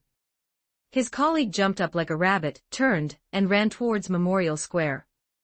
Just then, Archier felt a gust of wind blow past him. He sensed something slippery and damp in the wind, something he couldn't see. That thing passed by him. Then, his colleague, who was running towards the square, suddenly stumbled, then slid backward on the ground. Archier suddenly saw that his colleague's right leg clearly had a constricted mark on his pant leg. He was entangled by an invisible thing. "Something's got me," the police officer yelled, trying to pull out his gun. Suddenly, he flew up, reaching a height of 7 or 8 meters. He only managed to let out a scream before falling with unusual speed and force. Splat! The police officer fell to the ground, his head split open and bleeding, his limbs deformed. Then, he flew up again, and fell down again. Flew up again, and fell down again. Splat, splat, splat! With these rhythmic sounds, Archier watched helplessly as his colleague was slammed into an unrecognizable corpse. Chapter 56, Tragedy in the Square. 1327 words. Bang bang. At the long table on the high platform, the mayor, who was talking with Baron Bison, suddenly heard a few gunshots and was startled. He looked sharply at Kaosi. What's going on? The police station chief also looked bewildered. He quickly said, I'll go check. It should be fine, it should be fine. He hurried down and, nearing the edge of the square, shouted, Who fired that shot? The nearby police officers looked at each other, shrugging or shaking their heads. Suddenly, another gunshot rang out. From the direction of the sound, someone was running over in a panic, and a police officer immediately recognized him. It's Archier. Kaosi immediately yelled, Archier, what are you doing? Why are you shooting? Running, Archier shouted, run. The fog is here, the fog is here. There are monsters in the fog, run. He fired another shot into the sky, then ran into the square. Now, both the gentlemen on the high platform, and the residents gathered in front of the pulpit heard the gunshots, and saw Archier's panicked running figure. Then they saw Archier suddenly stop. He seemed to sense something, slowly lowering his head to look at his chest. From Archier's chest, his clothes gradually bulged, and then a large gush of blood spurted out. Along with the gushing blood, there were also many fragments of internal organs, bone shards and bits of flesh. Then Archier's feet lifted from the ground, his arms and legs swung forward, and his back arched, as if an invisible thread was pulling him into the air, into the thick fog that had already engulfed the square. Not until Archier disappeared into the fog did a sudden scream erupt in the square, followed by cries of confusion and panic from the people. What was that? He's dead, a police officer is dead. That was Archier, wasn't it? He's my neighbor. The square immediately descended into confusion. Bishop Morgan, with his graying hair and deep wrinkles, pointed towards the church and cried out hoarsely, Hurry, everyone, take refuge in the church. Whit's church was the closest and largest building to Memorial Square. Only there could it accommodate the 100 or 200 people in the square. Hearing the bishop's words, the crowd screamed, scrambling to run towards St. Whit's church. Even though the bishop and priests reminded everyone not to push, and to be careful not to trample others. But many women and children with weaker physiques were still pushed to the ground. Kelly, who made a living washing clothes, and her daughter Pasha, were one such example. As soon as the confusion began, the mother and daughter were pushed down. Kelly had to hold her daughter. Fortunately, they hadn't gone too deep into the crowd, so their injuries were not severe. A woman in her 50s in front of them was much worse off. She was too close to the bishop, was pushed to the ground, and had an arm broken, and was wailing on the ground. Get up quickly. Kelly quickly pulled her daughter up. As they passed the woman with the broken arm, Kelly forced herself not to look, not to help her up. She reminded herself that she still had to take care of her daughter, and had to get into the church quickly. Mom, aren't we going to help her?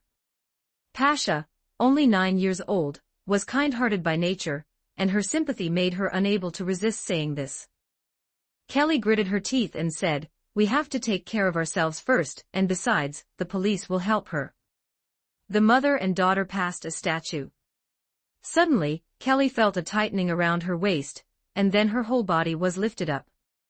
She screamed, instinctively clutching the statue she was passing, which made her stop momentarily. Pasha cried out in distress, running towards Kelly, wanting to pull her mother back. Don't come closer. Kelly cried out in alarm, clutching the statue tightly, and said forcefully, Run, Pasha. Go to the church, you'll be safe once you're inside the church. Remember, Mom's money is all hidden in the cookie tin under the bed, you can use it to buy food.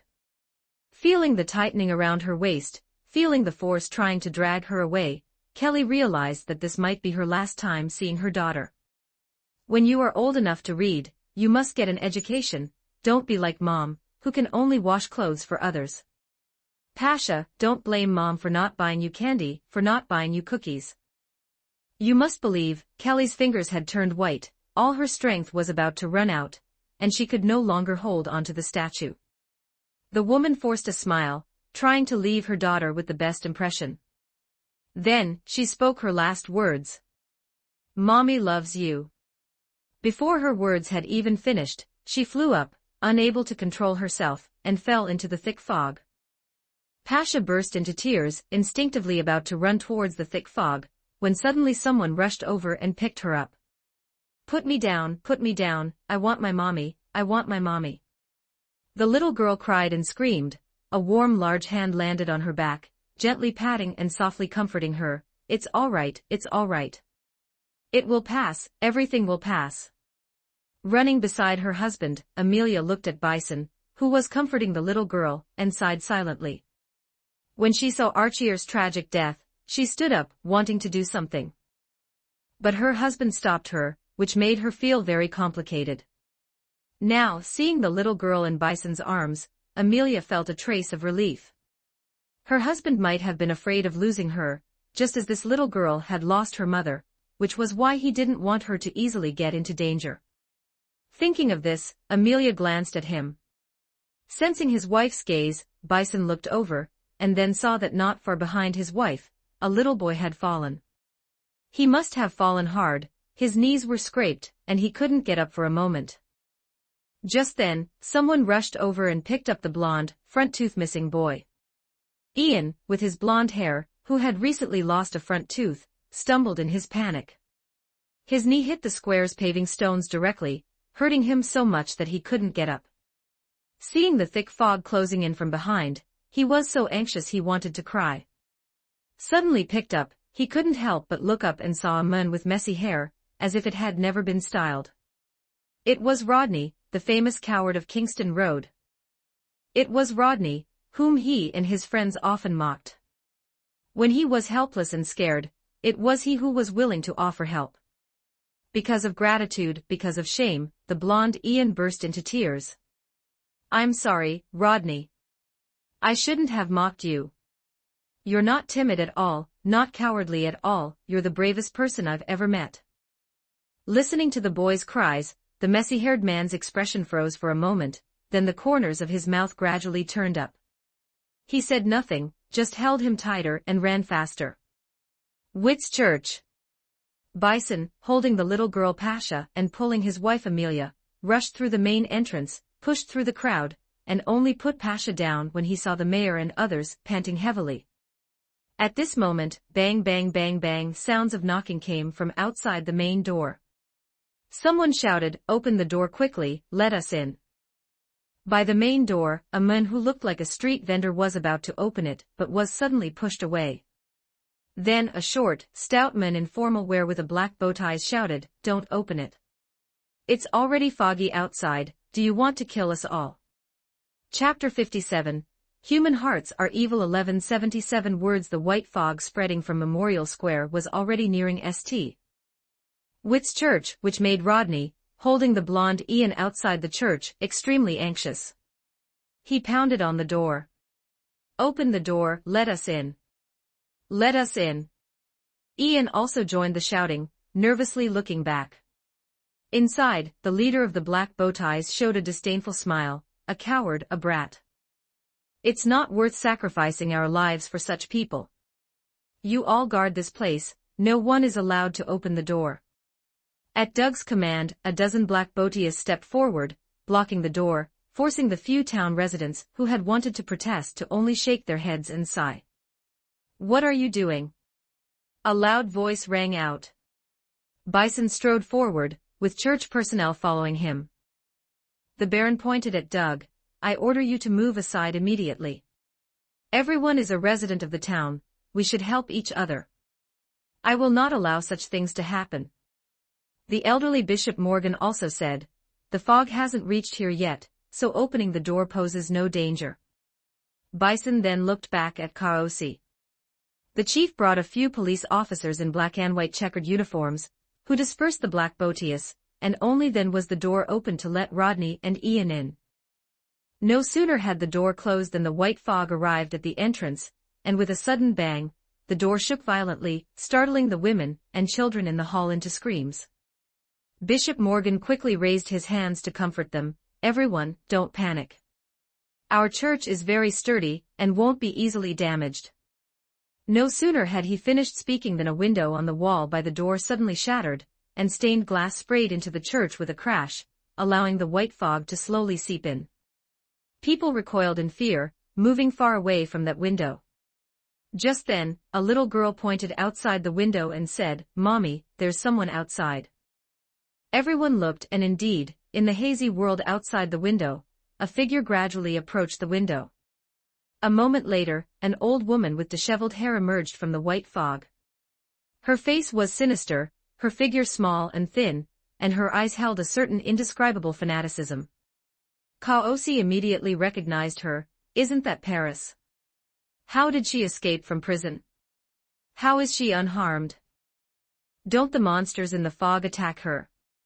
Someone noticed the anomaly and exclaimed. The old woman outside the window then shouted loudly, "Sinners, do you think you are safe hiding in the church? Look, this is your retribution for capturing me. I told you, I am a favored one of the night, I am the spokesperson of the goddess. But you didn't believe me. Now the goddess has sent down divine punishment. She told me that all of you will die today.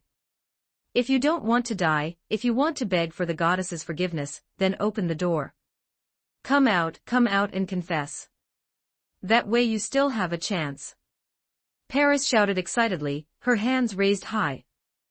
As if to cheer her on, an inhuman roar echoed in the white fog, putting immense pressure on the people in the church. Is she really a favored one of the goddess? I can't believe it, but she certainly wasn't attacked in the fog. As people discussed animatedly, the Baron's dignified and loud voice rang out again. Don't listen to her nonsense, she's trying to mislead everyone. The benevolent goddess would not treat her followers with such cruel methods. People looked at Bison, including Paris outside the window. When the old woman saw the Baron, her eyes immediately filled with resentment. She stretched out her withered, claw-like hand, pointed at Bison, and shouted, "It's you. You are the father of demons, you are the breeding ground of evil. You are on the goddess's list, you are unforgivable. Hand him over. His blood, his soul, can redeem you." Bang, bang, bang. Several other windows of the church also shattered, and an inexplicable malice, accompanying the fog pouring into the church, spread towards the people. Someone screamed, "Go out. I don't want to die, the goddess wants you, hurry and go out, just save us." Bison couldn't believe his ears and abruptly looked at the speaker. Another old man said, "I don't want to die either. My daughter just had a baby, and I haven't even seen my grandson. Lord Baron, please save us." At this point, Doug sneered, "Didn't the sir just say that everyone should help each other? Well then, now, Mr. Baron, please save us. Yes, save us." More and more voices demanded Bison leave, and some even dared to rush out and push Bison hard, which made people even more agitated and frenzied. A strong gust of wind suddenly swept through the church, making everyone unable to open their eyes. When they looked again, the Baroness was already standing beside her husband. Amelia held her hands out, protecting her husband. "You can't do this." For some reason, people felt that the Baroness at that moment had an even greater aura than Bison. They instinctively felt fear, lowered their heads, and dared not step forward. Just then, gunshots rang out from outside the window, and people saw black-purple blood splattering in the fog behind Paris. The startled old woman shrieked, covered her ears, and crouched down, showing no trace of the dignified demeanor of a favored one of the night. Bang, bang, bang, gunshots rang out rhythmically, and 3 blood flowers bloomed consecutively in the white fog. Amidst those blood flowers, silver bullets were faintly visible. The fog surged and swirled, and a roar like that of a wounded beast came from within. Suddenly, Paris was lifted from the ground. The old woman seemed to sense something and cried out in panic, "No, no, no, messenger, put me down, put me down." Her clothes began to show constricting marks, which rapidly deepened. Paris was like she was entangled by an invisible giant python, the air in her lungs squeezed out. Her eyes bulged, her mouth wide open, and she heard the fragile bones in her body shattering one by one. The people in the church saw that after the old woman's hands and feet were already deformed, she was suddenly crushed by a huge force, and a mist of blood spurted from her small body. Subsequently, that mist of blood roared and gathered, rolling into the white fog. Paris's shattered corpse then flew up and was thrown through the window, causing a chorus of screams.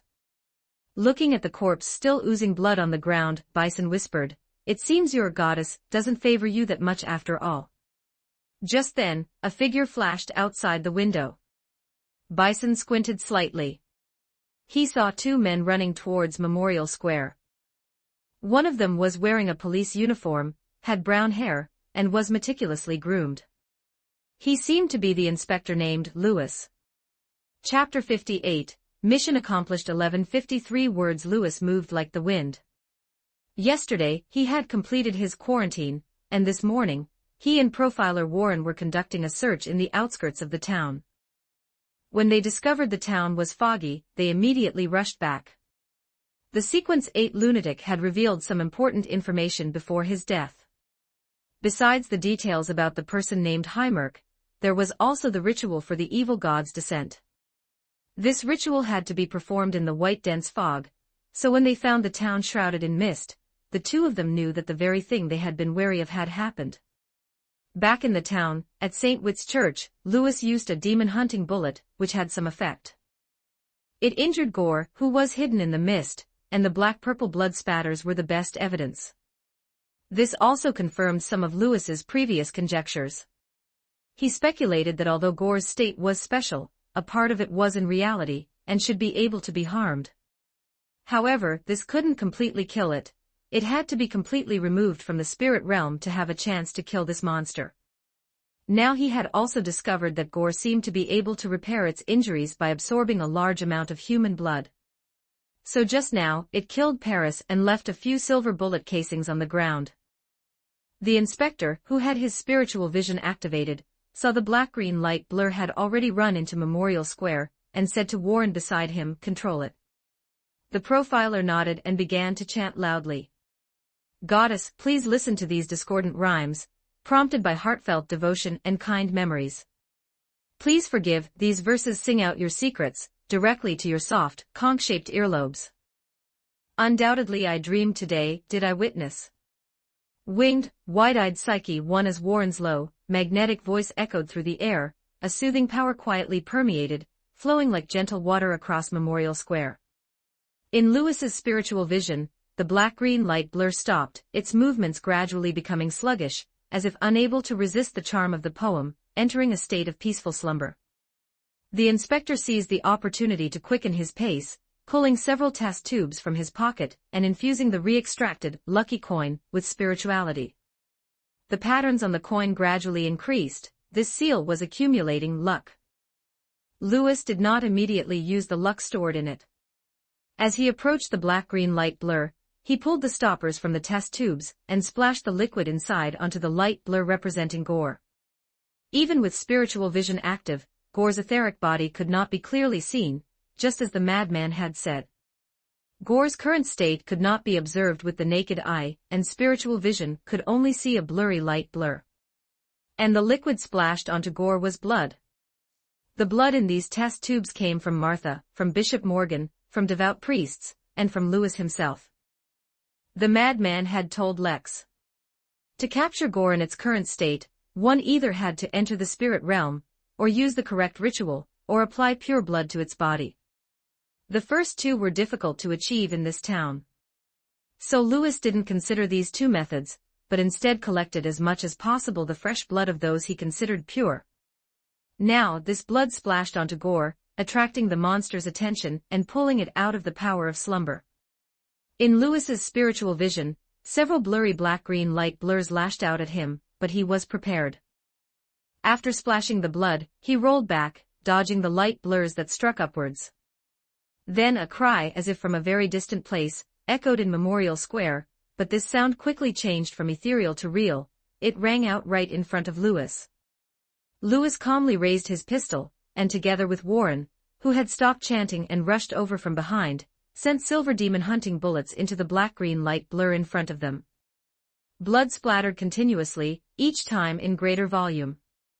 The gradually clearer black-green light blur, whose etheric body outline could now be seen, was repeatedly forced back. And at this moment, the white fog in the square was dissipating. Sunlight pierced through the dense fog, falling onto the ground of the square, onto Lewis and Warren, and onto a colossal entity. Lewis and Warren slowly retreated. They had already closed their spiritual vision, because it was no longer necessary. Gore had been captured, no matter whose blood it was among those, it had worked. They made Gore retreat from the spirit realm, its body reappearing in reality, no longer able to maintain its invisible state. The madman had said that the fog was an important part of the evil god's descent ritual. Gore had to kill 66 people in the white dense fog, offering 66 lives as sacrifices, for the evil god to descend into reality through it. But now, the fog had dissipated, and the environment required for the ritual was gone, meaning the ritual had failed. This truly made Lewis breathe a sigh of relief. Without having to consider the evil god's descent, then all he had to deal with was just a monster. But when he saw the full appearance of Gore now, he couldn't help but gasp. The monster that appeared in Memorial Square was as large as a house. Its body was bloated, especially its abdomen, which looked almost like a pregnant woman's. It had 2 exceptionally thick arms, with clusters of bulging and wriggling blood vessels on them, as if moving venomous snakes were hidden beneath its skin. Its legs, however, were short and thin, completely asymmetrical with its 2 arms, rendering these 2 legs almost useless, making Gore only able to crawl on the ground. Gore's entire body was covered in black-green slime, which exuded a foul stench, reminiscent of dead fish grilling under a scorching sun, and the smell of entire schools of dead fish. On its body, within the slime, large and small eyeballs rolled out, seemingly independent, looking in different directions. Things like twisted ropes, or like scaly elephant trunks, danced on Gore's back, like venomous snakes dancing to the sound of a flute. "Captain, are you sure we can defeat this thing? I think it could swallow us in one gulp.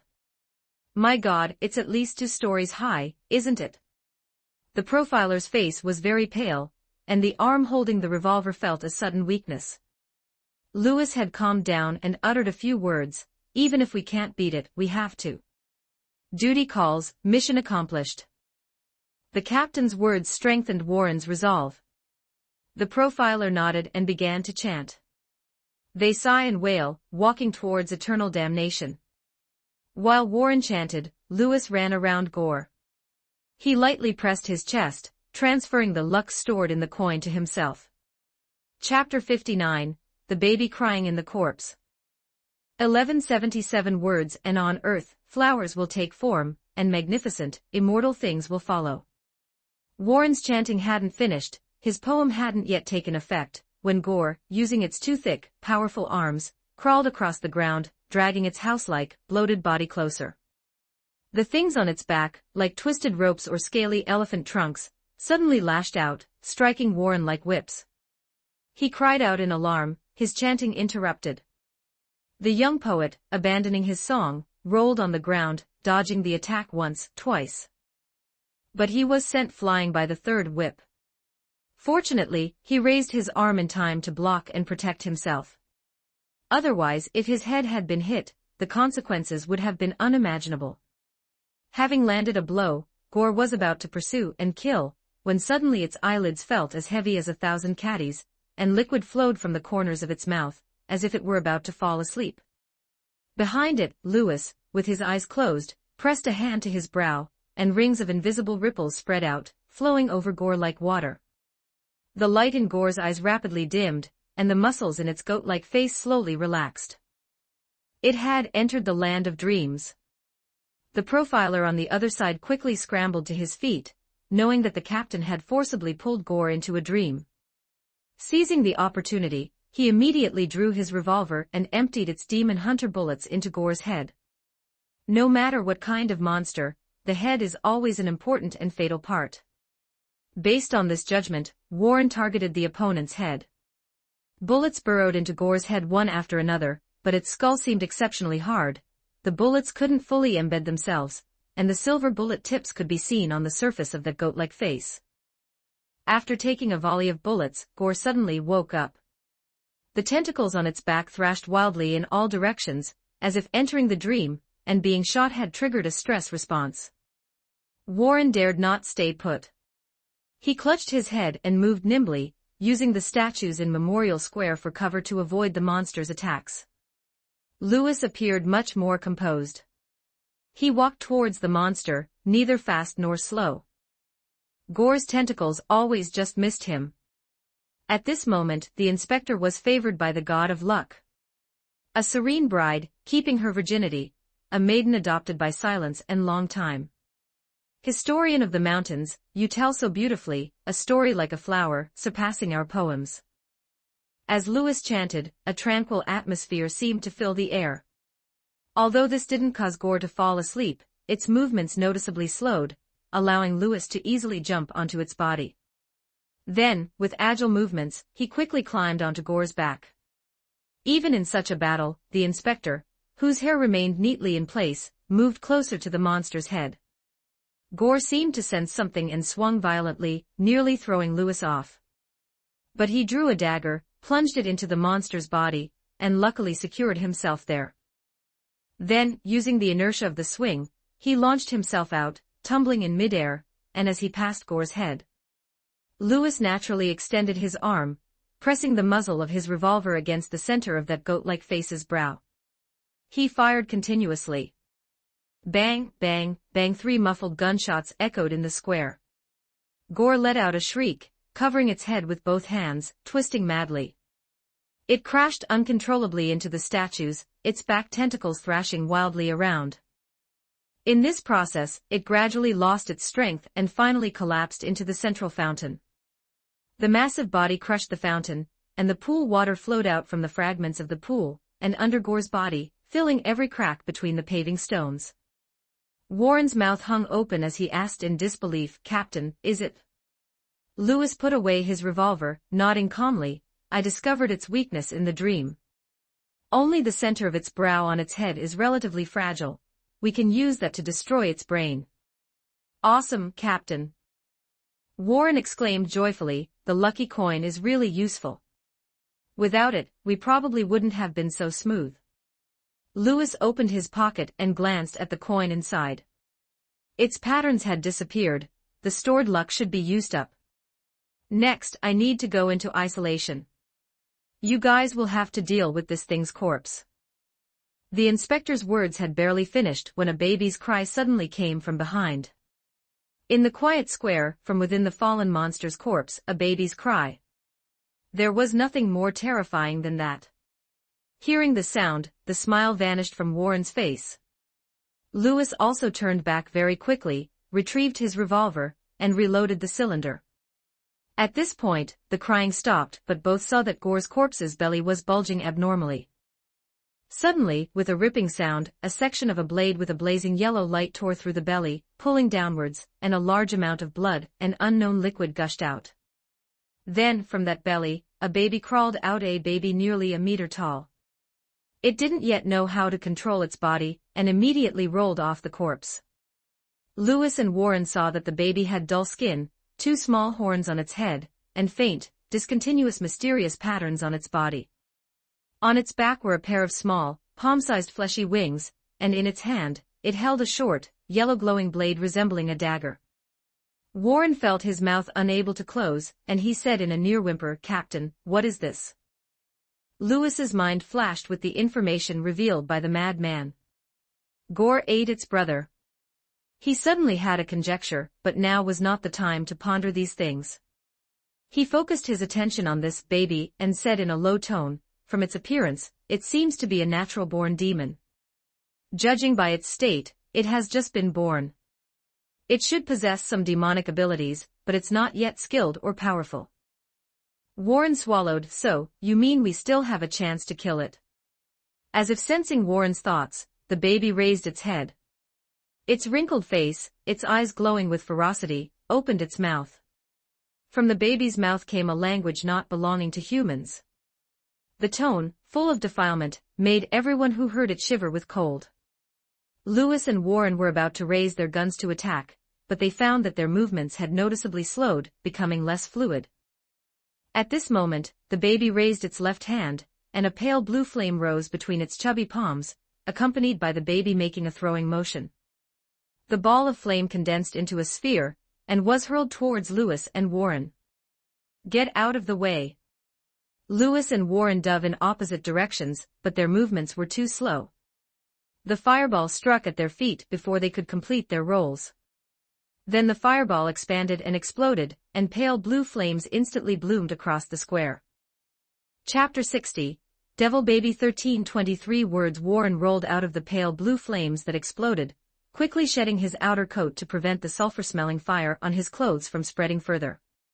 He looked to the other side and saw Lewis sprawled on a collapsed statue. The captain had some injuries on his forehead. It looked like he had hit his head on the statue, and was knocked unconscious. Warren inwardly groaned. As soon as the captain's luck ran out, he immediately became unlucky, actually fainting at this critical moment. He looked ahead and saw the devil infant shakily standing up, its umbilical cord still uncut.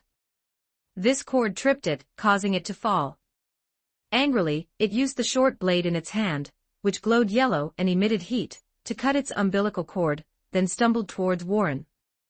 Seeing its movements, it was quickly getting used to its body. Warren nervously raised his hand to shoot, but found his gun was out of bullets. The profiler quickly fumbled for bullets, but was frustrated to find that all his remaining bullets were in his outer coat. And the outer coat was now a burning mess. The devil infant's walking became smoother and smoother. It could even jog on its two chubby, short legs. Warren gave a bitter smile, threw his revolver, and then assumed a boxing stance. Just as the devil infant dodged the revolver, a figure suddenly pounced from behind a statue next to it.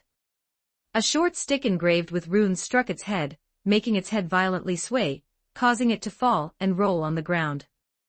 Then Warren saw a pale-skinned, soft-haired young man. "Oh my God, you guys are finally back!" Warren exclaimed with delight. Jeffrey nodded, pointing at the captain. "Martha, try to wake up the captain." "Warren, support me." The seer with long red wavy hair also ran over, approached the captain, and slapped Lewis's face. Warren casually asked, "Where's the Baron's son?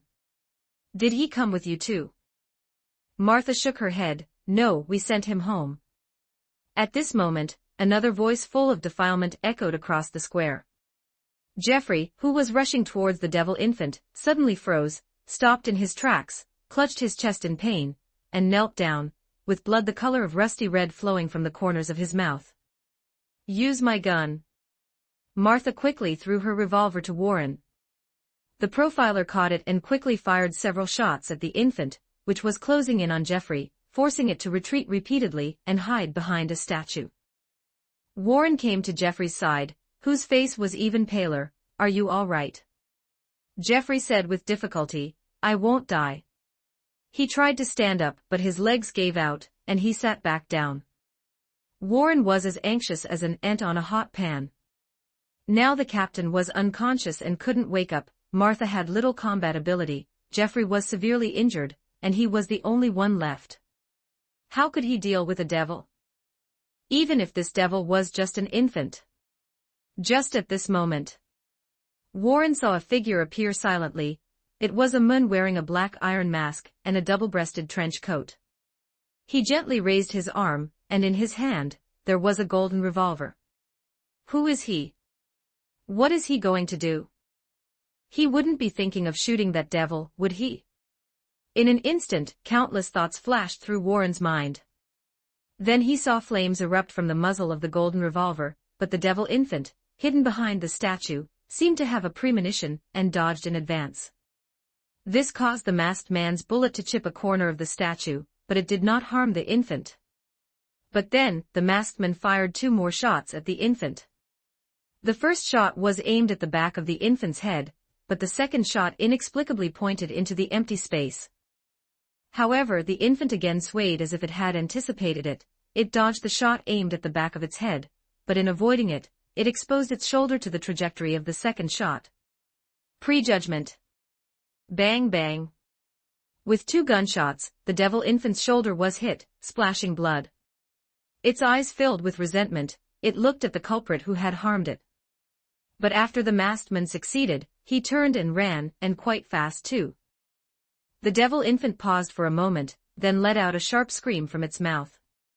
It chased after the man wearing the mask and trench coat. "Warren, quick, go help."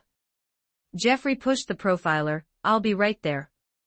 Warren nodded, took Martha's revolver and followed. As he ran out of the square, he saw the devil infant had already rushed into Mermaid Road. Both of those guys were so fast. The profiler continuously chased, afraid of losing them. At this moment, the person being chased by the devil infant was, naturally, Lex. After returning to the town, he sent Martha and the other back home. But with such a big event happening in the town, how could he sit still? So, after transforming into Duke, he followed along. However, Lex reminded himself to avoid fighting if possible. There was no need. He didn't want to make a fool of himself in front of official personnel. But he hadn't expected the situation at Memorial Square to be far more serious than he imagined. Lewis was unconscious, and Jeffrey was seriously injured. If he did nothing, these inspectors might all die here. Without time to think, Lex approached silently, and relying on his hunter skills and preemptive attacks, he managed to injure the little monster's shoulder. But Lex knew in his heart that this wouldn't kill it, and seeing that infant-like thing, it seemed capable of foreseeing danger. Lex knew that in an environment as wide open as the square, it would be very difficult to harm it. To kill this monster, he needed to use traps, he needed spaces that could restrict its movement, and he needed sufficiently powerful means to kill it in one go. So Lex ran into Mermaid Road, where there were many hotels, shops, and grocery stores, which could be used to restrict the opponent's movement. The same environment, Kingston Road, was actually more suitable, but Mermaid Road was closer to Memorial Square, so Lex chose this side. The wind whistled past his head. Lex's keen hearing allowed him to determine that an object was being thrown at him without even turning around. He suddenly changed direction. In the corner of his eye, a pale blue light flashed, and then a grocery store ahead exploded in flames. It can even throw fireballs. Lex was secretly surprised, but this did not make him slow down. He still maintained a distance of over 10 meters from the devil infant behind him. At this distance, even if the opponent could throw fireballs, he would have time to calmly evade. The buildings on both sides of the street quickly receded, then Lex saw a bakery. Foam Ting Bakery. Their jam-filled muffins were good, and their desi pie tasted authentic. Upon seeing this bakery, Lex had an idea. He quickened his pace, sprinted, and then, using his momentum, crashed into a closed window. The bakery window was shattered by Lex's impact. He used a roll to absorb the impact, bounced up without stopping, and rushed into the baking room. This place was piled with flour, various tools were laid out, and the windows were closed, with curtains drawn, making the light dim. Lex pulled out a dagger, poked open bags of flour, and when he heard footsteps coming from outside the baking room, he immediately picked up a bag of flour and forcefully threw it towards the doorway. In this process, flour instantly spilled out, and the baking room suddenly became somewhat hazy. Chapter 61, First Hunt. 1223-word sacks of flour were thrown out by Lex, but he didn't throw them all at the devil infant that had chased him through the door. He threw them haphazardly, which made the little devil's instinct to predict danger useless. At one point, it even inexplicably crashed into a flying bag of flour, fell to the ground, and had its face covered in a thick layer of flour. In a flash, all the flour in the bakery was thrown by Lex, and the entire bakery was filled with gray-white powder. The devil infant got up, and in its anger, it raised its hand, wanting to throw a fireball at Lex. But Lex lunged forward, not with a gun, but with his fists. He threw a punch at his opponent's wrinkled face. His danger premonition worked, and the devil infant ducked to avoid it, but this action interrupted its intention to throw a fireball. Next, Lex pressed close and punched fiercely, giving it no chance to use fireballs. At first, the devil infant could dodge, but after avoiding a few punches, it tried to retreat again, only to hit the wall with its back. The bakery had limited space, and it was finally cornered by Lex. In its moment of surprise, it took a knee to the stomach from Lex. It gasped and dry-heaved, then took another punch to the face. Next, its horn was grabbed and lifted by Lex, who then delivered a powerful punch to the little devil's stomach. At this moment, Lex was wearing shadow gauntlets. At this moment, the light in the bakery was dim. The gauntlet's ability triggered, and the surrounding shadows boiled, pulling out an arm from the void, covered in strange patterns and symbols of some symbolic meaning. This arm clenched its fist and smashed hard and heavily into the devil infant's wrinkled face, sending it bouncing off the wall like a rubber ball. Before it could fall, a second fist swept across, hitting it and pushing it to one side. Then more fists rained down. By this time, the little devil's danger premonition had gone off the charts, but premonition and avoidance were two different things. Under the dense strikes of the shadow combo, even with a premonition, it was difficult for it to avoid so many attacks. It bounced back and forth like a rubber ball between the attacks of the shadow fist. This assault, combined with the little devil's own movements, made the already swirling powder in the bakery dance even more vigorously. Taking advantage of the little devil being continuously hit by the shadow fist, Lex turned and ran. He opened a window, jumped onto the sill, and was about to leap out. Suddenly, a phrase full of foul meaning echoed from the room behind him. Lex froze abruptly, his heart feeling as if it were squeezed by an invisible hand. The intense pain made him fall towards the window. As he fell, he saw that the shadow combo in the room had ended. The little devil, bruised and swollen from the beating, raised its hand, and a faint blue light sparked in its chubby palm. In an instant, his vision was blocked by the bakery wall. The moment he hit the ground, Lex endured the heart-wrenching pain, as if it would burst, forcefully twisting his body to move as far away from the building as possible. He had only rolled a little when a blaze suddenly erupted in the bakery, and with a loud bang, a violent explosion occurred inside the room. Flames shot out from the windows and all other openings to the outside, and glass shards were blasted onto the street with a crash. Lex's back was covered in fragments, but with this violent explosion, the pain in his heart actually eased and gradually disappeared. Lex, panting, got up and felt a warmth on his face. He wiped it with his hand, only to realize he had a nosebleed. Looking ahead, after the fierce explosion, even the brick and stone bakery was now on the verge of collapse. Soon, the roof above the bakery collapsed, extinguishing the flames inside but raising a cloud of dust. Lex fanned his hands, clearing the choking dust, and saw a falling rock roll down. Then the little devil poked out its head and an arm. It was on the verge of death from the explosion, but still not dead. Its tenacious vitality was astonishing.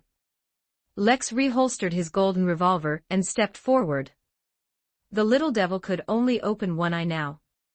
Seeing Lex approach, it struggled to raise its hand, unsure if it was asking for help or trying to release a fireball. Suddenly, a foot stomped down, firmly pinning its hand onto the pile of rubble. Lex stood on it like that, his arm hanging down, the golden revolver pressed against the little devil's forehead. The little devil opened its mouth as if to say something, but was rudely interrupted by a gunshot. The bullet tore open its skull, revealing its black brain inside. Lex quickly fired, sending all the remaining bullets in the cylinder into the devil infant's head. Watching its head fall limply, Lex then stepped back. Next life, remember to study hard.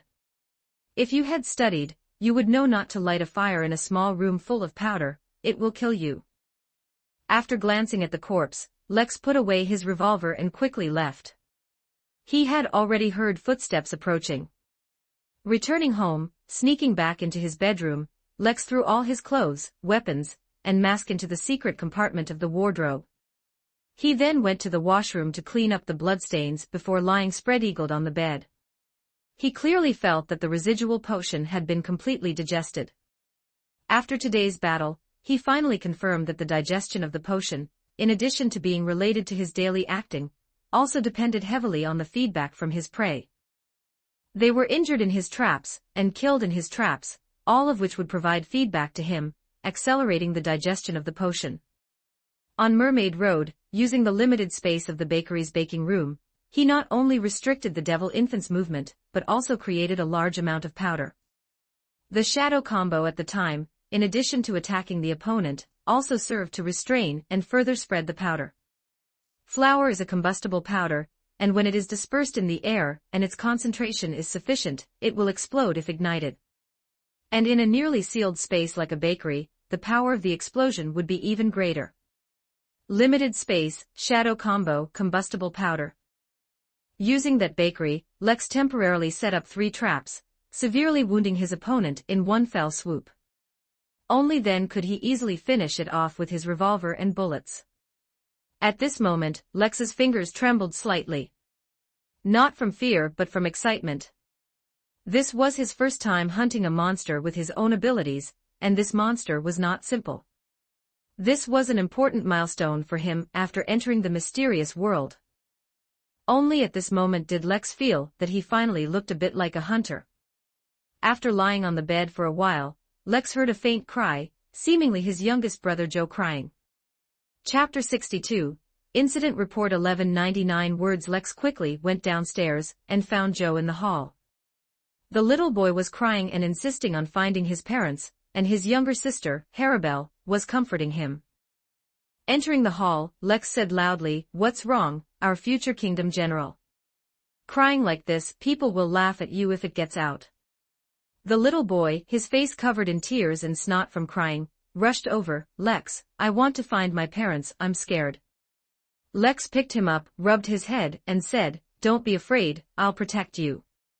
But before that, you need to wipe your face, it's filthy."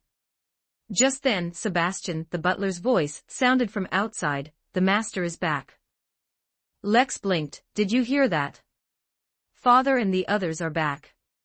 Joe's tears turned to laughter, and he nodded, jumped down, and ran out of the hall with Harabelle. Lex followed them out and saw a carriage stopped next to the fountain, its door open. Bison got out of the carriage, then helped Amelia out, and finally carried an 8 or 9-year-old girl out of the carriage. "Father, Mother." Harabelle, disregarding etiquette, lifted her skirt and flew over like a colorful butterfly, throwing herself into her mother's arms. Bison also squatted down and hugged Joe, who charged over like a little tiger cub. Lex smiled and stepped forward. "Father, Mother, are you both all right?" Bison laughed heartily, picked up Joe, and said, "The goddess protects us, we are all fine." Amelia, however, said with some sadness, "But many people still died, and this child's mother was one of the unfortunate victims." She looked at the timid little girl behind her, and Lex noticed that the little girl was dressed very simply, appearing to be the child of some commoner. Bison said with a serious expression, "Her name is Pasha, and I've decided to adopt her. From today on, she is your sister." Gently patting her daughter's back, Amelia, holding Pasha's hand, said to Harabelle, "Can you take her to bathe and change into clean clothes? She's terrified." "Okay, Mother." Without question, Harabelle, in high spirits after seeing her parents return, responded with a slight lilt in her voice, then took Pasha's hand. "Poor little one, I'll be your older sister from now on. My name is Harabelle, and if anyone bullies you in this home, just tell me, your sister will protect you." Harabelle smiled and took Pasha's hand. "Now, let me show you around your new home." After the 2 girls left, Bison also put down Joe, and said to Lex with a solemn expression, "I'm relieved to see you at home. Something very terrifying happened today, and many tragedies occurred. Fortunately, nothing happened to our family, praise the goddess." The Baron made the sign of the cross 4 times clockwise on his chest, then continued, "Tonight, the church plans to hold a grand mass to appease the spirits of the deceased, and there will be a collection for the victims to help these affected families through this difficult time. Tonight, you will come with us." "No problem." Lex nodded slightly, and thought that he could use tonight's opportunity to do something he had always wanted to do, but hadn't had the chance. In a room without any sharp corners or sharp objects, Louis, with an ice pack on his head, was undergoing isolation. But he didn't waste time. He took out his notebook and, with a black fountain pen, drafted the report of this incident. The Enki Town incident involved the descent of an evil god, but initially, we did not realize the matter was so serious.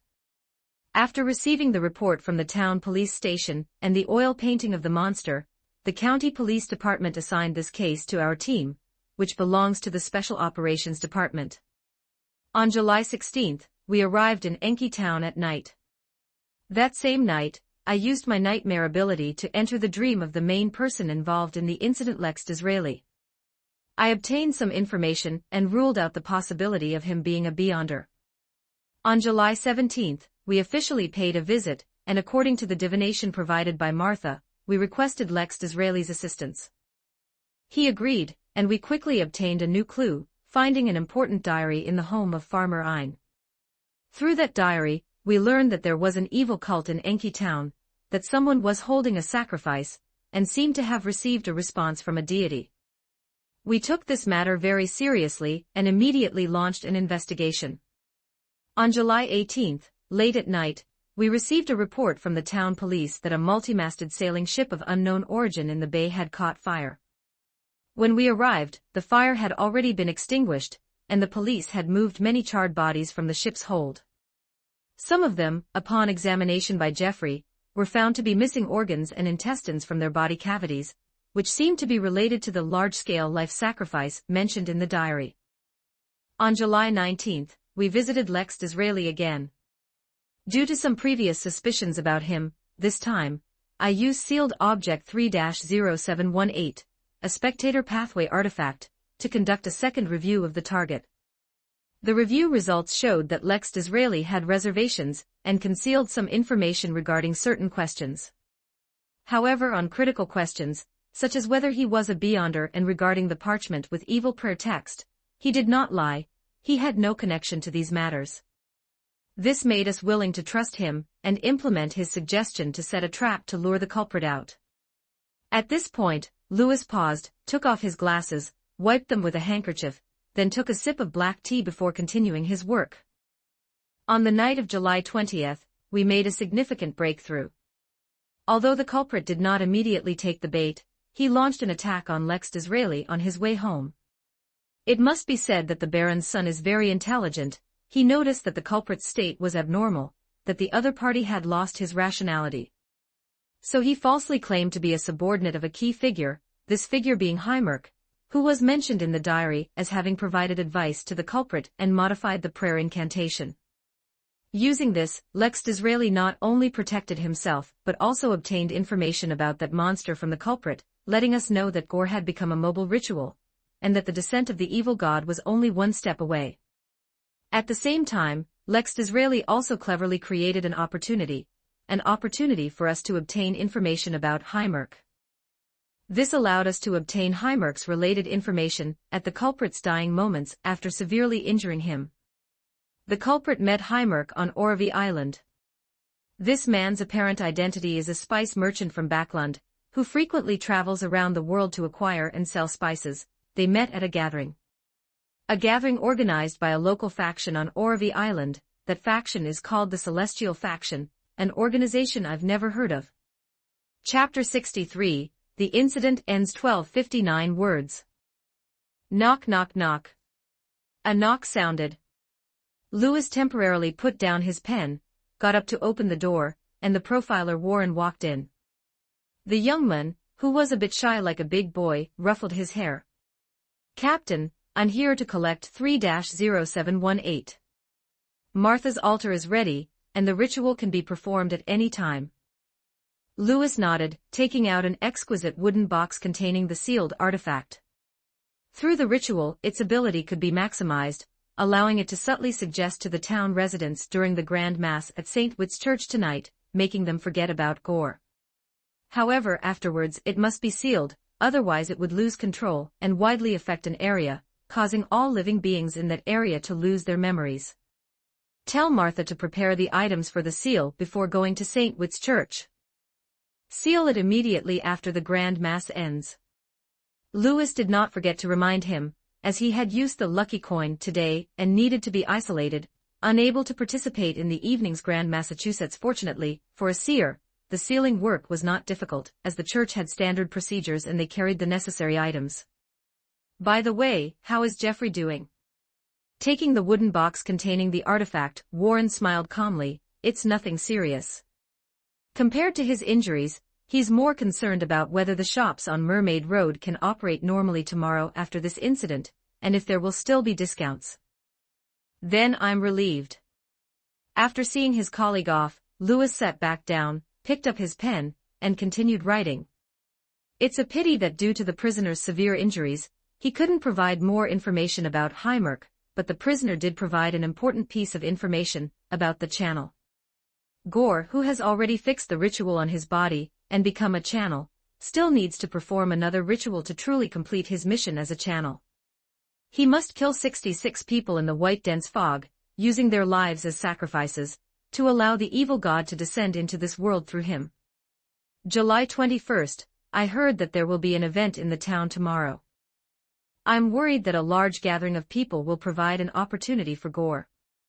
Since I'm currently in isolation, I asked Jeffrey to see Kaosi, hoping he could persuade the town mayor to cancel this idea. Unfortunately, the town mayor believes this event can bring long-term development to Enki Town, and thinks we have already caught the culprit, so there's no reason to interrupt the event. In desperation, I could only meet with Bishop Morgan and ask him to open St. Witt's Church for people to take refuge if there was danger. July 22nd, I finished isolation and, with the profiler Warren, searched for Gore's possible hiding places in the outskirts of Enki Town. Jeffrey and Martha, along with Lex, went to Eberly Mountain to search the day before. Around 9 a.m., white dense fog suddenly appeared in the town. When we rushed back to the town, we found St. Witt's Church under attack. That monster came, Gore came. He came to perform the final ritual. Before this, given his state, we had already speculated about this. This monster can probably move quickly through the spirit realm. To resolve this troublesome state, we had prepared in advance, collecting all human blood that fit the definition of purity. According to the prisoner's confession, I had this blood splashed onto the monster, and successfully made him withdraw from the spirit realm. This action seemed to disrupt his ritual. When Gore appeared in reality, the white dense fog also disappeared. Lewis paused, took a sip of the still warm black tea, and then continued writing. By the way, when Gore attacked St. Witt's Church, the old woman Paris, who had previously been incited by the prisoner and mistakenly believed herself to be a devotee of the night, but was actually an accomplice, also appeared at the scene. Perhaps because she had assisted the prisoner in performing a ritual, there was some kind of mark on her body, which prevented Gore from attacking her immediately. However, after Gore was injured, he cruelly killed Paris and used her blood to heal himself. After a battle, with the help of the lucky coin, we successfully killed Gore. We originally thought the incident was over, but a baby was born. That was a devil infant, a born devil infant. It possessed the abilities of a devil. I've seen relevant reports in church documents. But because it was just born, its abilities were greatly reduced. Regarding this infant, I have some conjectures. From the prisoner's diary, we learned that Gore ate his twin brother, which gave him the characteristics of a channel. That devil infant could be Gore's brother reorganizing within his body. It was a shell prepared for the descent of the evil god. If Gore had successfully killed 66 people, the evil god would have been born through this infant and truly entered reality. But the ritual failed and Gore died. All of this might have stimulated that shell, causing it to instinctively struggle to enter the world. Since it was only a shell, it lacked rationality. It instinctively attacked us. Because I had used the lucky coin before, the side effects of the seal quickly arrived, and I unexpectedly fell into a coma. The events that followed were recounted by Warren and others. After I fell into a coma, a mysterious person appeared. He wore a mask and used a golden revolver. He acted in time and led away the devil infant. Afterwards, they seemed to have a battle on Mermaid Road. According to Warren's description, a bakery had exploded. In the ruins of the bakery, Warren found that devil infant, seeing that it had blast injuries and severe burns, and its fatal injury was to its head. Its skull was blown open by a bullet, and its brain was a mess. Its death declared the end of the Enki Town incident. Currently, the characteristics of the monster Gore and the devil infant have been recovered by us and properly preserved. After returning, they will be stored in Cheney's Gate according to procedure. The above report is provided by Lewis Edward, with additions from Martha, Warren, Jeffrey, and others. Putting down his pen, Lewis let out a breath. The report was finally finished. He picked up his cup and leisurely drank his black tea. 4 o'clock in the afternoon. After a nap, Lex woke up feeling satisfied, his physical strength and spirituality fully recovered. There was still plenty of time before evening. Lex stretched his body, pulled down the curtains, and stood in the middle of the bedroom, raising both hands horizontally to summon the mystical book. I that sees everything. God that oversees all things. After chanting the last incantation, he saw the colors in the room deepen. He subconsciously lowered his gaze until the thick, ethereal tome, emanating colorful glimmer, fell into his hand, then he raised his head. The tome opened by itself to the Artisan of Mysteries page, and the number of dimensional crystals had increased again. It was now 158. Lex quickly looked down. Cloud told you to hurry up and not stop, and rewarded 600 dimensional coins, which have been automatically converted into 6-dimensional crystals. Absurd Dream wakes, people withered feels you're too awesome, and rewarded 2,000 dimensional coins, which have been automatically converted into 20-dimensional crystals. Chapter 64, the next target 1235 words. Joker Clown said good one. To you and rewarded another 100 dimensional coins, which have been automatically converted into 1-dimensional crystal. Cloud treading snow white gloves happily said, it's me again. And rewarded another 100 dimensional coins, which have been automatically converted into 1-dimensional crystal. Silent wordlessly glanced at you and rewarded another 100 dimensional coins, which have been automatically converted into 1-dimensional crystal. Explosion is Art 666 laughed and said miss me. And rewarded another 100 dimensional coins, which have been automatically converted into 1-dimensional crystal. Starless Sky cheered for you and rewarded 100 dimensional coins, which have been automatically converted into 1-dimensional crystal. The observers indeed rewarded again, and among them, there were quite a few old friends. They were truly generous. At the same time, I also need to thank the new reader for paying attention to me. Only by gaining more attention can I become stronger. Now I already have over 100 dimensional crystals. I truly hope to quickly obtain new mystical items, so I can use them to enhance my strength. Lex suppressed his excitement and anticipation, looking down. There were still 2 more records below. Famous Firefast Return liked Klein Moretti and rewarded 100 dimensional coins, but this has nothing to do with you. Mountains and Seas loudly told Klein Moretti, you're great. And rewarded another 1,000 dimensional coins. Put away your drool because this has nothing to do with you. I wasn't drooling. Lex rubbed the muscles on his face to prevent them from twitching slightly. He then looked at the tag items. The records here had also been updated. The tag Lord of Traps has received over 30 likes.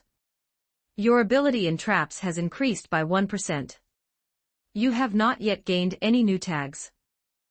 The improvement in traps now had a specific value, instead of just a vague description as before.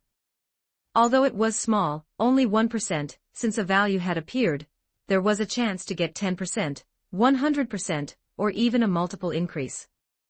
No new tags for now. Good, no strange tags like Playboy appeared.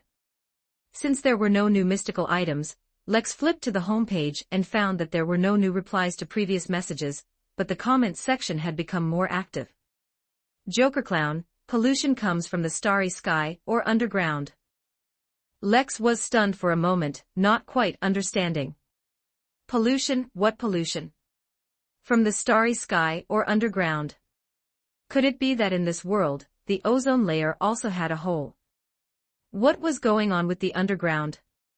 It was incomprehensible. It was indeed a disadvantage of not having read enough. He continued to read. Firefly's departure. I remember that for the Beyonders, the witch pathway generally recruits males because seems to be male. As the complementary pathway to the witch, would the hunter also require females for better acting? Perhaps like the witch, only female hunters can become gods. A hunter and witch pathways are complementary. The witch pathway generally recruits males. That's quite strange. It's witch, yet they recruit males. What do they recruit males for? They wouldn't be captured as slaves, would they? Joker Clown, the funeral/difficulty is in September. Klein seems to still be in training in July. Telling you to go in mid-July is just to make early arrangements, understand the situation, and get in touch with Klein. You can also go to Tingen in August, but in any case, you must arrive before late August. I remember this reader reminded me before to go to Tingen in July to cling to my transmigration compatriot's thigh. He now left another message to add to it. My compatriot encountered difficulties in September.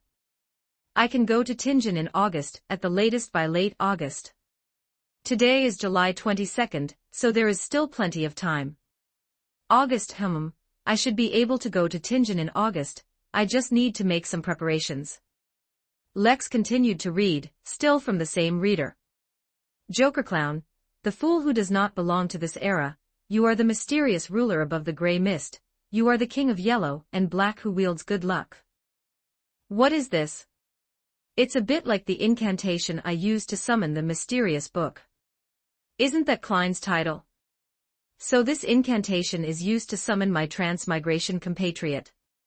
Lex made a note of it and before his spirituality was too depleted, continued reading, wanting to see as much information as possible. Blazing Inferno, hello, Lex. You don't actually think these people are your support group, do you? You don't actually think your revival was just a coincidence? Heh, I look forward to meeting you. Oh, you might call me Blazing Inferno. This Mr. Blazing Inferno looks forward to meeting me. But aren't you a reader? How can you meet me? It seems like you're just joking with me. Shower 222, keep it up. Sophie Toilet Paper, given that the protagonist chose the hunter pathway, and did not maximize the use of this golden finger, so when he saw this, Lex vaguely felt his temples throbbing and aching, knowing that his spirituality was almost depleted, so he quickly ended the summons. He sat down on the single sofa in his bedroom, gently rubbing his forehead to alleviate the side effects of reading the information. Perhaps it was because of the progress in potion digestion, this time the headache was very mild, and did not last long. After 2 or 3 minutes, Lex had already returned to normal. He briefly summarized his gains from this session. The number of dimensional crystals increased, so when he obtained new mystical items, he could immediately strengthen and utilize them. The tags gained more recognition, which improved his trap ability, and it was now quantified, no longer a vague description. As for the information, he learned that witch and hunter are complementary pathways, but what a complementary pathway is still needs to be clarified. He also got a definite time frame, it's best to arrive in Tingen before late August, and he also obtained an incantation related to Klein. Lex tapped the armrest with his fingers, pondered for a moment, and decided not to try that incantation for now. He didn't know what would happen. Perhaps chanting this incantation would immediately make him meet Klein, and then how would he explain where he got this incantation? It's better to go to Tingen first, make contact in a gentler way, understand the situation first, and then decide whether to meet. Even if I do meet him, I can't directly use this incantation. I remember in the original work, young Miss Justice and Mr. Hangman both came into contact with some ancient items to establish contact with Klein. I can also emulate them, try to collect some ancient items, and use them to chant the fool's name. That should attract his attention, allowing me to join the Tarot Club in a more reasonable way. With a decision made and a goal for the next stage, Lex felt refreshed and his confidence doubled.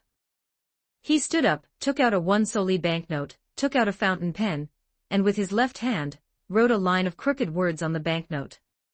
He was preparing for something he had to do tonight. Chapter 65, Group Suggestion 1199 Words. Night fell. The crimson full moon hung quietly in the night sky, illuminating the land. Enki Town was unusually quiet tonight, even the usually bustling Kingston Road lacked its usual liveliness. People quietly left their homes, spontaneously heading to St. Witt's Church to attend tonight's grand mass and pray for those who died during the day.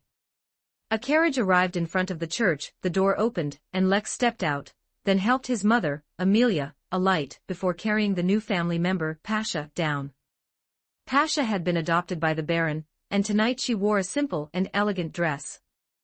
Although she couldn't wear anything too vibrant due to the occasion, this dress was still something the little girl could never have worn before. Holding Pasha's hand, Lex followed his father and other family members into the grand prayer hall, where a priest led them to the seats reserved for the Baron's family. After everyone had arrived, the doors of the grand prayer hall closed, and the church choir began to sing. The uniform and ethereal chants echoed through the dim and quiet hall. The crimson full moon rises, reflecting on the land. Everyone sinks into sweet dreams, dreaming of themselves, dreaming of parents, wives, and children. This is forever. Listening to these sacred sounds resonating in the hall, Lex's heart naturally calmed down. He glanced at Pasha beside him, and then at Harabel. Both of his sisters' expressions also became serene and peaceful. At this moment, Bishop Morgan, holding the revelation of night, began his sermon. As this part drew to a close, Lex and the others shared water and bread. In the light of the candles lit on the altar, Bishop Morgan, along with several priests and the choir, chanted in unison once again. We will look up at the night sky and tenderly speak her name, Evernight Goddess. Besides Evernight Goddess, there are no other words. May the goddess, in the intervals of angels singing, gather them with sweet silence, and hold them in her gentle right hand. Goddess. If she hears, she will surely answer, and surely reveal a pure smile to the departed. Come, rest, sleep, my children. In this sacred and peaceful atmosphere, the grand mass came to an end. Everyone, including Lex, felt as if their souls had been cleansed. And for a beyonder like Lex, the feeling was even more pronounced. He felt not only his mind at peace, but also his spirituality soothed, flowing naturally and smoothly. After the grand mass concluded, Lex saw many people with tear-streaked faces. Even his mother's eyes were red, and his father's expression was solemn, as if he was lost in thought. After this ceremony, the next segment was the donation. The funds raised by the church tonight would be used for the burial of the deceased, and to help struggling families overcome their difficulties. As the donations began, Baron Bison stood tall, reaching into the inner pocket of his clothes and pulling out his wallet. As the eldest son of the family, Lex also followed his father into the aisle, heading to the altar and approaching the offering box. After his father completed his donation, Lex also took out the prepared banknotes from his own wallet and placed them into the offering box. The amount he donated was not much, only around a few dozen soldi, because Bison himself only donated 300 soldi. According to etiquette, the amount he donated could not exceed his father's. Moreover, donating was not Lex's primary goal. His main objective was to ensure that a 1 soldi banknote inside successfully entered the offering box. As people donated their goodwill, Bishop Morgan, with a compassionate and merciful expression, said, "Today, too many tragic events have occurred in our town. Many innocent and kind people have lost their lives and returned to the embrace of the goddess. Fortunately, the criminals responsible for these tragedies have been apprehended, and those who subdued the criminals are several police officers from the Desi County Police Station. Now they would like to say a few words to us. Let us welcome the police officers to the stage." Since this was not an occasion for celebration, no applause broke out.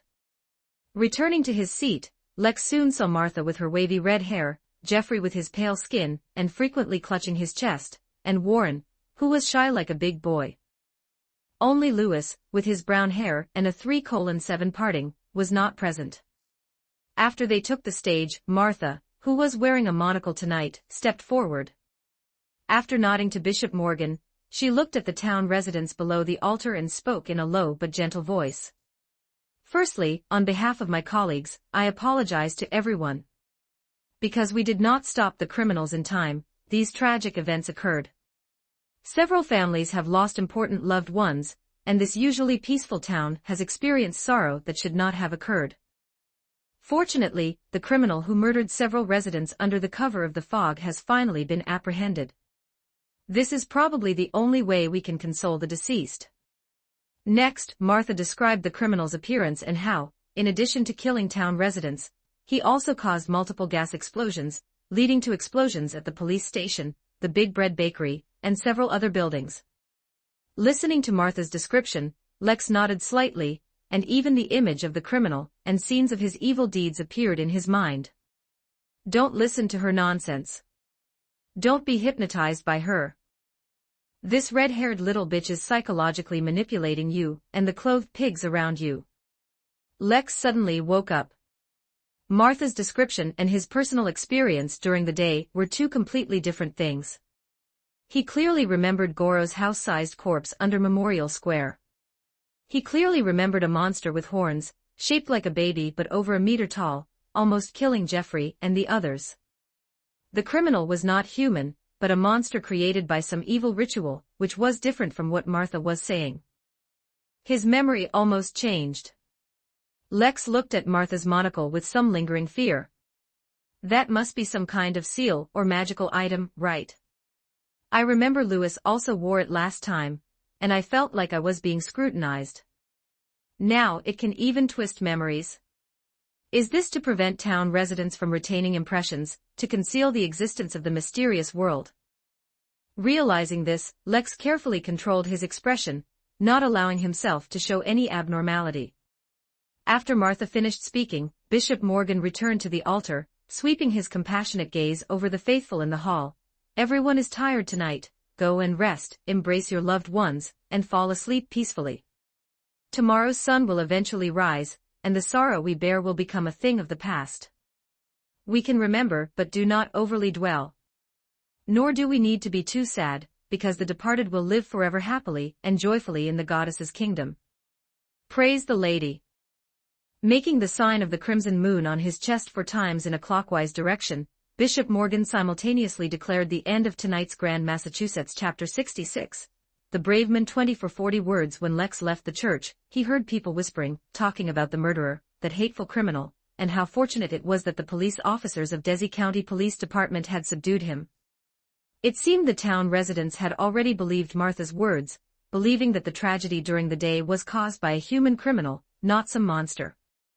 It appeared that tonight's Grand Mass, besides praying for the dead, also served as an opportunity for Martha to use that monocle to give a collective suggestion to the town residents, in order to conceal the existence of the mysterious world. That's good. Ordinary people really don't need to know about the existence of the mysterious world. The further they are from this world, the better. And since he had also accepted the suggestion, he should no longer be a suspect in the eyes of the official beyonder. As he was thinking this, Lex helped his mother into the car and inadvertently saw 2 people emerge from the church's main entrance.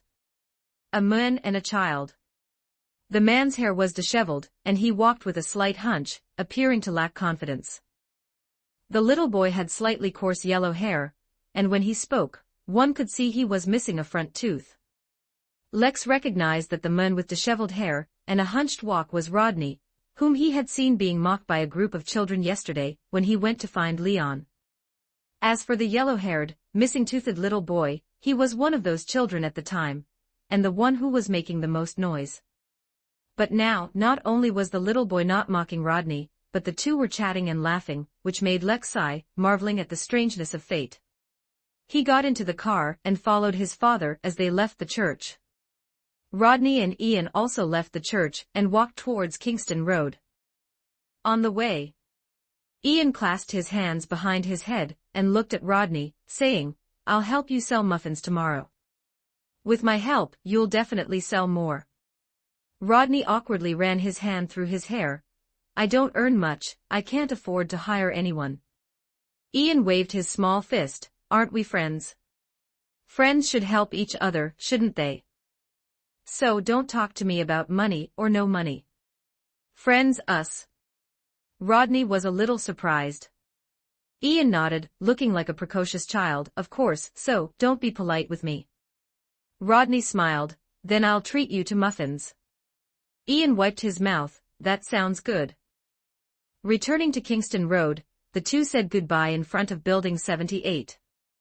Rodney arrived at his doorstep, and as soon as he opened the door, he heard a burst of laughter from inside. Among them, there was a man's laughter.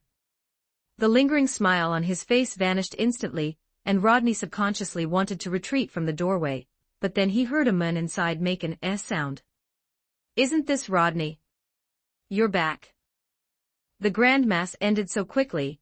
I wanted to play with Kitty a bit longer. Kitty exclaimed, "What, that guy's back?" In the small room, a disheveled man and woman looked towards the door, and the woman named Kitty quickly pushed the tall man next to her. "It's getting late, you should go back, my Ken. What's there to be afraid of? Rodney won't mind." My Ken, in front of the man at the door, hugged Kitty and kissed her on the face, then winked at Rodney. "Right, Rodney. Stop talking, hurry up and go." Kitty pushed the man again. My Ken then picked up the pants he had thrown by the bed and put them on, then walked to the door, put his arm around Rodney's shoulder, and said, "Kitty is really good, you should thank me. Her being so moisturized is all thanks to me. Tonight, you just enjoy my results." He laughed loudly and patted Rodney's back. Rodney hung his head, clenched his fists, his body trembling slightly with anger. My Ken glanced at him and forcefully pushed him aside. "What, you good for nothing, do you want to fight me?" Rodney looked up, but before he could say anything, a fist landed on his face, and the immense force sent Rodney sprawling onto the somewhat damp ground. Then he took a few more kicks to the back. And throughout the entire process, his wife, the woman named Kitty, just watched coldly from the side.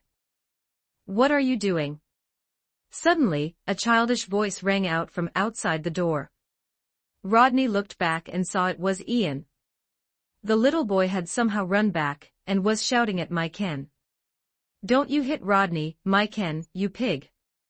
I'm going to tell everyone about your bad deeds, just you wait, you'll be famous in the town soon." "Damn it, where did this brat come from? Shut up." My Ken slapped the little boy, sending him flying. Ian fell to the ground, covering his mouth, and shouted at Rodney, "Fight back, Rodney.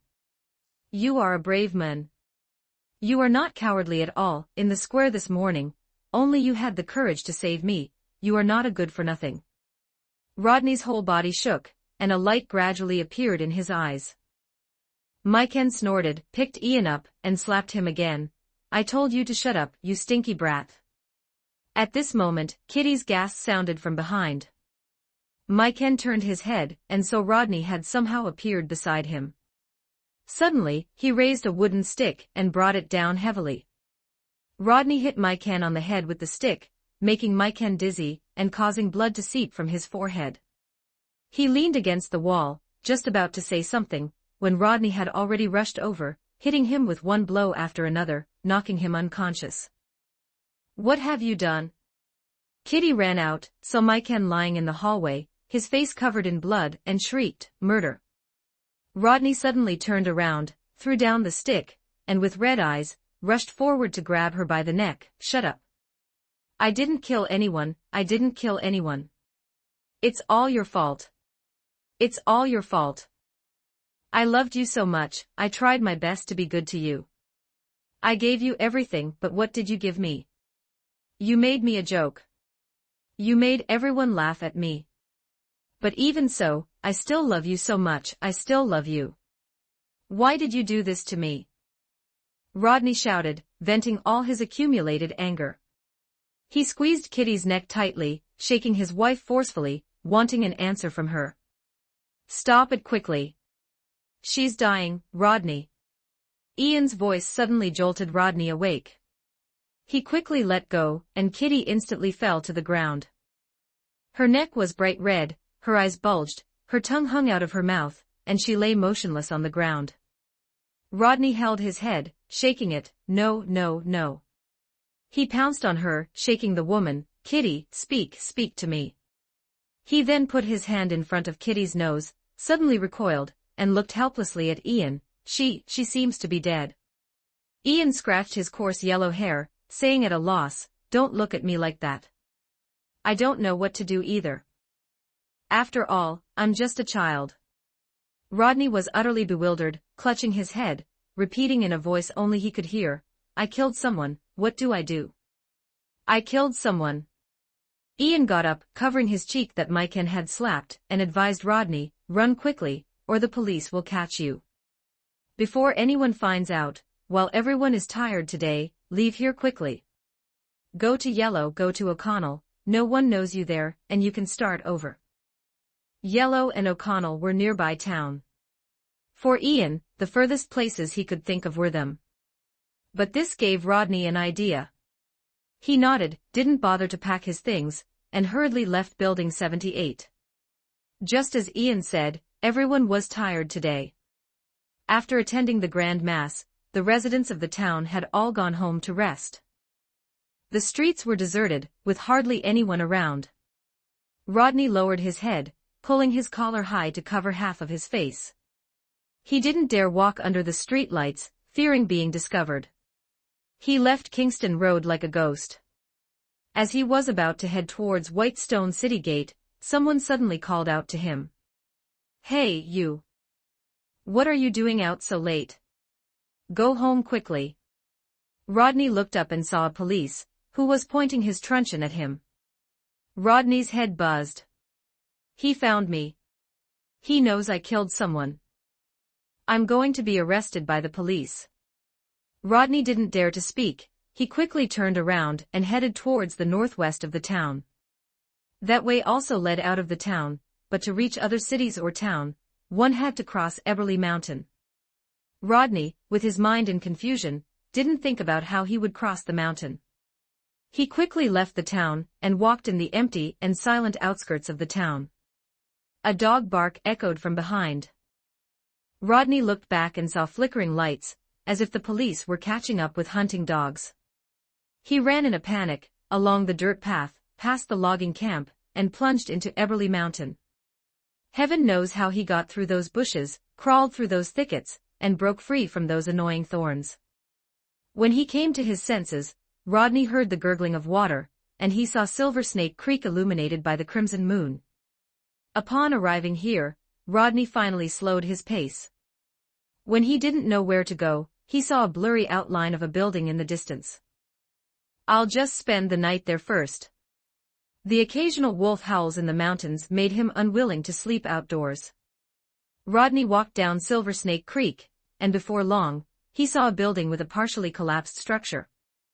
That building, located in front of the forest, had a bell tower and a tall tower, looking like a church. Rodney walked forward, and as he approached the church, he saw a rock with inscriptions. Under the crimson moonlight, the words seemed to carry a warning. Unfortunately, Rodney was illiterate. He had only attended a few days of night school run by the church and could only recognize some simple numbers, which prevented him from being cheated when doing business. He only glanced at the inscription on the rock before continuing towards the church. Tonight, this collapsed church was exceptionally quiet under the crimson moonlight. When Lex woke up in the morning, he received news that the inspectors from the Desai County Police Station were returning. He had breakfast and went to see them off. He also brought some items from home as gifts, which included a notebook, a poetry collection, a box of candies, and several large packages of Enki Town local snacks. These were given by Lex to Lewis, Warren, Martha, and Jeffrey respectively. When they received the gifts, Lewis and the others were a bit surprised, especially Martha, who happily hugged Lex and gave him a fragrant kiss. So, it was only after these inspectors departed in their carriage that Lex used a handkerchief to wipe off the lipstick mark on his face. "Let's go back, Matthew." Putting away his handkerchief, Lex boarded the repaired open-top carriage and returned to Champaign Avenue with his personal valet. As he passed Kingston Road, Lex heard a commotion. It turned out there was a team of police on the street, escorting the leader of the Black Bowties out. Doug struggled and roared.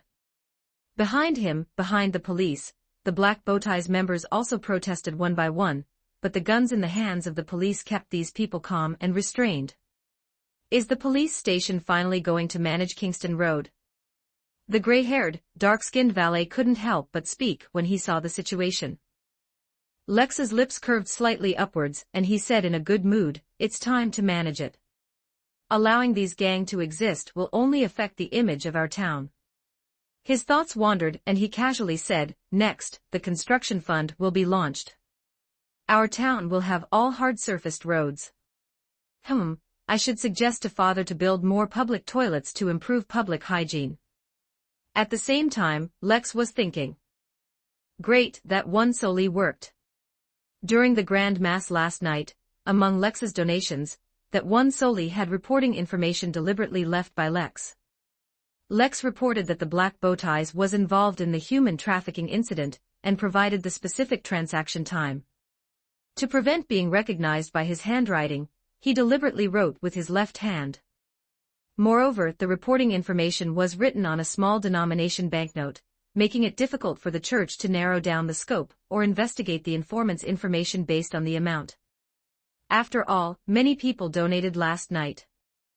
Just as he had expected, when the church sorted out the donations, they discovered that banknote and learned about the good deeds of the Black Bowties.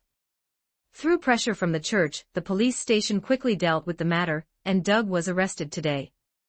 It's a pity I don't know who the man behind Doug is, otherwise, they could have been wiped out in one swoop. Thinking of this, Lex felt a slight regret. But overall, the incident ended in a relatively perfection way.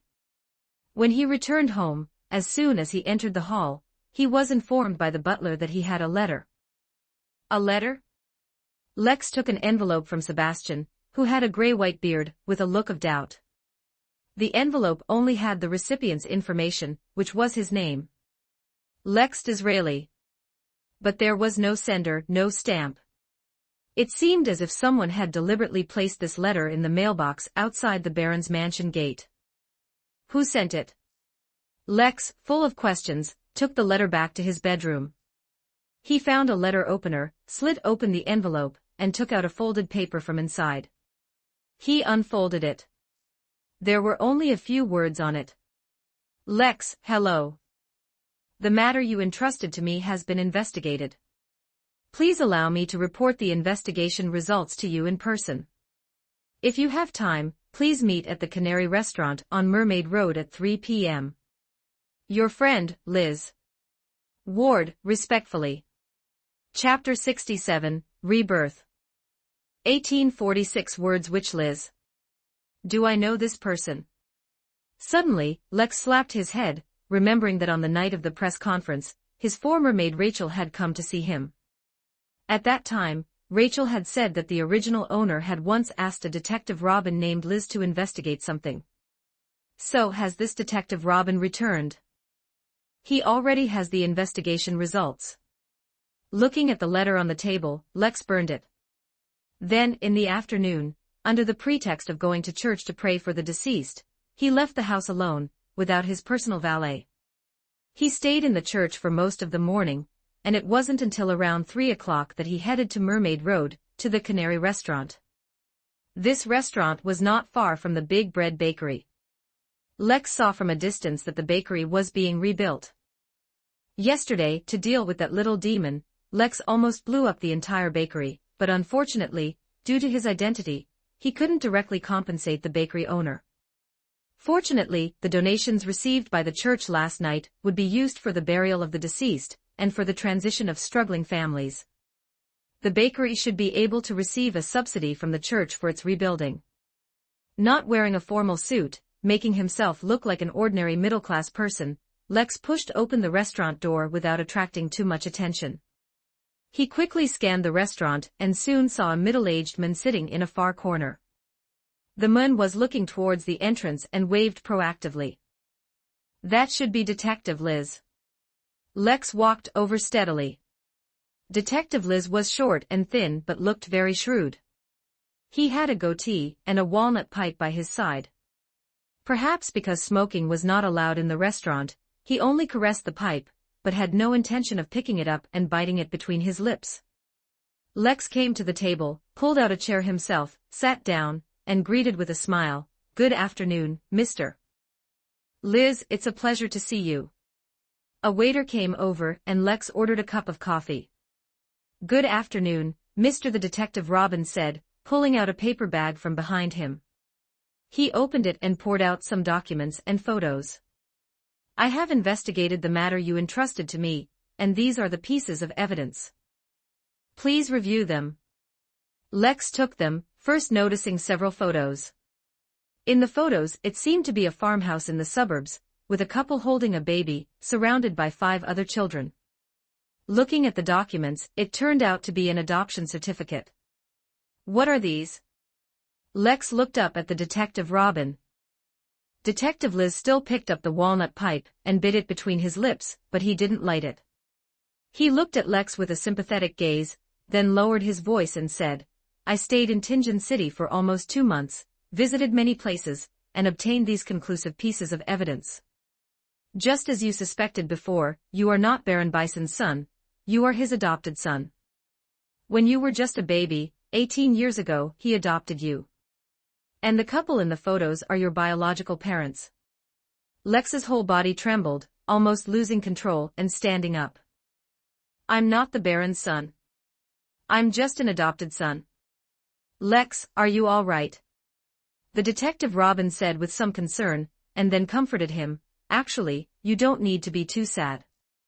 You yourself said that Baron and Mrs. Bison treated you very well. Even if you are not their biological son, you are willing to treat them as your biological parents. For this, you didn't deliberately disguise yourself as a notorious noble to make your father's enemies lower their guard. After all, an unaccomplished son is destined not to support this family. The Detective Robin then took out a pen and paper, quickly wrote something, then tore off the paper and handed it to Lex. If you want to find your biological parents, go to Tingen and find this friend of mine. He is also a Detective Robin. He is an experienced Detective Robin, and he has been in Tingen long enough. He should be able to help you. Lex glanced at the paper, which read 27 Basic Street, Tingen City, Henry Private Detective Robin Agency. He had already recovered from the initial shock. Detective Liz was right. It didn't really matter whether he was a son or an adopted son. The attitude of the Bison couple was one thing. What was important was that he was not the real Lex. He was Lex, a transmigrator using the body and identity of Lex.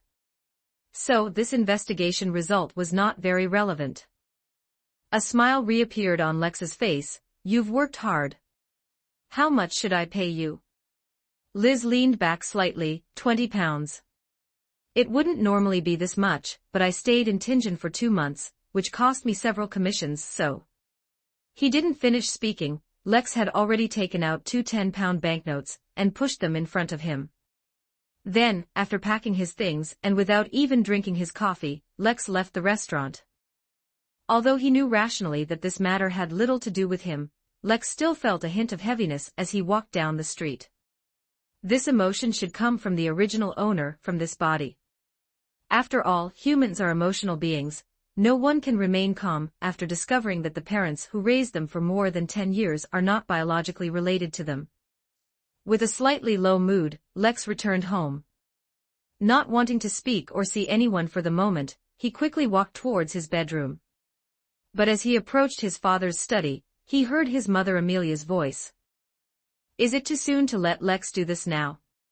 Father Bison said dismissively, I think the time is about right. Besides, he can't always be under our protection. He needs to go out, he needs to face some difficulties himself, and even face his enemies. Amelia suddenly said, Are they his enemies? Are they not your enemies? His father's tone was slightly reproachful. Even if they are my enemies, so what? As my son, shouldn't he bear this responsibility? But you know, he is not your son. He is someone we adopted from a farmer's family in Tingen City. The one who should bear this responsibility is Joe.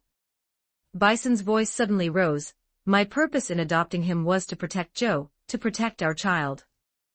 I thought we had reached a consensus 18 years ago. At this moment, the sound of a door closing came from the corridor, but even so, as a hunter, Lex could still hear the conversation in the room. My dear, we have raised him for 18 years. I have already treated him as my own son. Yes, I agreed to your doing this back then, but I am a mother, and Lex is also my son. If you insist on doing this, I think we should at least tell him, and then let him decide whether to bear this responsibility. Bison said angrily, There's no need for that. For these 18 years, his daily life, his education, his living standards have all met the standards a baron's son should have. Although I will not let him inherit property, or divide the estate for him. But from the age of 15, He has received an annuity from me. An annuity of no less than £3,000 per year. Amelia, if he hadn't been adopted by me, he would now just be a child of an ordinary farmer. Do you think he would be able to enjoy these things? Now, it's time for him to repay me, even if it means his death, he must do it. Amelia's tone was full of helplessness and sadness. Your brothers have always been eyeing us. If Lex continues to bear the identity of the eldest son, sooner or later, they will make a move against Lex. You are right, so hasn't he become a Beyonder? You see, even if I want him to be a shield, I continue to invest in him. Isn't the purpose to give him the chips to resist danger? No, you just hope that child can live a little longer, so that you will be safer. Then what do you want me to do? Bison's voice was filled with anger. Amelia, do you want Joe to be exposed to danger? He is only 9 years old. Your idea is simply not feasible. If he knew that he was not a member of the Disraeli, do you think he would still come forward to bear this responsibility? Don't forget, you were also troubled by his past misdeeds. Now that he has finally come to his senses and changed, are you going to revert everything back to square one? Hearing this, Lex's hands and feet turned cold. Even his heart became chilling. He left silently, returning to his bedroom via another staircase. He closed the door. He didn't open the window. In the dim light, Lex sat on the sofa, his eyes blankly staring at the ceiling. So that's how it is. He was just a shield in his father's, no, in Bison's heart. All the investments he made in him were just to make this shield stronger. So that this shield could attract external malice and hostility for him, and protect the true heir of this family. Lex felt amused, absurd, angry, wronged, and sad. Recalling when he first transmigrated, he thought he had gained a family bond. Now he knew that behind this family bond was a cold transaction. Suddenly, Lex stood up. He slapped his face hard. Wake up quickly. You are not the real Lex Disraeli, you don't need to be sad or disappointed at all. Since Bison wants to use you, you can also use him in return. That's right, Lex. Let's seize his family property, then kick them all out. Let them become vagrants, beggars, let them have nothing, ha ha ha ha ha. Lex raised his head, ran a hand over his face, smoothing out the upturned corners of his mouth. Actually, Bison was right about one thing. If he hadn't adopted the original owner, then Lex wouldn't have everything he has now. Thanks to him, I was also able to successfully become a Beyonder. In this situation, falling out with him won't benefit me. So I can only pretend to comply.